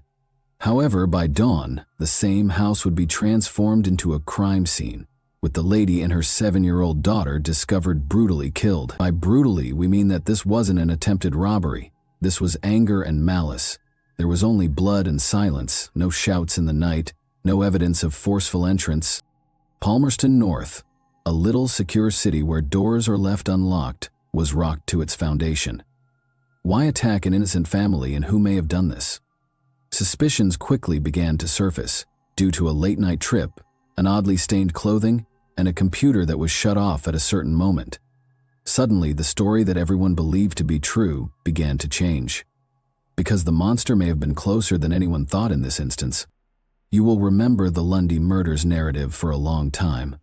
They lived in Palmerston North and were a close-knit family consisting of Mark, Christine, and their daughter Amber before everything fell apart. Amber was the only child of Mark and Christine, who had been married for 17 years. She was intelligent, vivacious, and adored by her parents. Together, they operated a kitchen sink sales company. It wasn't particularly glamorous, but it usually covered the expenses. However, behind the scenes, things weren't quite as stable. The business was always in debt, frequently owing its supplier about $100,000, 0 cents. And in 1999, Mark took a risk and went overboard rather than retreating. Dreaming of a vineyard and possibly a new beginning, he purchased 2 pieces of land near Hawke's Bay to cultivate grapes. But such aspirations are not inexpensive. Mark skipped several dates for settlement, according to the landowner's later testimony. Interest rates rose as high as 14% and penalties began to mount. The Lundys were deeply in debt by August 2000, with penalty interest alone amounting to about $140,000, 0 cents. Additionally, the last day to make the payment was August 30th, which was also the day when Christine and Amber were discovered dead. The couple had signed documents to raise their life insurance from $200,000, 0 cents to $500,000, 0 cents just 5 days before to the killings. The page still bears Christine's signature, but the new policy hasn't been processed yet. Bruce Parson, the insurance representative, made it apparent that the increase was not in effect. Christine passed away prior to the paperwork being processed. Tower Insurance did pay $75,000, 0 cents of the Lundy mortgage after the murders, but there was no large payoff or $500,000 check, just sadness and suspicion. Although it appeared to be a family pursuing lofty goals, there were already fissures showing beneath the surface. Let's go back to Tuesday, August 29, 2000, before we go into those cracks. Palmerston North had a cold, unremarkable day, the sort that most people would forget. But by the following morning, the sleepy little town would be completely changed. Mark Lundy got into his car and drove off for Wellington that morning. For him, it was simply another business trip. He made a living selling kitchen sinks and fixtures, so these business trips were nothing out of the ordinary. He might occasionally be gone all day or simply for the night. There were no concerns about that Tuesday. Mark arrived at the Foreshore Motor Lodge in Petone, a quiet Lower Hutt neighborhood, at about 5 o'clock in the evening. The receptionist noticed nothing out of the ordinary. From the outside, everything appeared to be normal after he received his room key and settled in. He seemed to have no motive to return home, and he had an alibi. At 5:30, only half an hour later, his cell phone called. Either his wife, Christine, or their daughter, Amber, was calling from home. They spent almost 8 minutes talking. One of them said they were going to McDonald's for dinner. Mark subsequently informed the police. That particular detail was verified. A McDonald's receipt, time-stamped at 5:45 that evening, was later discovered by police in the Lundy residence. An everyday scene captured on grease-stained paper was unequivocal evidence that Christine and Amber were still alive at the time. However, things started to change gradually. Christine took a friend's phone call at about 7 o'clock. She didn't sound panicked or odd, and there was no indication that something wasn't right. Whatever terror lay ahead in that house had not yet materialized. Mark, meantime, continued his evening activities back in Petone. He contacted a business associate at 828 to discuss investing in a Hawke's Bay vineyard project. However, a dark force was infiltrating Palmerston North. At 10:52 that evening, the family computer was manually turned off by someone, not disconnected or crashed, marking the end of life in the Lundy residence. Alarms were aroused by that innocuous behavior. Some thought it signaled that the murderer had completed their mission. At 11:30 that evening, Mark called again, but this time he was calling a Petone escort service rather than a business associate. Around 1 in the morning, a woman was allegedly sent to his motel and left. He would later use this detail as a key component of his alibi. How could a man host a guest in his motel room and be complicit in a vicious double murder in a different city? However, the escort's presence wasn't what would completely change the course of this tale. That was Wednesday, August 30, the next day. Glenn Wary, Christine's brother, stopped by the house sometime in the middle of the morning. When he knocked on the front door, no one responded, but he needed to talk to her about a business situation. The ranch slider door was unlocked when he walked around the back. When he entered, he discovered Christine's blood-covered, lifeless body on the bed. She had been hit in the head several times, so badly that pieces of brain and bone had sprayed the bedroom doorway and walls. Amber was discovered on the floor, still wearing her nightgown, face down. She hadn't gotten very far because, like her mother, she had been brutally attacked. The murderer was merciless. This was anger, not simply murder. As soon as the police arrived on the scene, they realized something was wrong. There was blood on the frame of a back window that appeared to have been tampered with, possibly to simulate a break-in. The window belonged to Christine. Only after the murders were completed did it seem as though the murderer had attempted to create the impression that someone had broken in. The scene was deliberate and ruthless. It appeared to be a robbery at first. Investigators wondered if someone had broken in for valuables because a little jewelry box was stolen, but nothing else of value was found. Why merely take a trinket box and abandon everything else? This action wasn't impulsive. It was intimate. Detectives thought the weapon was similar to a tomahawk because of the severity of the injuries. It was small, sharp, easy to swing, and equally easy to dispose of. That raised the most important question of all. Who would carry out this action? Who had the time, the chance, and the reason? At that point, Mark Lundy came into focus. The police thought he was to blame. The surprise is that they couldn't even agree on the alleged date of the incident, depending on which version of the story you follow. According to one account, Mark killed his wife and children after leaving his motel after the business calls, drove more than 150 kilometers back to Palmerston North, and then hurried back to Petone so no one would notice. Another theory made me shiver even more. That version states that the killings did not take place at night. Rather, they asserted that Mark Lundy left his motel covertly after midnight, precisely within the minuscule time frame between calling an escort service and the woman showing up at his room. He had less than an hour to drive back to Palmerston North, kill his wife and daughter in a horrible manner, get clean, and then go back to the motel as if nothing had occurred. Imagine traveling more than 300 kilometers in less than 60 minutes, carrying out a brutal double homicide, and returning with no signs of guilt, blood, or evidence. Police somehow thought he had driven that distance twice in one night, even though no one saw him on the road, no traffic cameras saw his car, no gas receipts, no roadside witnesses, and no motel employees saw him go. A disappearance that would have made for a work of fiction, but was being handled as fact. Then, not in the courtroom but at the gravesite, came the moment that would split a country. Grief is said to affect people differently. Some people cry out to the heavens, some collapse, and some shut down. However, Mark Lundy's sadness didn't just pour out. It burst in front of the cameras when he buried his wife and his only daughter. And it wasn't subdued or silent. Only a few days after Christine and Amber were discovered dead in their house, it was shown. There was a funeral. There were so many mourners in the church. The town as a whole felt shattered. There were still no arrests, despite the fact that 2 innocent lives had been taken in the most brutal manner possible. People came to find serenity, to remember, and to grieve. Then, staggered between pals, came Mark Lundy. He was scarcely able to stand. As he sobbed hysterically, cameras rolled. His face twisted in pain, his screams reverberated.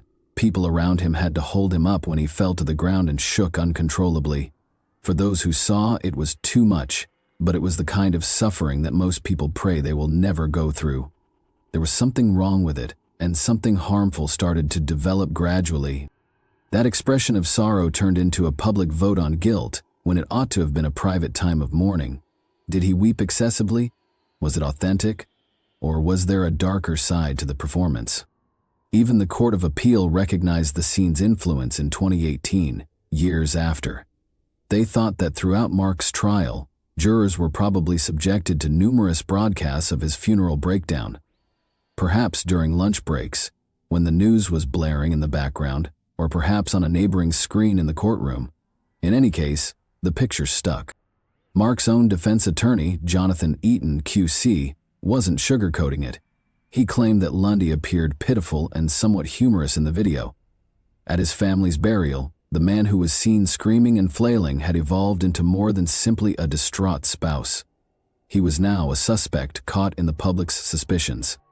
Whether on purpose or not, the day's public spectacle sowed mistrust in the air.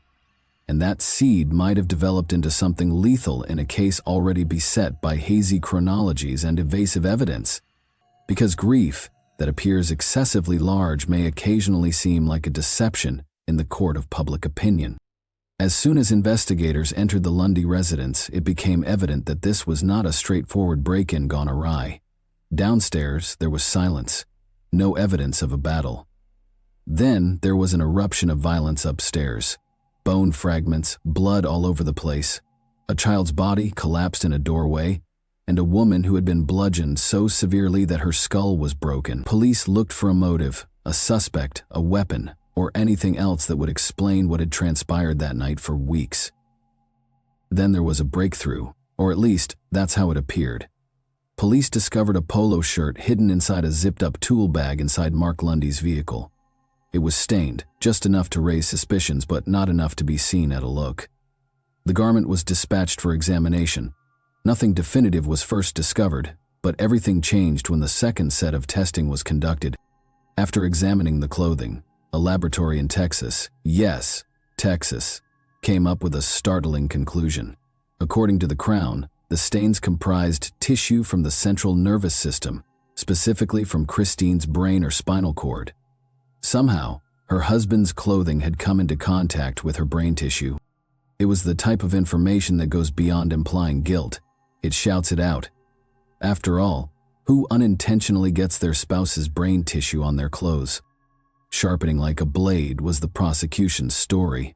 Late that night, they claimed, Lundy had driven all the way from Petone to Palmerston North, entered the house without a sound, and fatally struck his wife and daughter.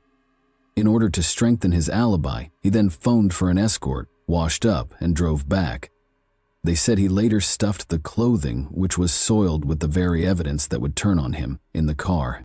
This is where things go wrong, though. The testing science, known as mRNA analysis, was state-of-the-art, contentious, and in some cases untrustworthy. It had never before been utilized in a criminal trial, not even in New Zealand. In court, experts clashed. The brain tissue, according to one side, was obvious and damning.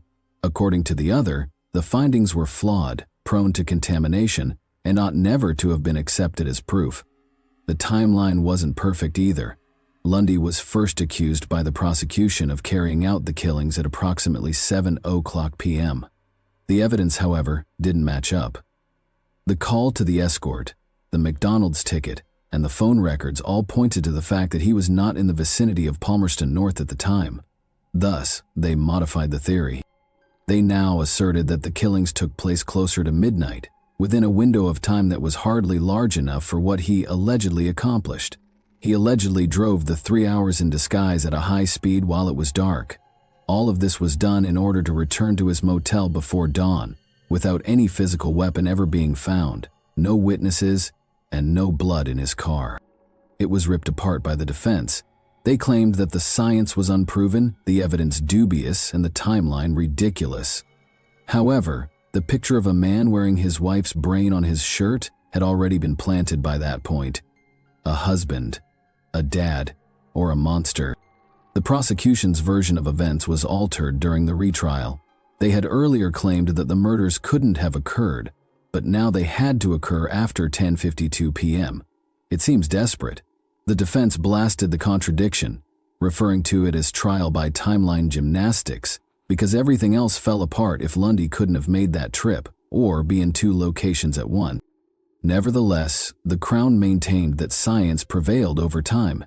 There was brain tissue on the shirt. The reason was debt. Anger was the tool. The timeline was described as tight but not impossible. That wasn't a leap, though, for many who were following the case's development. It was a leap into a canyon. Because it was more than just, could he do it?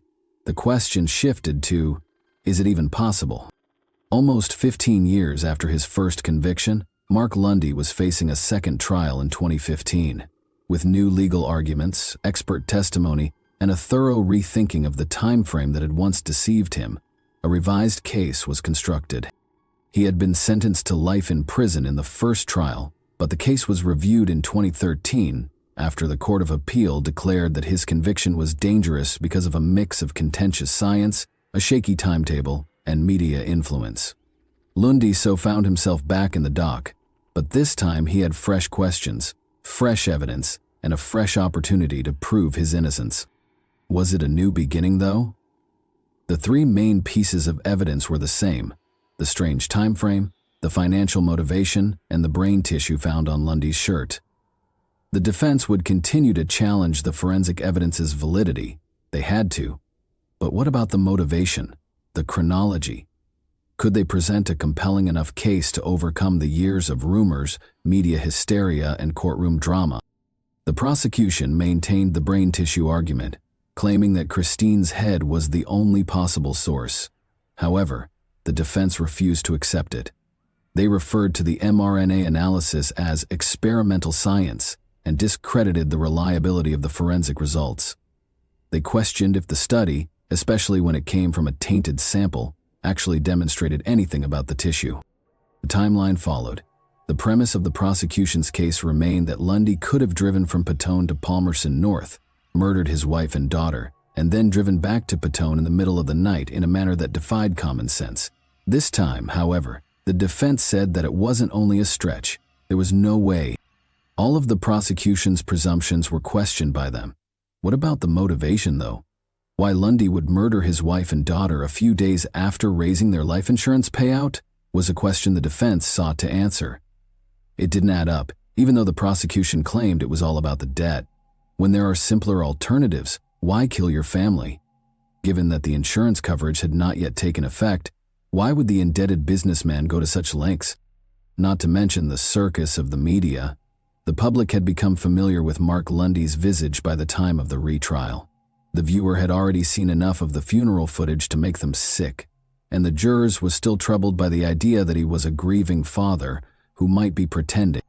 They said that his dramatic reaction at the funeral was too much grief and had been the subject of lengthy analysis.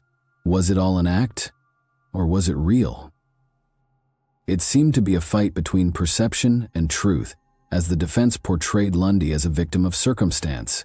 Even if the scientific evidence was questionable, the prosecution held on to it.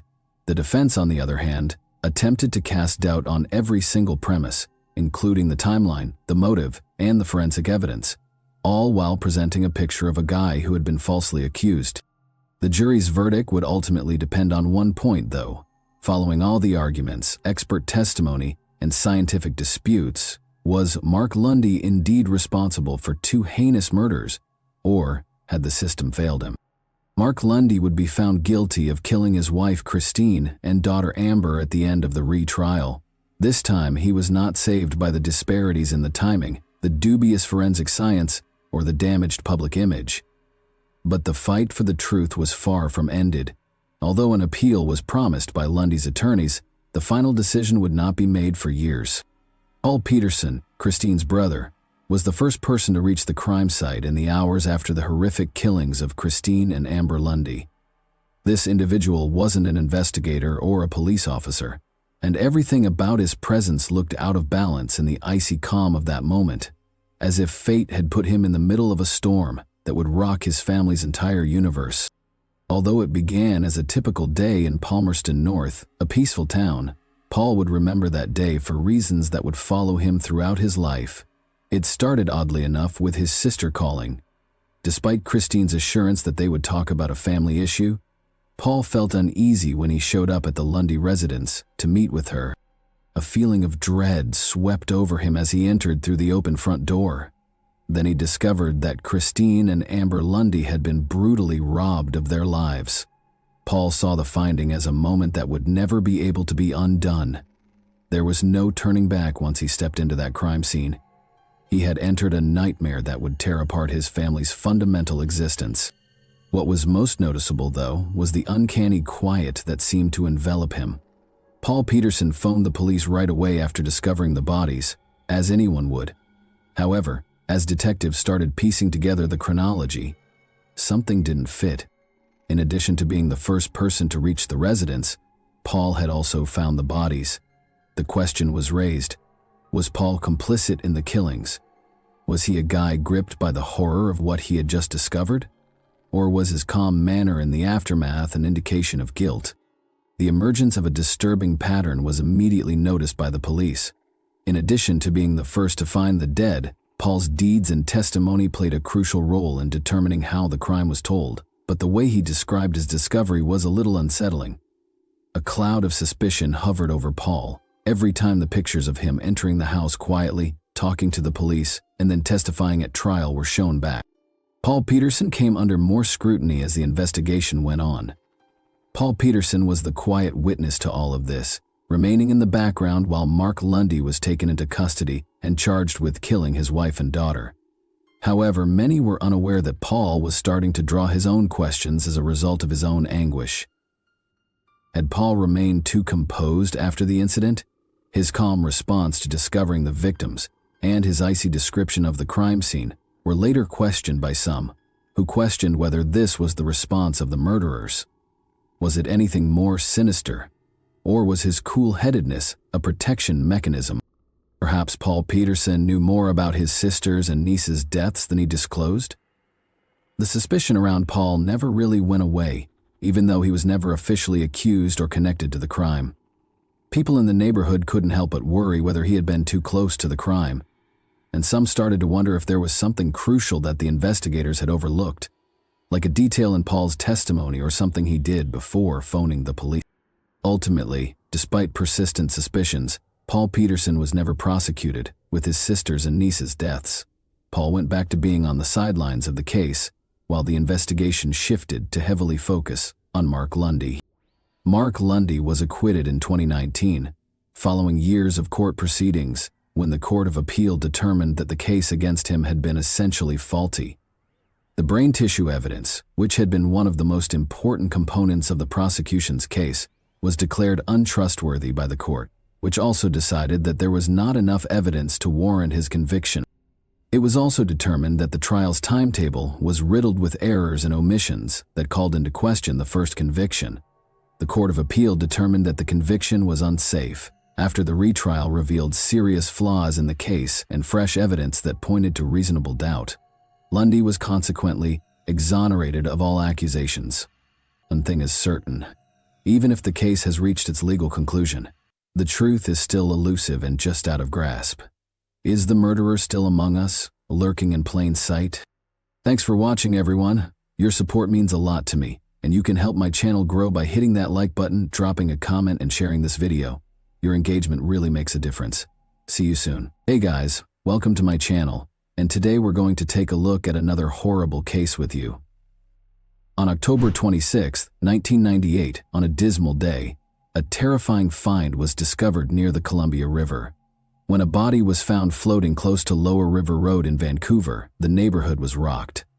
In an attempt to identify the sad person who had met their premature end, authorities rushed to the scene.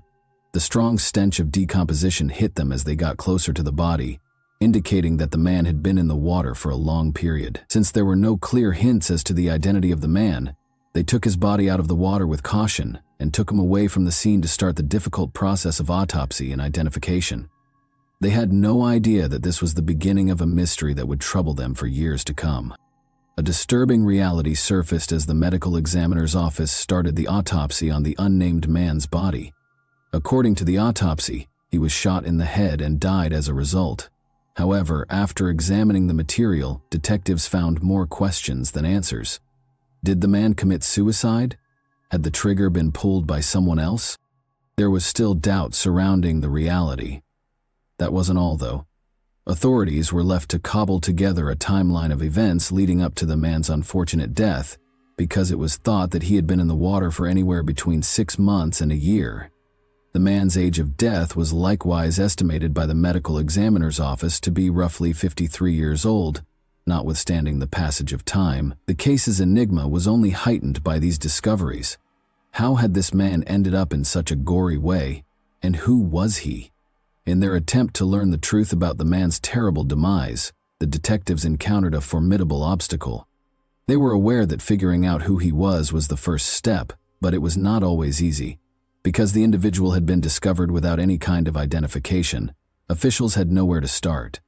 In an attempt to locate a lead, the investigators looked through the local missing persons records, but they were unable to identify the possible owner of the remains. They expanded their search for answers, alerting authorities across the Northwest in the hopes that someone might be able to identify the unidentified body.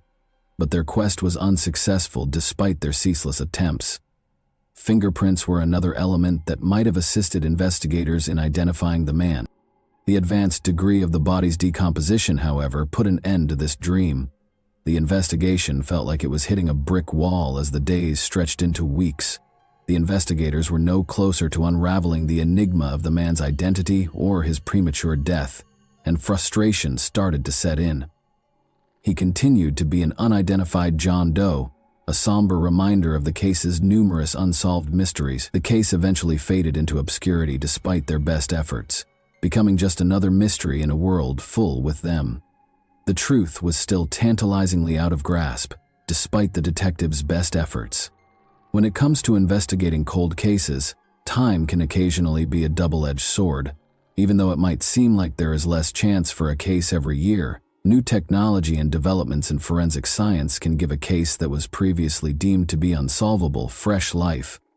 Armed with the newest forensic instruments and methods, the case's investigators made the decision to examine the material again in 2008, in the hopes that the advances in DNA profiling would provide them with the answers they so urgently needed. They contacted the University of North Texas Center for Human Identification.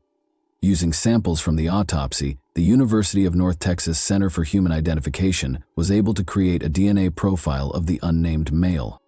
Investigators were reassured by the DNA profile and quickly submitted it to the National DNA Database in the hopes of finding a match. But they looked everywhere, but they couldn't find a match.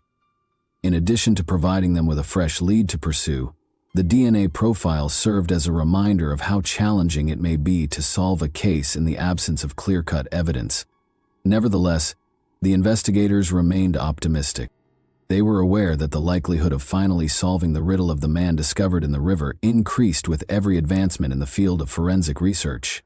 Investigators were desperate to find the truth, after the mysterious man case remained unsolved for years. In 2021, they made the decision to try something different and sent a sample of DNA from the bones to Bode Technology, a forensic DNA laboratory in Virginia that is well known for its ability to recover DNA from difficult material. The challenge was warmly accepted by the Bode Technology scientists. They were aware that they could discover the identity of this enigmatic John Doe by examining the DNA sample. DNA from the remains was utilized by a forensic genealogist to determine the individual's lineage.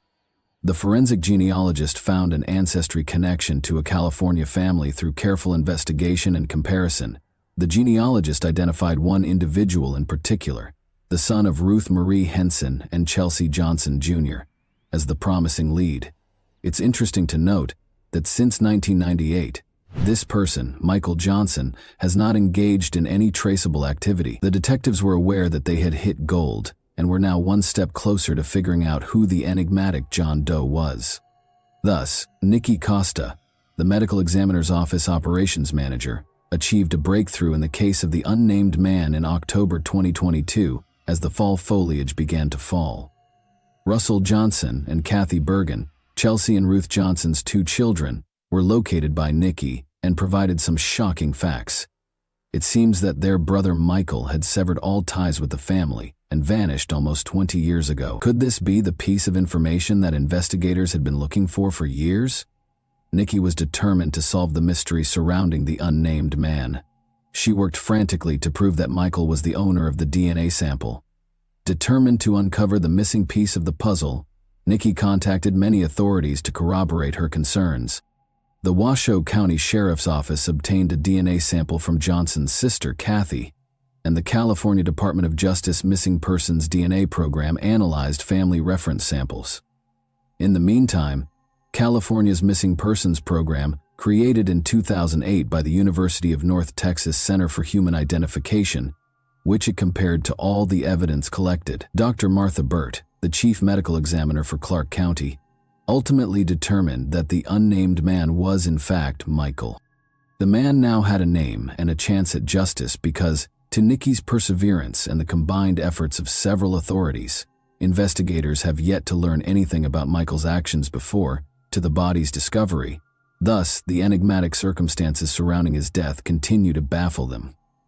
Nevertheless, learning who he was a significant development in the investigation, providing detectives with a foundation from which to work. Authorities are now requesting assistance from the public in the hopes that someone may come forward with knowledge that could clarify Michael's fate. Authorities want to solve this puzzle case because even a small piece of information could make a big difference. Over June 19, 1970, two young guys chose to take a leisurely walk over Independence Pass in Twin Lakes, Colorado on a lovely summer day. The day was ideal for hiking because of the clear, brilliant sun and cool air, but when they discovered something horrifying, their journey took an unexpected turn. They saw a man's decomposing body in a ditch on the north side of the road as they were strolling along it. Rocks that had fallen from the hill above partially hid it. It wasn't the worst part, though. The two men approached and saw that the body's left arm and ribcage were completely gone. Their hearts pounded in terror and bewilderment at the gory scene. The scent of rotting was overpowering, and the body was wearing gray pants and a ragged sweatshirt. This dude was who? Where had he gone? As they stood there, astonished by what they had just learned, questions gnawed at their thoughts. The two men did not waste any time in calling the police, who came to the scene with a sense of urgency. They thought the man was in his early 20s as they got closer to the decomposing remains. In order to unravel the mystery, the officers meticulously inspected the area, noting every detail. The officers saw that the man had 3 pairs of socks and hiking shoes on, in addition to the missing left arm and ribcage. Even a sock that had been pulled over his left shoe was discovered. However, they discovered other strange items as well. Although they discovered a razor and $7.00 in the man's pockets, those items didn't reveal anything about who the man was or how he died. The officers were left wondering who the man was and what had happened to him because they could not find his wallet or identification. In an attempt to locate any clues, officers also conducted a thorough search of the area surrounding the body, but to no effect. The remains of the man were promptly retrieved from the area and examined. However, investigators were unable to identify him despite their best attempts. They looked through dental records, spoke with locals, and combed through missing person reports, but nothing seemed to fit. The man was a total mystery, and the more they studied him, the more they discovered. Officers were baffled by the body's state. The man appeared to have spent a considerable amount of time outside, perhaps the entire winter, yet his attire didn't seem suitable for such severe weather. What might have happened to the missing body parts was another question that the officers couldn't avoid. Had wild animals devoured them, or had they been removed after death? Even if it was a horrifying possibility, they had to consider it. Before a startling finding was made on July 15, 1970, more than 3 weeks after the body was discovered, the officers could only make educated guesses. The missing leg was located beneath the road where the body was uncovered by a state traffic maintenance worker. The hand and wrist still had flesh on them, but the arm and shoulder were reduced to bone. The mystery was only made more complex by the discovery. Why had the limb been cut off from the body, and how had it gotten there? Because of the confusing state in which the body part was discovered, the officers surmised that it might have been taken out by a snowplow after the victim passed away, but they lacked hard proof. The enigmatic individual discovered at Independence Pass faded into obscurity over the years. Due to his lack of identification, he was only known as Independence Pass John Doe and had no name.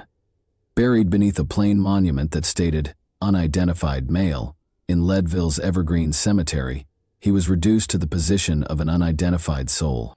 The case was unsolved, and it appeared that the identity of Independence Pass John Doe would always be a mystery as time passed. While clearing an overgrown area of Evergreen Cemetery in 2011, a man named John Pearson, who had spent years cleaning it up, discovered the burial of the Independence Pass John Doe. Being a Vietnam veteran himself, Pearson was naturally interested in the man's identity. He pondered whether Independence Pass John Doe was also a Vietnam War veteran. Because he was curious, Pearson contacted the Colorado Bureau of Investigation's Audrey Simpkins, a crime and intelligence analyst, who in turn contacted Sylvia Petham, a specialist in identifying John and Jane Does. Eager to learn the truth about the enigmatic cemetery, they traveled to the little hamlet together in August 2011. However, in spite of their efforts, the case once more stalled, and for a short time more, independents past John Doe's name remained unknown. Following 2 years of inaction, the independents past John Doe case began to gather steam in 2013. When Audrey and Sylvia got back to Leadville, they looked for the case files, but they weren't there. They worked with Shannon Kent, the coroner at the time, to ensure that the case information was added to the database of the National Missing and Unidentified Persons System. Determined, Sylvia then requested that the Lake County Sheriff exhume the John Doe's bones so that DNA could be taken. The Colorado Bureau of Investigation assisted in obtaining a fingerprint from the exhumed body. When DNA was taken from John Doe's skull and femur at the University of Northern Texas, there was hope that the unidentified man might eventually be identified. However, John Doe's body was kept in a casket at the office of former Lake County Coroner Shannon, rather than being buried in his grave at Evergreen Cemetery.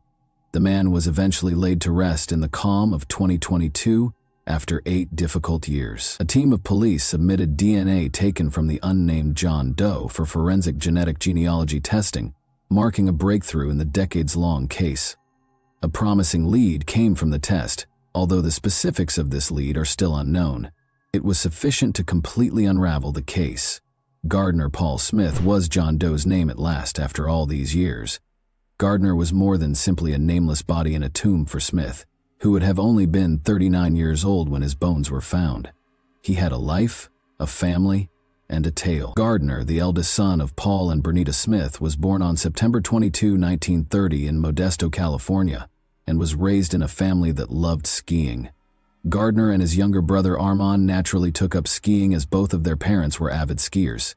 Skiing was more than just a pastime for Gardner, it was a lifestyle. In addition to studying at the University of Nevada in Reno, he was a member of the collegiate ski team. Gardner's commitment to the game was laudable, and he was constantly trying to get better.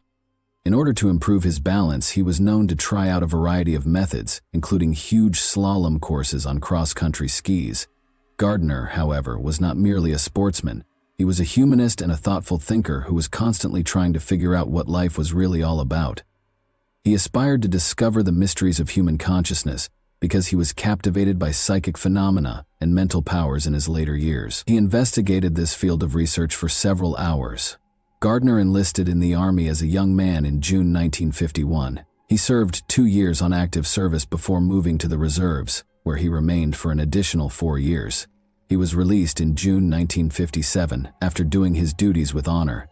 Gardner's journey ultimately brought him to Argentina, where he met Jennifer Dawn Andrews, the love of his life, in 1961. Following their marriage, Gardner returned to California with his new bride.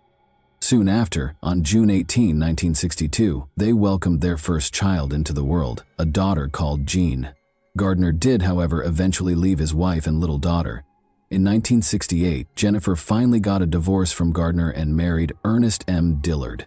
Sadly, Jennifer was left a widow after Ernest's death in 1974. Gardner, on the other hand, seemed unable to settle down after his divorce and vacillated between Aspen and California. Longtime friend and ski racer Dick Dorworth remembers clearly the last time he saw Gardner, which was in 1968. Living life on the road, Gardner was attempting to market a novel ski pole grip that he had created. He had previously developed double-lens goggles, but he had not succeeded in commercializing them, therefore this was not his first innovation. Gardner disappeared into the unknown after spending a week sleeping on his friend's couch, and Dorworth never saw him again. Gardner actually sent his mother a postcard on November 12, 1969, which was the last time anyone heard from him. His mother was optimistic at the moment, but she had no idea that it would be the last time she would ever hear from her son. It said simply, "I am doing all right. Don't worry. Love, Gardner." Jean, Gardner's daughter, had many unresolved issues regarding her father, who vanished when she was a newborn. She wondered where he had disappeared to and why he never returned for her for years. She had to put together her father's life on her own, because her mother and other family members were silent about his disappearance. When her father's genuine identity was revealed decades later, she finally received some answers. As a 60-year-old lady with a family of her own, Jean is committed to honoring her father. She intends to have a monument constructed in his honor and organize a modest military funeral. Jean hasn't decided where he will be buried yet, but she knows that she will always have a particular place in her heart for the father she never had the opportunity to meet. The cause of Gardner Smith's death is still unknown. Although there is no documentation of an autopsy being conducted on him, the Colorado Bureau of Investigation states that there was no indication of foul play, and theories on his cause of death are still being discussed. His body may have been dumped in Independence Pass after he was the victim of a crime, according to certain theories. According to others, he might have walked up there with the intention of hiking back down, but he got caught in a severe storm, lost his bearings, and died of the cold. There were still a lot of unsolved questions, though, as the actual cause of Gardner Smith's death was still unknown.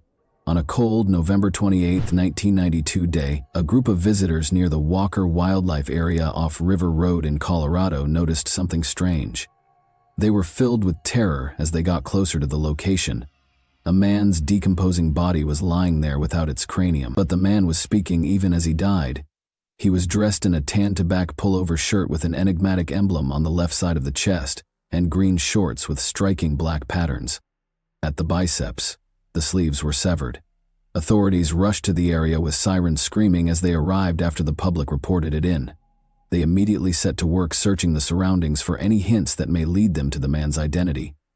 They looked everywhere and turned over every stone, but sadly nothing was found.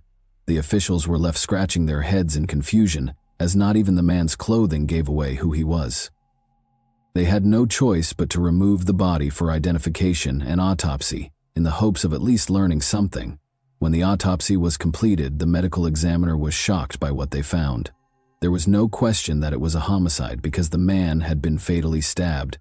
The town was rocked by the discovery, and panic broke out. Why and by whom would someone do this? The investigators were committed to solving the horrific murder, even though they realized they had a difficult task ahead of them. They had no idea that the journey ahead would be convoluted and lead them down a sinister path of intrigue and mystery. Detectives started the investigation with a clear goal in mind, looking for any clue that would help them solve the mystery. However, it became evident that this would not be a typical instance, as the days stretched into weeks and the weeks into months. Every lead they followed ended in a dead end on the chilly trail.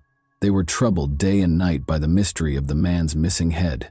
Where might it have gone? Was it buried out of sight, or was it taken as a trophy? Time was a powerful enemy that the investigators had to contend with if they were to solve the case. The case grew increasingly chilly as the months stretched into years. It appeared as though justice would never be done, and the memories of the man in the green shorts started to fade. But investigators never lost optimism that they would eventually find the truth. As the years went by, new technologies that claimed to simplify their work surfaced. The National Missing and Unidentified Persons System was used to help with the inquiry when the case was reopened in 2011. However, the investigators were once again at a standstill in spite of their best efforts. They had nothing but more questions when every lead they followed appeared to fade. Everyone concerned struggled with the idea that they would never find out who the man really was, and it was a frustrating period. However, the detectives persisted. Despite the passing of the years, they stayed attentive and never allowed the case entirely go from their thoughts, since they understood that there was always a potential that fresh information would surface. The Mesa County Sheriff's Office was committed to doing everything in their power to deliver justice to the guy in green shorts in 2022. They made the decision to seek assistance from cutting-edge technology, since they were aware that conventional investigative techniques had previously failed them. In the hopes that cutting-edge genetic testing might enable them to eventually determine the man's identity or locate a close relative who could offer crucial information, they contacted Othram, a forensic DNA analysis business.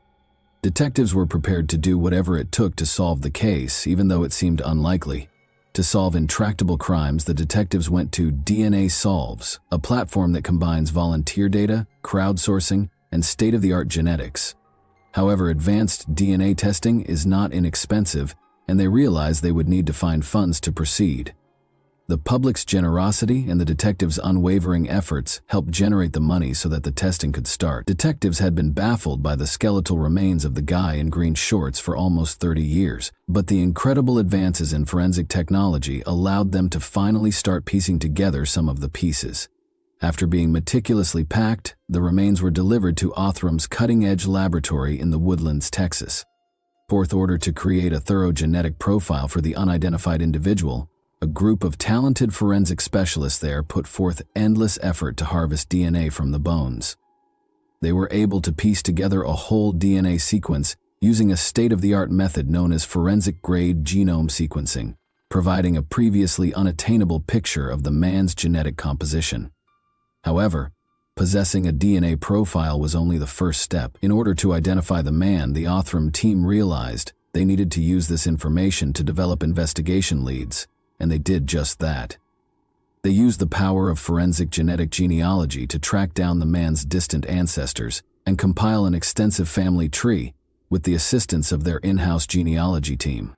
After receiving this information, the Mesa County Sheriff's Office was able to determine that the unidentified man may have had a sibling. The Othram team was able to verify that the unidentified man was Etus Thomas E.T. Romero by using a DNA sample from this sibling. Although Etus's identify was a major accomplishment for the Mesa County Sheriff's Office, detectives understood they needed to look further to find the truth, because the mystery surrounding his murder remained unexplained. Although Etus had made significant progress since his early years, nothing was known about his childhood. Nevertheless, investigators were able to construct a portrait of the man he had developed into. When investigators dug into his past, they found a man who had dedicated his life to sacrifice and service. One instance of the boldness and courage that characterized him was his military service. They learned that Etus's premature death occurred while he was only 26 years old. Together with two other Louisianans, he had traveled to Grand Junction, Colorado. In 1991, he worked as a dishwasher in a nearby restaurant and lived in a now demolished home on 4th Street. Although the specifics of his death are still unclear, it is thought that he was murdered in the summer of 1992. Detectives are still working to piece together Etus's narrative, and they are requesting that anyone with information that could help them understand why he died so suddenly come forward. Do not hesitate to get in touch with the authorities. We could get closer to the truth with every bit of knowledge. And that wraps up today's chilling story. If you enjoyed this video, don't forget to like and subscribe so you never miss a new upload. Also, let me know in the comments, what part of this story shocked you the most? Thank you for watching, and I'll see you in the next video. Hey guys, welcome to my channel, and today we're going to take a look at another horrible case with you. A violent crime shocked Los Angeles on October 29, 1990. In a garbage can, the mutilated body of William Newton, a 25-year-old gay adult video performer, was found. Authorities tried their hardest, but they were unable to solve the murder case. However, a few years later, a group of amateur investigators set out on a mission to find justice by being persistent and resolute. The murderer, who had been hiding in plain sight the entire time, was finally exposed by these detectives.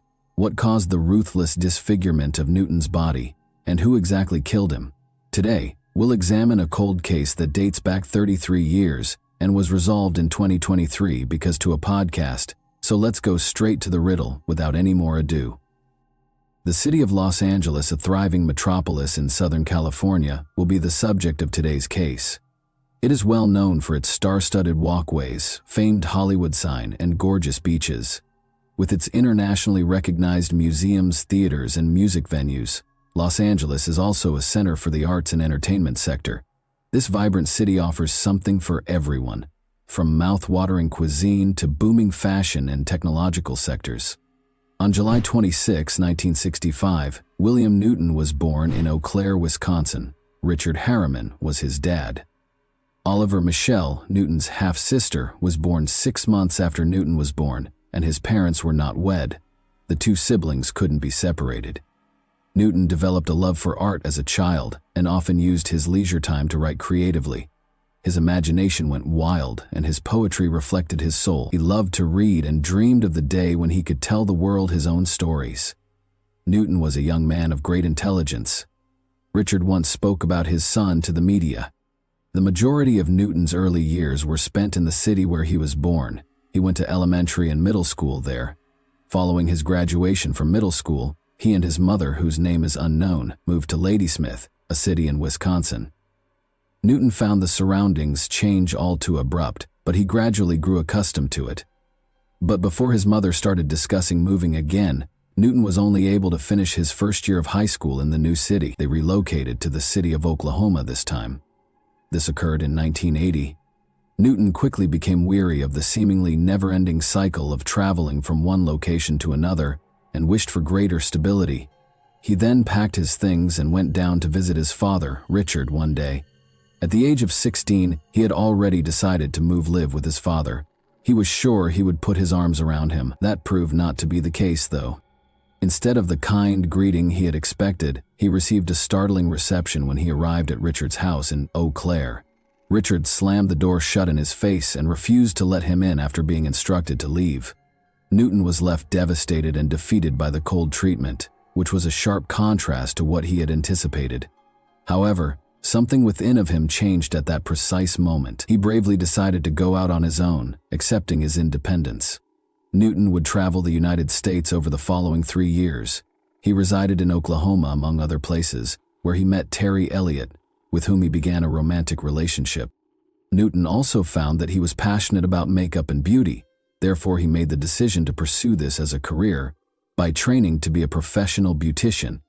In just a few months, he obtained his beautician license after learning everything there is to know about skincare, makeup, and the newest trends in beauty. He started a new life in Los Angeles after relocating there in 1984.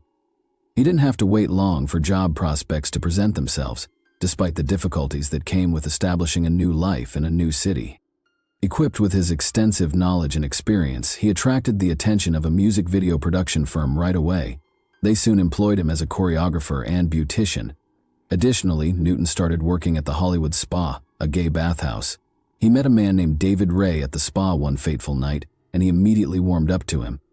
David had been in town to serve as a judge for a homosexual magazine's beauty pageant. Their encounter marked the beginning of Newton's unexpected and novel voyage.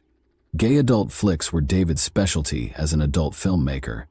After recognizing Newton's talent, David mentored him, exposing him to the business and helping him get parts in a number of his films. Eventually, the economic relationship between Newton and David developed into a love one. The two decided to start their own adult film firm, London Ray Productions. After forming a partnership in 1987, Newton joined the organization and brought his experience as a makeup artist, stage designer, and film producer to the table. In addition to acting in a number of films under the names Billy London and Billy Porter, he produced pictures under the pseudonym Bill E. London. Their flat was frequently used for movie shoots, and Newton would redecorate the rooms to give the impression that they were in different places. Newton and David started living life in the fast lane as their money started to come in. When they weren't working on a film, they would spend their evenings using drugs and going out to clubs. They settled into this way of life, which they would maintain for many years. The couple's relationship soured in 1990, and they started living apart. Newton made the decision to temporarily relocate to Las Vegas, where his sister Michelle was living at the time, since he thought that he had had enough of Los Angeles and that he needed a change of scenery. He had had enough of Los Angeles.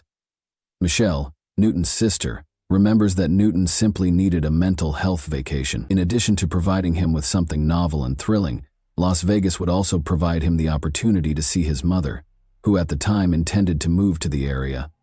Now that everything was in place, Newton started to count down the days until his trip to Las Vegas. But destiny had a different idea. Newton went to Rage nightclub, a well-known club in Los Angeles, on the evening of October 28, 1990. He walked over to his favorite spot in the club and sat down to watch the people having a good time around him. Newton soon began to feel the beat and joined in on the fun. He lost himself in the thrill of the evening after taking a few drinks and letting loose. The hours passed quickly, and before long, he knew it was time to return home. As he stood up to go, it was immediately apparent to anyone who happened to catch sight of him that he was drunk. He found his way to the exit and walked out of the building.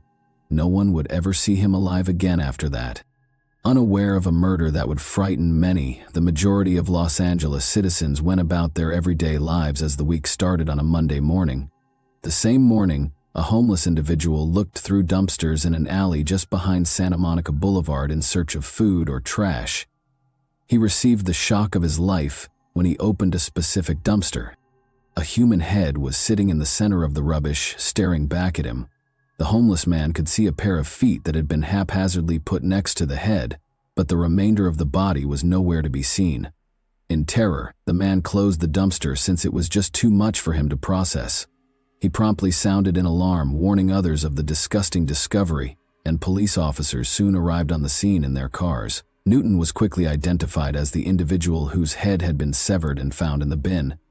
One of the first cops to reach the site on the day of the murder was retired Detective Wendy Burnt, who was deeply disturbed by the murder's savagery. "It was just so heinous in my mind that something like this could happen," Wendy stated. Newton had methamphetamine, a detective drug, in his system prior to his death, according to the results of his autopsy. Additionally, there was proof that he had been strangled before, to being decapitated. Detectives started looking into what had happened to Newton and how he got into this condition right away. Wendy was in charge of the team of investigators assigned to the case, and she made sure to give it her all. "It was a murder that I felt was my responsibility to solve, so I put everything into this case," Wendy stated.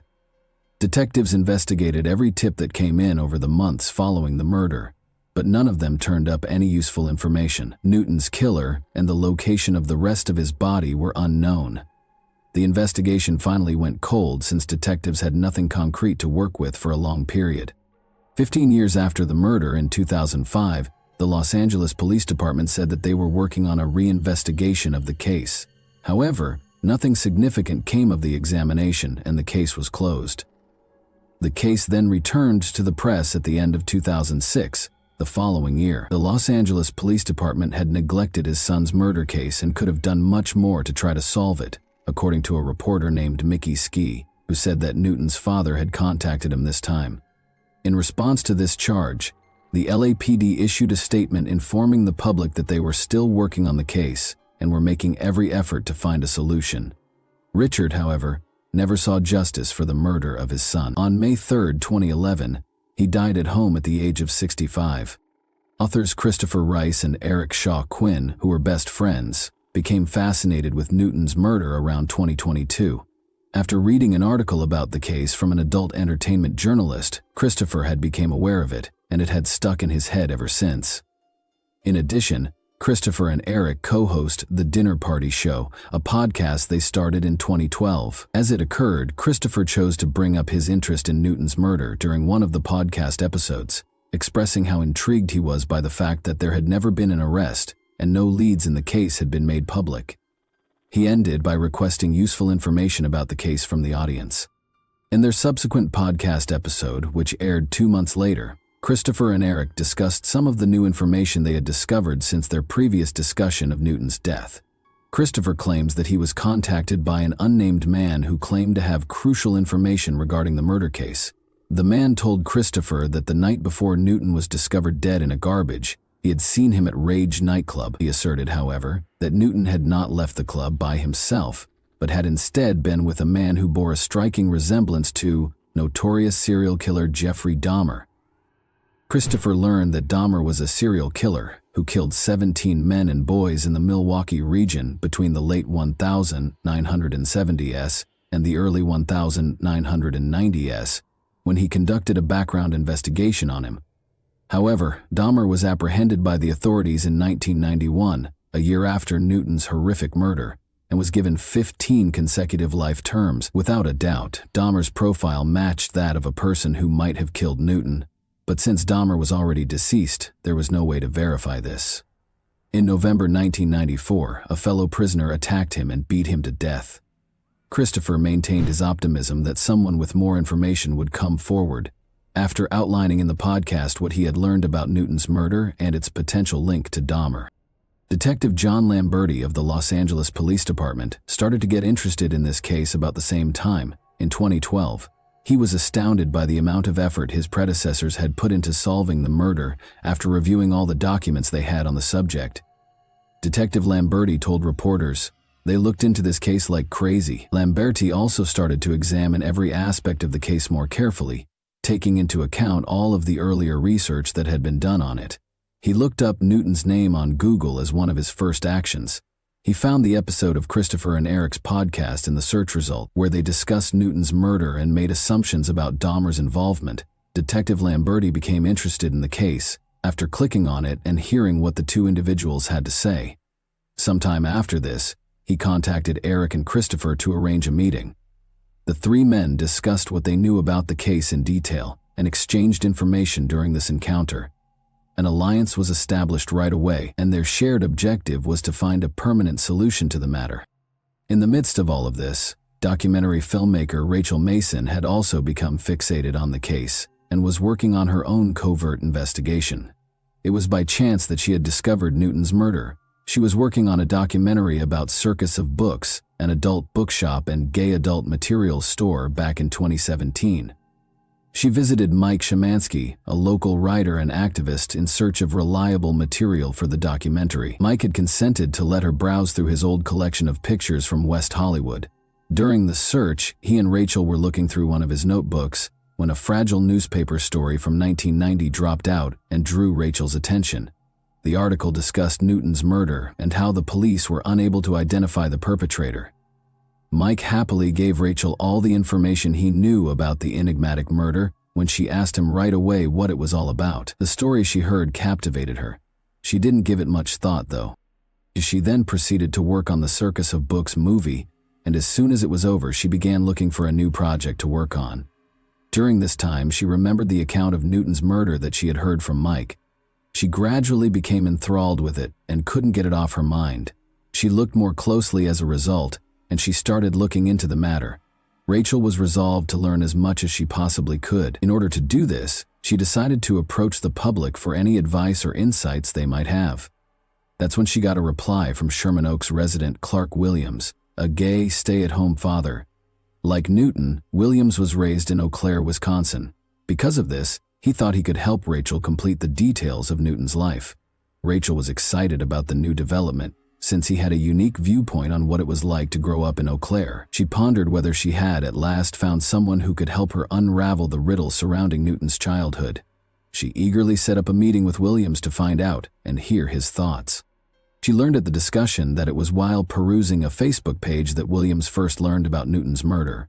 When he happened onto a specific post concerning the 1990 murder, he was instantly drawn to it.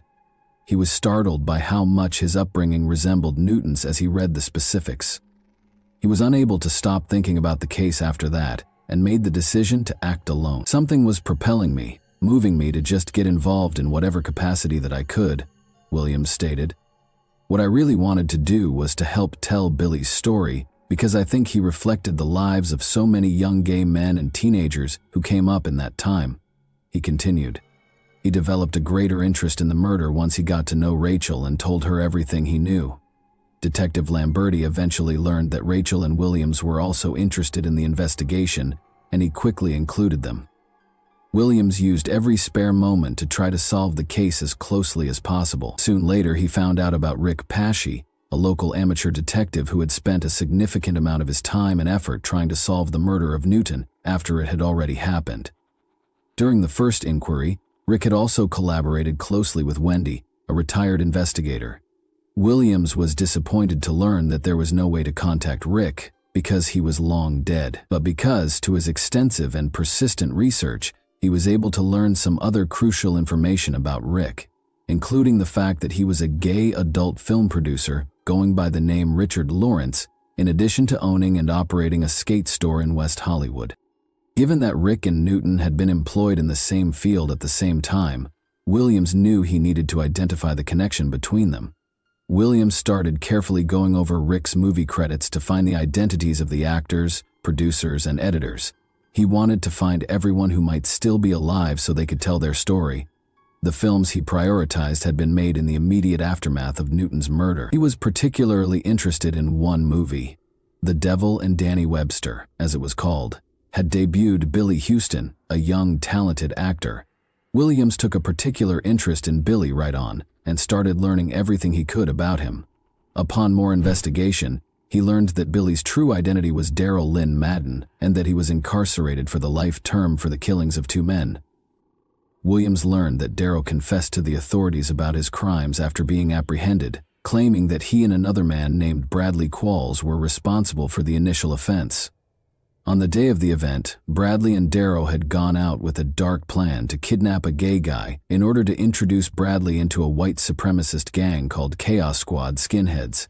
They eagerly waited for an unfortunate person to walk by. Unfortunately, a man by the name of Stephen Domer fell into their carefully set trap. Bradley and Daryl both enticed their victim to a remote location, bound him in their own car, and then took him on a ride. The poor man begged, but in the end, he was strangled to death with a coat hanger. The 2 men then disposed of the body in a nearby creek after realizing they had killed him. In a surprising turn of events, Daryl later shot Bradley, his accomplice, for an unspecified reason before running away. However, he was caught by the authorities after being unable to hide for very long. All of this had taken place in Oklahoma City. And Williams learned all of this, he continued. As he continued, he soon learned that Daryl had been interviewed for a book called American Honor Killings. Williams decided to try to obtain the book since he felt it had more potentially significant material. After what seemed like an eternity of waiting, he finally received the book that he had ordered online. He started reading right away, and as he turned the pages, he was astounded by what he saw. In the book, Daryl not only discussed killing Stephen, but he also discussed another murder that occurred in Los Angeles. He did not, however, elaborate on that specific occurrence. Williams was both astonished and thrilled by the startling discovery. He was aware that he was right.